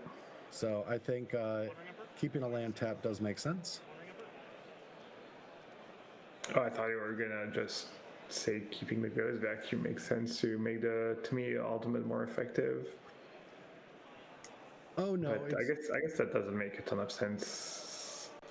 Yeah, this turn it stops anything from massive happening, right? Just yeah. Then once Ian can get to potentially 7 mana, then it becomes a different story. All right, Vendilion Click.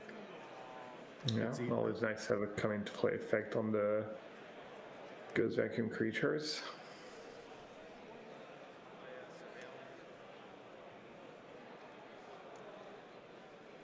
Surveils.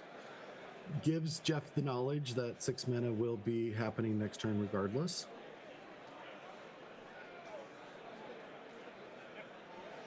And we actually have all open information right now. Yeah, players are making it easy on us. Yeah. I like it.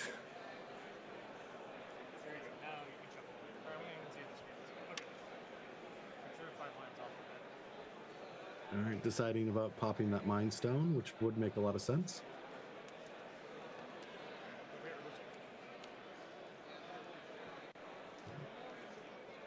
Love the Mindstone art.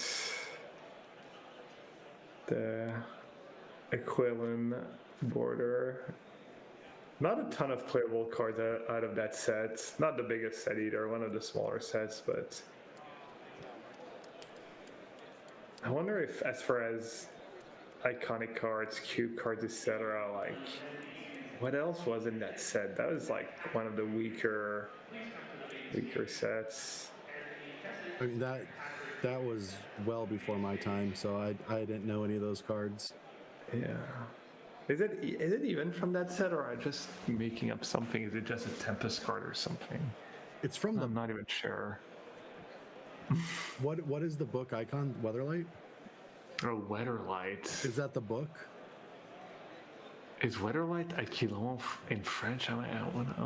It's past my bedtime. Yeah, someone can tell us. It's also just past my knowledge base. Someone in chat can help us out with something that we both could easily Google right now. All right, Tamio is ticking up to 8, and here we go with commence the end game. Yes, it's originally from Weatherlight.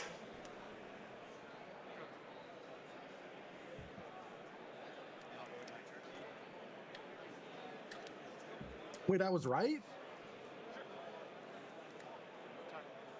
You were then. And Aquilon is Weatherlight in French. I just like getting everything mixed up. Well, not clearly, but I'm just impressed with myself.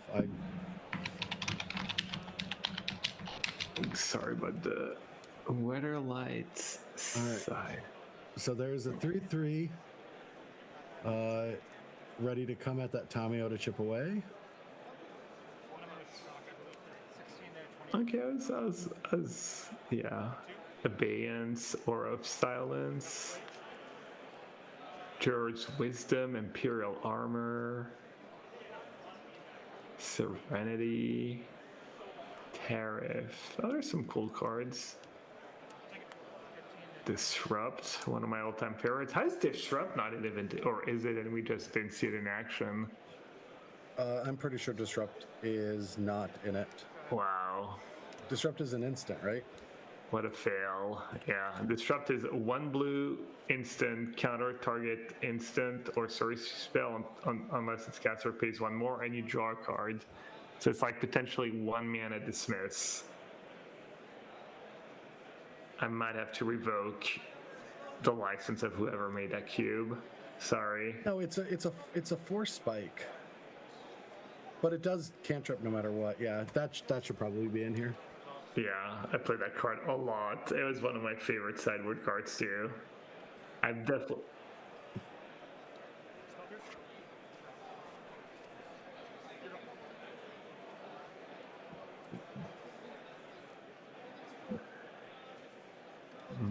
Oh, and I do believe it wouldn't make the cut if that's the case. So I think it should have made the cut irrelevant. It should make the cut anyways. Ooh, Ophidian was in the Weatherlight too. Yeah, Weatherlight has a bunch of bangers. I actually have to ask this right now, Rashad. When you told us that right now, can our audience hear us, or is that just to us? I think it's just to us. That's Okay, usually how so- these things work. Doomsday. Sorry, I'm just. You're still just in the Weatherlight. You're just lost in the sauce of the Weatherlight. We've got a lot of action going on, Gabe. All right, let's get us back into this. So we've got that Defiler in play, threatening Jeff, but that Flame Slash is going to deal with it, and then it's probably going to target the Jace, and Jace is going to flip, and things are being handled. Wait, can I really not interest you in a few more Weatherlight bangers? Please. No, you can interest me. I just feel like I have a job that I have to do. But if we're talking Weatherlight, let's talk about it. Firestorm? Oh, I've heard of Firestorm. I don't remember what it does. Banger. But I know the art. Doomsday, Gaia's Blessing.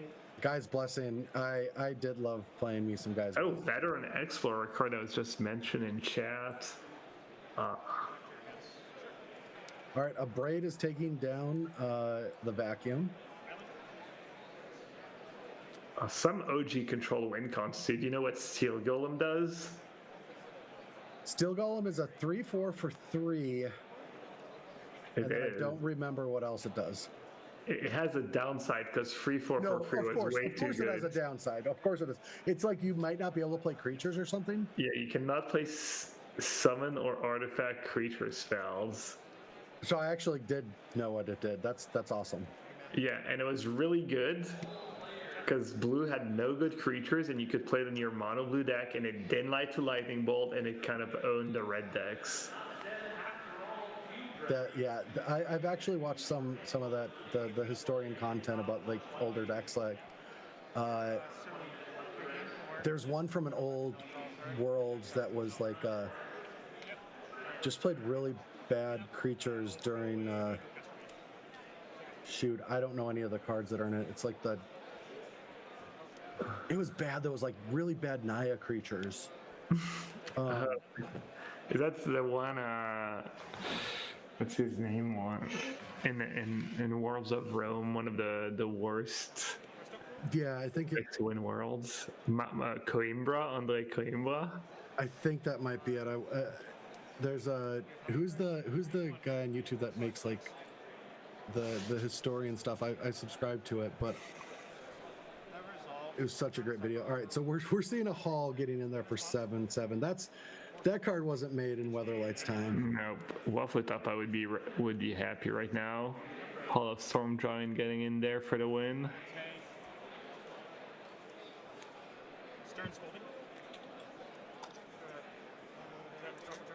Archmage eating a Burst Lightning. Yes, that is it. Thank you so much, Hafizan. Shout out to Hungry on Plane on YouTube. A lot of great videos. And I'll have to dig that one up that I watched, but it was so good. Yeah. All right, so Control Magic is going to get used as fodder to get rid of that Glenelendra, and Eden can start playing Magic again. Okay. Found his window to resolve a card advantage / chum blocker spell. Well, I believe at least one of those cards can permanently deal with a Hall. Wait, how much do you have to pay for Hall again? Is it just 2, or is it a lot more? For Hall? Yeah. 6 mana. It's a 7/7. It has Ward 6? No, it has Ward how much 3, I do- believe. Oh, you're asking for the Ward. It has Ward 2 or free. I'm gonna say free. All right, I do like this. I was like, how much? What? 2 mana to activate it? I was so confused. Yeah, just 2 for 7/7. It seems fine. And yeah, I'd like this split because this is also going to generate a token, which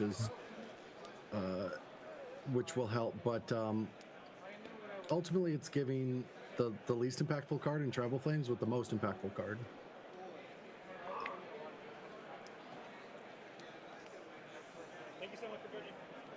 All right. Do we see another Hall attack? Looks like it. Yoink. Getting chumped. And Jeff drew down that plant, so now he has negate mana up.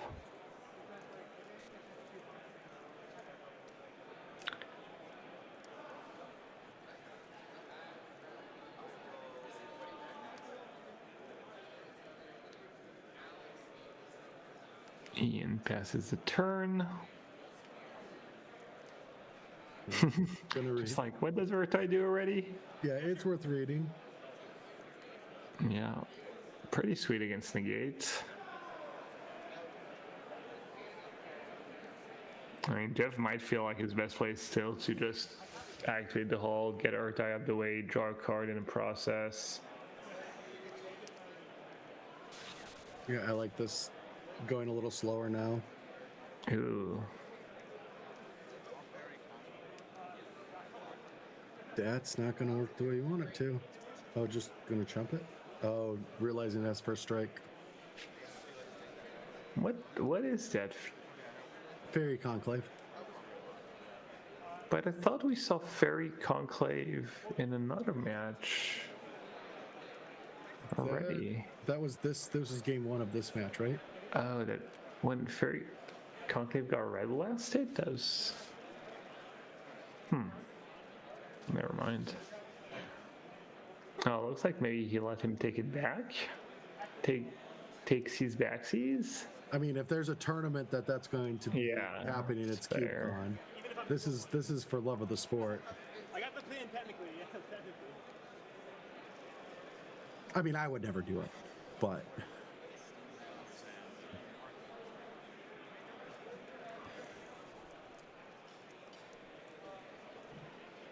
All right, can Jeff find a way? keep reading it again. He should start asking him every turn. Start trolling. Test Ian's patience. Yeah. All right. Another surveil. Yeah, I'm not sure I would give a free surveil to Jeff every turn here.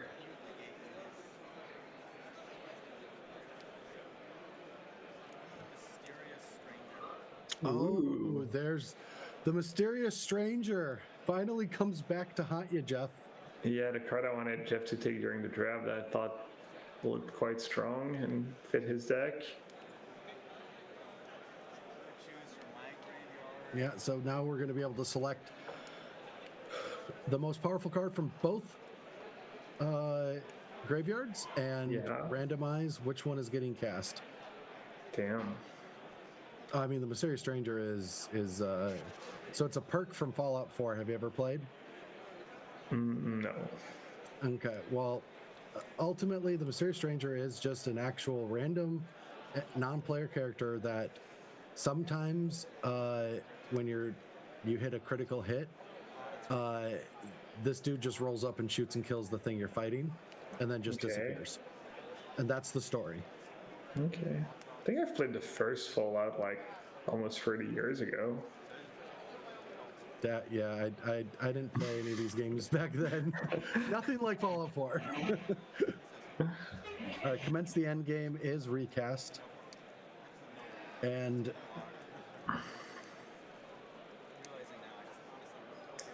so draw 2 gets a token for how many cards in hand you have. Yeah. Very, very decent. Big swing for Ian. Oh, yeah, Ian did. So, yeah, Ian did respond to the attack by doing this and then went to block thinking that they were in different spots.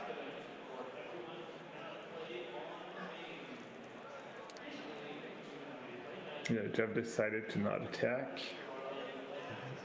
Makes a lot of sense. Yeah, a little mistake on the inside. I was maybe thinking he'd get a removal spell and kill the 2-1 before it attacked, but he did much better than that. All right, Inquisition. We see an Inquisition. We know there's at least a negate to be taken. Yeah, I guess decides not to. Yeah, I would rather keep the mana up to just block. Uh-oh. Well, yeah, you've now got. You have to block, right? You're gonna lose it, but you're gonna draw a card up at Urtai, and yeah. So my. Oh, I don't like that. So my logic. I don't think I like that play at all. Well, you get that trade. So I knew it was almost. Ian has so much mana right now. I was like, I might as well force Sculptors here, and then go here. Yeah, it's only first strike on your turn. The game where it happened, I think I won because of not having Sculptors later. So, All right. It has a. Is that the bog? Going to exile Jeff's entire graveyard. Yeah, probably getting late for the players. Maybe a little looser sequencing than you'd expect. All right, so what does Jeff do? Needs to hold up that hull. Yeah, I would have liked him to see activate the whole last turn and get that Urtai out of the way finally. Yeah, you need to do that so you can free up your mana. He also has Tribal Flames, right? That's the red cards. Yeah, and that would be for 4. All right, there it is, paying the 3. Yeah. Going to draw and then just pass the turn, and now has 10. It's actually lethal. If Jeff didn't draw anything, this is lethal.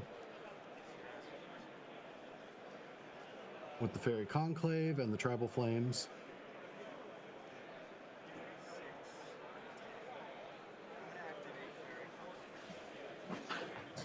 All right, there it is. We are going to game 3.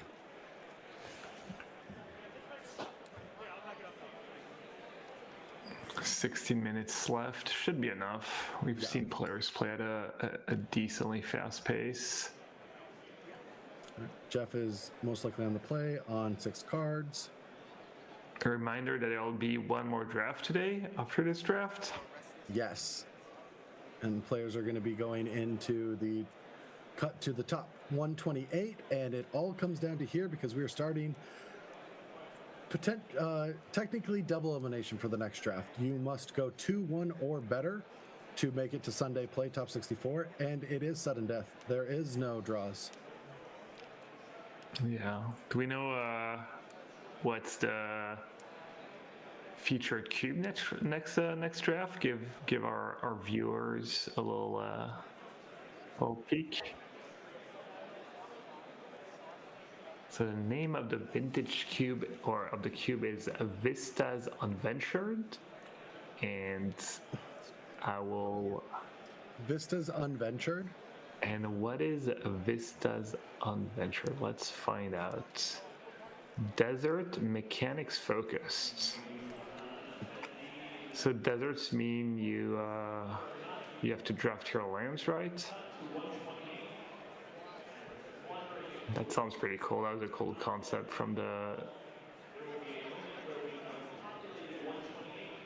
artifact draft we saw earlier today. Oh yeah, so every player starts with Prismatic Vista and one of every basic, and then must draft all the rest of their lands. That's really cool, actually. All right, nice. So you get 6 for free, and then you get no others. And the colors are perfectly evenly distributed.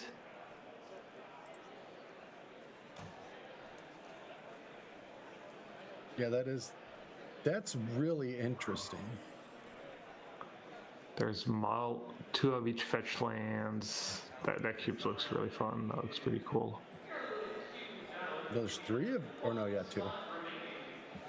That is really interesting. All right, so back to the action. We've got Jeff with that Mind Stone, let's go and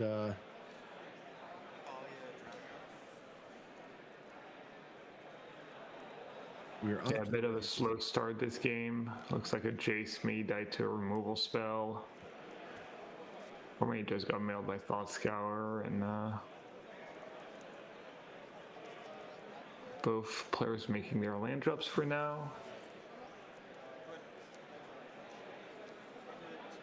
We see the drawn yard on Ian's side. That's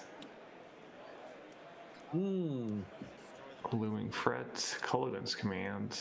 Forcing, I'm guessing, the Mind Stone to pop itself. Yeah, unless you have a creature in the yard, I have a hard time telling what's in the yard besides Lightning Bolts. I mean, Culligan's Command targeting a Mind Stone in that spot's not the greatest value. I'm assuming it was probably like, make you discard, get back one of the creatures in my graveyard. Or just discard and hit the Mind Stone and just... Yeah. Not sure Jeff would have used a Force of Negation if that was the 2 modes. Well, we do know that I think Ian played the charm to draw 2, discard 2. And so if the card's that valuable,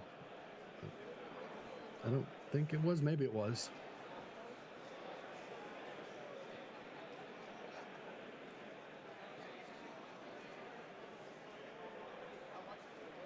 What is Jeff thinking? 6 mana. We know he has a Jason Mind Sculpture in his deck. He has a Murktide. He has a few big threats. And Ian asking a question. Asking a pretty big question. Yeah. And Red Blast trades for the card drawing spell. A fair trade. Now does Ian have a follow-up to keep the pressure on?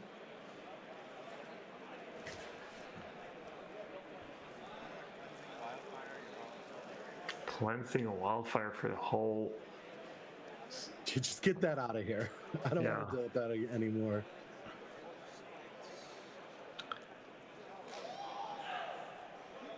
That was one of the most random cards for me in the cube when I saw it. Cleansing Wildfire. It makes a ton of sense given the utility lands and how good we've seen the utility lands be for all our players in that draft. Just so many games were won via Fountain Port or Castle Arden Vale. We saw the creature lands have an impact. We even saw Restless Wraith mail an opponent to death, even though that was a little more, I guess a little win more ability in that spot. Yeah, but if that's the case, then I mean, I would want to see, because we do know the players had to trim their cubes down to be a standard size. And I'm just double checking before I say this. Yeah, I would want to see one of my favorite all-time control cards that interacts with lands. Can you guess it? That's in the cube? No, it's not. It's not in the cube. It was in the match that we played against each other that I've brought up a couple times. This, the one time I beat you, so I did bring it up a couple times. Interacts with lands. We played it in 2010. I mean, was Dustbowl still legal? No. Interacts with Spreading Seas? It was Spreading Seas, yeah. Spreading Seas. Huh. Oh, I love me a Spreading Seas. I wish that card was so good in Modern. Doesn't even work on Saga anymore. Ooh, and we got the info for the next pod. We've got a stacked pod. We've got Abe Corrigan, we've got Michael Ron, and I think Garrett Rubinstein is the player we saw Frio the previous draft. I believe there was someone named Garrett. I'm assuming it was Garrett Rubinstein. That's pretty cool. So yeah, stacked pod, really cool concept. I would say the control cube is surely one of the more normal cubes we've got to cover all weekend. Oh, I am so happy about that too, because I was watching the ball pit. What was that? And I read and I got explained what was happening, and I still didn't understand it. So yeah, the ball pit was pretty sweet. I mean, I heard the words, but then I saw them playing it, and it's like I don't get what's going on. We saw Ian just resolve a Mystic Confluence, which is usually a massive swing. Probably got to counter the whale, draw 2 cards. Yeah, and that position allowed him to know everything about what was going on. Kind of clean free for one. Oh yeah, make that Murktide massive. Love that card.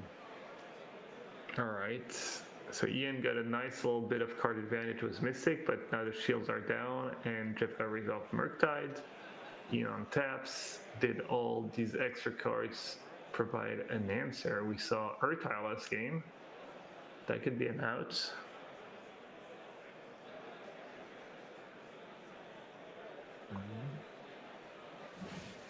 Well, that is control magic in hand, right? Ooh, that's an answer. That's better than an answer. May I have these? Yeah, that looks great. Gimme, please.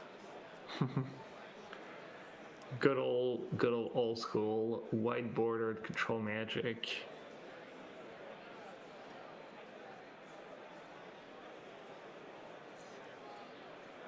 All right, Jeff has to figure things out, potentially needing to crack that Mind Stone to try to find an answer. Or has it? Cryptic Command. Do we have the answer? No. Damn, they're trading massive blows. Mystic Confluence, now Cryptic Command. Goes Vacuum a little late to the party. Potentially pumping the Regent. You really don't want to exile the Instance right now. Here's the big thing, though. Ooh, and Dust Bowl. If that Cryptic Command doesn't get countered, this Time Walk ain't getting countered. Dang. And now we have a 2-turn clock. 8 damage, and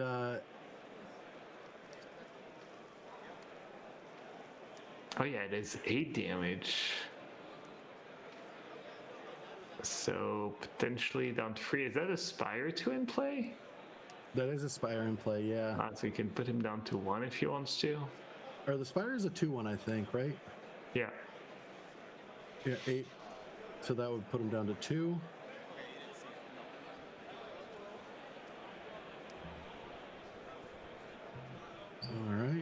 All right, so he's gonna like attack first to get the Surveil trigger, I guess.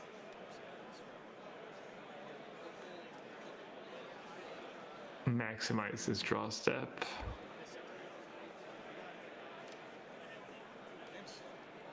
Oh. And that's just a game. That's just the game, yeah. Just not going to be able to come back from that. Oh, it was just 4 lands in hand, yeah. All right, well, congrats, Jeff. We saw he was kind of on the fence. I don't know if the standings we saw was already counting this round or before this round, but I think he was like 120th. Yeah. So if that was the case, he definitely needed the win. So congrats to him if that win clinched him the 128, the top one he gets to keep playing today and potentially tomorrow. Yeah, and you know, this has been a blast to get to draft, watch the draft and watch 3 matches with the undisputed best control player in the world, and for this control cube. But I do have to say that let's hit this real quick, because we are raising money for the American Foundation for Suicide Prevention. That is what we're doing here today. So please hit ! donate in the chat, and you'll be able to find some of these purchases for a good cause or donate. And there's a lot of cool things in here. But I do have to say, after you going off about Weatherlight cards that you liked, and the fact that it is now almost 2 o'clock where you live, I have one thing I have to say to you, Mr. Nassif. Go to bed, Grandpa. It's time to go to bed. Wow, rude. Incredibly rude. Yeah, that was a lot of fun. Control Cube. I enjoyed it. Congrats to Owen on the trio. Jarvis and Jeff that we got to see was, they all drafted really solid decks. It was interesting, and I think that's the coolest part about these cubes, just see how they play out, because you have a vague idea looking at the list, but it's hard to always know, and that was fun and interesting. Of course, it's I like that cube a lot. I actually tomorrow will be back for the first draft of the top 64, which I believe is old border foil cube. Oh, nice. Yeah, so I'm excited to just that is one of my favorite styles for a cube. But yeah, so honestly, it's been a pleasure. We haven't chatted in a long time. That's fun. Thank you for joining me and at CubeCon 2025. Next up, we've got Manny and who else? And Mason going to be covering. I forgot the name of that cube, but we did link to it. The Vistas Unventured. Yeah, but thank you everyone for hanging out with us while we did this, and we're going to go to a quick break, and we'll get back to the action in the top 128 later. Thank you. Hi, CubeCon. My name's Brian from Cleveland, Ohio. Welcome to the Tiny Axe Bar Cube, a microcube with one brutal twist. You start at 5 life. Shout out to BoltCube for the inspiration. Tiny Axe strives for nuanced card evaluation and creative lines through low starting life totals, graveyard recursion, and near perfect information in the second and third games of a match. Before I begin, feel free to scan the QR code down there for an in-depth primer. Tiny Axe has some unique rules that radically change card evaluation, so let's start there. The biggest change of all, each player starts at 5 life, like I said. It's a microcube. That means the card pool and deck sizes are tiny. Card pool is only 160 cards. The draft consists of 2 packs of 10 cards each, and each deck must be exactly 15 cards. Because of the small deck size, we throw out the rule that says basically you lose if you try to draw a card and your library is empty. Finally, as if this cube didn't have enough little weirdsies, it's also a bar cube. And what's that mean? There's no counters, no dice, no planeswalkers, and the only token in the whole cube is food. And as you might imagine, food goes pretty hard when you start at 5 life. Couple deck building tips here. For 15 card decks, you really want to have 5 to 6 lands. Make sure you have enough mana sources to cast all your spells and use all your abilities, and think about how many times you might want to use an ability in one turn cycle. Games often reach a point where both players have empty libraries, so it's crucial to include ways to recur key cards from your graveyard and exile threatening cards from your opponents. And like I said earlier, or alluded to, life gain is way more impactful, so food are great. A simple heuristic to reevaluate any card that has life gain on it is just imagine the life gain was 4 times as much. All right, 1 card build arounds. There are some really cool cards that kind of radically change how you play the cube. These are all first pickable, but you got to commit to the bit, so I'm going to go through those real quick. First one is Laboratory Maniac, everyone's friend. Just because you can't lose when your deck is empty for drawing, you can win with Labman. Things you want to pair with Labman are ways to obviously draw cards at instant speed, ways to protect Labman, and ways to get Labman out of the graveyard. Next up is Yudaro.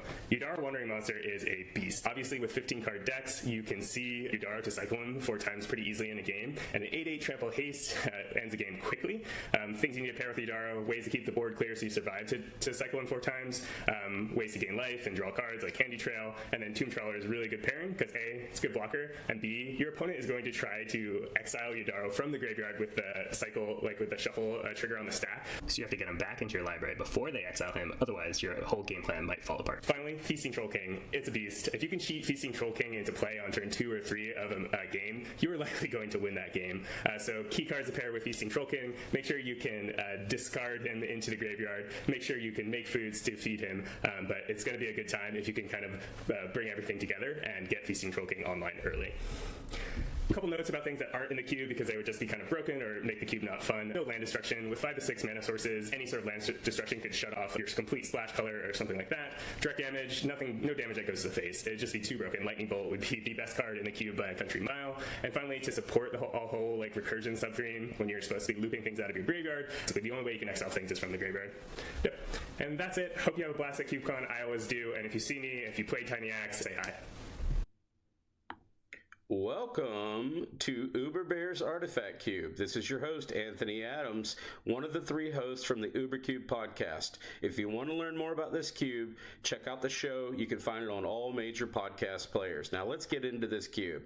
So what you can expect this year for the 2025 main event, and this is the 4th run of this cube, is that every single year I go back and I take all of the feedback, I come home and I make this cube better. And one huge difference that I've had, one boon, is I've leaned more into the counterplay or the protection of the artifacts.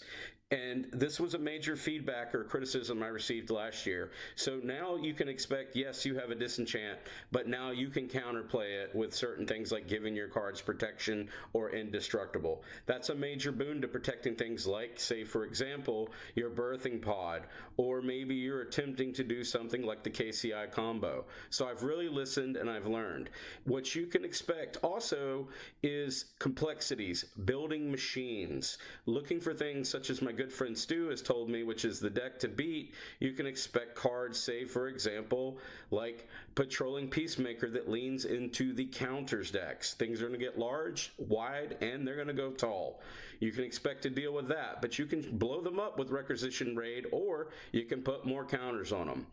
Or you can lean into what I believe is my favorite personal strategy, the Rakdos Sacrifice, where trash for treasure out that artifact to get something better, and then Whip of Erebos, the one you tossed in the yard. I love these type of complex playstyles.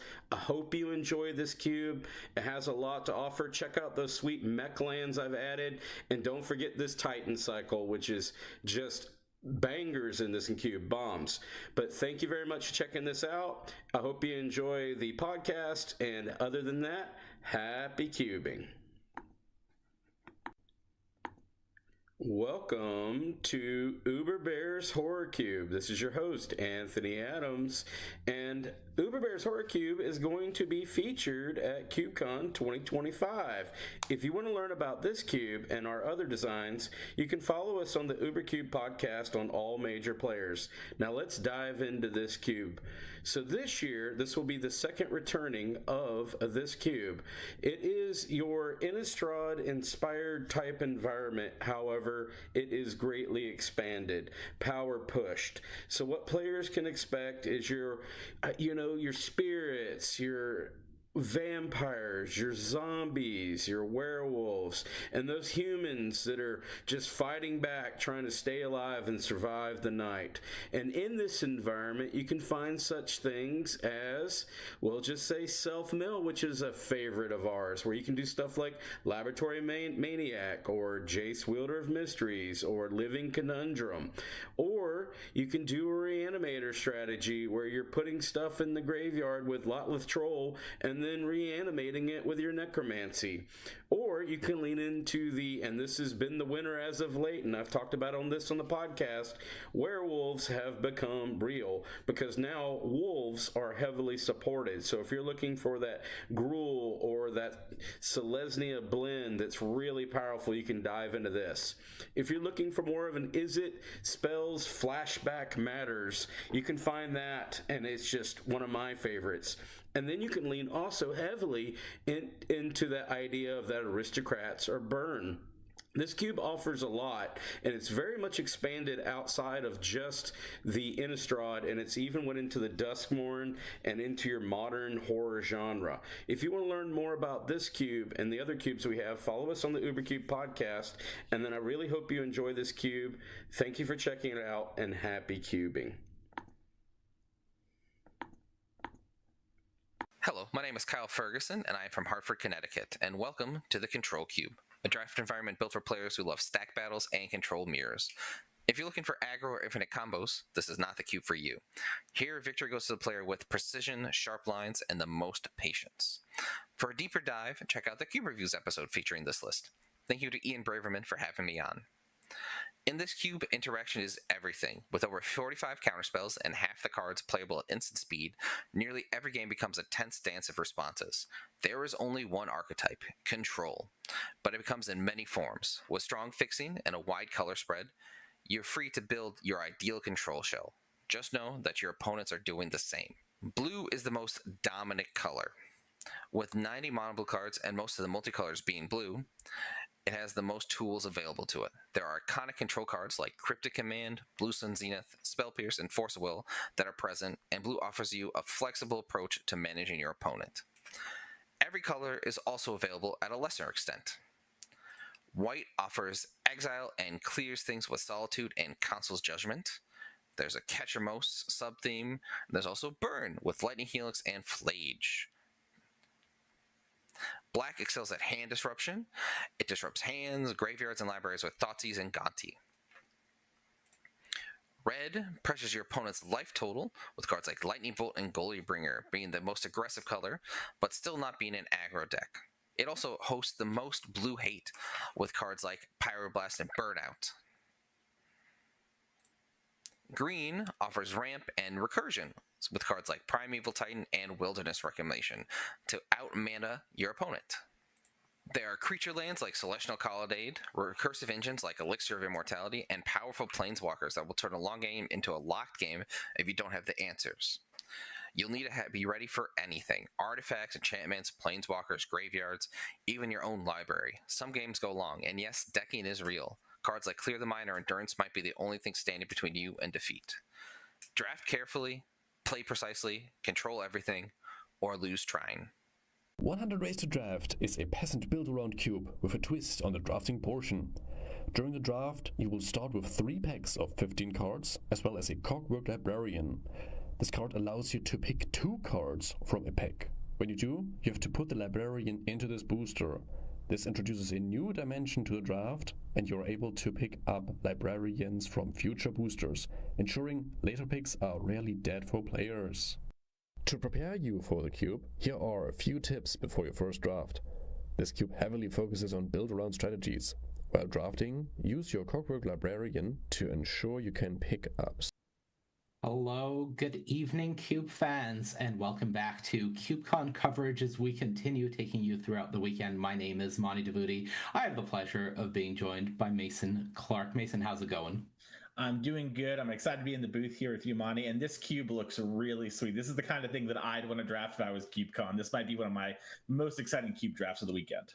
Yeah, absolutely. We are going to be watching the Vistas Unventured Cube, and we'll talk you through what that looks like. Of course, we appreciate you choosing to spend your Saturday evening with us to catch this cube action. And just to give you a little refresher course on what is Cube, well, Cube is essentially a curated, limited environment. Designing cards from scratch, really difficult. Designing a limited environment from cards that exist, slightly less so, so still very much a time-intensive endeavor, and is something that we've seen a lot of Magic players be drawn to. And CubeCon is the celebration of that format, really celebrating the mixture of community and creativity that is Cube. It's been happening at Gamehole Con in Madison, Wisconsin since 2022, and everything that you need to play is provided to you, so you just have to sign up and show up and really enjoy the Cube action. Now, taking a look at our main event structure, we've been through Thursday, we've been to Friday, and Saturday, that bottom half, the final fortune draft is where we are now. This is the top 128 players that have been gathering match points all throughout the weekend so far, have made it here, and this final fortune draft is where the stakes are upped a bit. This is a very low stakes environment, but this is where the stakes get upped a little bit. We are now in sudden death rules. All players with a 2-1 record or better in this draft, so approximately half, exactly half of the event will be progressing tomorrow, whereas our playoff rounds, and of course this is our coverage team who have been bringing you all the action throughout the weekend. Arya Karamchandani, myself, Monty Devuti, Ross Merriam, Gab Nassif, Brad Nelson, Luis Scott Vargas, Marshall Sutcliffe, Tannen Grace, and my lovely partner for the evening, Mason Clark, bringing you all the action. And part of the action is showing you who has been doing well. We are looking at our standings, and this is the top 128 that we will be watching play throughout the rest of this draft and this weekend. Names that I've seen stand out to me: Benjamin Whites, Abe Corrigan, Mike Hron, Phil Lee, Gavin Verhey, just a wide range of very talented Magic players, and a lot of names that we have not heard of. But it has truly been a wonderful weekend so far, Mason.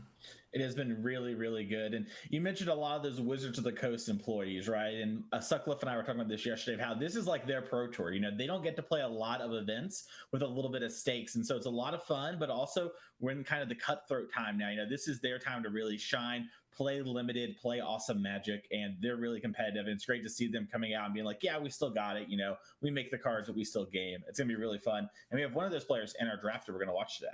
Yeah, just embracing the community feel of CubeCon and getting involved even as WotC staff. And of course, speaking of getting involved, I'm going to draw your attention to our Tiltify link. We are raising money and awareness for the American Foundation for Suicide Prevention. This is a cause that is very near and dear to all of our hearts here on the CubeCon team and in the Magic community. If that is something that you are wanting to or able to support, !donate in the chat. We'll get you to that Tiltify page where there are rewards and there are plenty of opportunities to donate and really support this wonderful cause. We really appreciate it, and we're going to start getting set up for the draft. So as we see the players beginning the draft, we're going to tell you what the Vistas Unventured Cube really is, because this is a desert cube. For those unfamiliar, desert cubes mean that you have to draft most of your mana sources. For this specific cube, as the name suggests, every player gets to start off in their pool with a Prismatic Vista and one of each basic land. Every other mana source you have to draft. Yeah, and it really changes things, right? Like we see a lot of times from players who want to take dual lands pretty highly. Well, they're going to be really contested because, you know, there's only so many lands in this cube environment and you need enough to function. So it's going to be very interesting. You know, if you don't take some lands early, then, you know, you're not going to be able to maybe, you know, play your cards, but also you don't want to take the wrong lands. It's very, very fun. Yeah, it's also a very heavily archetype-driven cube, so you will have to be making tough decisions between taking a land or a mana source versus a card that is integral for your archetype. There's also the question of if you can determine whether you are alone in an archetype, then perhaps you can let a pick go in order to hope you can wheel it and prioritize the mana source. And I think we are really seeing Micron, who is our featured drafter, embrace the philosophy of the draft here as he does start off with a Tri-Land. Yeah, I mean, Tri-Lands are about as good as they get, right, when it comes to having all the different colors. We see another one here for him in Pack 2 if he wants it. And we talked about this before, you know, like you do need to draft your lands. So getting these 3-color lands are going to go a really long way into making it so you have a playable deck. When the time comes, you can take more powerful cards as those signals kind of come your way. Yeah, and I think with the overlap between Spara's headquarters and the Zagoth Triome here, there's more of an incentive saying that, okay, I have this blue-green lane with the colors attached to it available to me, and I think that's really where Mike is setting himself up right now. Generous Ent in this pack, potentially lending itself to that continued mana fixing route as well as a Gilded Goose. So definitely already looking at green, and it does make sense in a draft environment where you are responsible for drafting essentially all of your mana sources wanting to be in a color like green, if possible, giving you that extra agency. Definitely, 100%. I imagine a card like Generous Ent is a pretty good pick, especially like if Lorien Revealed comes your way, right? These sort of good spells that also are lands, so you get to cheat on your mana count a little bit. That is always appreciated in normal Magic and sort of helps here too. And looks like Drown of the Loch near the front of the pack here, as long as with Gilded Goose. Yeah, the Ent having forest cycling, so being able to get both of the Triomes that you already have is tempting, but I think just getting a creature added to the pool you have access for, I do like Mike's decision to stay the course here with green rather than look at something like Drown the Loch. Now, while we have a moment, I do want to point out these are 3 packs of 16 for this cube, so just one more card than we're used to seeing, and the only break of the duplicate rule for this cube is the fetch land. So there will be 2 of each fetch land. Everything else is singletons across the board. Yep, and it is a 450, so not guaranteed anything in this cube. Yeah, I believe 85% of the cube will be drafted in any given pod. So you can bank on seeing most things, but nothing, as you said, is guaranteed. Yeah. Now we get a little peek here at the picks so far. Those Lonus Cryptozoologists there being picked by Mike. Whenever another non-token creature enters the battlefield under your control, you can investigate and then sacrifice X clues to have your opponent reveal the top X cards of their library. You can put a non-land permanent card with mana value X or less from among them onto the battlefield. Yeah, so very powerful. Yes. Yeah. I think speaking of, while we're looking at the Simic archetype that he is angling to be in, the Simic archetype is called Game Objects, but essentially it's about spamming the board with tokens of all kinds and making use of those tokens. One of the cards that is highlighted here in the archetype primer is Academy Manufactor. Just being able to, when you create one type of token, being able to create every type of token instead, incredibly powerful for this archetype to then give you a lot of resources to work with. And it looks like Jada is near the front of the pack. The Ghoul Caller. As long as Storm Chaser's Talent, I mean, Storm Chaser's Talent, such a great card, yeah. Ends up being the pick, but tempted by the Jada. Yeah, I think lending itself to that, I have access to black mana, I want different types of tokens to make use of the board, and Jada gives you that continuous potential output. Yeah, and Timeless Witness, along with Aftermath Analyst, near the front of the pack here. I'm a huge fan of the Witness. Yeah, Timeless Witness is really nice, especially in like lots of limited environments. Aftermath Analyst, ultimately the pick here. it does have nice synergy with those triomes. If you do find yourself in a position where you are milling them or cycling them, it's a nice way to fuel your graveyard and have access to more tools for it. But it does seem like the number of Simic cards going around here is maybe promising for Mike, that he is in an archetype that is at least pseudo uncontested. Of course, we are pretty early on, so it is difficult to say for sure. Yeah. And yeah, we see he's got Rally the Galdherm in hand. This card's pretty strong, you know. There's a Simic dual land, and yeah, he's just gonna ultimately take the dual land. And we see this pretty often, right? Like, you just take the duels, those sort of gold cards will come back to you. It'll be okay. Yeah, according to the Cube creator on the Wind, they state that you're aiming to have about 4 to 5 lands per pack to stay on pace with accomplishing your goals and meeting the desert requirement for the cube. So already with Mike having, I believe, 3 lands that we've seen now, he's well on pace to do that, as well as being in an archetype that potentially needs less lands with things like Gilded Goose supplementing them. Yeah, it looks like Glasspool Mimic flicked to the front of the pack here. Nice spell that's also a land, would get you to that 4 land mark we kind of talked about before. Just a powerful one to have. Yeah, MDFC is definitely something that I'm generally a fan of in all cube environments, but certainly their value goes up in an environment like this where you are responsible for your lands. It's anytime you can quote unquote cheat on that by having access to more variety in your land choices, it's very tempting. Looks like Chulane and Thundertrap Trainer are the 2 sort of picks here. Chulane a little bit harder on the mana, but more powerful than Thundertrap Trainer. Looks like we are going to take Chulane.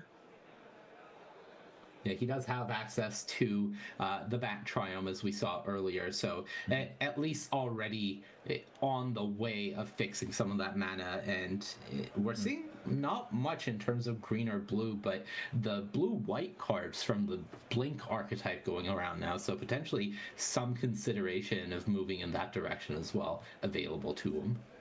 Yeah, Timeless Dragon sort of looks to be pretty tempting there near the front of the pack. That's going to help you with your mana issues and just be also a great win condition in the mid game. And little green-white cycle land here. Yep, a great pickup. Yeah, definitely not unhappy about adding that to the pool here. Blue-white continues looking open, but I think one of the concerning things potentially for Mike here is green seems to be mostly drying up. Not entirely, but the number of green cards that he's seeing at the moment in these later stages is not quite what he would like to see. Of course, the big question is there are some Simic cards floating around, and if he wields them, then that is a nice sign. But if none of those come around, then maybe his consideration to start shifting lanes slightly into more of a heavy white direction will get paid off. Definitely. And I mean, a card like Reflector Mage is so nice too, that if you do end up splashing white in your end up splashing white or blue, which either way you end up going, right, then the Reflector Mage is a card you're pretty happy to have. The pack here looks like maybe thinking Anthem of Champions. Yeah, Anthem and Knight of Autumn seem to be the 2 picks to Mike here. Oh, it looks like it's Anthem. Excuse me.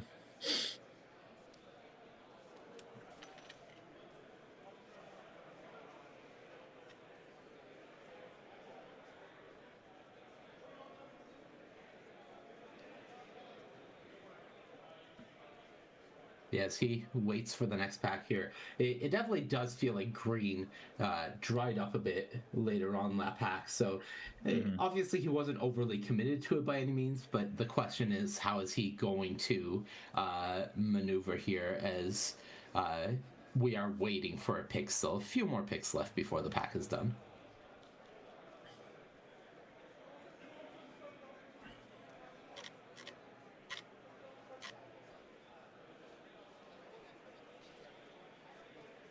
All right, there's Kess. Looks like Castle Emberheart also. Just taking a little read, maybe. All right, takes Kess, Destined Mage, and then Atarka.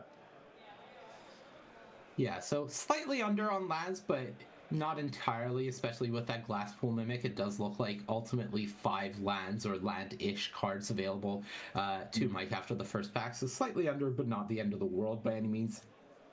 More concerning is that Simic dried up, so is starting to look at what the avenues are, whether it is Azorius with a green splash or ignoring the green altogether, and a lot of that will come with what this pack looks like. So I would say probably not stoked with his deck after the first pack. Has access to some powerful cards, but feeling like you have to change directions in the middle of that pack there, not the most exciting.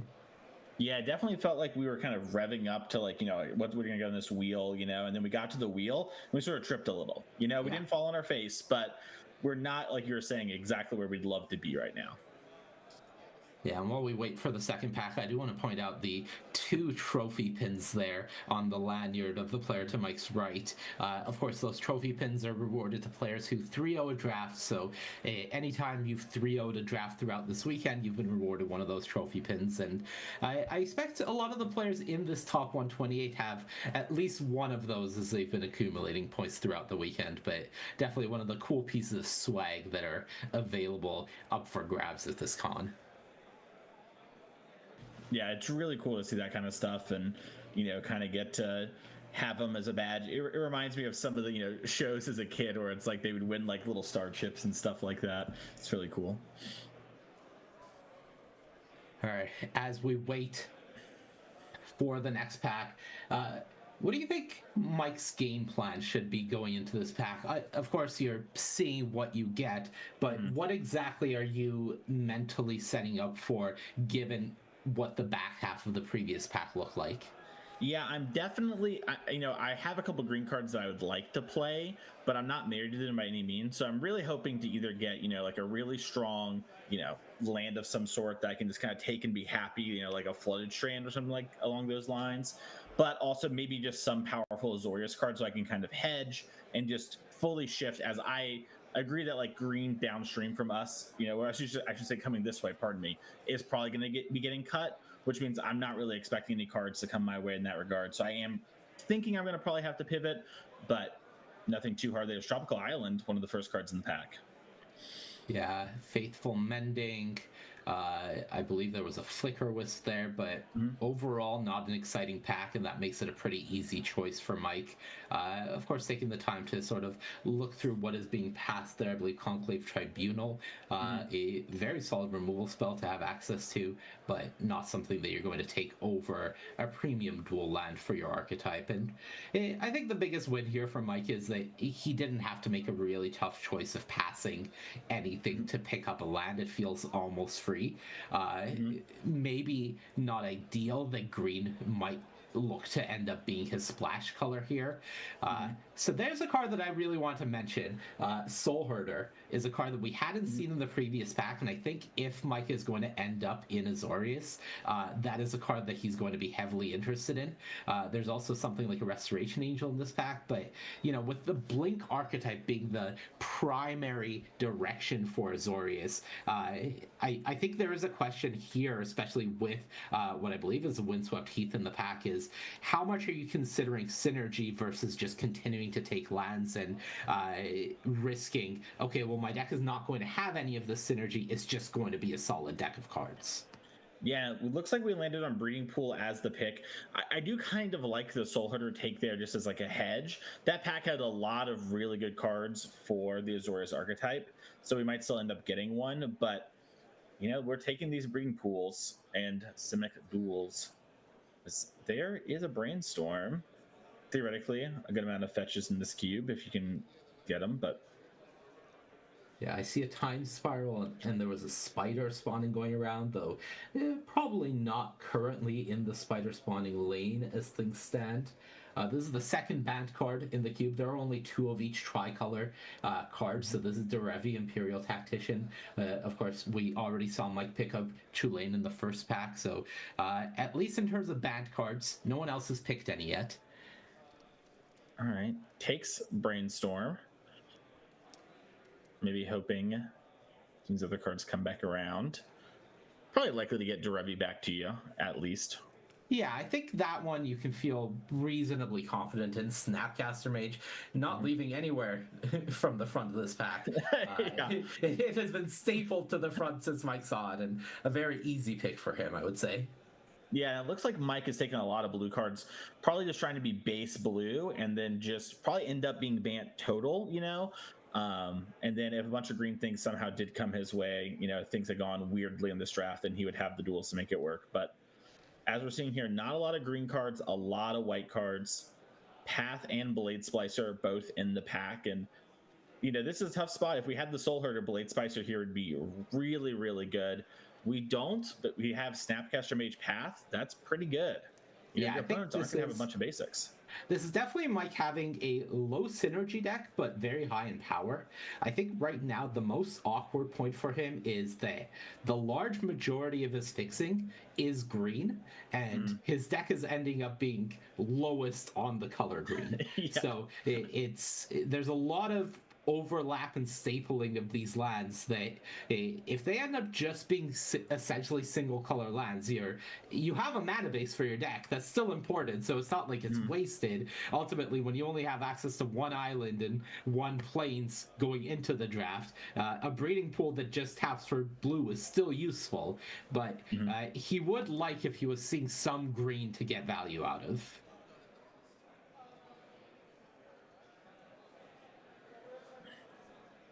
All right, Ballot gets Recovery near the front of the pack. A Regrowth that's also a land, but like you're saying, we would like some better green cards, you know, to have in there. Not really looking for Tapped Forest. Yeah, it's not ideal by any means, that's for sure. But these packs have not been ideal.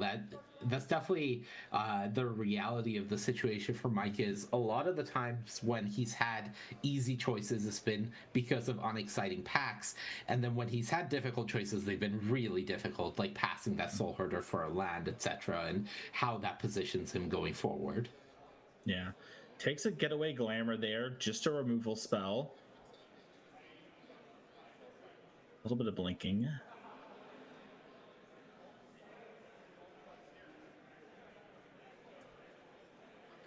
Woodland Acolyte, a pretty exciting one, I would say, in this spot. Something that he's looking at. Yeah, I mean, this card maybe does, you know, blow down doors when you look at it from afar, but it is just solid, and, you know, the green half, you kind of just get to free roll in this deck if we end up in Bant, but looks like Disorder in the Court? Is that what got picked? I think it was, yeah. Okay, they exile X target creatures that investigate X times, return the exiled cards to the battlefield tapped on their owner's control at the beginning of the next end step. So, powerful instant speed spell, cool with Snapcaster Mage. You can use it both for protection and for potentially pushing damage through if you want to target your opponent's creatures to exile them for the turn. It is that end of turn return. And it does return them tapped, so you can also do it so on your opponent's turn, you blink their creatures, they come back tapped at the end step, and you get to untap and take your turn. So there's a lot of play to it, but certainly it is continuing the theme of powerful but non-synergistic in his deck. It does have one small super synergy with a card we grabbed very early in the draft, Monty, with Cryptozoologist. Oh, yes, absolutely. You sacrifice clue tokens. So there might be a little bit of blink my whole board, double my clues, you know, and then hope your deck has something that can win the game if worse comes to worse. So kind of a sweet one. Hopefully that, you know, synergy does make the deck. I'd love to see that happen. Yeah, having the text Investigate X is certainly very exciting. And I think, speaking of exciting, as Mike is holding the pack a bit low here, but I believe Flicker Wisp and Fateful Mending both wheeled. So these were some of the quote-unquote premium cards in the pack for the blue-white archetype. So the fact that they're wheeling is promising here for Mike and gives me hope that he'll have the Soul Herder coming back in this next pack. And if that's the case, I think he'll be really happy with the situation. Looks like not the case. Got Restoration Angel back, but Soul Herder, assumedly from the same person wanting both, was passed on. Yeah, I mean, you know, the Kitesail Otter here, it's an okay-ish card, but Restoration Angel just kind of fits the theme of good cards and actually does have a few kind of cute synergies with our deck, you know? Like, getting, just a 3/4 flash flyer, solid card, whatever. Flicker your Snapcaster, flicker your Reflector Mage, your Cryptozoologist gets you a couple clues. It seems really hard for me to pass this card. So this feels like a spot where Michael maybe just needs to, accept reality a little bit that he's white and, needs this sort of card, but really likes the Otter. Wow. Okay. Reality is not being accepted if you're Michael Braun here. And I respect it. I do love Kitsa, the Otter Ball Elite, but I've been playing Restoration Angel Snapcaster Mage for well over a decade at this point. And if I see the pair, I'm having a hard time passing up on it. Yeah, I have not been playing it for over a decade, and I have a hard time passing, so I can't imagine, you ever doing it. All right. I mean, Kitsa's not a weak card, No, absolutely just having a looter is great, too, so, definitely a strong card. And it could be that Michael just thinks, okay, I'm going to be base blue and just splash, the bare minimum for anything else, so we'll see here. Ill-timed Explosion in the pack. Yeah, it did pick up a Time Spiral here on the return. Playing red is currently a big ask, but definitely possible.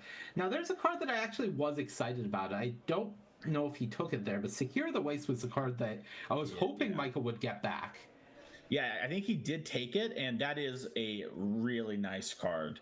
I mean, it's just, the game goes long, it is going to win it for you almost always. So Yeah, it looks like... Oh, sorry. No, please.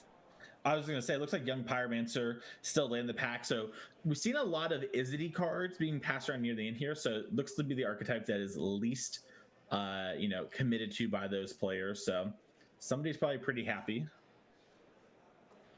Yeah, and we do see one of the Orzhov Reanimator cards here also wheeling around. So definitely some more open archetypes than others. I don't think it's any surprise to see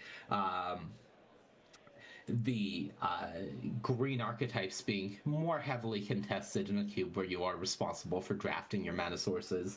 But unfortunate for Michael here, as he did pick up some red cards, but I think ultimately red is still not overly on the table for him. I do like that he's managed to pick up multiple big instant speed spells to do, as that does make his deck harder to play around.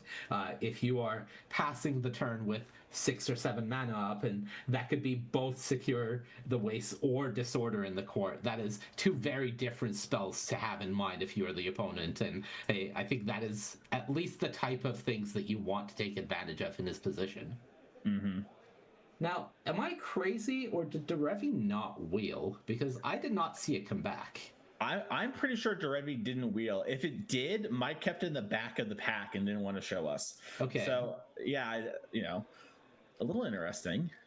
Yeah, definitely not ideal, but also not surprising. Again, we did see the Soul Herder go as well, so very much could be that somebody else is in the exact same position as Mike, where they are two of the bad colors splashing the third, and very much interested in both of those cards. All right. Is that Mother Goose? I believe it is, and I think that is the Rafine's Tower there. So an Esper Triome to add to the pool.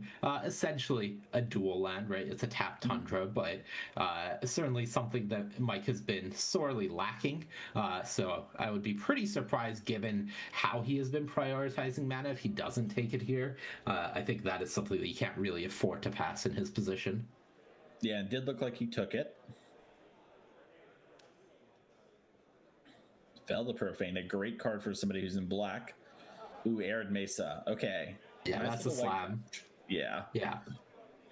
Has access to both the Bant and the Esper Triumph, so that is essentially providing you all three of your colors plus more if you pick them up. And I think that is going to be big if he ends up wanting to play potentially a black or a red card. Then having access to that fetch land will go a long way.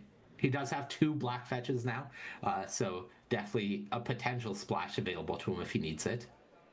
Brago, is that what that is? Yeah, that's Brago. That's a great flicker card. No More Lies also in this pack. Kind of fits the theme of, just good cards in our deck. Well, there's Vendilion Click. Yeah, the There's Letter Shredder. the good cards are plentiful in this pack. Where was this pack his whole life? Yeah. Michael would love to take this pack and run. Yeah, no, I think that is definitely what he's feeling. There's also Spell Pierce further down in the pack. This is the type of pack where if Michael had something like a Cogwork Librarian, he would happily be cashing it in. Of course, not to be found in this cube, but what do you do here? Are you taking one of the more powerful creatures, or are you trying to juice up your Snapcaster Mage a bit by picking up either that No More Lies or even the Spell Pierce? Yeah, I feel so tempted by the No More Lies because I think people are going to probably be a land or two short on average. So I think that, your Mana Leak is going to be even more effective than it would in a traditional limited environment, and he ends up taking it. And generally, I just don't think we have enough things that I want to be flickering. I really feel like maybe if we had, like our Soul Herder and we had like a couple more flickery cards, I might have taken a Brago, but we just didn't end up in that direction, as it looks like Plateau's in hand. Yeah, so I see Plateau and Boseiju both pulled up in the front here. A question of flexibility and leaving yourself the ability to play red, especially with the Arid Mesa you picked up earlier, versus the incredible utility that a card like Boseiju in your deck offers. I think that's Lair the Hydra. Oh, is it? Excuse me. And you're all good. Weirdly, though, offers some utility. One of the things that we haven't talked a ton about is there aren't a lot of like well-statted creatures, at least that we've seen in these packs. And I'm looking through the cube here, a lot of basically low power toughness, utility creatures. So having like a 4/4 might actually just do really good on the beatdowns. It does look like Benny Bark Zoologist near the front of the pack here. If you make a token, you draw a card. Yeah, has Convoke as well. I can't imagine taking it over one of the lands here, but he is considering it, and definitely this might be the most he's agonized over a pickup to this point. Yeah. Took the Plateau. I think that's probably the disciplined pick. Yeah. It does always feel like in an environment like a Desert Cube, if you are the player that is not stumbling, you're at least giving yourself some amount of percentage points over other people in the draft, and that in and of itself has a lot of understated value. I fully agree with that point. Blossoming Tortoise, a card I would have imagined would have been pretty nice, Just, maybe it only hits the lands that it mills. I thought it gets back any land, but that might be no, it's return of It land. returns any land, I believe. Yeah, this card's, I don't know. It speaks to me, but no one else, I guess. Lord Revealed, that's a great card. I think that speaks to everyone. Yeah. Wow. I mean...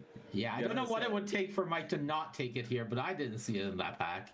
Yeah, I would have probably been, at a loss for words, so I'm glad he took it so I don't have to think of something to say. Great card. If we... Missing the Brago King and the Flicker Wisp now, but still a lot of pretty good cards there. We're on the Excavator. We don't have a ton of fetches, but I mean, we have the Vista, we have the Arid Mesa. If you have any, cycle of land, but I do also see, I believe that was Shigeki, which is a very powerful card, and I think what he ultimately ended up taking. So I like that a lot, as now we get access to an Azorius and a Simic land in this pack, multiple Simic lands, so some great options here. Yeah. Time to do some math. Yeah, we have Anchorage and Vinestalk in that pack, so a lot of good lands. I think I just counted 13 lands, not counting Glasspool Mimic, but I might be mistaken. Okay. Pretty quick. And I don't believe he took the regrowth that is also a land, the Balagan Recovery. I believe he passed that one, so I don't think he has access to that one. I think that is correct, because he was deliberating a lot, and he kind of flicked them pretty quick and slammed. He's gonna take Restless Anchorage here, and I think that puts us at 17 lands. With Vista plus your three basics. Excuse me. So we might be good on that regard now. Obviously, we have a lot of tap lands, etc. But Dromoka's Command. The assumption is everyone does. Yeah, exactly. Dromoka's Command Wheeling, that is very nice here in the spot. It was one of the cards that I think Michael was originally considering out of that pack, so happy to have it. It's a great card with Snapcaster Mage. It's cheap interaction, and it gives you a lot of choices in a cube where there's a lot of potential threats to answer. So this is exactly the type of card that I like to play, especially in an unknown cube environment. All of these environments for these players should be relatively unknown. They find out what cube they're playing approximately 10 to 15 minutes before they're playing it, so not a lot of time to really prep, and unless you're at home reading up on every cube beforehand, you're probably getting a small amount of time to really parse what is happening and formulate a game plan. Definitely. All right, I was counting it there again. It looked to be 12, so okay. Maybe a little light. Glasspool Mimic, not being counted there for me. I was counting duels and fetches, but yeah, of course, I think that is in addition to the Vista and the 5 basics you have access to. So worst case scenario, Michael plays a mountain that is essentially a waste in his deck, and it's not the end of the world. He has access to that, so we're past the point where he has to actively be worried about getting mana screwed, and at least he has a lot of good fixing. Ooh. Interplanetary Sphere. I don't know if we have enough things to make that great. That would have been, a good card like Flicker Wisp. We can flicker this, get another hero token. Is taking a look at Bring to Light. Yeah, I was looking at that Bring to Light. I think I would be at least somewhat interested in that, but it is the Astrologians Planetsphere there getting picked. So Job Select giving you another creature to work with. Not so bad. Yeah, then Ledger Shredder taken here. Over the Dandelion Clique, he's thinking about it. Okay, maybe a little takesy backsy. Yeah, I mean, Planetsphere are nice for some of the flicker cards we have, like just Flicker Wisping it. It also, I think, fits the theme I'm seeing here for Michael of just kind of curve out, apply a little pressure, interact a bit, hope you stumble, There, the Hydra wheeling. So all of the cards that he was moderately hemming and hawing over this pack are coming back, and that's nice. Lair of the Hydra more than puts us over that ease of mind point with lands, and it's a land that is a threat, so continues contributing to what his deck is sort of doing of just playing good cards and try to keep the board under control. Yeah. Yep, can take the Lair. That way you don't have to play, the mountain unless you want to, like we talked about. Right. I'll say maybe just want to play like 18 lands, like that sometimes does come up in limited. So we have a couple lands that are spells, so should be okay. Yeah, and we also have, I believe, 3 Triomes, so the worry of flooding is less prevalent if you have 3 of your lands that give you the ability to cycle them when you need to. Has the option of picking up a land here as well, though considering he passed up the red-white land, I'm going to guess that he isn't really interested in splashing any of the red here.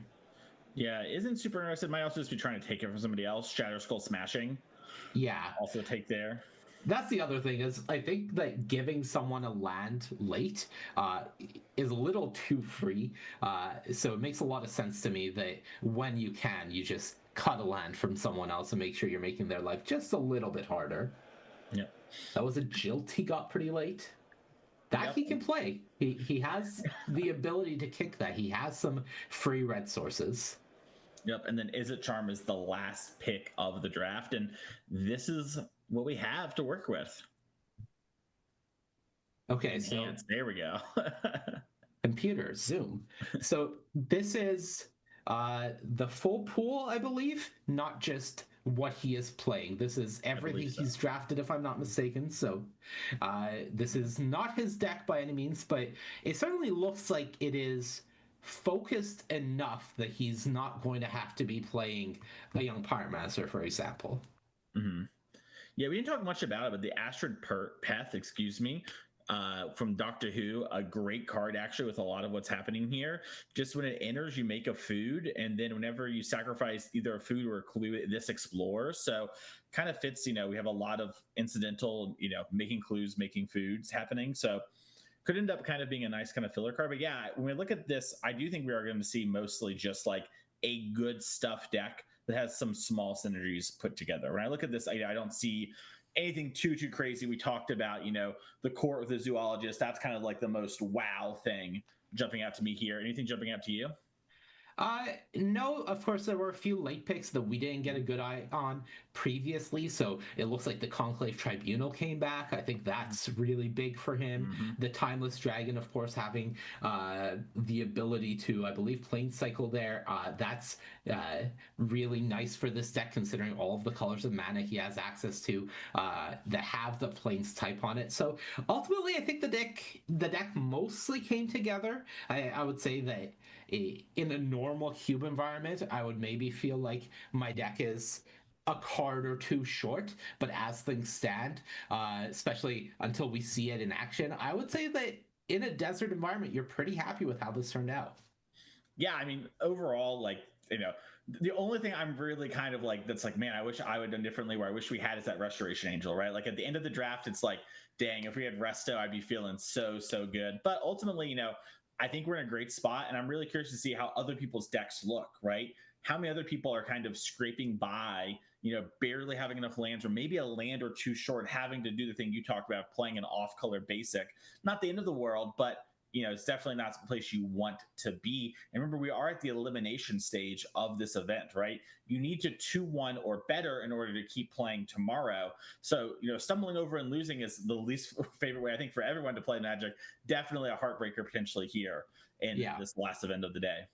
Yeah, and it's definitely the type of cube where it is a lower power environment, and we have to be keeping that in mind. Is the deck looks a bit low power maybe compared to some of the other cubes that we have seen throughout the course of this weekend, but the power level should be relatively consistent across the archetypes, so we probably won't see a deck that blows this one out of the water by any means, and it's going to be somewhat close, and I think that's going to make for really cool and interesting games of Magic as we go into the matches. I can't wait to see them. Exclamation mark donate in the chat for those that are able to or willing to help support us as we are supporting and raising awareness for the American Foundation for Suicide Prevention, a very near and dear cause to us and all of us here at the KubeCon team. So if you are able to donate, that would be very much appreciated, and there are some very cool rewards as well. Yep. Okay, so we are going to go to a short break. On the other side of this, we're going to come back with Matches of Magic, where we will see my Kron stack in action. Don't go anywhere. We'll be back soon. Welcome to the FemCube.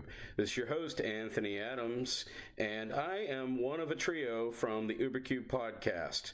This cube has been an absolute passion project, and I want to start out by thanking May and my mother and everyone else for giving me perspective in order to build such an environment.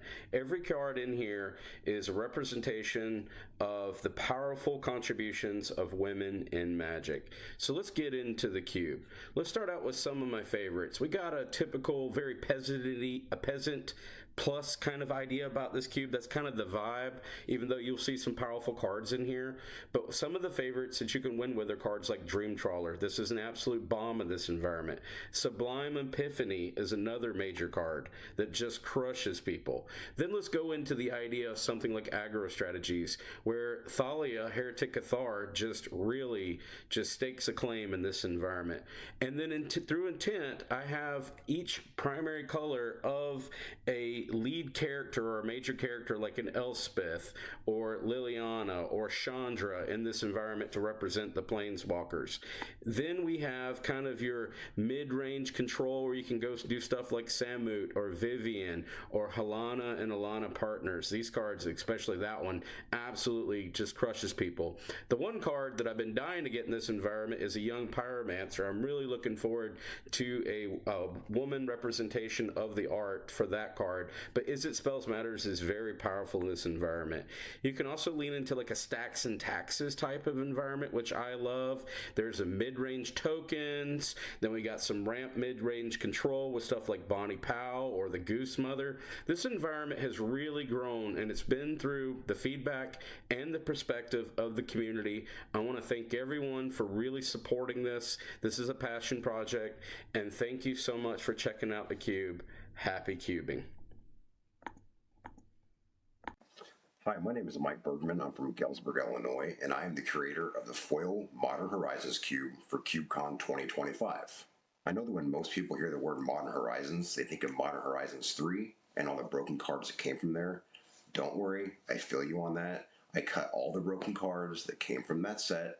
This is focused more on Modern Horizons 1 and 2. There are some 3 cards in here that make the draft overall a lot better. But some of the ones that are broken that I cut, for example, are like Psychic Frog, Ocelot Pride, all the Flip Walkers, etc. If you want the full list, you can go to cubecobra.com. This draft is focused more on synergy and the draft mechanics of Modern Horizons. One last thing I want to mention is the mana fixing is very good here. I did add Shocks and Surveil lands after I went to CubeCon a few years in a row, and most of the cubes that I've seen that people like have Shocks and Surveils no matter what the set or theme is. So the mana fixing here is very, very good. But thank you for listening to me, and I hope to see you at CubeCon. Hi everyone, and welcome to my Pauper Cube for CubeCon 2025. Thank everyone who voted for this cube to be in the main event. I hope many of you get a chance to play it. Had a lot of fun keeping this together and updating it and foiling it out for the past 10 years. And I really, really am proud of what I've been able to achieve here with this cube. Our playgroup really enjoys playing it. We've had a good time with it. And wanted to kind of go over a few things about this cube so you kind of learn about what's in here. So, and what's not in here? There's some things that are not in here, such as buyback or the initiative or monarch cards.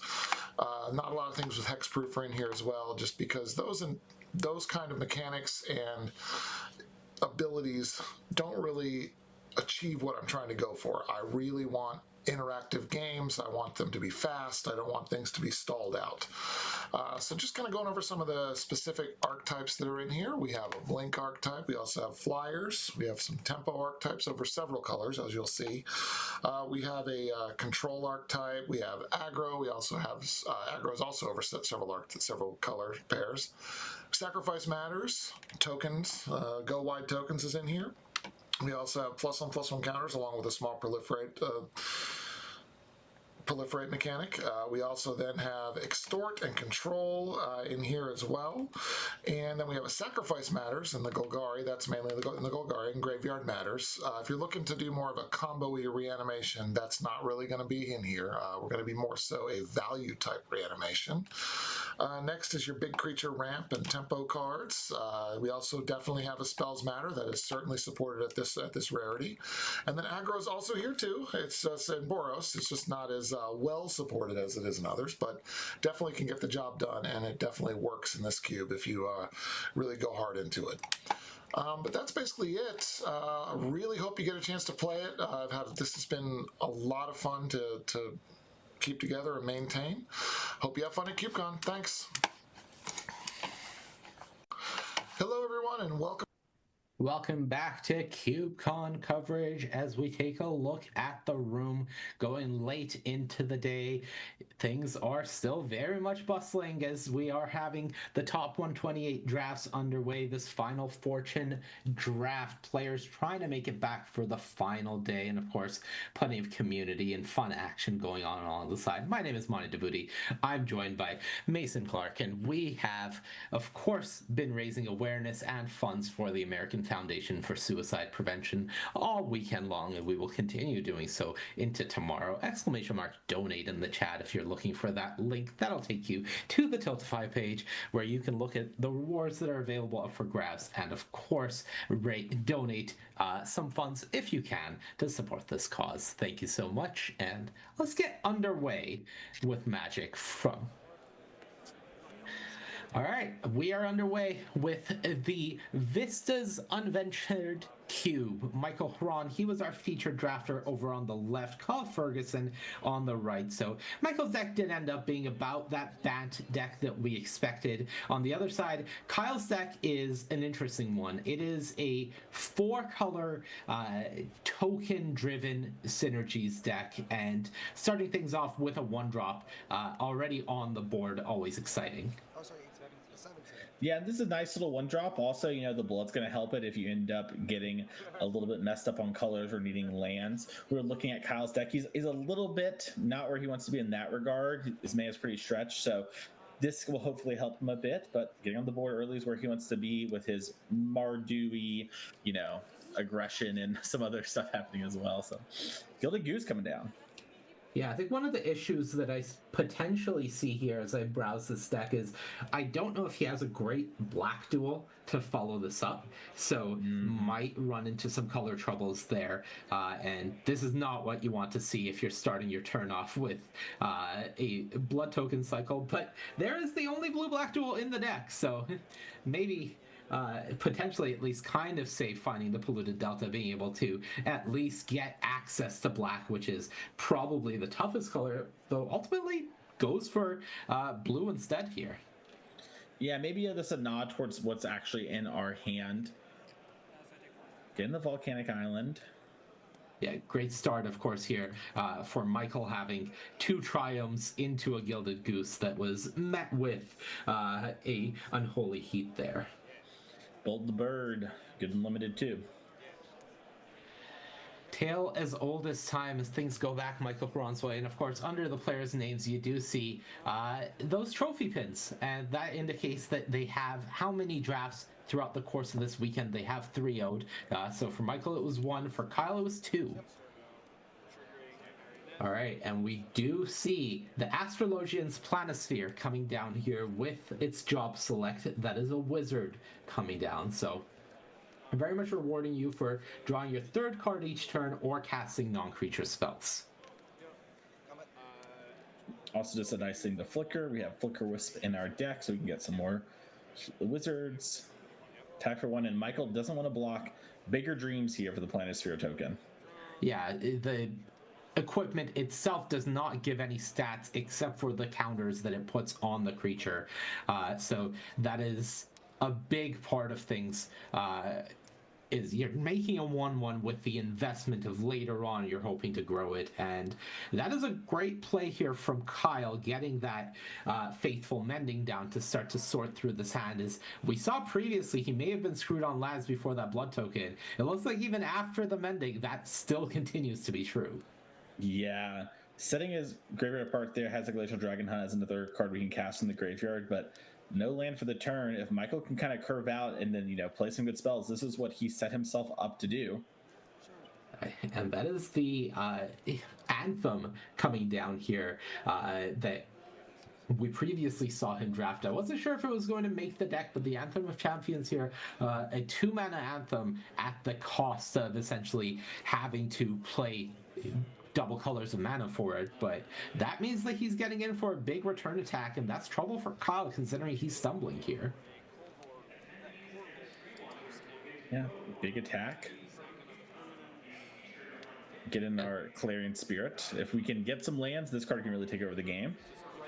Yeah, that's the big issue when you have a card that requires you to double spell. If you're stuck on lands, you're likely not doing that. Credit to Kyle, his list has a lot of cheap cards, but he's already ran through some of them without being able to get value out of them.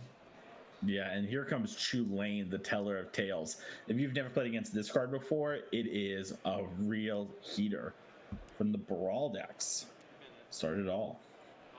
All right, 3rd land for Kyle. That is really step 1 in the situation. Haven't gotten a good look at his hand, so we don't know exactly what he has access to, but at least getting some more pressure on the board with Ironcrag Pyromancer. The question is, can he get this engine started is what he really needs in this spot, because Chulane is going to speed up the clock considerably.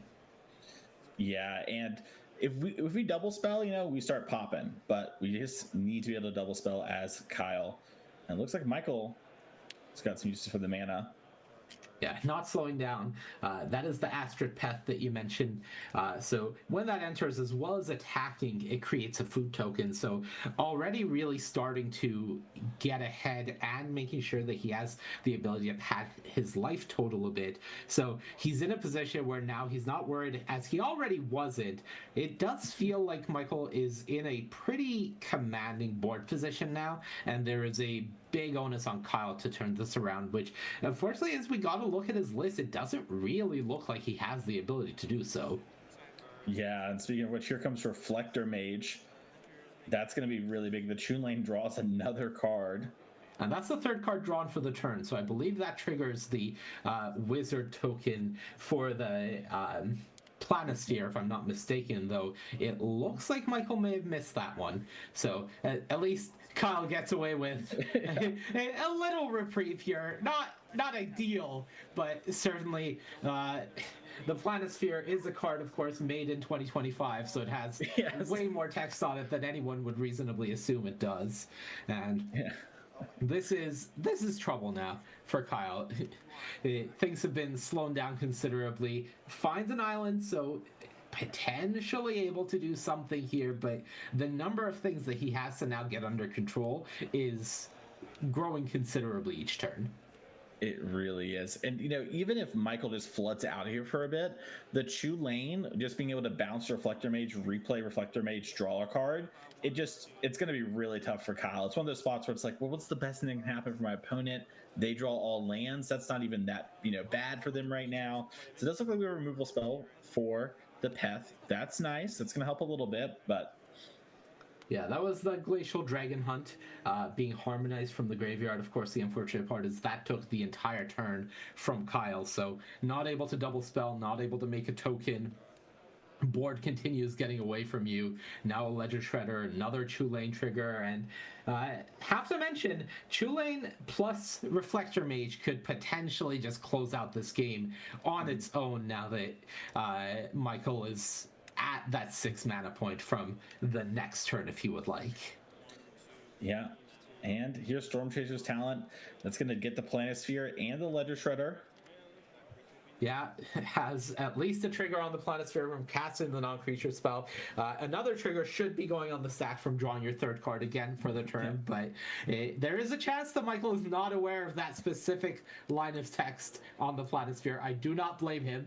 There's a lot of them on there, but that is... Michael's like, I'm happy with what I had. There's no way they put more text on there. Yeah, no, this is fine. Yeah. And here comes the Tropical Island. And yeah, I mean, at this point, I just think he doesn't know about the Planisphere text, and that's all right. As I don't think he needs to. I think it's fine. A little, evening out of things. Yeah, thanks to the vigilance on the Chu Lane, has the ability to make this attack and still potentially bounce Reflector Mage to clear the way next turn. And Kyle has seen enough, as I think that was very much truly enough from Michael's side, and that is a swift game one going to Michael run. Yeah, and this is some of the things that we mentioned, back during the draft, right? Like, are you going to be able to draft a deck that consistently works, and maybe you're going to be able to light a land or two, and if that happens, some really bad things are going to go on. Kyle barely light, but is making it work. All right, it is Restless Anchorage for Huron on the first turn. Kyle let things off with a Polluted Delta, but notably did not sacrifice it. So keeping it in play, hoping to potentially draw more lands or give himself more options for the land he wants to get with that before having to make the choice.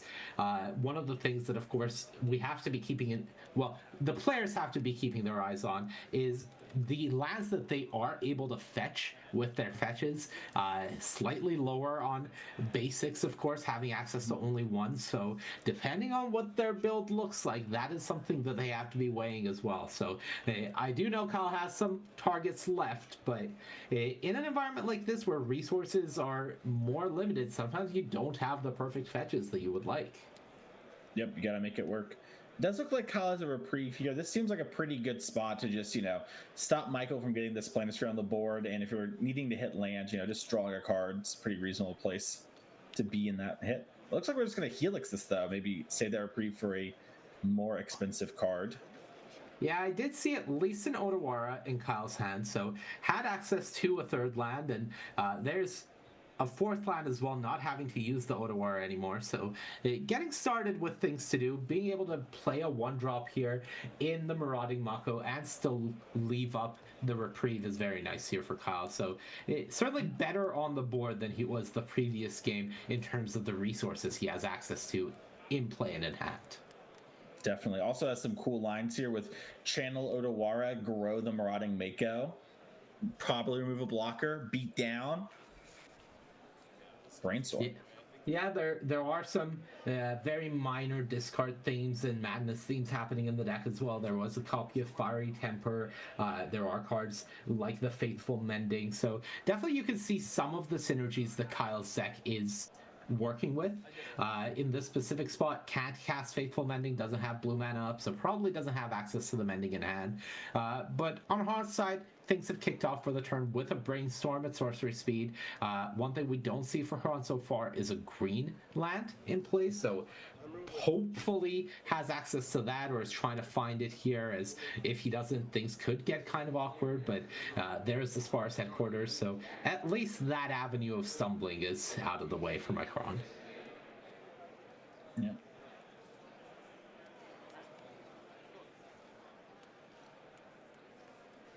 Make a win. Picked up a Steam Fence, I believe, so should be good on the mana now. Yeah, the question is, what can he do with that mana? Looked like briefly considered playing the Otawara, but decides better of it and passes the turn back. Trying to get a look at his hand. I do see the Otawara and the Reprieve, but can't get a great look at the other cards available to him there. I think that's an Urtai as one of the cards. That would explain why he would shock in this spot. So Urtai definitely a card that is excellent in this type of position where you are able to play it, hopefully getting all of your opponent's mana if possible for the turn, and you're putting yourself in a position where your clock ramps up considerably. Yeah, and Aftermath Analyst comes down, and we're seeing Kyle decide, is this thing I went to Urtai? And decides, nope. Mills a couple lands there for Michael. Yeah, notably one of those was the card that he put back the previous turn with Brainstorm and sort of hid, quote unquote, so was able to get rid of that as the choice. Prismatic Ending, this is a great spot to be in. Yeah, went to follow it up with an Usher of the Fallen, but I think one thing Kyle realized was if he does that, he doesn't have access to Reprieve up when we're getting into the more dangerous turns of the game. What you really don't want to be happening is you're putting the shield down on Reprieve, your opponent untaps and just slams a Chulane on the board, and then you have to sorcery speed Urtai it potentially. So I really like the discipline from Kyle to just dial it back a bit and be like, okay, I'm not gonna go all in here. I'm gonna make you work for it. And here's part of the terror that Michael's deck is capable of is these big instant speed plays. Yep, Secure the Waste would have been amazing there. Urtai, a great way to check it. Michael does get a card for his trouble. Kyle gets a chance to develop this Usher and sort of really put Michael on a spot if he needs to stabilize this board. You know, funnily enough here, a card like Reflector Mage actually kind of does a great job of, you know, holding down the fort. But, you know, does Michael have anything? The few creatures he does have are all statted a little well into these creatures. One of the, you know, funny parts about playing limited Magic sometimes. It does look like he has Reflector Mage. Yeah, he has Reflector Mage and a decently full hand of 5 cards, so definitely has options. I think I saw Timeless Dragon as well, and if I'm in Kyle's spot and my opponent's passing with 6 mana and 5 cards in hand, I would immediately be considering what is going on. There is that Restless Anchorage there in the land zone, so at least has access to a creature land to spin up here. Maybe that's just going to be the consideration of spinning it up and putting it in front of the Usher, but Snapcaster Mage, Secure the Waste for 3. This is nasty, and this is a excellent reprieve for Kyle, who gets heavily rewarded for sitting on this. Yeah, great play there. Makes sense from Michael's perspective. You know, like, okay, whatever. You know, I'll Secure the Waste for 3. That's fine enough. But Kyle had the answer yet again. Snapcaster Mage does trade with the Urtai, so we get that off the board.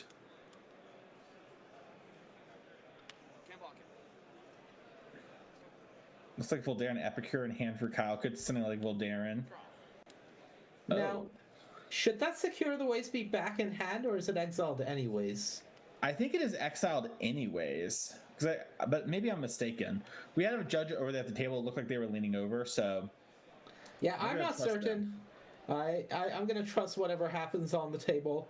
I certainly mix that up all the time, so... It is in the exile for now. That is where it will stay. But back to Michael Cron's turn. Looks like he's preparing the mana for a Reflector Mage here to get back on the board. But this is a very different game from what we saw in Game 1.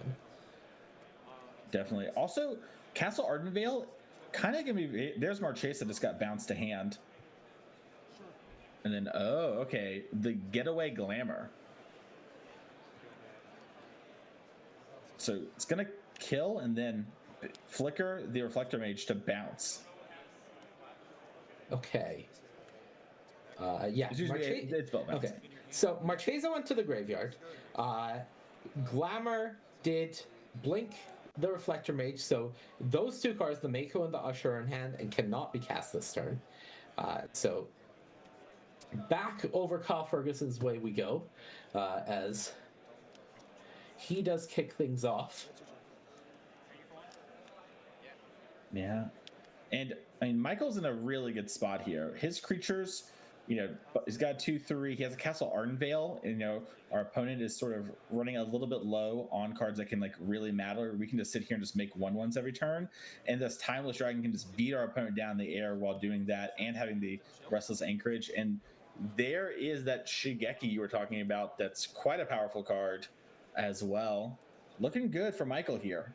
Yeah, he's definitely stabilized the board. The Professional Facebreaker joining the board the previous turn from Kyle can get things out of control, but as things stand, there are 3 blockers on the board for Michael, so definitely the way is not clear. And one of the issues we have now for Kyle is the creatures that got bounced with Reflector Mage are not inherently scary. There's nothing about the Mako or the Usher that are scary once the board is under control. So the amount of time that Michael was able to buy with that Reflector Mage means that now Kyle is stuck with some cards that really don't do much of anything in this spot. Namesake of the Cube, Prismatic Vista, going down. And I think one of the last cards in hand from Michael is Glasspool Mimic. And if that copies this Timeless Dragon, this game could be over with very quickly. Yeah, being able to have access to all of this is very, very nice here. As there's the Mako coming down, and here's the blood being popped, so able to get some nice value here, getting the discard from Mako, but still the question is, what are you doing with all of this? Yeah, it's super cute. Your Obsessive Search drew you another card off the blood. You got the counter, but it's just not as strong as a 5/5 flying creature right now. You know, it's just this, and this is something that just happens, right? It's like you can get a lot of powerful synergies, quote unquote, but sometimes just raw stats, especially evasive ones, conquer all. And I think that DRC is going to have to attack into the dragon with the current graveyard. I'm pretty sure we're Delirious. Yeah, and I think this is definitely the deck construction and the draft coming into it in some ways. Is Kyle is certainly the more aggressive deck in the matchup, whereas Michael is the mid-range, leaning closer to control deck. And Kyle did some great job getting pressure across on Michael in the early turns, but that Secure the Wastes coming down there, even if it was countered twice, it forced Kyle to be reactive in positions where he didn't want to be. He was using his reaction not to grow his lead, but just try to stabilize the board. And that allowed Michael to get away from this without having taken too much damage. Yeah. Unholy Heat, a great draw from Kyle. That can answer this Timeless Dragon. But just the first problem removed. Yeah, another pass from Michael means that has access to the Anchorage, has access to the Shigeki, so now a lot of potential problems being posed, but this is a turn that at least Kyle can get some damage across, as you mentioned, with this Unholy Heat, as well as the DRC in order to fly across for some damage that is bigger than the Anchorage. Lightning Axe on top of the deck for Kyle here, seeing with the Surveil from DRC. And so I have to imagine that one's good enough to keep. Just a kill spell, essentially. Yeah, you did posit that one of the cards in Ron's hand was the Glasspool Mimic. The question is, what is the other? Because if it's something like Disorder in the Court, this could just be a completely devastating turn for Kyle. It could be maybe not GG immediately, but it would be as close to it as you can get. And I think this might be Disorder in the Court for 3. I think it is. I think I was wrong. I think it's Lorien revealed as the blue. I got my blue lands mixed up there. But yeah, that is Disorder in the Court. And oh my, get that one on screen for the people at home. This is going to get a little wild. You see Kyle's eyebrows kind of raise there. Yeah, so it's definitely the Timeless Dragon. I would be shocked if it wasn't the professional Facebreaker. And the question is, do you have the ability to blink this Reflector Mage? I think the answer is no. So I think, yeah, you hit the DRC and the Facebreaker as well as the Timeless Dragon. You save your creature. You have the ability to go Reflector Mage on one of these attackers, Shigeki activate on the other. Has 3 clues as well, and things just got way out of control. Kyle was thinking, oh man, I'm getting rid of this dragon. I'm in good shape. He is not in good shape. Yeah, things are bad. Luckily, there is a Lightning Axe on top of the deck that can answer the Timeless Dragon, but that is not what you wanted to have happen. Alright, so the Marauding Mako coming in. No trample. Blocks with the Shigeki. This is the Faithful Mending. If I was in Kron's position, I would be activating the Shigeki in response to this Mending, just to make sure that Kyle isn't drawing a removal spell that he can activate. It looks like Kyle discarded the Lightning Axe, but didn't Madness it, if I'm not mistaken? Well, Lightning Axe is the one that discards. It's not. Oh, excuse me. Sorry. Yes, it's the Firing Temper that you Madness. Correct. Yeah, I was gonna say this was just draw 2, discard 2 to grow our Mako. We did hit Oscorp, a Mayhem land, so that's why that land's there. We can spend 2 life to put that into play. A very cute one from the Spider-Man set. All right, so Michael Horan has Shigeki in hand, a lot of tools to work with, and getting his dragon back as well with the fear of that Lightning Axe gone. So I don't really know what Kyle has in this position now. Yeah, I mean, I like growing our Mako and trying to get presence on board. I don't love the situation where it's like we know this dragon is coming back and we had an answer, albeit an expensive one, to it. Might be Kyle, just sort of feeling a little hopeless in the situation, and maybe also just knowing there's some better card that we don't know. Obviously, Kyle maybe sideboarded some card that he drafted as well. But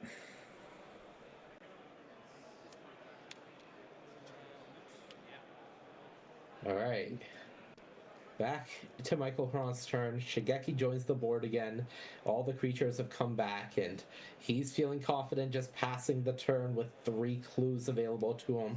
Restless Anchorage still lying in wait in that land spot, as well as Castle Ardenvale. So now Michael is in the point of the game where he is not running out of gas at any point. He is able to consistently do things, and that's what you want to be doing in the spot.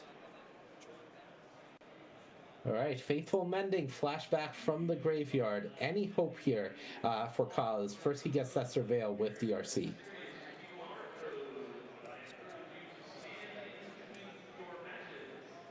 Vindicate going to the yard. What is the card that he is keeping here? Yeah, I am like, I don't know if you saw me looking at the deck, trying to figure out what in the world's better than Vindicate. I believe him. He sees the cards, but I gotta get shown. I mean, the Mako is big. It's got that going for it. The Mako is big. It is a 6/6 right now. The biggest issue with it, of course, is no real form of evasion or trample or anything to push this damage through a potential just every other turn cycle of Shigeki bounce. And the question is, what can Kyle do? What is the card that he kept on top over Vindicate that he is hoping is able to push this game across the finish line? I'm not sure, but let's see here. Yeah, his Facebreaker, I don't think it gives trample or anything like that, right? No, it just has menace, and whenever one or more creatures you control deal damage to a player, make a treasure. Yeah, so this is Michael being able to spin up the Anchorage, and doesn't have enough mana to make the creature and then make a Castle Ardenvale token, but this means the Timeless Dragon can go in front of the DRC and then could potentially use Shigeki plus the Anchorage on the Facebreaker and throw Reflector Mage away under the Mako, and that is pretty clean blocks where Kyle really doesn't accomplish anything with this attack other than eating a Reflector Mage at the cost of 2 of his creatures. Yeah, and looks like. All right. I'm still perplexed about what's in our hand. Yeah, that is the big question for me. As I look at Kyle's list again, just to try to get a sense of what it could be. Yeah. Lightning Helix potentially, hoping to steal the game away at some point. But I don't really know if you can just afford to let Shigeki live and hope that happens from the spot. Yeah, I have to agree with that one. Yeah, definitely a tough position for Kyle. Yeah, this is not where you want to be. And Michael just cracked 2 clues. There is a Glasspool Mimic. We finally found it. So now there's 2 dragons on the team.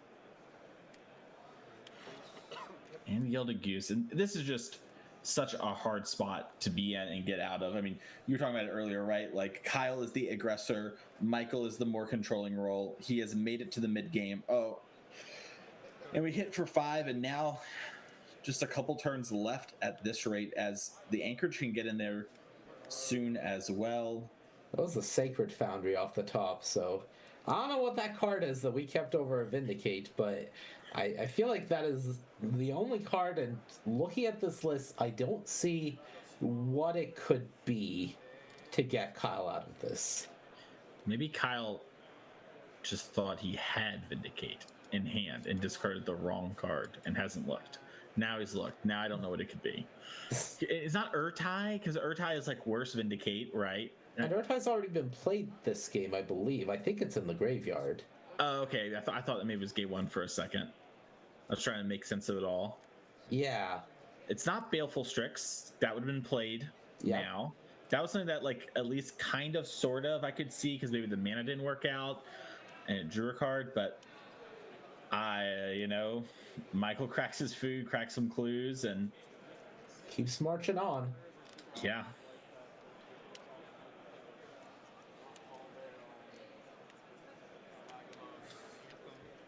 There's the Anthem. And that puts us 1 short of lethal. No, that's exactly lethal with the Goose, excuse me. Yeah, if you just spin up the Anchorage, you can just fly over for lethal. Michael also, of course, has the option to play this safe as, Kyle has 2 cards in hand. You don't want to throw away game from a position where you really feel like you have it, because it does feel like you are well and truly the driver here. Yeah, and from Michael's perspective too, he also knows Vindicate got discarded, so he's trying to think of what card do you have. We're out here looking at the deck list, so Michael might be like, well, maybe there's some Settled Wreckage or something like that in this cube. I don't want to just like instantly lose. Makes sense. I mean, there's really no way he can die from this position. Excuse me. Yeah, his deck is small. Not that small. Counting the cards in deck, of course, Michael has been Shigeking each time. That is getting 4 cards out of the way. But the question is, what can happen here? And I love this from Michael, just creating a food token, just saying, I'm very much in control here. I feel like I have lethal in the air. Probably now the Anchorage is going to get spun up in order to make sure, even through 2 removal spells, this is a lethal attack using the Goose as well as all 4 flyers. And there's the handshake. So Kyle Ferguson going down to our featured drafter, Michael Hron, who, of course, Michael is one of the all-time limited greats. We haven't talked about his resume, but he is a player that for the longest time was one of the most respected limited players, and of course that applies to Cube as well. So not a surprise to see him doing well this weekend in a event that is so limited focused, and part of limited has always been the ability to adapt to different environments quickly. Sealed pools heavily rewarding your ability to quickly parse information, process it, and convey that in a meaningful way in your game actions. So I think it's no surprise to see a player of Michael Hron's caliber really doing well in this event. And at least for that match, his deck really did do the sweet things, right? It just looked great. Yeah, it looked great, and he played it really well. Was it a bit of a precarious position, especially in that second game there for a little bit, but was able to kind of navigate his way out of it and eventually stabilize the game and win it. And like you're saying, a player like him, that's expected. But, part of the reason he's so great and we know him is because he does it so consistently. And this is just another tally in that long, long resume. Yeah, and he is one match win away now. You do need to go 2-1 or better in this top 28 Final Fortune draft to come back tomorrow for our top 64 playoffs. So 1 win away. And for those at home watching, I'm going to remind you, !donate in the chat. We are raising awareness and funds for the American Foundation for Suicide Prevention. This is a cause that we all care about, and it is a great cause to support. So if you are able to help, any little bit helps, and we do really appreciate it. We're going to go to a quick break. On the other side, we're going to come back with the second round of our Final Fortune draft. Don't go anywhere, and we'll see you soon. Hi everyone, my name is Noah, and I am the creator of Sky and Sea Cube. The initial thought that seeded my cube was, what if a set was designed around one central color, instead of 5 colors all fighting for supremacy? How would that shape the story, the draft, and the gameplay? In Sky and Sea Cube, a powerful blue ley line dominates the stage. Planeswalkers will form decks built from a spectrum of blue-aligned themes. You will sling spells against opposing blue mages, and cast wizards, sphinxes, frogs, and of course merfolk to ride the waves to victory. You may also employ the services of 3 other colors. Green may offer you ramp, white may offer you buffs for your flyers, and black may help you take better advantage of your graveyard. This is a highly synergistic draft environment, where players will often assemble multiple, overlapping, and powerful packages, such as double spell, double draw, top deck manipulation, enchantments, flash synergies, swarms of birds. There's a lot to uncover. And for everyone that sees a blue-based cube and assumes it's going to be their worst nightmare, don't worry. Creatures are king in this environment. Artifacts, mill, and other notorious blue strategies take a backseat when blue doesn't have to compete against the creature efficiency of the other colors. Now, the battle roars from beneath the waves and screams across the wind. I hope you enjoy it. Why are there 2 of these in here? Are they roommates? The tabletop cube is a simple cube, in the same way that the wise old woman you know who plays mahjong for 20 hours a week would call her hobby a simple game. That is to say, it's clean and elegant, but you would be naive to think that what happens on the tabletop is anything short of an all-out war. The tabletop cube aims to be an accessible environment. It avoids all double-faced cards, all Universes Beyond cards, and includes no finicky mechanics like Monarch or Dungeons. At its core, the tabletop cube is an unpowered vintage cube, with its own set of power outliers, crazy turns, and occasionally salty mass land destruction.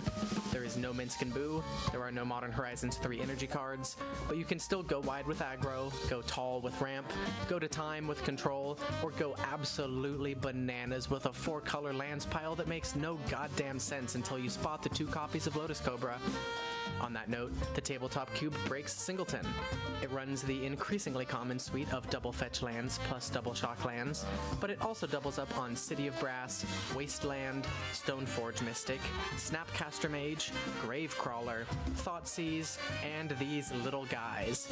If these choices make you think, looks like a boomer cube, you would be only partially incorrect. I do run lots of cards that were released recently, like Rust Harvester and... Judge, am I a boomer? The tabletop cube is inviting. It aims to help 1,000 players get into cube, not to be 100 players' favorite cube. It's on the simpler side, but it's gorgeous and resonant and attracts some of the most fun sorts of Magic players. So pull up a chair, put on your pre-release stamped reading glasses, and make some new friends at the tabletop.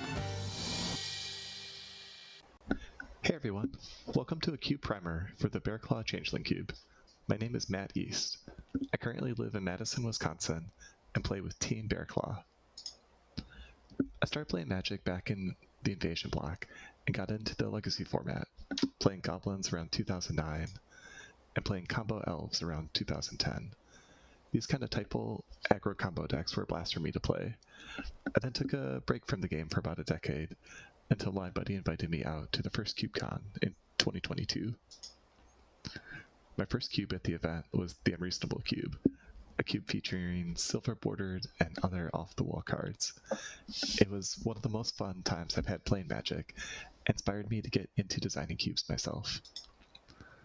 The third piece of design inspiration for this cube was hearing about the Changeling Cube on a Cube podcast.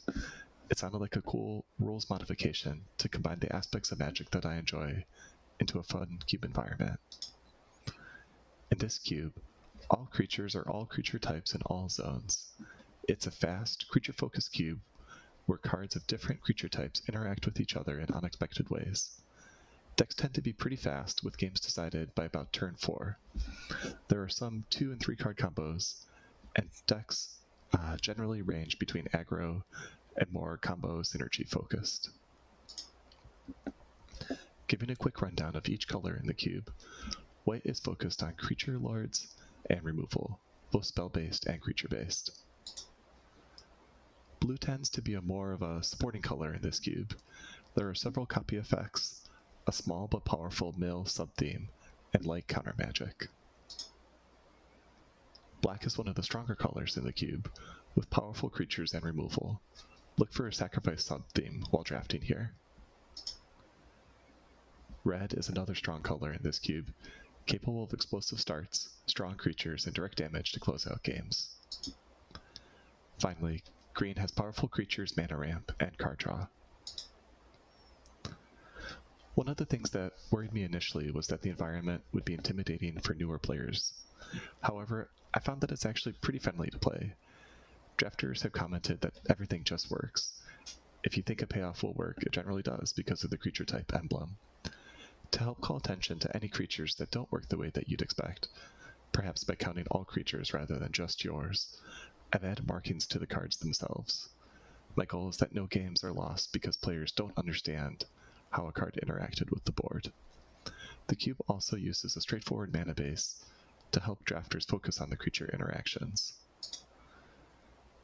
There are 4 of each check land to allow for 2 to 3 color decks without the need to shuffle as often.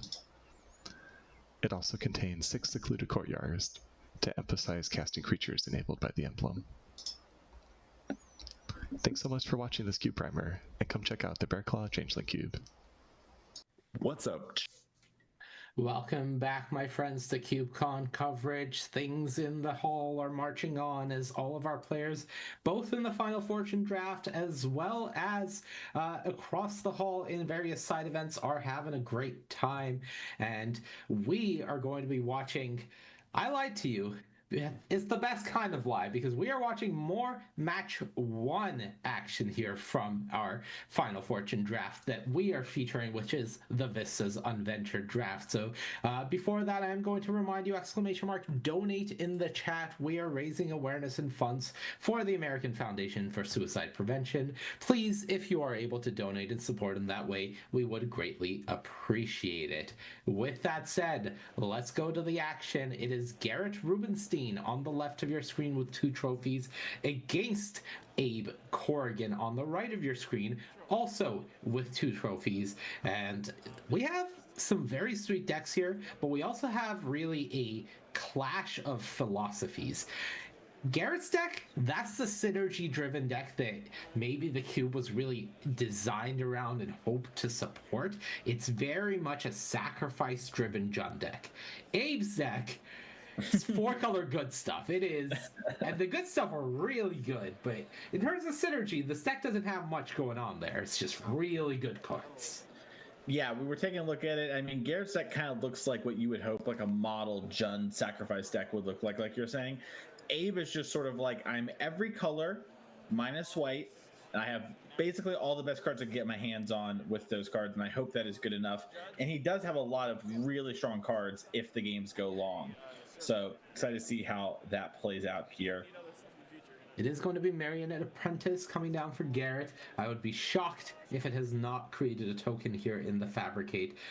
Things go back Abe's way, and that is that Balged Recovery that we talked about in the draft. Micron passed up on, so a slower start for Abe, but that is to be expected with this deck. It is in the later turns that he really shines, and the question for Garrett is how much pressure is he going to be able to put on while Abe is really just setting up in these earlier turns? Yep.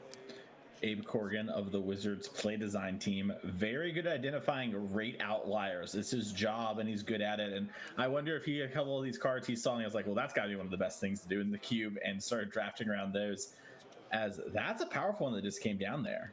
Yeah, I think Judith was probably the best card that Garrett could have played on curve here, allowing him to come across for 4 damage here on turn 3, as well as already ramping up the pressure.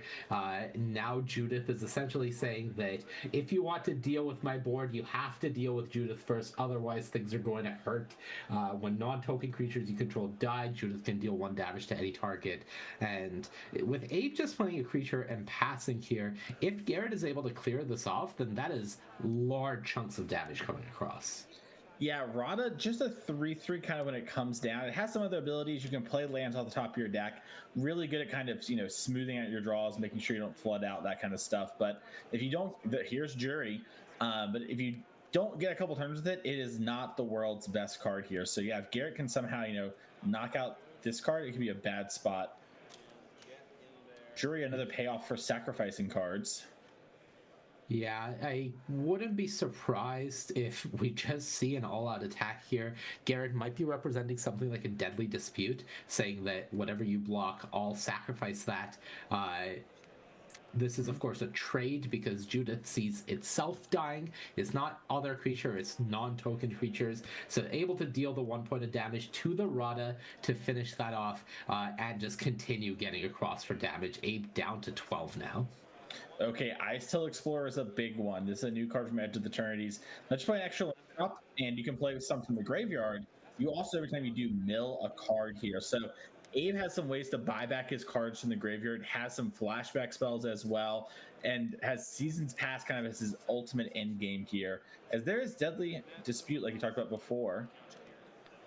Yeah, so you get the trigger from the Marionette Apprentice, You get the trigger on the Jury. So now Jury could start getting out of hand, except Abe is ready with a Fatal Push. Yeah, and he takes 1 from the Apprentice, but not really the way you want to do it. And Jury had 1 base power as well, so Abe takes another 1. And then we took 1 from the server, So, Abe taking 3 at the end of turn. Abe taking 3. There is a treasure token, being made from the Deadly Dispute as well. So that is representing a point of damage in and of itself with this Marionette Apprentice. So it really is not taking much for Garrett to get across the finish line here. Yeah, if Garrett goes something like Corvolve here, it is going to be a really hard time for Corrigan. He has ways to answer it, but he doesn't have a lot of great ways to answer it. Yeah, I think this is the first big test here for Garrett. If he's able to put more pressure on Abe, then his deck could fall behind. But if Garrett stumbles this turn, that's exactly the type of position that Abe's deck is ready to pounce on. When you're able to untap with that large amount of mana, the number of tools that he has available to him, as we can see from his list, is plentiful. So this is a turn where Garrett really can't let it get away without any more pressure being pushed across. All right, so this is 5 mana. Take 1 from the treasure of the Marionette. And it is! Oh, that's an answer from you. Yeah, this is one of my favorite Magic cards. I've played this one a lot. And we're going to sack a land here, get a counter, draw a card. I have certainly cast my fair share of Corvolts, both cast in the commentary sense and the Magic the Gathering playing sense, and this is a really powerful card when you get to play with it. Yeah, it is going to run away with the game very quickly, and it's going to trigger all of our sacrifice synergies incredibly well. We're going to surveil away a land off our land drop for the turn. So what can Abe do here? He did pick up Prismatic Vista for the draw step. Can use that twice with the Ice-Tail Explorer. All right, there's the Mel. Traverse the Ulvenwald, going to the graveyard, I believe, and here comes the Vista sack. Okay, Abe has Delirium, and I believe Ishkana is in hand. Okay. So that can hold down the fort for Corvold for a little bit, but it's not a permanent answer. Yeah, it does feel like it is stalling more than it is winning, but maybe stalling is what he needs here. Has to be very mindful of the Marionette Apprentice. If Garrett is able to find anything else to go along with this, the clock will get out of hand quickly. That's an unfortunate one to mill here. Brazen Borrower would have been a great one for Ape to draw. Has access to Seasons Pass in hand, so won't take much more mana to be able to get that Brazen Borrower back. So stalling really might just be enough here from Ape Corrigan with the Ishkana. But for Garrett, now he has to be aware of the fact that the clock is on. Yep. We get to play that second lane with the Ice Hill Explorer, mill Thundertrap Trainer. Abe keeps milling these pretty good cards he'd like to draw, but like you mentioned, Season Pass is in hand, so if we can get a stable ward, we can do it. Looks like... No. I think we just actually needed to pay for our spell. It's fine. Yeah, just correcting how he was tapping there, wanting to be able to Prismatic Vista again this turn. And Garrett says that's fine, as Abe explains it. This does put Abe down to 6, so that is of some concern. Every point of life matters when you're facing something like a Marionette Apprentice on the board, and I would be a little concerned in Abe's position that you are making yourself vulnerable to that Apprentice. Garrett does only have 4 lands on the battlefield, so not the end of the world by any means, considering he did sacrifice one the previous turn. But if Garrett has something like Mayhem Devil to follow this up, then suddenly Abe might be regretting the extra points of life that he's been paying for this Vista. And one of my personal favorites, Why the Reliquary comes down the battlefield, and it's pretty large here. I think that was a Wooded Foothills being drawn for Garrett, so a land with the text Sacrifice on it is really helpful for what this deck already has going on right now. Yeah, it is really good. Looks like we have a cycle land for turn. Okay, maybe not Wooded Foothills. I may have seen there. The red-green art direction of make it red and kind of rocky, you know? All right. Okay. All right, Honest Rutstein coming down here, so that'll return Judith. So Garrett has set up to try to close out the game next turn without needing to attack. The bad news is the existence of Seasons Fast from Ape here, being able to have a huge turn of setting things up and essentially having a full grip of gas. Yeah, and I think there's a Bitter Triumph in the graveyard. So that would be an answer to the Korvald. Yeah, at worst, the Brazen Borrower is there. Of course, you don't want to rely on that one to get the job done, but it is available. And, you know, the synergy of Garrett's deck just continues impressing me. This Relic of Legends, just so many random legendaries in this deck that you don't really see at first glance. Cards like the Honest Rutstein just continues making it so suddenly from a position where, okay, maybe Garrett is limited on lands, we get to a position where he's able to do sort of anything next turn, and that's really scary from Abe's position. All right, Abe attacks with the white and then sacrifices a spider token in order to go get a land from the deck. And get the Creeping Tar Pit. That's a great one for actually winning the game.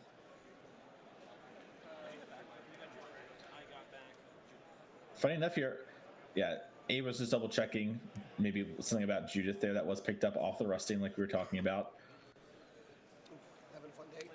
This deck's getting very small. First land for turn, Prismatic Vista.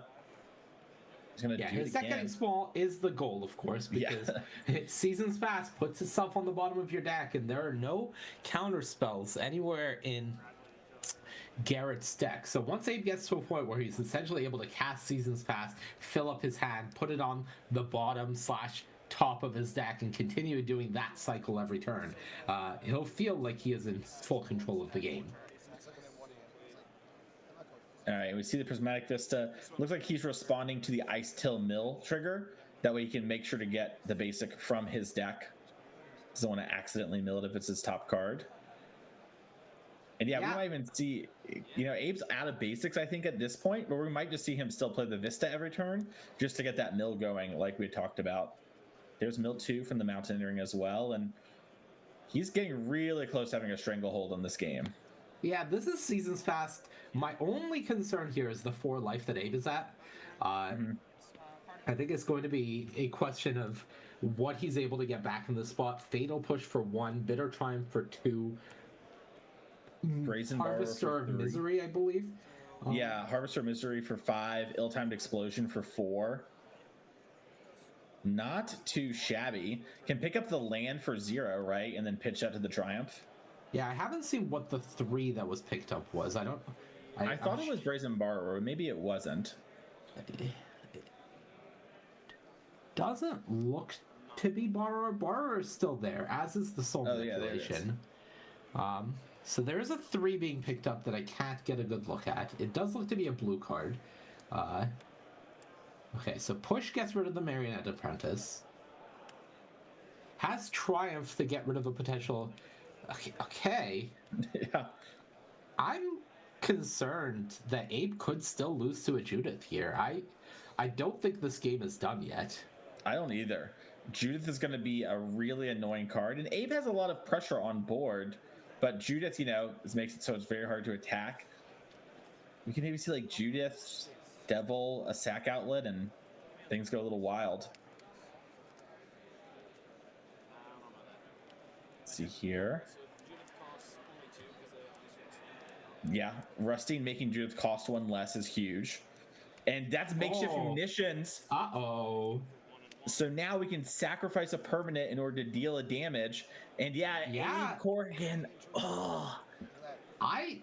Look, I was expressing concern about all of these Prismatic Vistas that Abe was using. Yes, it was the engine of his deck, but when you are well aware that your opponent has a Judith in hand, I think you have to be a little more careful with how you're using your life there, and Abe does get punished for it. Relic of Legends alongside Rustine allowing Garrett to have more mana than Abe may have initially been counting on, and that allows Garrett Rubenstein to take the first game. Yeah, I do wonder if Abe also had maybe some life gain card he was trying to mill into. Like, just some creature that randomly gains life. Taking a look over at his list here, all these cards these days got an extra line of text attached to them. I will say the 3 costs that he did get, by the way, was Unravel in the previous game. So he did pick up a counter spell, but he was hoping the 2 removal spell he fired off that turn would be enough to get the job done, and then hopefully get to untap with the Unravel. But Judith plus Munitions was able to close things out for Garrett there.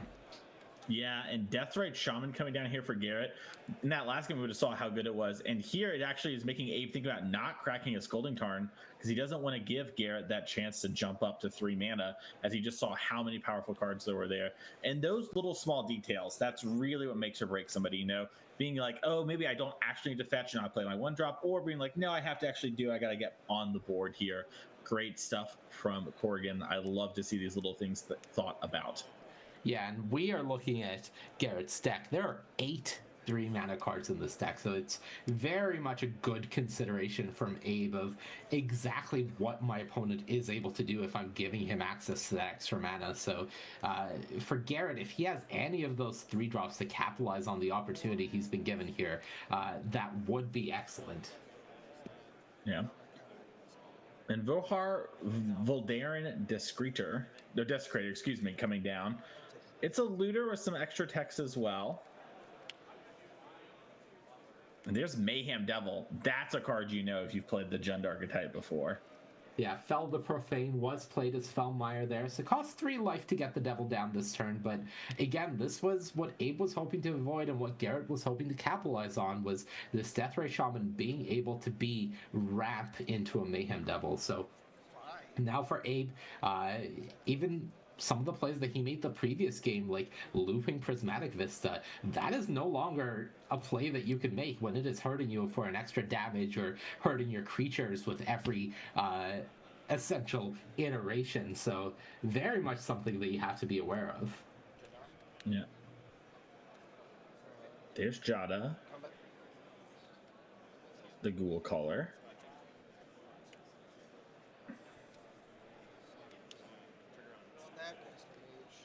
Yeah, so Jadar at the beginning of the end step going to make his Decayed Zombie, of course. Decayed Zombie's great synergy with all of these sacrifice shenanigans. And again, this is just what I love from Garrett's deck, is exactly how many synergies there are available to him here. Yeah, I like this from Abe. He thought about petty thefting with the Brazen Borrower to maybe bounce something like the Devil, but realizes with his hand and the way this game is going, I actually just need to kill Garrett. So he just hard casts Brazen Borrower, doesn't worry about getting, full quote unquote value, just gets in for 3 and realizes I need this game to end sooner than later. Yeah, Brazen Borrower has never looked good in the face of a Mayhem Devil. Has always been a bit of an issue. So we'll see what Abe is planning on doing. I think that is a Simic command there from Strixhaven, Quandrix, if I'm not mistaken. The Quandrix command, as you said. So likely hoping to use that for a blowout of, okay, you're trying to sacrifice something, I'll put some counters on my Brazen Borrower and maybe bounce one of your creatures, etc. But if Garrett is able to interrupt that in some way, then things can get really problematic. Yeah, and it looks like Garrett's casting Lagmos, the Hand of Hatred. Just more and more ways to sacrifice and do things. Yeah, this is a problem for Abe. There is way too much synergy coming out from the other side, and all of the cards are just working in perfect harmony to put the pressure on Abe. And even with this Quandrix's command, it does feel like almost a temporary reprieve. We are getting to the point where Abe is on this copy of Ill-Timed Explosion or bust at the moment. Well, we're gonna loot. Kept a forest in hand. Bounce the Devil, put counters on, I believe, are the modes? I believe so as well.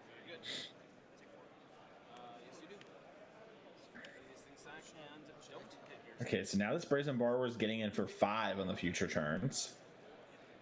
Yeah, the zombie comes back. The clock is now on for Abe, and it is much harder to remove this borrower than it was previously. So that's the start.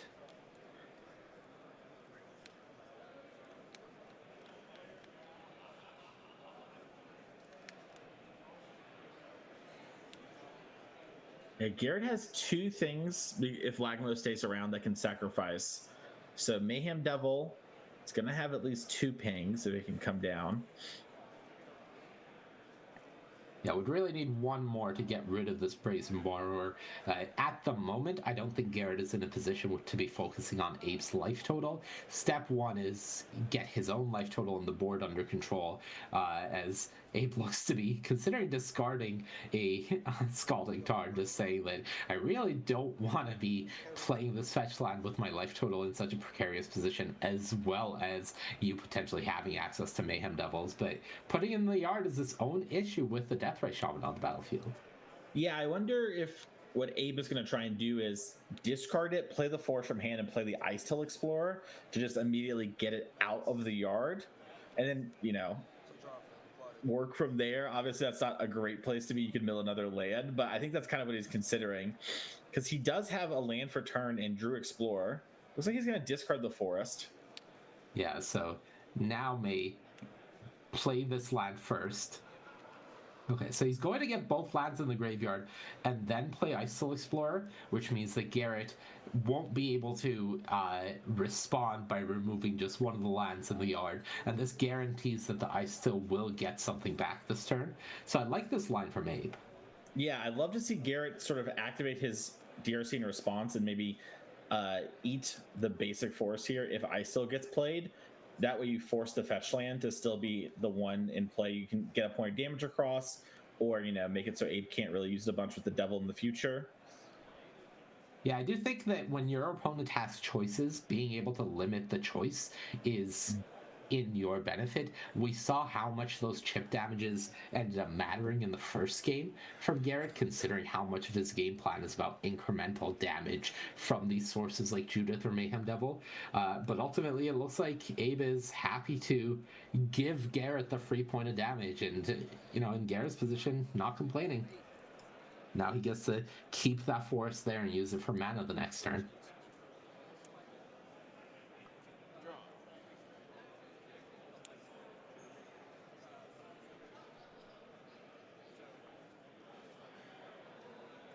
Garrett is down to 8, so the clock is very much on, as he is looking at his hand. We know of the Mayhem Devil there, don't know much about what else is there, but the big thing here is that Brazen Borrower needs to go, and Garrett is aware of that, so that is priority number 1, is either kill Abe or kill this Brazen Borrower.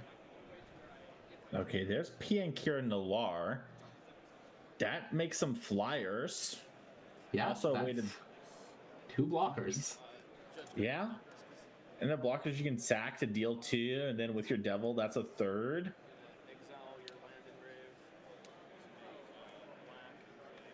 Alright, so as Thopter tokens are being brought, we see a Xander's Lounge played as the land for the turn, and then Deathray Shaman does end up going and exiling the land available for Abe in order to follow that up. Yeah, we have Lagmos plus Jada. We could attack with our 2 tokens. Yeah, that is essentially free.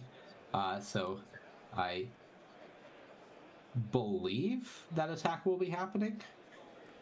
Yeah, maybe Abe is fetching before combat. He's gonna mill Seasons Past. Okay, this looks to be end of turn, so no attacks going on here.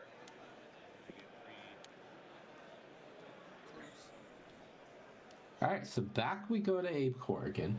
That was Forsworn Paladin, by the way, coming down for Garrett. So having another menace threat, also has the ability to pay a life to create a treasure token. So it's essentially 1 mana, because 2 mana to activate, make a treasure token you can sack immediately, but it's 1 mana to create something else that you can sacrifice, which is not irrelevant in this position with the Mayhem Devil in hand. So definitely the combo engine Garrett has is ramping up, and the onus is once again on Abe to try to get this under control.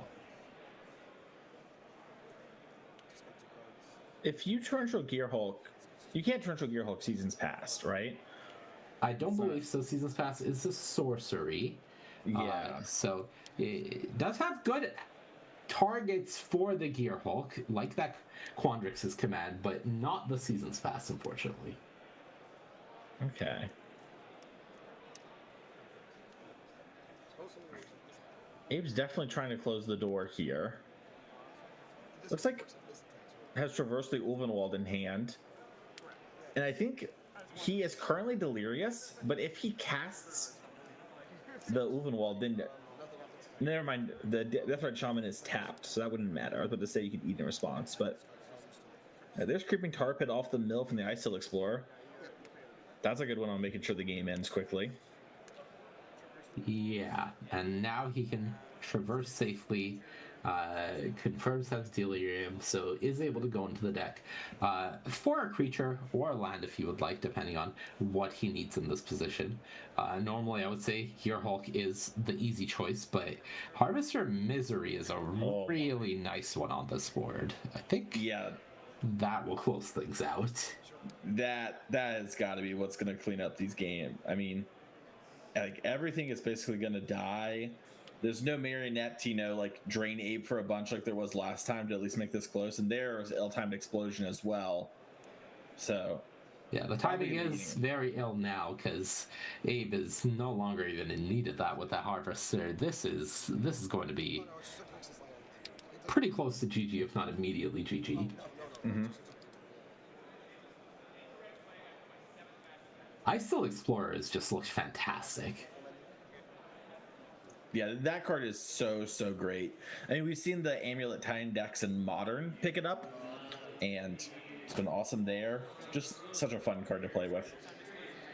Yeah, and Ill-Timed Explosion actually hitting the bin. And as Garrett, you know why that is. You know that Abe has access to the Harvester, but just seeing the Ill-Timed Explosion hit the board, because this is going to essentially wipe you and leave your opponent with multiple threats. This is bad.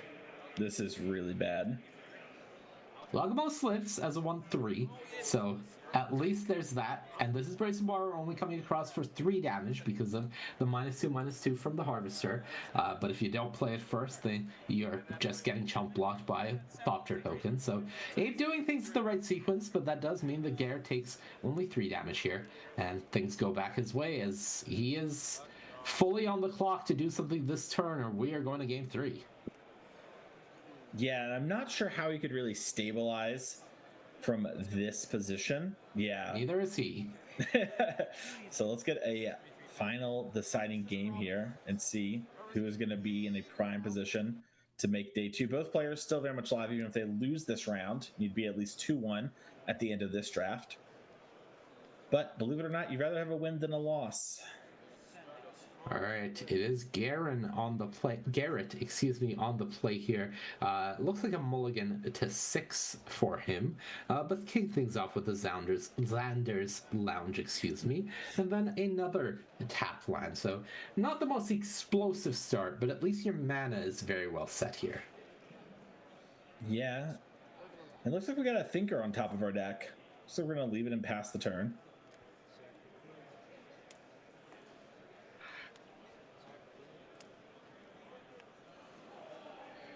Get Underground Sea. Yeah, speaking of having all of your mana online, Abe being able to go double duels of different colors, meaning that he's now well and truly online, and White of the Reliquary on turn 2 is a very nice play from the 4-color deck. All right, well, we're back with the Lagmos. And he gets an attack in there for 2 with the token. Step 1, have a token creator online. Getting a look at Abe's hand, I see Creeping Tar Pit as well as that Quandrix's command that was so clutch the previous game, just pushing that damage across. And we'll see what the choice of play is going to be here, whether he has access to a 3rd untapped land or not. I would assume so. Yeah, I have to imagine he does, but it's possible he doesn't.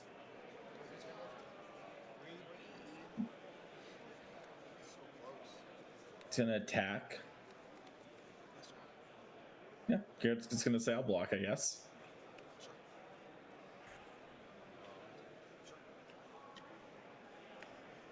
Yeah, definitely. If Abe had played that 3rd land and the concern of Quandrix's command was there, that's a block that maybe Garrett thinks twice about, but as things stand, happy to just take what feels like a free block in that position.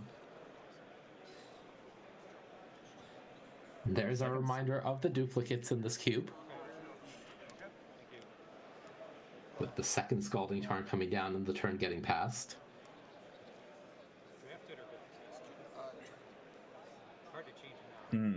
Judith, okay. That's nice. With our Lagmos, make the token a little stronger. When the token dies, deal a damage.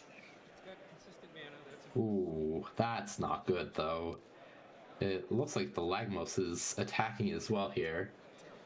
Yeah, it looks like Bitter Triumph is going to be the play, discarding Icetail Explorer to kill Judith.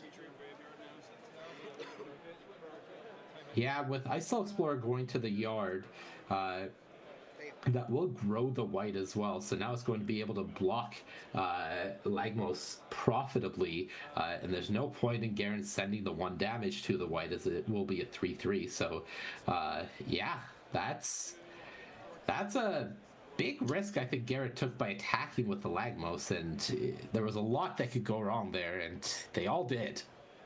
Yeah, I wonder if maybe that's a sign of weakness here from Garrett. Maybe he's drawn 1 too many lands, has, not a whole lot going on, and is just trying to close the door because he's seen in these last 2 games just how powerful Abe's deck can be if the game goes long.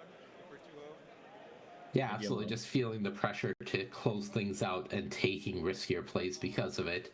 It is the stadium headliner that comes down post-combat. That is Abe surveilling at the end step, deciding to put an island in the yard, and it definitely feels like when you are getting to turn 4 at 15 health and just a 1-1 on your opponent's side of the board, you are in control of the game with the stack that Abe is playing. Yeah, and Blossoming Tortoise in hand. Yeah, we can play the Force for turn and then play this and get ahead on mana and have a reasonable body and potentially grow the white. Really great spot to be, especially with white having vigilance. Yeah, now the white is attacking as a 4/4, I believe.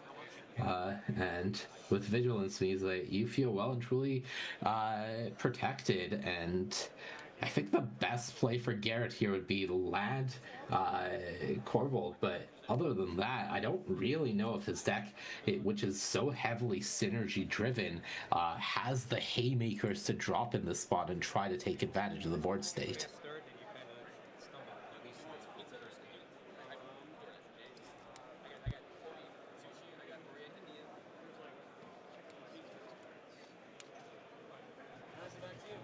All right, Camp here and Nalar come down. A good card, but we do need to draw something like a Corvold, like a Mayhem Devil here sooner than later as the turtle, excuse me. It's not a trigger. Yeah, seasons past, Gearhulk and Brazen Boar are all hitting the bin, but there are plenty of card types and plenty of tools here for Abe to use. Yeah, and Abe with a Fatal Push in hand. Things can get a little awkward if we try to block and actually kill the white. Which I don't think we can actually do. I think it's a little too big.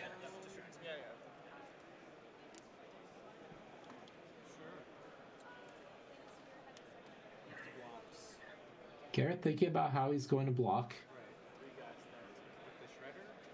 Triple block on the turtle. Abe looking at the juicy Fatal Push here and clear everything up and keep his turtle friend. Yeah, this is definitely what you talked about, which is desperation from Garrett, just trying with the limited tools that he has access to. And I will remind people at home, he did take a mulligan this game on the play, so he was already down a card and only 2 cards left in hand before this previous turn. So definitely a sign of weakness, and there's the fist bump as it is Abe Corrigan bringing it back after, I'm not going to say a self-inflicted loss in game 1, but definitely one that potentially, if he had been a bit more careful, could have been avoided. He is able to bring back the match, and that's the type of game that if you had lost that match, you would think about, especially a player of Abe's caliber, who we both know is one who thinks a lot about the game. He would have gone back on that first game and been like, how many less fetches did I need to do with that Vista? How did I put myself in that position, etc.? So not something he'll have to dwell on. Yeah, probably good for him and his dinner mate, so that didn't happen. But still plenty of time for We've all been around that table with Abe. We've been there, done that. All right.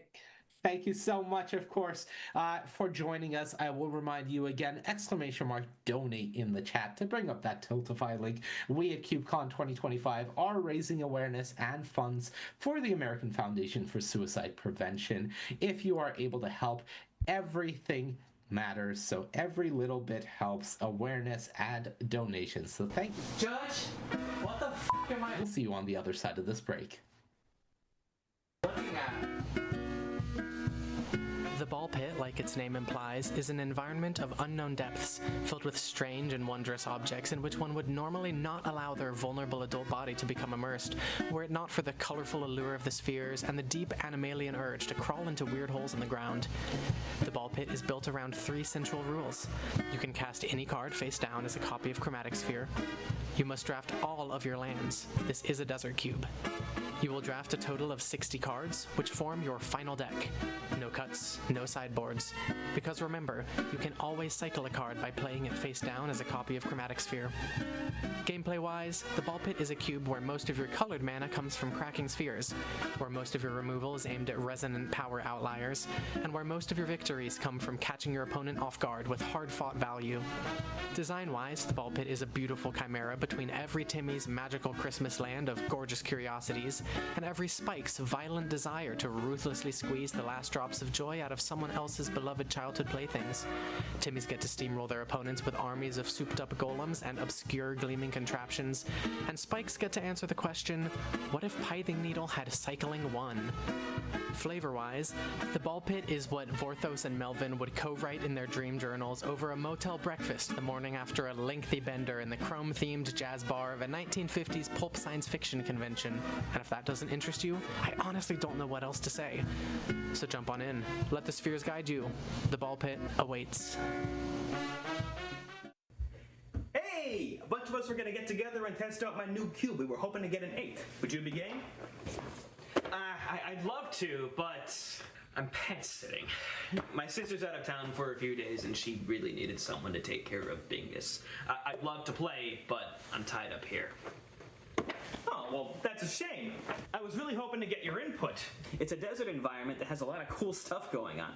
There's goblins, ramp, aristocrats. It's 2025. Everything's a desert cube. Don't get me wrong, I love all cubes regardless of size, shape, or theme, but where's the spice? Well, that's the cool thing. Thanks to the cube's other rule, the characteristics that make a card playable are kind of turned on their head. While staples like Bolt and Ewit are still very good, a lot of little-known cards like Apex Altasaur and False Prophet and Scornful Egotist are suddenly very playable.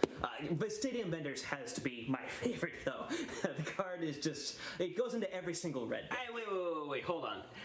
You do realize that Scornful Egotist is an 8-mana 1/1, right? That has better stats while morphed than when you cast it for its full cost. How on earth could a card like that be remotely playable? That's the cool part. Everyone starts the game with an emblem that gives their creature spells emerge. Whenever you cast a creature spell, you can sacrifice another creature that you control but don't necessarily own to reduce the cost of the cast spell. Think the Harrogast but permanent. Most of the cube was designed with this rule in mind, and it should come as no surprise that some very cool synergies come into play when every single